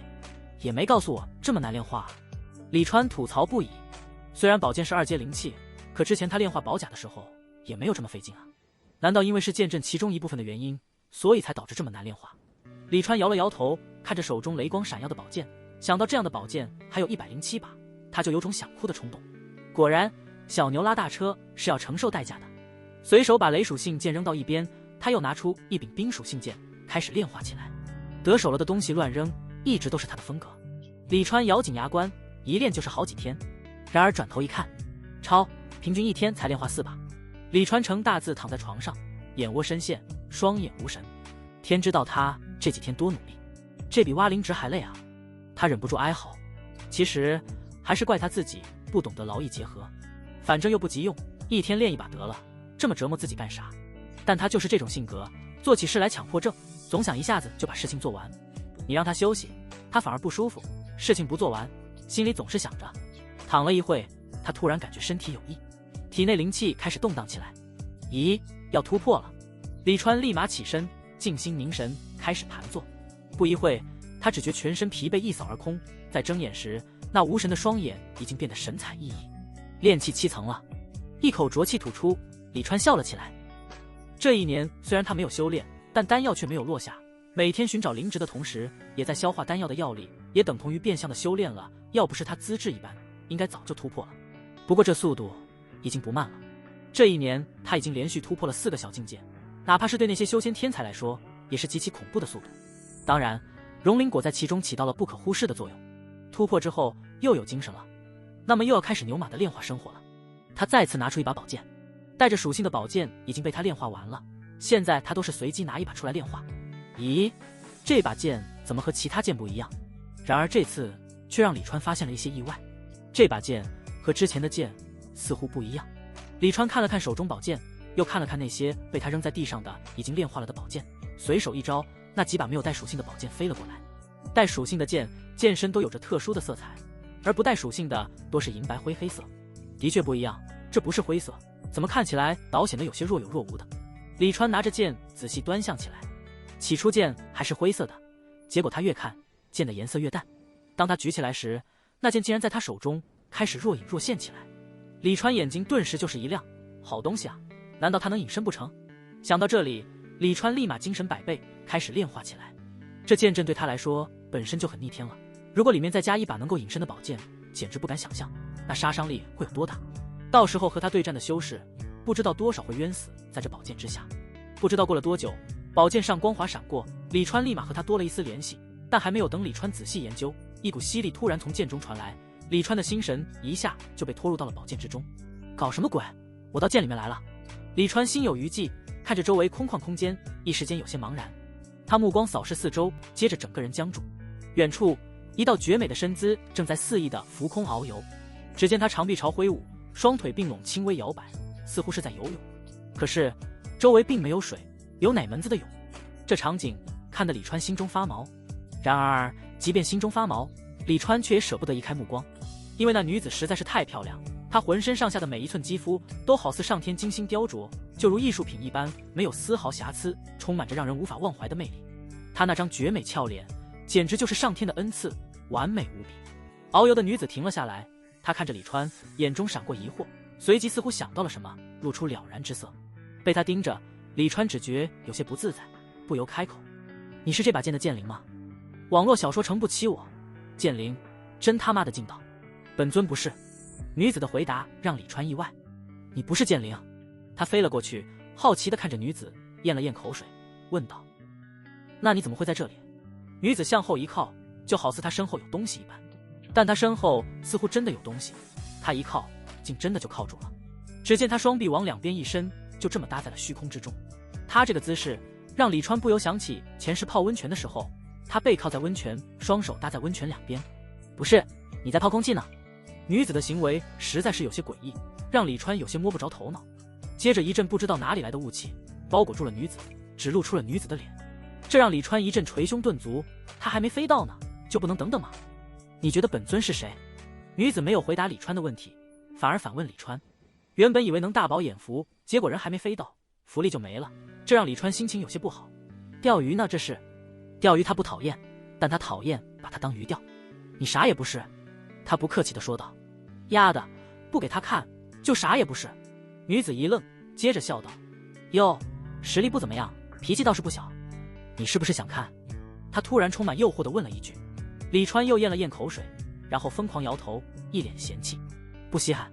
他这才说完，女子身前的雾却突然散开，李川立马死死盯着雾气，生怕错过每一个环节。然而正当他以为什么都能看到的时候，雾气却不动了。他盯了半天，看了个寂寞。李川那个气啊，知道被女子耍了。他抬头看向女子那张绝世容颜，果然女子正一脸似笑非笑的神情看着他。你不是说不稀罕吗？想看爱看。李川立马改口。女子笑意盈盈，柔声道：可本尊不想给你看。天知道他此时对李川说这话，对李川来说有多么的诱惑。那我自己看。李川也是莽，直接就冲了过去。反正这里又没其他人，这女子大概率也不是个人，他哪怕做点什么也传不出去。当然他主要的目的绝对不是这个，他主要是想探探女子的底，到底是个什么玩意，在这里干什么。然而李川并没有如愿，他直接就从雾气里穿了过去，穿过了女子的身体，到了另一边。他飘在空中，对女子哼道：我就知道你不是个正经玩意。女子一脸笑意，恼羞成怒了：到底是本尊不正经，还是你不正经？哪里有一来就想看别人身子的道理？李川都不想说他，一来就飘在那里，是他想看吗？他也是被迫的好吧。其实你要看也不是不可以。女子话锋突然就是一转：什么条件？李川问他。他就知道天下没有免费的午餐，一来就勾引他，必定是钓他鱼，想让他做事。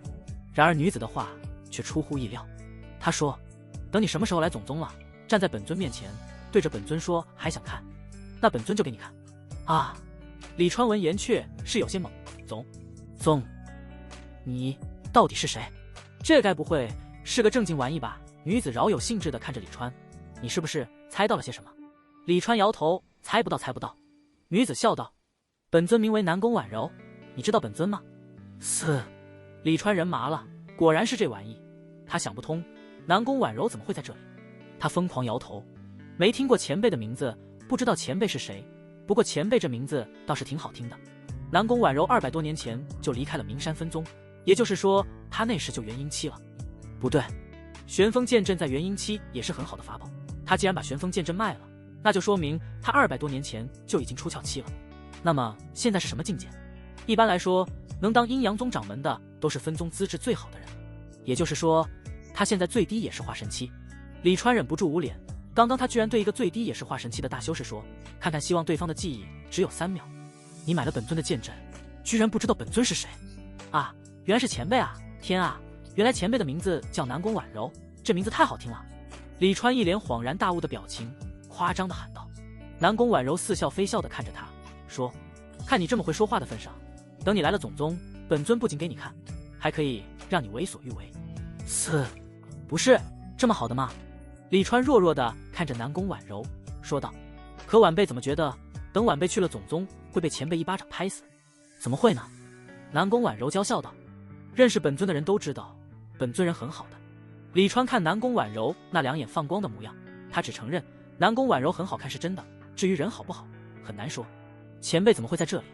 他岔开了话题，他这小小练气去缠人家大佬的身子顶得住吗？当然，大佬如果能让他饱饱眼福，他也不是非要拒绝。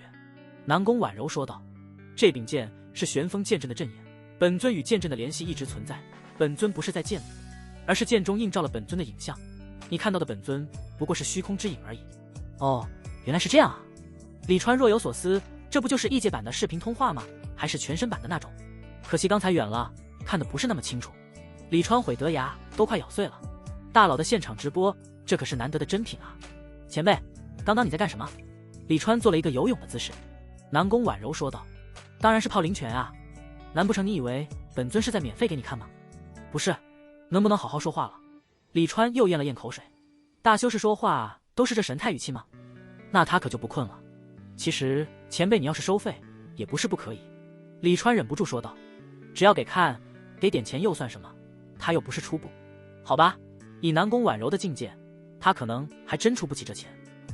哟，胆子挺大的，还真想看呀。你南宫婉柔有些意外的说道。更意外的是，李川居然在那忙不迭的点头。南宫婉柔也真是大方，见此直接就说，你既然想看，那本尊就成全你，等下看仔细点，千万别眨眼。李川又咽了咽口水，啄木鸟啄树一般的点头。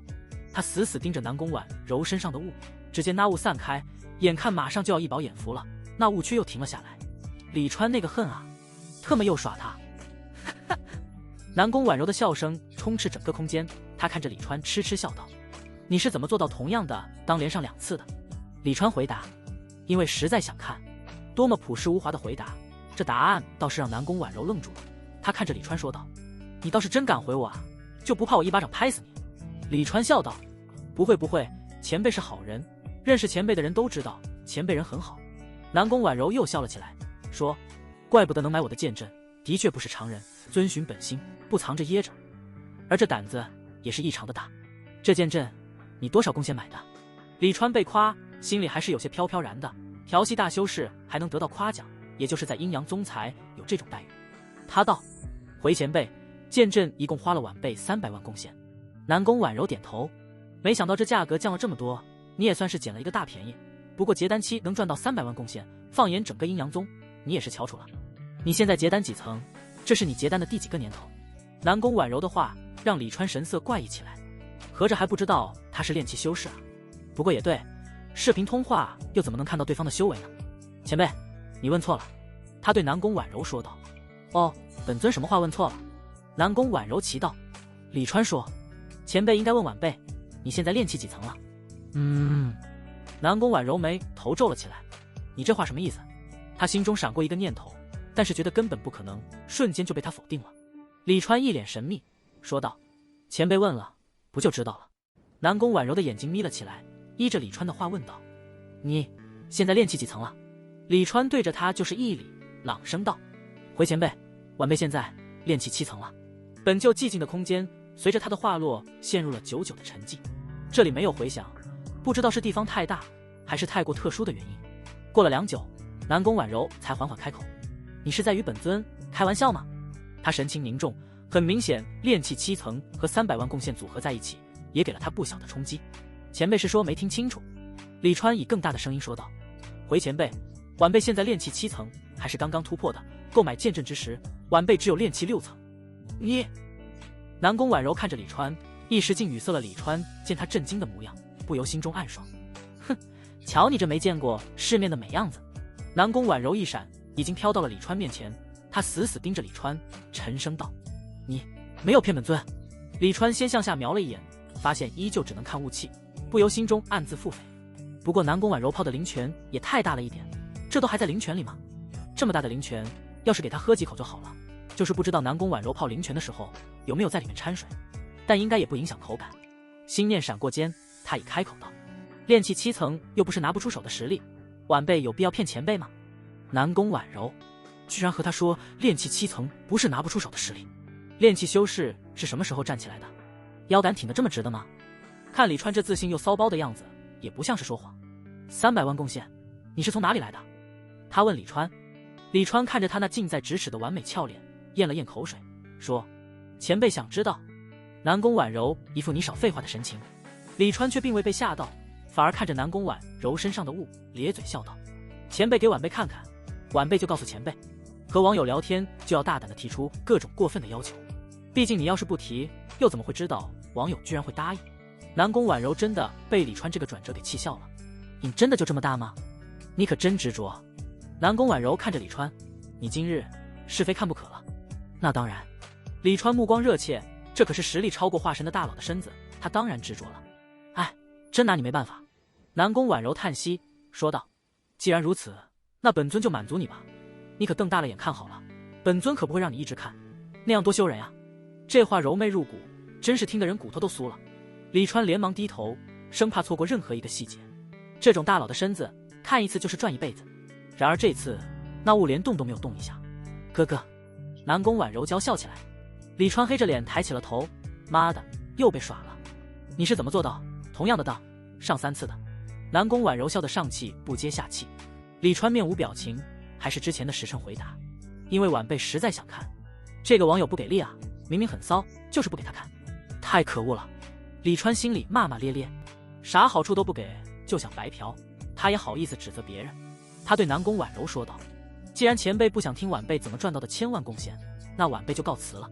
真男人说到做到，不给看就不说，谁来也没用。”正好他也感觉有些头晕，可能是因为实力不强被强行拉进来的缘故。1000万贡献，果然南宫婉柔再次被李川这数额震到了。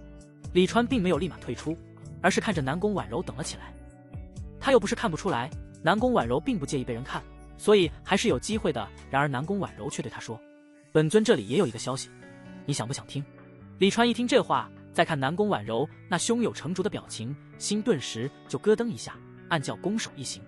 要不是有绝对的自信，南宫婉柔肯定不会这般模样。他想立马离开，不给南宫婉柔放消息的机会。不过转念一想，南宫婉柔这一副不着急说出来的神情，怕是他走也没用。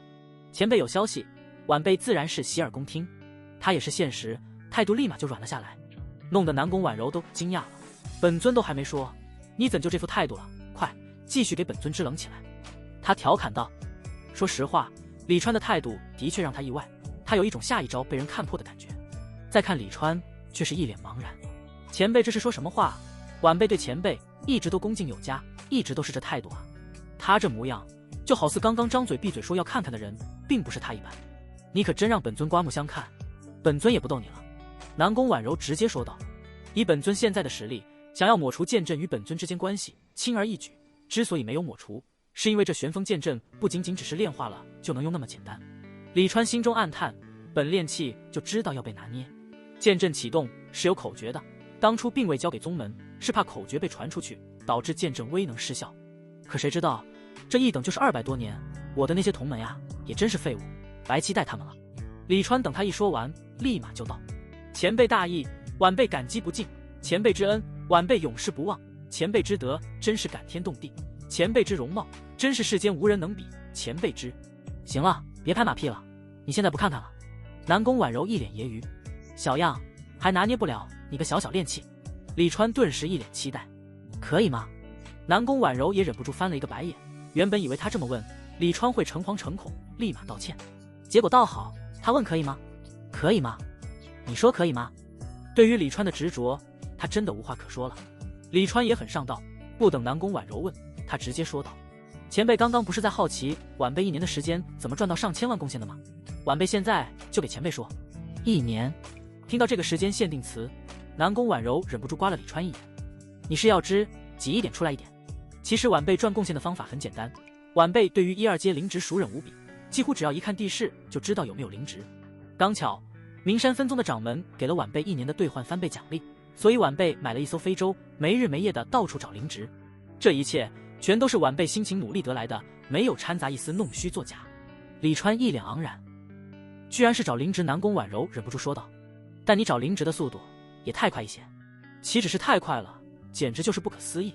反正南宫婉柔无法理解，他道：看来名山分宗这次出了一个有眼光的掌门，发现了你这个赚贡献的好苗子，还专门用兑换翻倍这个奖励来刺激你。你1年兑换价值500万灵石和500万贡献的灵值，宗门这次倒也没亏，反而还提高了名山分宗的贡献值，给你们掌门增加了功绩。唯一的坏处大概就是小世界好的灵值都被你这家伙给挖了，其他弟子以后几年的收入会大大降低。李川听了有些不好意思的笑道：其实晚辈兑换的灵值被掌门全都奖励给了门内的一位师姐，并没有入宗门的库房。什么？南宫婉柔一脸愕然地看着李川，他疯了？全奖励给弟子？那弟子是你们掌门的娘吗？也不对，这么多东西，哪怕是亲娘也不给。李川立马就为叶修文鸣不平：前辈怎么能这么说我们掌门？掌门他是天底下最好的掌门，可不是吗？苦了掌门一个，成全了他和莫香菱2个，这种掌门不好，哪种掌门才好？南宫婉柔黑着脸问道：那你倒是说说看，你们这个天底下最好的掌门，他的脑子是怎么进的水，做出这么离谱的事情来？李川嘿嘿笑了笑，不好意思地说道：可能是我们惯的吧。莫香菱的奖励是他问叶修文要的，而他的翻倍奖励是莫香菱诱导的，可不就是他们灌的水？李川把当时的情况给南宫婉柔说了一遍。南宫婉柔听了之后，看着李川久久无语。这1年来，你们掌门就没有发现你贡献异常的事？不应该啊。李川道：我们这边发现了一条灵脉，听说上宗的前辈来挖极品灵石，掌门他带着宗门的高层去帮忙去了。南宫婉柔忍不住笑了起来，原来如此，也不知道你们掌门这次算是赚了还是赔了。不过你们这次这么整他，小心他找机会报复你们了。你倒是还好，有这剑阵护持，到时候往剑阵里一躲，逃开便是。好家伙，故意绕到剑阵上来是吧？李川直接问道。不知道前辈要怎样才传晚辈启动剑阵的口诀？南宫婉柔说道。很简单，本尊给你看看，看完之后就教你口诀。好吧，看看这事是过不去了是吧？李川正在想该怎么整，你说给点灵石开路吧。先不说南宫婉柔这种级别的大佬需要多少灵石开路，就是价格能谈好，但灵石也给不过去啊。正思忖间，就见南宫婉柔身上的雾气动了，正在极快的速度消散。这次李川可没说看看，而这雾也不像之前南宫婉柔故意整他时那样，是往2边散的。这次是直接消失。李川顿时就激动了，直呼大佬大气，是真给看啊！这次雾气消散的非常的快，几乎只是眨眼之间，李川终于如愿。然而他看到的却并不是他想看的。只见南宫婉柔身上不知道什么时候套上了亵衣亵裤。谁叫你穿的？脱下来，把衣服脱下来，真是猛男落泪。期待了半天，看了一个寂寞。怎么样，本尊说给你看就给你看，满意吧？南宫婉柔娇笑不已。只见他双手打开，一件洁白长衣缓缓套在了他的身上。看来在另一边有人正在服侍他穿衣。紧接着南宫婉柔柔唇再张，一股玄奥信息就涌入了李川脑中。他还没来得及看南宫婉柔给他弄了一些什么在脑子里，就听南宫婉柔说道：这就是玄风剑阵的起阵口诀，好好去熟悉吧。本尊呀，期待有一天你用它划破本尊的衣服。这里一剑，这里一剑，这里也来一剑。只见他一边说，一边在衣服上转着圈。嘶！李川脑中顿时就浮现出南宫婉柔勾勒出来的劲爆场景，心里简直就像有上万只蚂蚁在爬一般的难受。不要脸，勾引他！今晚可不要想本尊哦！南宫婉柔充满诱惑地对李川说着，然后在李川的注视下，把刚刚穿好的衣服又脱了下来，并对李川吹了一口气。李川只看到他脱衣的场景，就已被动退出宝剑，回到现实中。贱人啊，光点火不灭火！李川忍不住大骂。衣服都穿好了，好还脱，明显就是故意整他，让他心绪不定，心火直冒。但他有什么办法？他拿出一张纸鹤，对纸鹤说道：“柳腰师妹，来我这里一趟。”纸鹤飞走，李川捂着额头，感觉有点痛。在剑里的时候，他就感觉到了，应该是实力太低，导致心神沉入剑中，负荷太重。休息了一会，李川开始研究南宫婉柔给的口诀。这东西并不怎么难，只要把宝剑炼化后就能使用。不一会，房门被敲响，李川挥手，房门打开，站在门外的不是亭亭玉立的柳腰，又是谁？李川师兄。柳腰一脸甜甜笑容，走进了屋，并转身关上了房门。过来。李川对他招手。来了，师兄。柳腰快步来到李川身前，还未说话，就已被李川一把抱住。都说钱能养人，这话在修仙界也同样适用。自从李川不断在法宝阁高消费后，柳腰的变化是肉眼可见的。倒不是说容貌发生了多大变化，而是气质。现在的他前所未有的自信，连带着气质也发生了极大的变化，让他整个人看起来随时都是容光焕发、娇嫩可人的。原本他就长得很好看，经过李川一段时间的教导，现在和外门10大角色之间差距也不大了。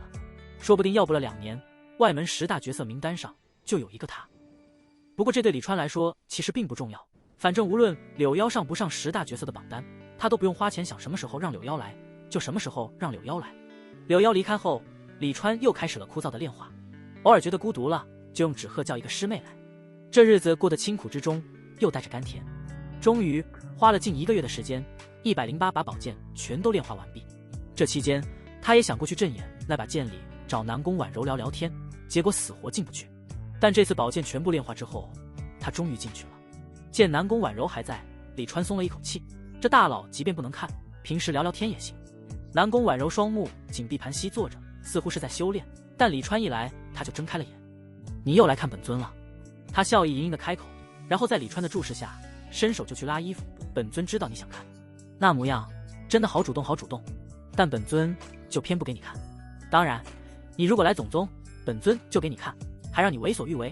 呵呵，眼看都要看着了，就差那么一点点的时间，可李川又被南宫婉柔给整了出来，气得李川眼都绿了。你等着！他恶狠狠地对空气放着狠话，不给看就不给看，有什么了不起？他又不是没有看的。接着他试了一下剑阵，发现能同时控制2把宝剑，2把宝剑不能成阵，要3把才行。这明显被唐启梦给忽悠了，所以他把唐启梦招来，好好收拾了一顿。收拾了唐启梦之后，李川只觉得神清气爽，一下就能控制3把宝剑成阵了。这看得唐启梦傻眼无比，合着刚刚是故意整他啊？他造了什么孽，要这么对他？这就是李川朴实无华的生活。现在他的灵植树2阶分类也全都提升到了10级，如果要达到升级到3阶灵植树的要求，需要90点福元，也就是3个月的时间。而根据1阶时候的经验，在灵植树满2阶10级之后，可能依旧会出现灵种培育变异和灵植升阶的选项，还需要额外花时间。1阶制服树和傀儡树与灵植树不一样，它们的等级只影响制造速度和成功率。拿制服树来说，只要是5行符，不管难易，李川都会绘制。他暂时不往这2方面发展的话，不升级他们也没什么影响。所以现在升级至符树和傀儡树明显没有什么性价比，毕竟他灵植树都2阶了，赚钱肯定是灵植树赚钱，何况他还要准备成为灵地主。所以他决定还是优先升级灵植树。他让唐启梦好好给他把房间打扫干净，就御剑去找墨香菱了。他找墨香菱是正事，之前他找到的那棵荣灵果果树由于没有地方栽，所以就栽在了任务殿，让墨香菱给他看着。偌大的阴阳宗到处都是灵地，为什么说没有地方栽呢？因为荣灵果太珍贵了，哪怕是没有人敢偷，却也有人会破坏。李川又没有时间一直守在旁边，就只能让墨香菱给他看着了，这也是灵植师的一个限制，但凡栽一点什么贵重的灵植，就不敢离开，生怕出什么意外。一颗珍贵的灵植足以把灵植师绑一辈子。好在李川有墨香菱，栽在任务殿内，要是都有人敢去搞破坏的话，不用李川出手，墨香菱都能撕了对方。怎么样师弟，他们下载了吗？墨香菱蹲在人物殿的灵植园内，一脸好奇宝宝模样的看着面前的荣灵果。下了吧，李川说道。他一共得了2棵荣灵果树，第2棵是上个月得到的，不过上面没有结果。他当然是毫不客气的就把树挖走了。由于没有种子，他就只能用2棵杂交的方法培育，这就是墨香菱口中的下载。而刚刚李川看了一下，2棵被他用特殊手法融在一起的荣灵果树已经在开始发生改变了，也就是的确开始变异了。这是个好消息。至于最后变异到什么地步，就有些说不准了。反正李川挺相信小黑叔的，他相信培育变异这项加成能给他惊喜。师弟，可真有你的，把他们这样的都能活。墨香菱站起身对李川夸道。当时看到李川把2颗荣灵果削得坑坑洼洼，然后把它们弄到一起，他心里可没少骂李川暴殄天物。然而事实证明是他没见识，灵植这一块李川绝对是权威之中的权威，因为他事后偷偷问过其他灵植师，甚至2阶的灵植师，这些灵植师无一例外全都大骂李川不懂培育灵植，说那2颗荣灵果必死。结果呢，虽然现在2棵荣灵果树长得很怪，但从翠绿的枝叶上来看，它们生长得很好。师姐，真有你的，这种小事都值得你夸。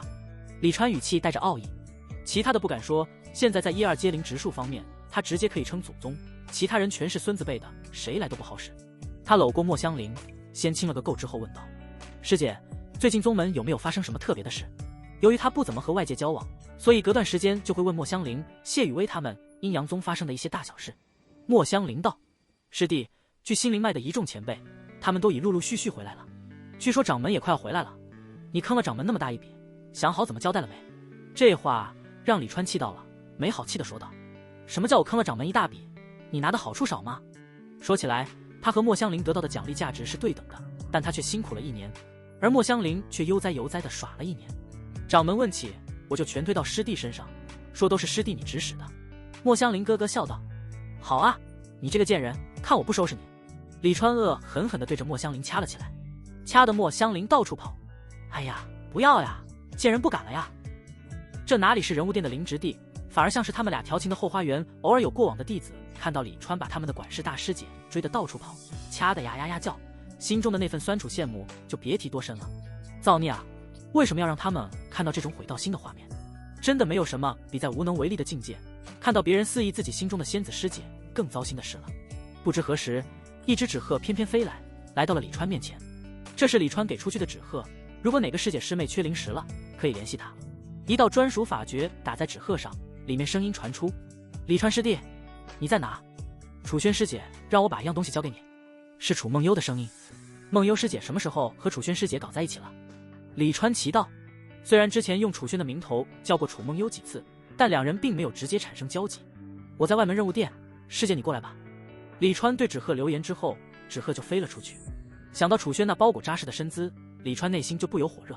别看楚轩平时一副正派师姐的做派，但以他丰富的经验来看，绝对是个内骚型呀。师弟可以啊，7长老的弟子都主动找你。墨香菱调笑道：这是要来倒贴师弟了。李川却有一些不解，说：楚轩师姐有什么东西不自己交给我？为什么要让梦幽师姐跑一趟，或者叫我直接过去也行啊？他对墨香菱口中这倒贴的说法并不支持，毕竟要是倒贴，你倒是直接来啊，说不定楚轩师姐害羞呢。墨香菱娇笑道。李川不由白了他一眼，这话师姐你自己信吗？这些个师姐私底下一个比一个骚，他才不信楚轩会不好意思。不过他也好奇，楚轩让楚梦幽带什么东西给他？难道是在灵脉之中偷偷抠的极品灵石？也不对啊，他俩的关系好像也还没有好到这种地步吧。很快楚梦幽来了，他一来，墨香菱就调侃道：楚师姐，你该不会是自己找李川师弟不好意思，所以就借楚轩师姐的名头吧？楚梦幽可没一点羞怯，他笑道：师弟都说我骚了，我找师弟又怎么可能不好意思呢？好家伙，这再说下去得起火了，烧在李川身上的火压不下去的那种。都骚行了吧？行了，你们别聊了。师姐，楚轩师姐让你给我带了什么来？李川打断了2女没营养的话，问楚梦幽。楚梦幽拿出一面铜镜递给李川：师姐让我把这面镜子交给你。铜镜2掌大小，和一般铜镜没有多少分别，只是它上面含有灵气，这是一件法宝。李川愕然接过，然后嫌弃地说道：楚轩师姐难道不知道我现在已经富得流油了吗？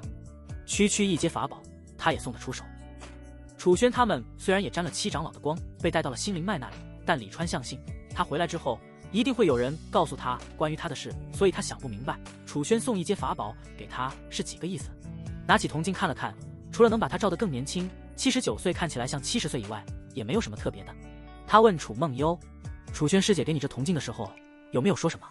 楚梦幽笑道：“师姐她说，你肯定会非常喜欢的。”呵呵。李川2个音节表明态度。他问楚梦幽：“师姐，楚轩师姐怎么想着让你给我送东西来？你现在和她很熟？”楚梦幽道：“师姐，我已经拜七长老为师了，现在是七长老的弟子。师弟，你说我们熟不熟？”啊，你成长老弟子了？李川惊讶了，脑中顿时就浮现出身姿若隐若现的七长老，不由点头，对楚梦幽说：“你们师徒倒是挺配的。”楚梦幽哪里还不知道李川这话是什么意思？当初李川可是当着他的面说七长老很骚的，他嗔道：“不准你对师姐的师尊不敬。”李川一脸坏笑，突然拉着楚梦幽：“师姐成为长老弟子这么大的喜事，怎么也得好好恭喜恭喜。师弟，你恭喜师姐就恭喜师姐，把师姐往房间里拉做什么？”楚梦幽苦笑，谁还不知道李川的心思，随便什么事都能被他拿来作为恭喜的理由。正在这时，李川却感觉到了铜镜上传来灵气波动，他疑惑看去，只见铜镜的镜面之上有画面出现。咦？李川停了下来，拿起了铜镜，一张端庄秀丽中却又带着熟透了的气息的俏脸出现在铜镜上。楚轩师姐，李川惊讶喊道：“这铜镜居然带有视频通话的功能，这李川没有想到的。”李川师弟，想师姐没？楚轩巧笑嫣然，媚然问道。李川有些懵，他什么时候和楚轩这么熟了？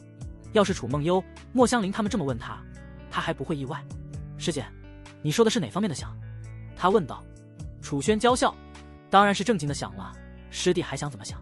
李川不由撇了撇嘴，说道：“师姐这样，师弟可看不出哪一点正经。”楚轩突然说道：“师弟是不是觉得师姐这样很骚？今天是命犯桃花吗？居然有人主动来撩他。”李川倍感稀奇，不过稍微一想，这似乎又很合理，毕竟街上扫大街的大爷不会有美女去撩，但如果是一位戴着几百万手表、开着几百万豪车的大爷，那么会有一堆的美女组队去。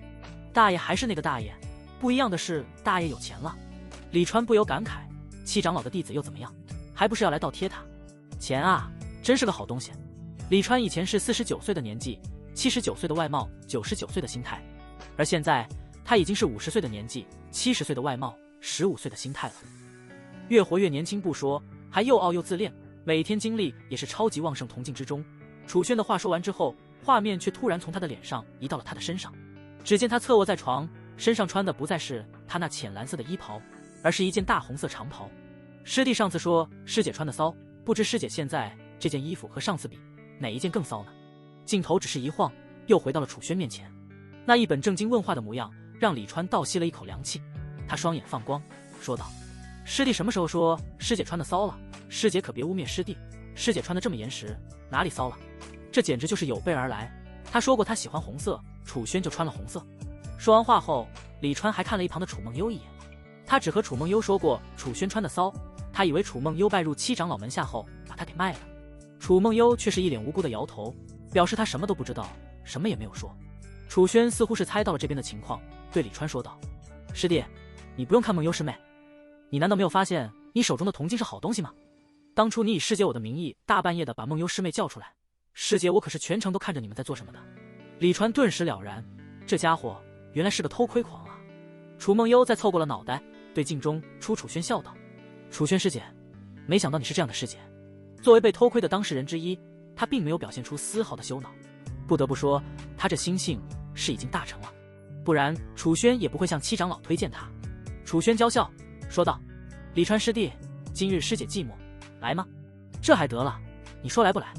李川立马唤出非洲：“师姐你等师弟，师弟马上就来。”他不由分说，搂着楚梦幽和莫香菱就上了非洲。莫香菱一脸懵，没好气的道：“师弟，楚轩师姐可是问你去不去，没有问我。”李川道：“我不认识去七长老峰的路，还需要莫师姐你给师弟指引指引。”眼看他脸不红心不跳的开口就湖州，莫香菱给了他一个白眼，懒得理他。“不认识路，你不知道问楚梦幽。”谁知道楚梦幽也很配合，在那抿嘴笑着：“我也不认识。”完了，要迷路了。这俩奸夫淫妇，莫香菱真想一脚把两人踢下去，独占非洲。“不认识路，师姐我给你们指引呀。”楚轩在铜镜中娇笑道。很快就到了七长老峰，楚轩还真指引起路来。在他的指引下，非洲停在了一处灵气浓郁的庭院。庭院四面都有房，每一面都是3间房并排。李川没有时间感慨这里的灵气多，拉着莫香菱和楚梦幽就迫不及待地下了非洲。根据楚轩的指引，在一道精致的房门前停了下来。房门上雕刻着各种盛开的花朵，一看就知道这是女子房间。不过房门是关着的。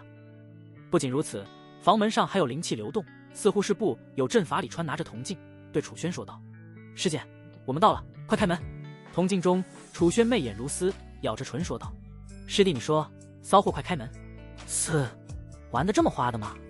李川最喜欢这种了，他立马就喊道：“骚货快开门！”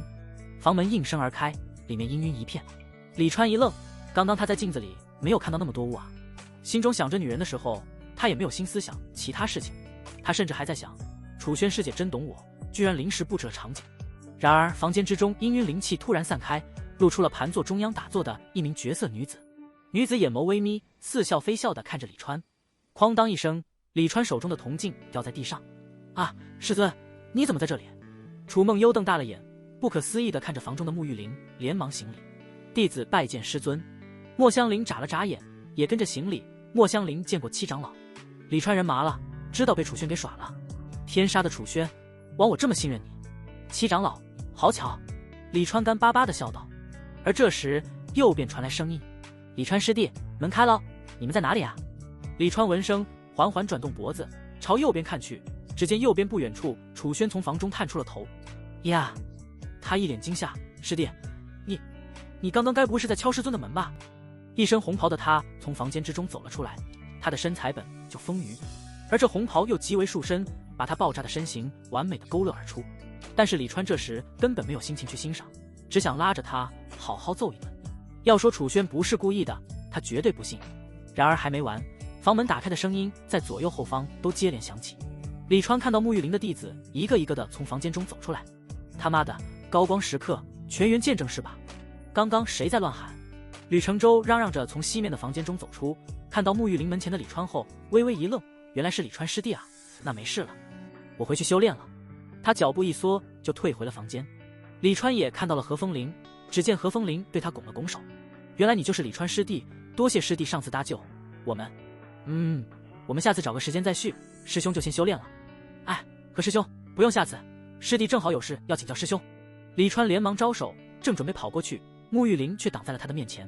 那幽亮的眸子看着他，就好似小女生看自己的崇拜对象，其中不知道暗藏了多少的暧昧。当然，这是李川自己瞎编的感觉。沐玉玲今日穿着和那日一样，依旧的清凉。李川的眼眸正情不自禁地准备行注目礼，就听沐玉玲悠悠问道：“你刚刚称呼本长老什么？”李川看了看地上的铜镜，不出所料，上面楚轩的影像果然消失，变成了一道普通铜镜。“我称七长老你，当然是称七长老了。”李川装傻道。“是吗？怎么本长老方才好像听见有人喊骚货快开门？”沐玉玲娇滴滴地学了一声，那声音和李川一点都不像，但是勾人啊。不过李川这时候没有心思想其他的，因为沐玉玲身上一股属于结丹强者的威严压，让他心中莫名心慌。这不是惧怕，而是低阶修士面对高阶修士时身体本能产生的反应，就好似老鼠见了猫，本能的害怕。“长老，弟子这里有一些灵石。”李川决定认栽，直接用灵石解决，等以后逐个击破，慢慢收拾。哼哼。然而沐玉玲嘴角微翘，纤纤玉手勾起了李川的下巴，问他：“一些灵石是多少？有一条灵脉里的灵石多吗？”李川闻言不由暗骂的了一声，忘了沐玉玲是从灵脉里面回来的这事了。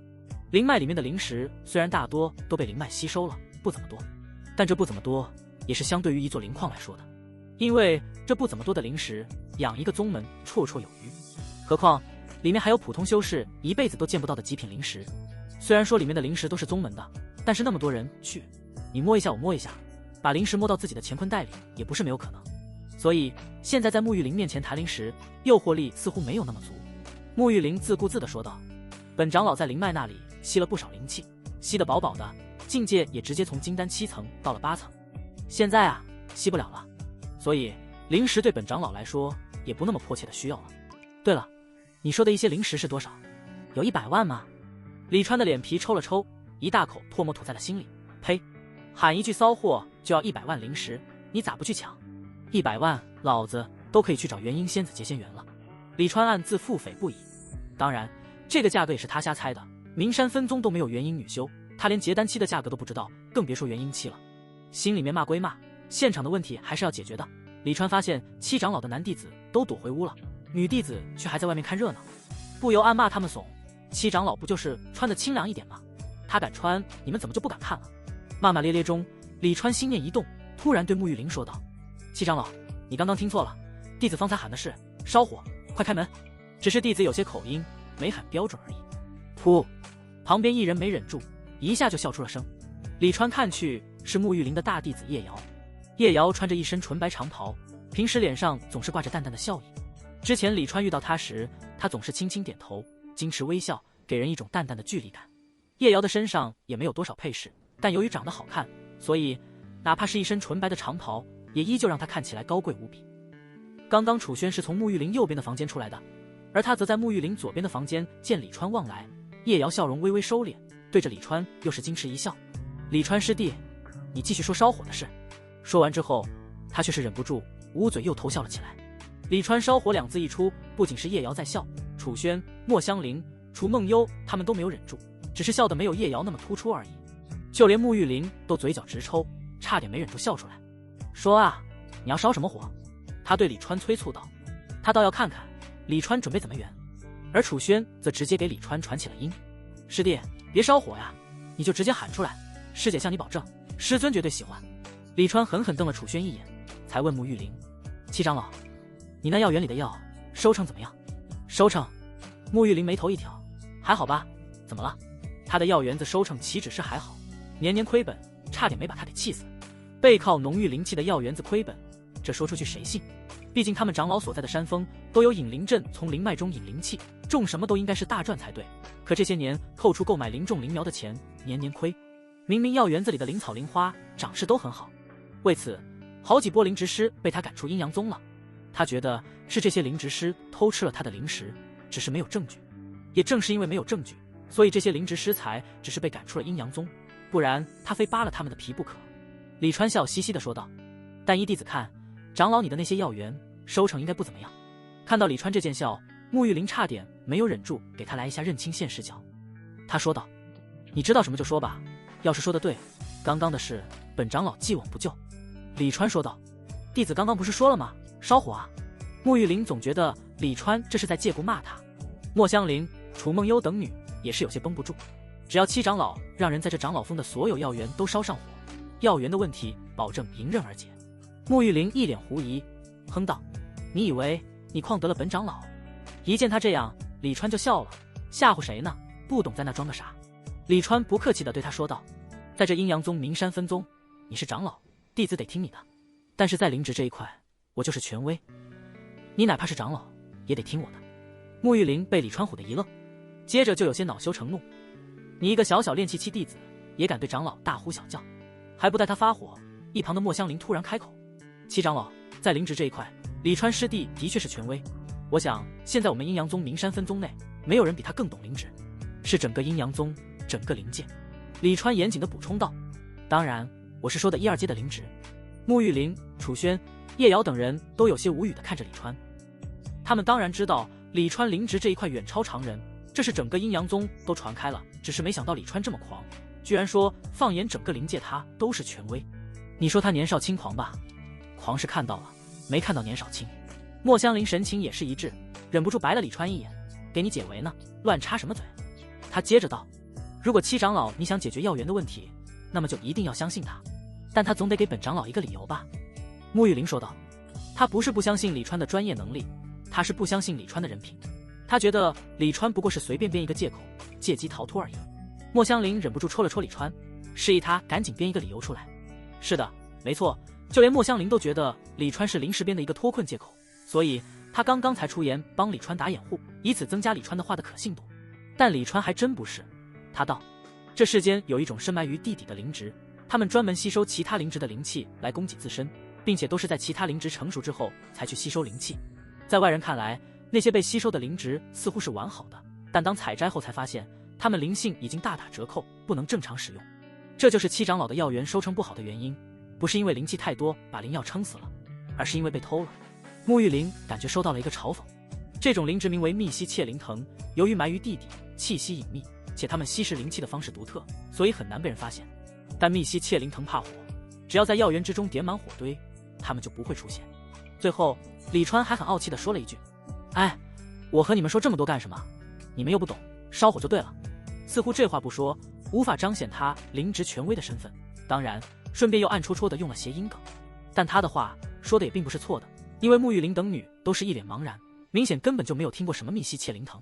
沐玉玲不由把目光看向莫香菱，莫香菱是外门管事，虽然不是灵职师，但是认识的灵职怎么也比其他人多。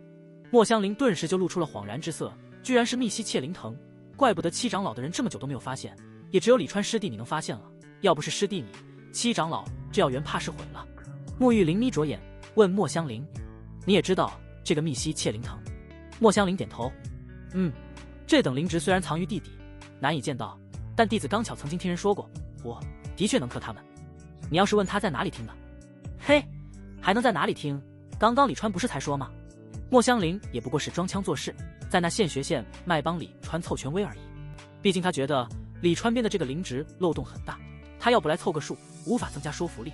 不过看到沐玉玲师徒几人眼中那怀疑的神色，他知道他这数凑的作用好像也不大。果然，沐玉玲对李川说道：“点了火，把这密西切灵藤吓跑。也就是说，从始至终我们都见不得这灵职。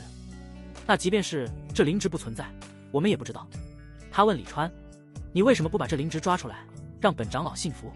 让长老你信服，有点难啊。”李川笑道。沐玉玲不知道李川又在对他用谐音梗，问：“怎么难了？是因为这密西切灵藤是你临时编出来的灵职，所以根本就不可能抓到吗？”任谁在这个时候，他都是不会信李川的话的。毕竟哪里有这要巧的事，他喊骚货，刚巧有怕火的灵职来给他救场。但沐玉玲承认，李川的确是看出他药源的问题了的。李川说道：“七长老，你这长老峰大半地方都是药源，而每一处药源都出现问题，你认为是一两株密西切灵藤能造成的？”师弟，你的意思是？一旁的叶瑶问道。李川回道：“地底下早就已经被密密麻麻的密西切灵藤包围，如果你们想去挖出来，随意。但别怪我没有提醒你们，这东西虽然没有灵智，但却天然的能避火端。你们不去挖也就罢了，他们会自己枯死在地底，因为他们只能吸收灵职的灵气，无法吸收地底的灵气。但如果因为你们的挖掘把他们惊走，那么他们就可能跑到其他有灵职的地方去祸害。当然，你们要是能困住他们，当我没说。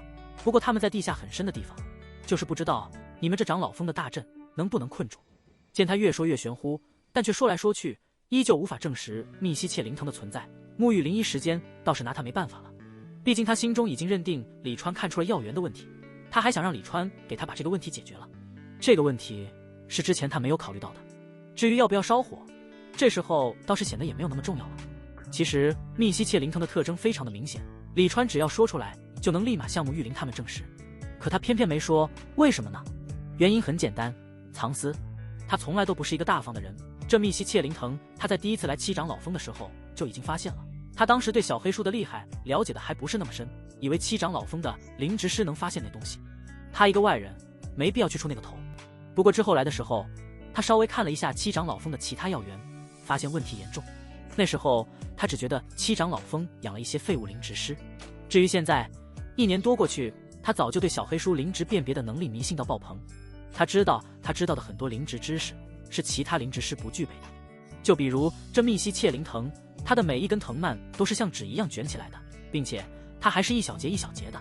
这些一节一节的藤蔓会脱离他的身体，破土而出，然后把卷曲的身体摊开，吸附在其他灵职身上。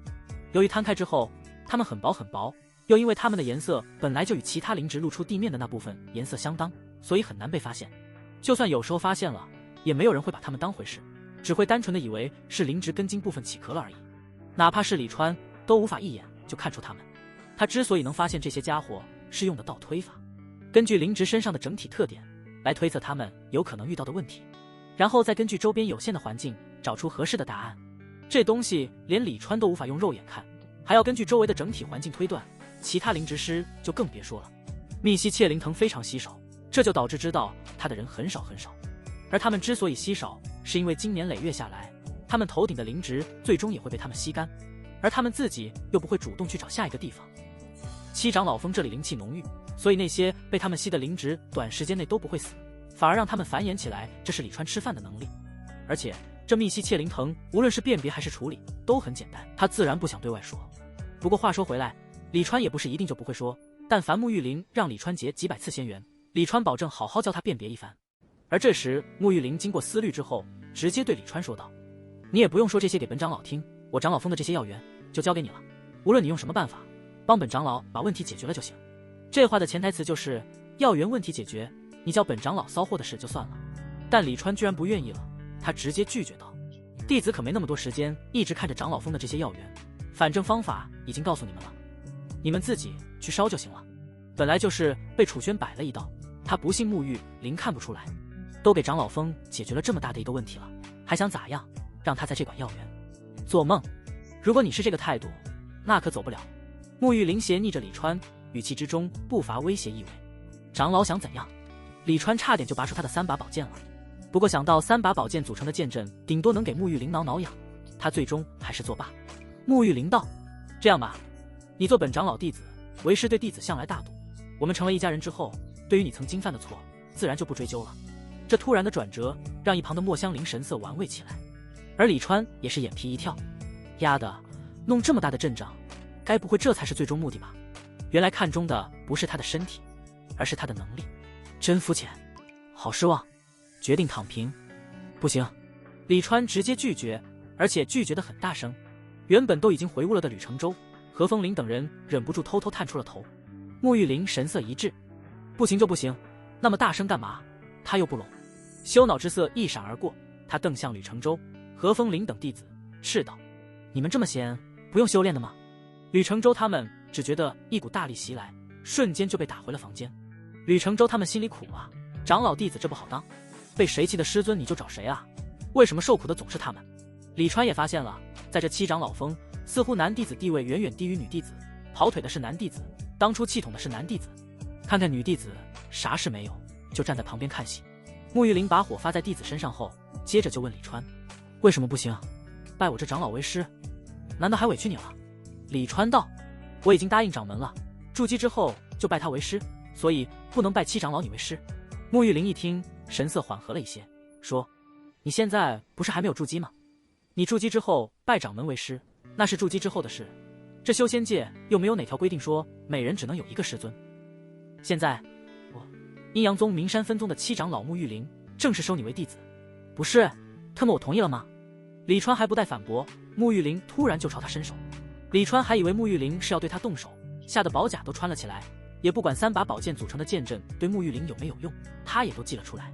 然而只见沐玉林白玉一般的手臂从他一旁穿了过去，并没有攻向他。接着李川就感觉沐玉林又上前了半步，离他近了一些，就连身上那股幽香也更加迷人了。然后他脖子就是一紧，被沐玉林搂着脖子一把勒到了怀中。不是，这和想象中的剧情不太一样。你答不答应？你今日要是不答应本长老，本长老就勒死你！沐玉林恶狠狠地威胁道。李川心中一震，威胁他？他平生最不怕威胁。顿时他就是怒从心中起，恶向胆边生。只见他立马就收了宝剑和宝甲，一把就死死抱住了沐玉林那纤细的腰肢，大声道：“7长老，你休想得逞，弟子是不会答应你的。开玩笑，这个时候要是答应，那沐玉林岂不是立马就会放了他？这怎么能行？他是要和恶势力斗争到底。行，本长老看你能嘴硬到几时。”现场的气氛突然就变得诡异起来。莫香菱和楚梦幽无语的对视了一眼。不是，你们要不要看看你们现在在干什么？能不能不要这么草率啊？能不能稍微拿出一点长老的威严，拿出一点弟子的谦卑？长老没个长老的样子，弟子也没个弟子的样子。7长老，弟子人物殿还有事务要处理，就先告辞了。莫香菱开口说道。以他对李川的了解，李川怕是能宁死不屈很久，所以他不准备在这里浪费时间。沐玉林也没留他，点头。去吧。李川却叫住了他。等等，师姐，怎么了？莫香菱好奇停下，只见李川松开了抱着沐玉林纤腰的手，朝他扔过来一袋东西。这是我给灵芝配的辅料，你拿去每日给他用一点。李川虽然没有说明，但是莫香菱知道李川说的是溶灵果树。以前他也见李川给溶灵果树扔这些所谓的辅料。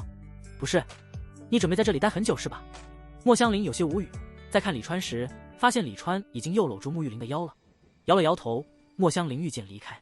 他走后，李川说道：“我看长老峰药园里的很多灵药都要成熟了，密西切灵藤也要开始行动了。如果你们还想保住那些灵药，劝你们还是赶紧去烧火。”沐玉林低头看了一眼李川，就好似绝美少妇在看襁褓之中的孩子，那眉宇之间的风情简直难以言喻。四目相对，沉默良久，他还是对一旁的叶瑶等女吩咐道：“你们去让人烧火。”正所谓一句谎言说百遍，他就有可能变成真话。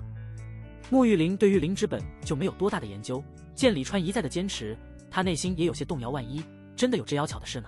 他对叶瑶使了一个眼色，他想叶瑶应当是知道该怎么做，要是到时候李川的这一招没有用，看他怎么收拾李川。李川也看向叶瑶，说道：“快去烧火。”这话听起来多少有些不对味。叶瑶俏脸顿时就是一沉，眉目含煞地瞪了李川一眼才走。就这一眼，李川就给他打上了一个道心不行的标签。为什么呢？看看人家楚轩和楚梦幽，你别说烧火，就是直接骂他们骚货，他们都会笑嘻嘻的应着，说不定还会围绕这个话题聊几句。这个长老峰的大师姐，以后的路难走了。得，他这个小小练气期居然还点评上人家住基石层的修士了。不过话又说回来，李川也算是见多识广，凭他的经验来看，凡是能做到舍我心态的女修，就算资质一般，那修炼速度也会比其他修士快。对他们来说，心境那一关几乎可以忽略不计，而心境往往在突破之中起着重要的作用。他们在阴阳宗能比其他人更容易拿到资源，这双重加持下，自然也就更强。像那柳妖，这一年就从炼气1层到了3层，已是新秀榜之首。谢雨薇也从炼气5层到了6层，似乎马上又要突破7层了。宁熙柔也从炼气9层到了10层，哪怕是胡敏和紫菱资质要差一些的，也都各自突破了1层。而唐启梦和苏咬月更是已经筑基成功，他们无不是都突破了心中的那道枷锁，所以只要有资源，他们突破起来就容易。最拉垮的当然是属墨香菱，这么多灵植吃下去，硬是没反应。当然，他不是吞噬体质，吃得比较慢，每天吃灵植都快吃吐了，也才吃了1/3。而他没有突破的原因，也在李川不断的挖掘下挖了出来。压的简直就是位面之女，居然能通过吸收灵植来提升灵根。原本他就是极品的冰灵根，现在已经是道品的冰灵根了，他准备吃到圣品灵根再突破。而之所以不是突破之后再吃，按照墨香菱的说法是，随着境界提升，他想要提升灵根品质的难度就越大。原本没有炼气的时候是最容易提升的，他也是在没有炼气的时候稀里糊涂的吃了一株寒草才获得冰灵根的。但是他当时不懂啊，而且当时也没有那个条件，所以错过了最佳时机。炼气之后，他才慢慢发觉这件事，只是境界控制不住飙升，还好最终卡在了炼气10层，不然以后提升灵根的消耗更大。不过这是扯远了。楚轩、叶瑶等女离开后，沐玉玲也搂着李川脖子回了房间。本长老就不信拿不下你！李川大喊：“誓死不从！誓死不从！誓死不从！”重要的事情说3遍。楚梦幽与7长老的一众女弟子召集人手，在药园各处烧火。光说山峰听起来似乎没什么感觉，不知道到底有多大，但要说山峰几百米高，其中光是打杂的杂役弟子都是数千，会不会更具象一些？药园一直是长老峰的主要收入来源之一，而7长老峰的药园这些年可把沐玉玲折腾得够呛，他都准备再等2年，如果还是如此，就直接不当这个长老了。长老权力虽大，但耐不住长老峰面积太大，每年都要按时向宗门上交不少的药园分成。宗门可不管你药园收入如何，他们只看面积，按面积来收费，收的分成几乎是正常收成的30%。你可以把它当成是按照预估产量来算的税收。而沐玉玲这些年光预估了，没利润不说，还赔了不少这些年当长老时偷偷捞的零食。当了这个长老，哪怕长老峰上的药源不重，每年也得按时交税，所以如果药源的问题不解决，他这长老是铁定当不下去的。对此，叶瑶这些徒弟也是忧心不已，毕竟沐玉玲要是不是长老了，他们这些弟子的收入也会锐减。不过李川的出现让事情有了转机。梦幽师妹，你说李川师弟的话有几分可信？路上，叶瑶忍不住问楚梦幽。楚梦幽笑道：“李川师弟在灵植树上的造诣，想必大师姐你们都已经听说了。师妹觉得师弟他应该不会无的放矢。”别看楚梦幽说的这么肯定，但是实际上他自己也无法确定李川说的到底是真的假的。毕竟李川根本就不是一个老实的人，经常编各种理由骗他做一些离谱的事情，所以但凡李川说一些什么超出他认知的事，他第一时间就是怀疑。叶瑶点了点头，他说的听起来倒是像那么一回事，希望是真的吧。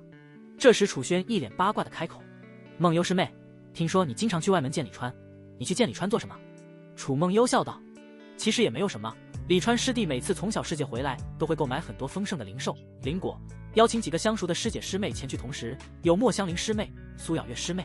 楚梦幽一开始说的都还正常，同行的几名师姐听得正聚精会神呢。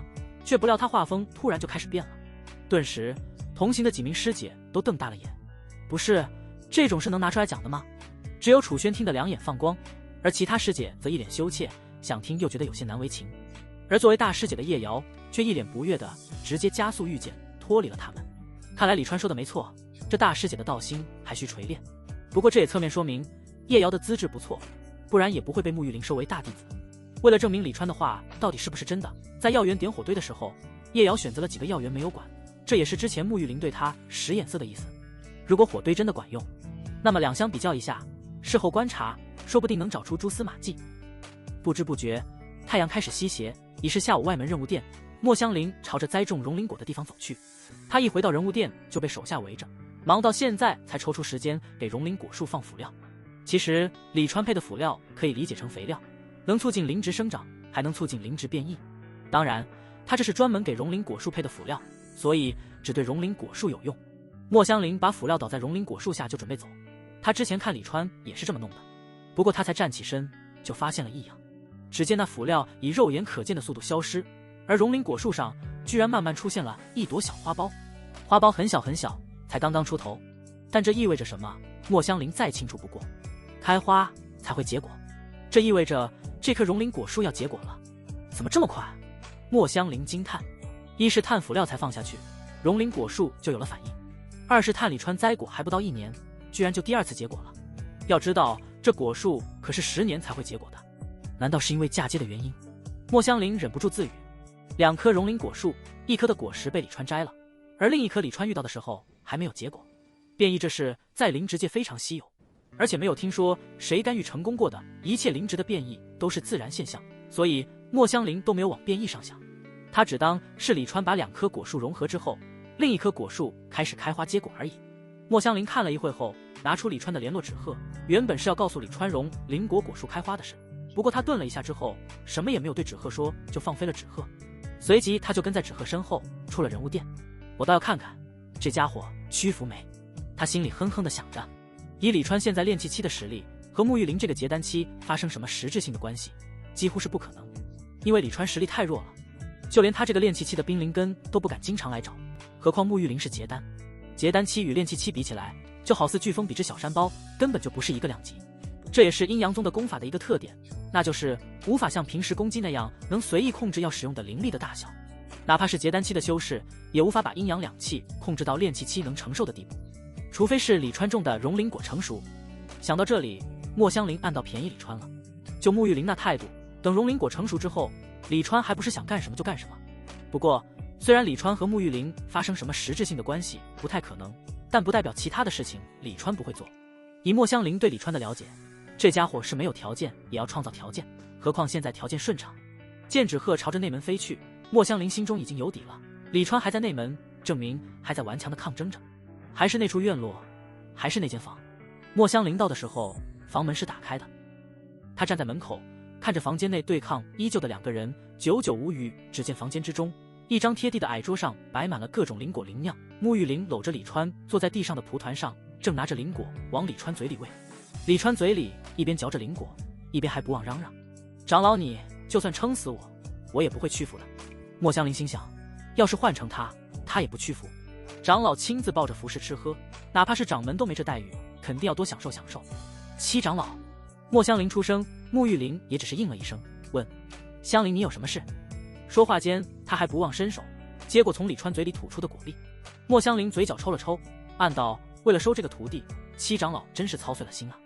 他说道：“弟子是来告知李川师弟，他种的果树开花了。”李川总算转过头，喜道：“那太好了，师姐你可要给我看好果树，别让人给我毁了。”莫香菱点头：“放心吧，在师姐那里，没人毁得了。”沐玉灵不由好奇起来，问李川：“你种的什么果树？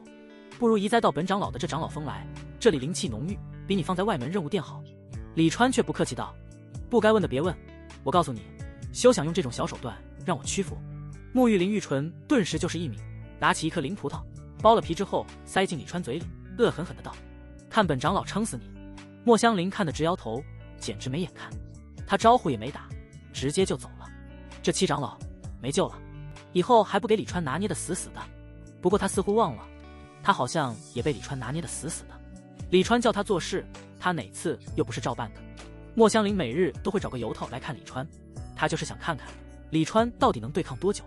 让他万万没想到的是，李川太能抗了。他去了5日，李川依旧没有屈服，而沐玉玲也这么威胁了李川5日。莫香菱甚至都在沐玉玲脸上看到了怀疑人生的表情，估计也是快要撑不住了。行了，行了，憋不住了，我要去撒尿。终于在第6日，李川还是从沐玉玲的死亡缠绕中挣脱了出来。沐玉玲多险恶啊，这几天天天喂灵果给他，导致他终于憋不住尿意了。因为他才练气期，还不能完全把灵果的杂质炼化，不然也不会出现这种情况。你答应做本长老弟子了。沐玉玲差点没哭出来。胜利了，终于胜利了。一起待了那么多天，李川和沐玉玲的关系也早就不像之前那么生疏了。他拍着沐玉玲的脑袋说道：师尊，我现在已经是你的弟子了。一时间倒也难分清到底谁才是师尊，谁才是徒弟。好徒儿。沐玉玲忍不住抱住李川。哎呀，我都说了要去撒尿了，你怎么还抱？李川一脸不耐烦地把沐玉玲推开。他要不是憋不住了，会起来吗？真是一点眼力劲都没有哦。对不起徒儿，为师马上带你去。沐玉玲连忙道歉，那态度谦卑的好像他才是徒弟一样。等李川解决了个人问题后，沐玉玲还专门为李川办了一个收徒仪式，把所有徒弟和七长老峰的所有弟子杂役都叫了来。宽阔的平地上乌泱泱的一大群人，这场面不得不说沐玉玲对李川真的很重视。今日本长老收外门弟子李川为关门弟子，他是本长老的最后一个徒弟。今日之后，本长老不再收徒。高台上，沐玉玲端坐在首位，威严的声音传遍全场。他的话已经隐隐含着对李川的重视了。毕竟一般人很少对外宣布谁是关门弟子的，不想收徒以后不收就是，没必要当众说。而接着大家才看到什么是真正的重视。李川站在沐玉玲前方，一旁的弟子递上灵茶。原本这个时候李川是要端着灵茶上前，跪在沐玉玲面前给他敬茶的，敬完茶磕头才算拜完师。然而李川才端好茶，脚才抬起来，沐玉玲却已经主动从座位上起身，快步来到李川面前，直接接过李川手中的茶，笑靥如花，亲切无比地说道：咱们师徒就不必按那些繁文缛节来了，这茶为师喝了。说着他端着手中灵茶一饮而尽。这场景看得沐玉玲的一众弟子心酸不已。遥想他们拜师的时候，步骤可是一步没少，沐玉玲都是一脸威严地坐着，哪里笑得有这么亲切。而且那灵茶因为只是一阶的原因，当初沐玉玲不过是简单的抿了一口就放到了一边，哪里像现在这样生怕喝满了。哎，真是越比越不是人。但谁叫李川不是普通的外门弟子呢？李川到底有多少灵石和贡献，没有人说得清楚，但都知道他一身法宝价值超100万，比大多数结丹的前辈还厉害。沐玉玲能把李川从掌门手里抢过来当徒弟，已经是费了很大劲了，他们也自知是比不了。弟子听师尊的。李川笑眯眯地看着沐玉玲，有这么个听话的师尊，其实真的很棒。这拜师仪式显得隆重而又草率。喝完灵茶后，沐玉玲叫来了一旁的楚轩，对他说：楚轩，接下来的1个月就由你来教你的李川师弟七长老峰的规矩和长老弟子应学的功法，为师要闭关一段时间，其他事宜等为师闭关出来之后再说。其实他在灵脉吸收了不少极品灵石的力量，是已经吸不下了才回来的。本来回来就要闭关的，但听了李川的事后，决定先把李川收入门中。毕竟李川的价值是个人都看得出来，敲错门这事还真以为是意外啊。没有他的同意，楚轩敢这么做，不过是个由头而已。原本的计划就是以此为理由，先对李川来硬的，看能不能让李川就范，不行就来软的。事实证明，李川吃软不吃硬，也不枉他这堂堂长老一番自降身价的委曲求全是弟子遵命。楚轩应道。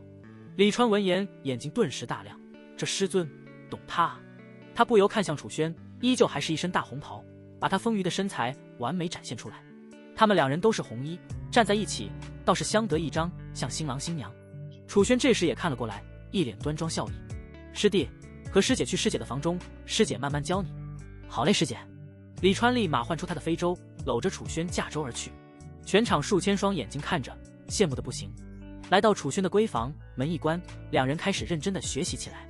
太阳虽然处于太空正中，但却暖洋洋的，并没有炙热之气。楚轩房中，师弟，醒醒！楚轩摇了摇床上的李川，见他还未醒，不由柔声唤道。这已经是李川拜师七长老沐玉玲的第3日了。这3日，李川都在和楚轩学习，楚轩教导的非常的仔细，李川学得也非常的卖力。现在七长老峰的大体情况他已经了解，并且还从楚轩这里知道沐玉玲有事要让他办，至于什么事楚轩也不是太清楚，反正他感觉是不小。要不是李川这么多天才答应做沐玉灵的徒弟，让沐玉灵没有时间巩固体内灵气，他应该是有足够的时间让李川帮他把事情办了才去闭关的。对于李川来说，沐玉灵有事求他再好不过，毕竟办事能增进双方感情。楚轩说这次沐玉灵闭关不会太久，因为他能看出沐玉灵其实很急。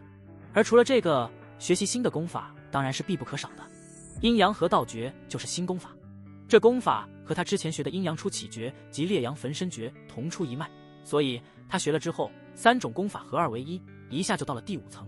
获得新功法，学习起来自然是有些辛苦，有些没日没夜。李川也不知道昨夜是什么时候睡着的，睁开眼看着楚轩那张精致的俏脸，李川不客气的一把搂了过来。过了一会，他放开楚轩，伸了一个舒服的懒腰，问道：师姐，喊我做什么？一般情况，楚轩是不会主动喊他的。楚轩笑道：师弟，今日后风灵泉开放，你要不要去泡一泡？要泡，当然要泡。李川顿时就精神百倍起来。都有哪些师姐要去泡灵泉？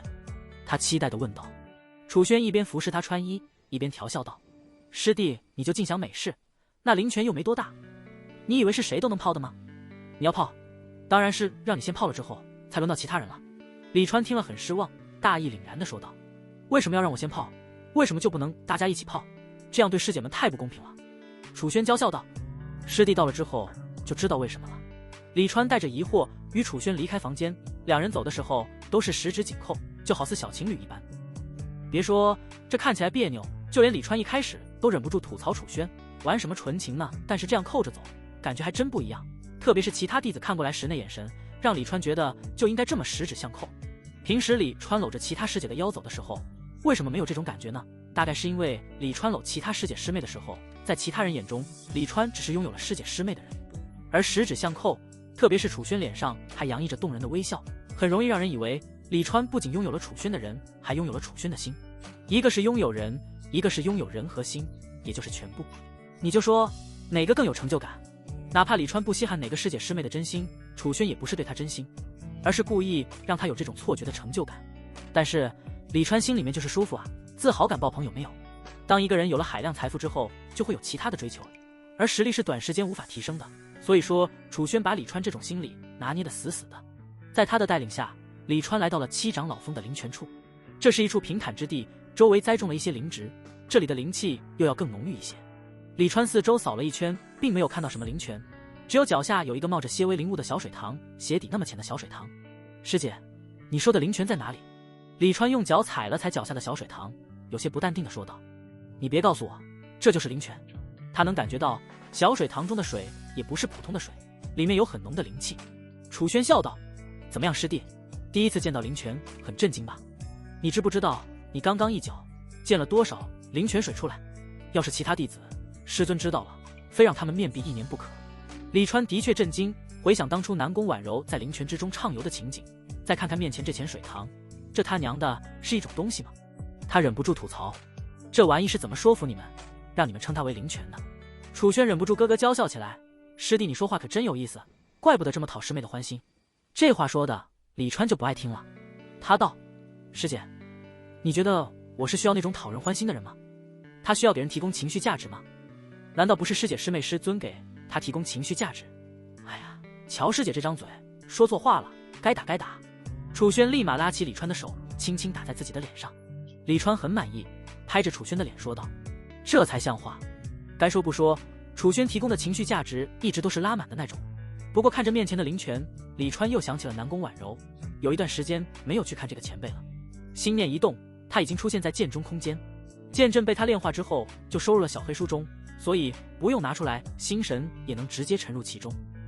说来也奇怪，小黑书中不知道什么时候多出一片空间，正好给他放法宝，不然按道理不是本命法宝，哪怕炼化之后也无法放入身体内的。剑中的空间还是那样，没有任何生机。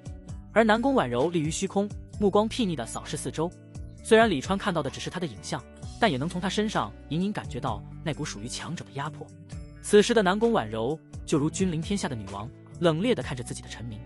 然而李川脑中只有这女王当初遨游灵泉的仙姿，再也容不得其他。咽了咽口水，李川开口：前辈在找什么？要不要晚辈与前辈一起找？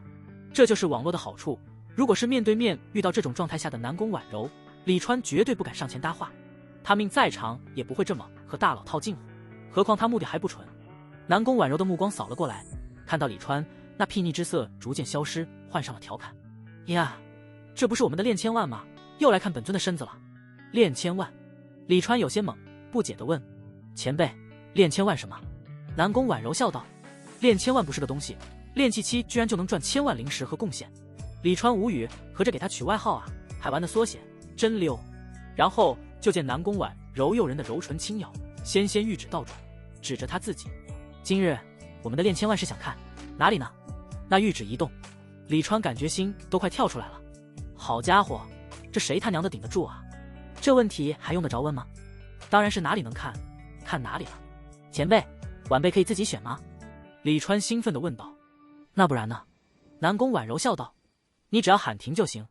李川神情一震，看着南宫婉柔的玉指所指之处，连忙喊：停停停，就是这里。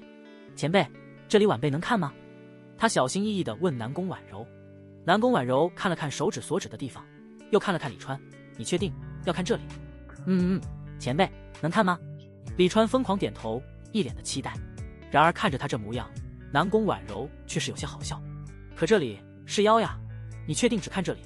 没错，他指的位置正是他那可堪一握的纤腰。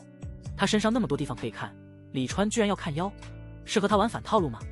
李川道：前辈只管说给不给看，晚辈不贪心，今日只看这里。行，依你。南宫婉柔一脸温柔，伸手开始解腰间系带，而他系带才解开，眼看就要开始脱衣，李川却已经消失。这次倒不是他把李川送出去的，而是李川自己出去的。上了那么多次当还都一样，李川总要为自己挣一次名吧。他知道他想看的地方，南宫婉柔是肯定不会给他看的。又想耍他，没门！他娘的，终于扳回一局。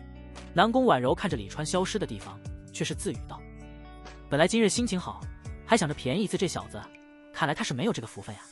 话才说完，李川一下又出现了，他一脸若无其事。咦，刚刚怎么出去了？前辈，你继续。他由于境界低的原因，无法一直观察剑中的情况，但是刚刚他并没有完全离开，所以知道南宫婉柔说了什么。好，今日便宜你了。南宫婉柔微笑点头。下一刻，李川又消失了，这次却是南宫婉柔送出去的。哼，小屁孩，和本尊玩。南宫婉柔嘴角笑容荡开。嘿，我就知道。李川出了剑后，一把就拉过了楚轩。其实第二次再进去的时候，他就已经有预感，南宫婉柔依旧是在耍他。可是万一呢？万一南宫婉柔真的大发慈悲，要当一次女菩萨呢？反正进去又不用付钱，只要南宫婉柔真给看一次，那不就值了？所以他还是又被骗进去了。结果不出所料，南宫婉柔依旧是在耍他。但话又说回来，这么一个大佬愿意陪他调情，对他来说，这何尝又不是一件值得骄傲的事？这灵泉怎么泡？李川问楚轩。就这小水塘，泡个脚都够呛，更别说泡人了。楚轩笑道：反正这里又没人，师弟还不是想怎么泡就怎么泡。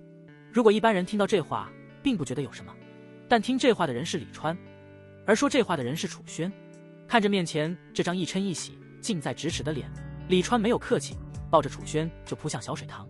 不得不说，灵泉就是灵泉，虽然连脚都泡不了，想泡全身都得滚着泡，但是李川泡过之后，瞬间就感觉耳清目明，整个身体都充满了力量，感觉离下一个境界似乎又更近了一步，这让李川直呼神水。要是经常泡这灵泉，实力提升的确会很快。可惜潜水塘在他们离开之后少了一大半，不知道还以为被他们两个给喝了。神清气爽的李川离开灵泉之后，带着楚轩去了外门任务殿。他倒不是精力充沛所以想找墨香菱，而是去看他的荣灵果树。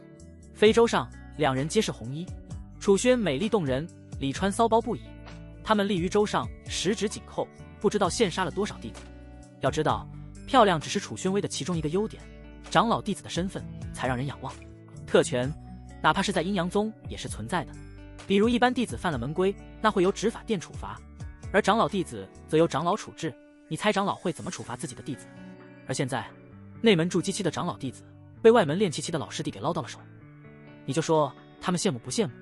哦，似乎很多人都忽略了李川现在也是长老弟子这事。明明能坐在非洲上嗖的一下就到外门任务殿，李川偏偏选择站在非洲上慢慢飘过去，一路之上不知道看得多少弟子红温。而作为当事人的李川，别看他一脸的正色，内心里其实已经爽翻了。楚轩也很无奈，早知道李川这么爱现，他当初就不用这种方法取悦李川了。现在好了，李川不仅走哪里都和他十指紧扣，还故意走得很慢，他仿佛就成了一个道具，专门为李川提供情绪价值。来到外门任务殿前，李川拉着楚轩下了非洲，走了进去。其实楚轩在后殿，他完全可以直接把非洲停在后殿去，但是停在后殿，谁知道他和楚轩十指相扣了。李川师兄，李川师弟，楚轩师姐，一路上不断有弟子停下恭敬地和他们打招呼，这在以往是从来未有的。而一会之后，打招呼的对象多了一个，莫师姐，李川师弟，楚轩师姐。后殿的廊道上，莫香菱面无表情地低头看着李川和他紧扣的右手，然后又扫了眼另一边。另一边，李川的左手自然是和楚轩十指紧扣了。天杀的，到底是谁教他这么走路的？莫香菱在心中恶狠狠地骂着。刚刚他在房间中处理事务，李川来了之后，二话不说就拉着他说要去看荣林果树。看就看吧，莫香菱知道以李川的尿性，肯定不是单纯的拉他去看荣林果树那么简单，毕竟把楚轩都拉来了。但是万万没想到，李川居然和他玩起了十指相扣。不是，一大把年纪了，你玩什么纯情啊？而且你同时扣两个是什么意思？扣一个难道还满足不了你吗？廊道上三人并排而走，前方的弟子看到三人都连忙靠墙站立，恭敬问好。他们的目光傻傻地看着李川左右两只手上扣着的玉手，一时间有些难以接受。挡路了知不知道？你们挡路了知不知道？知不知道？吼吼，这是荣林果。楚轩蹲在地上，抬头看了一眼抱着莫香菱的李川，又看向面前的怪异果树。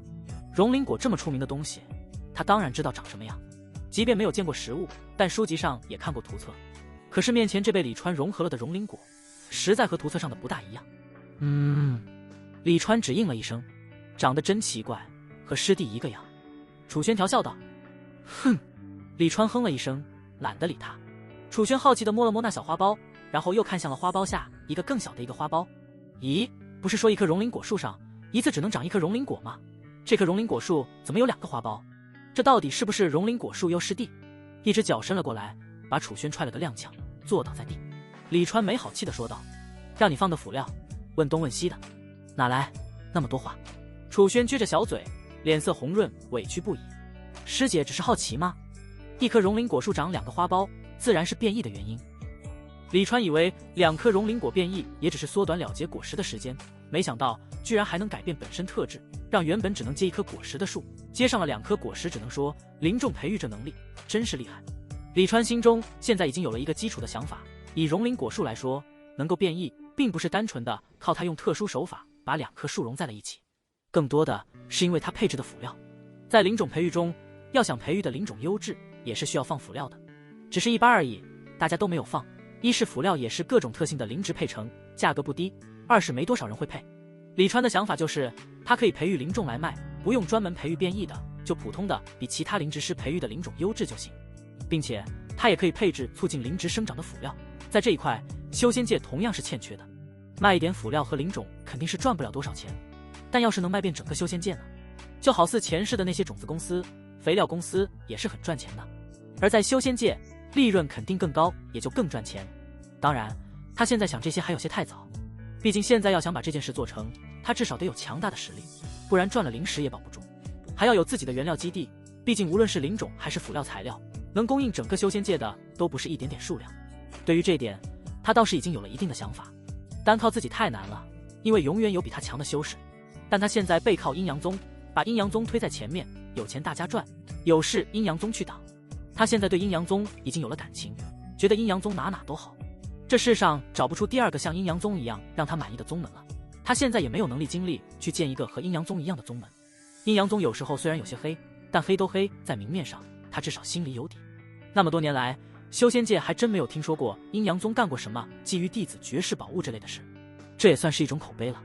说实话，李川对阴阳宗还是挺放心的，到时候完全可以让阴阳宗来种植辅料需要的灵植，他来调配，把阴阳宗当成材料供应商和他绑在一起。阴阳宗赚苦力钱，他赚脑力钱，完美。这名山分宗正好可以先做一个试点。不过这些先不急，当务之急还是把当下的事情处理好。在外门人物殿待了1个多时辰后，李川才一脸神清气爽地带着楚轩离开。他准备去把苏小月叫上，苏咬月已经筑基，现在也是内门弟子了。李川也有一些日子没见到他了，还怪想念的。不过非洲飞到中途，迎面却遇见飞来一名女子。一般弟子见到李川的非洲都会绕道，而这名女子却是直直的朝着李川的非洲飞来。不仅如此，女子身穿的是红色长裙，脚踩的是红色飞剑。这醒目的颜色在阴阳宗可是很少见的，所以李川第一时间就被女子吸引了。仔细看去，只见女子面若皎月，容貌之美就如月神临世，那精致的脸颊在夕阳下泛着点点红霞，就如仙女含羞，让人心动。这女子的容貌一点都不逊色于莫香菱和苏咬月，最主要的是，她就连手上戴的手镯、耳朵上戴的耳环，甚至那脖子中若有若无露出的项链，都是红色。李川的心顿时就是一震，这绝对是专门为他打扮的，不是他自恋，他相信他的感觉没有错。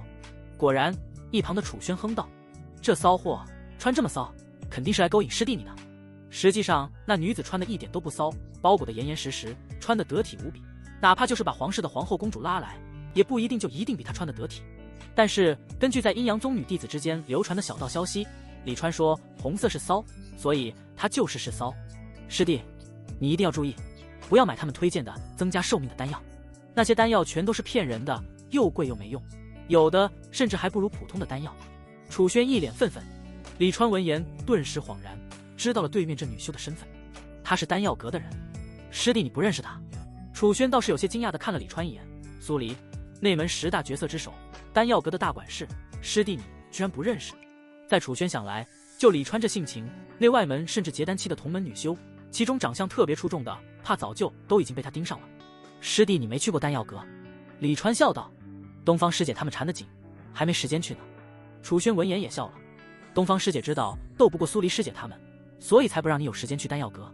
不过他们也是为你好，苏黎师姐的丹药阁可是出了名的吃人不吐骨头。”也是难得，楚轩帮起了竞争对手说话，可见这丹药阁的名声多差。不过也奇怪，他们名声既然这么差，为什么还有那么多人前仆后继的去上当呢？看着苏黎那张绝世容颜，李川若有所思。就凭这张脸，试问几人顶得住？而听楚轩的意思，丹药阁的质量明显比法宝阁还要高一些，这让李川不由期待起来。法宝阁的质量已经够高了，更高的丹药阁又会是什么样的？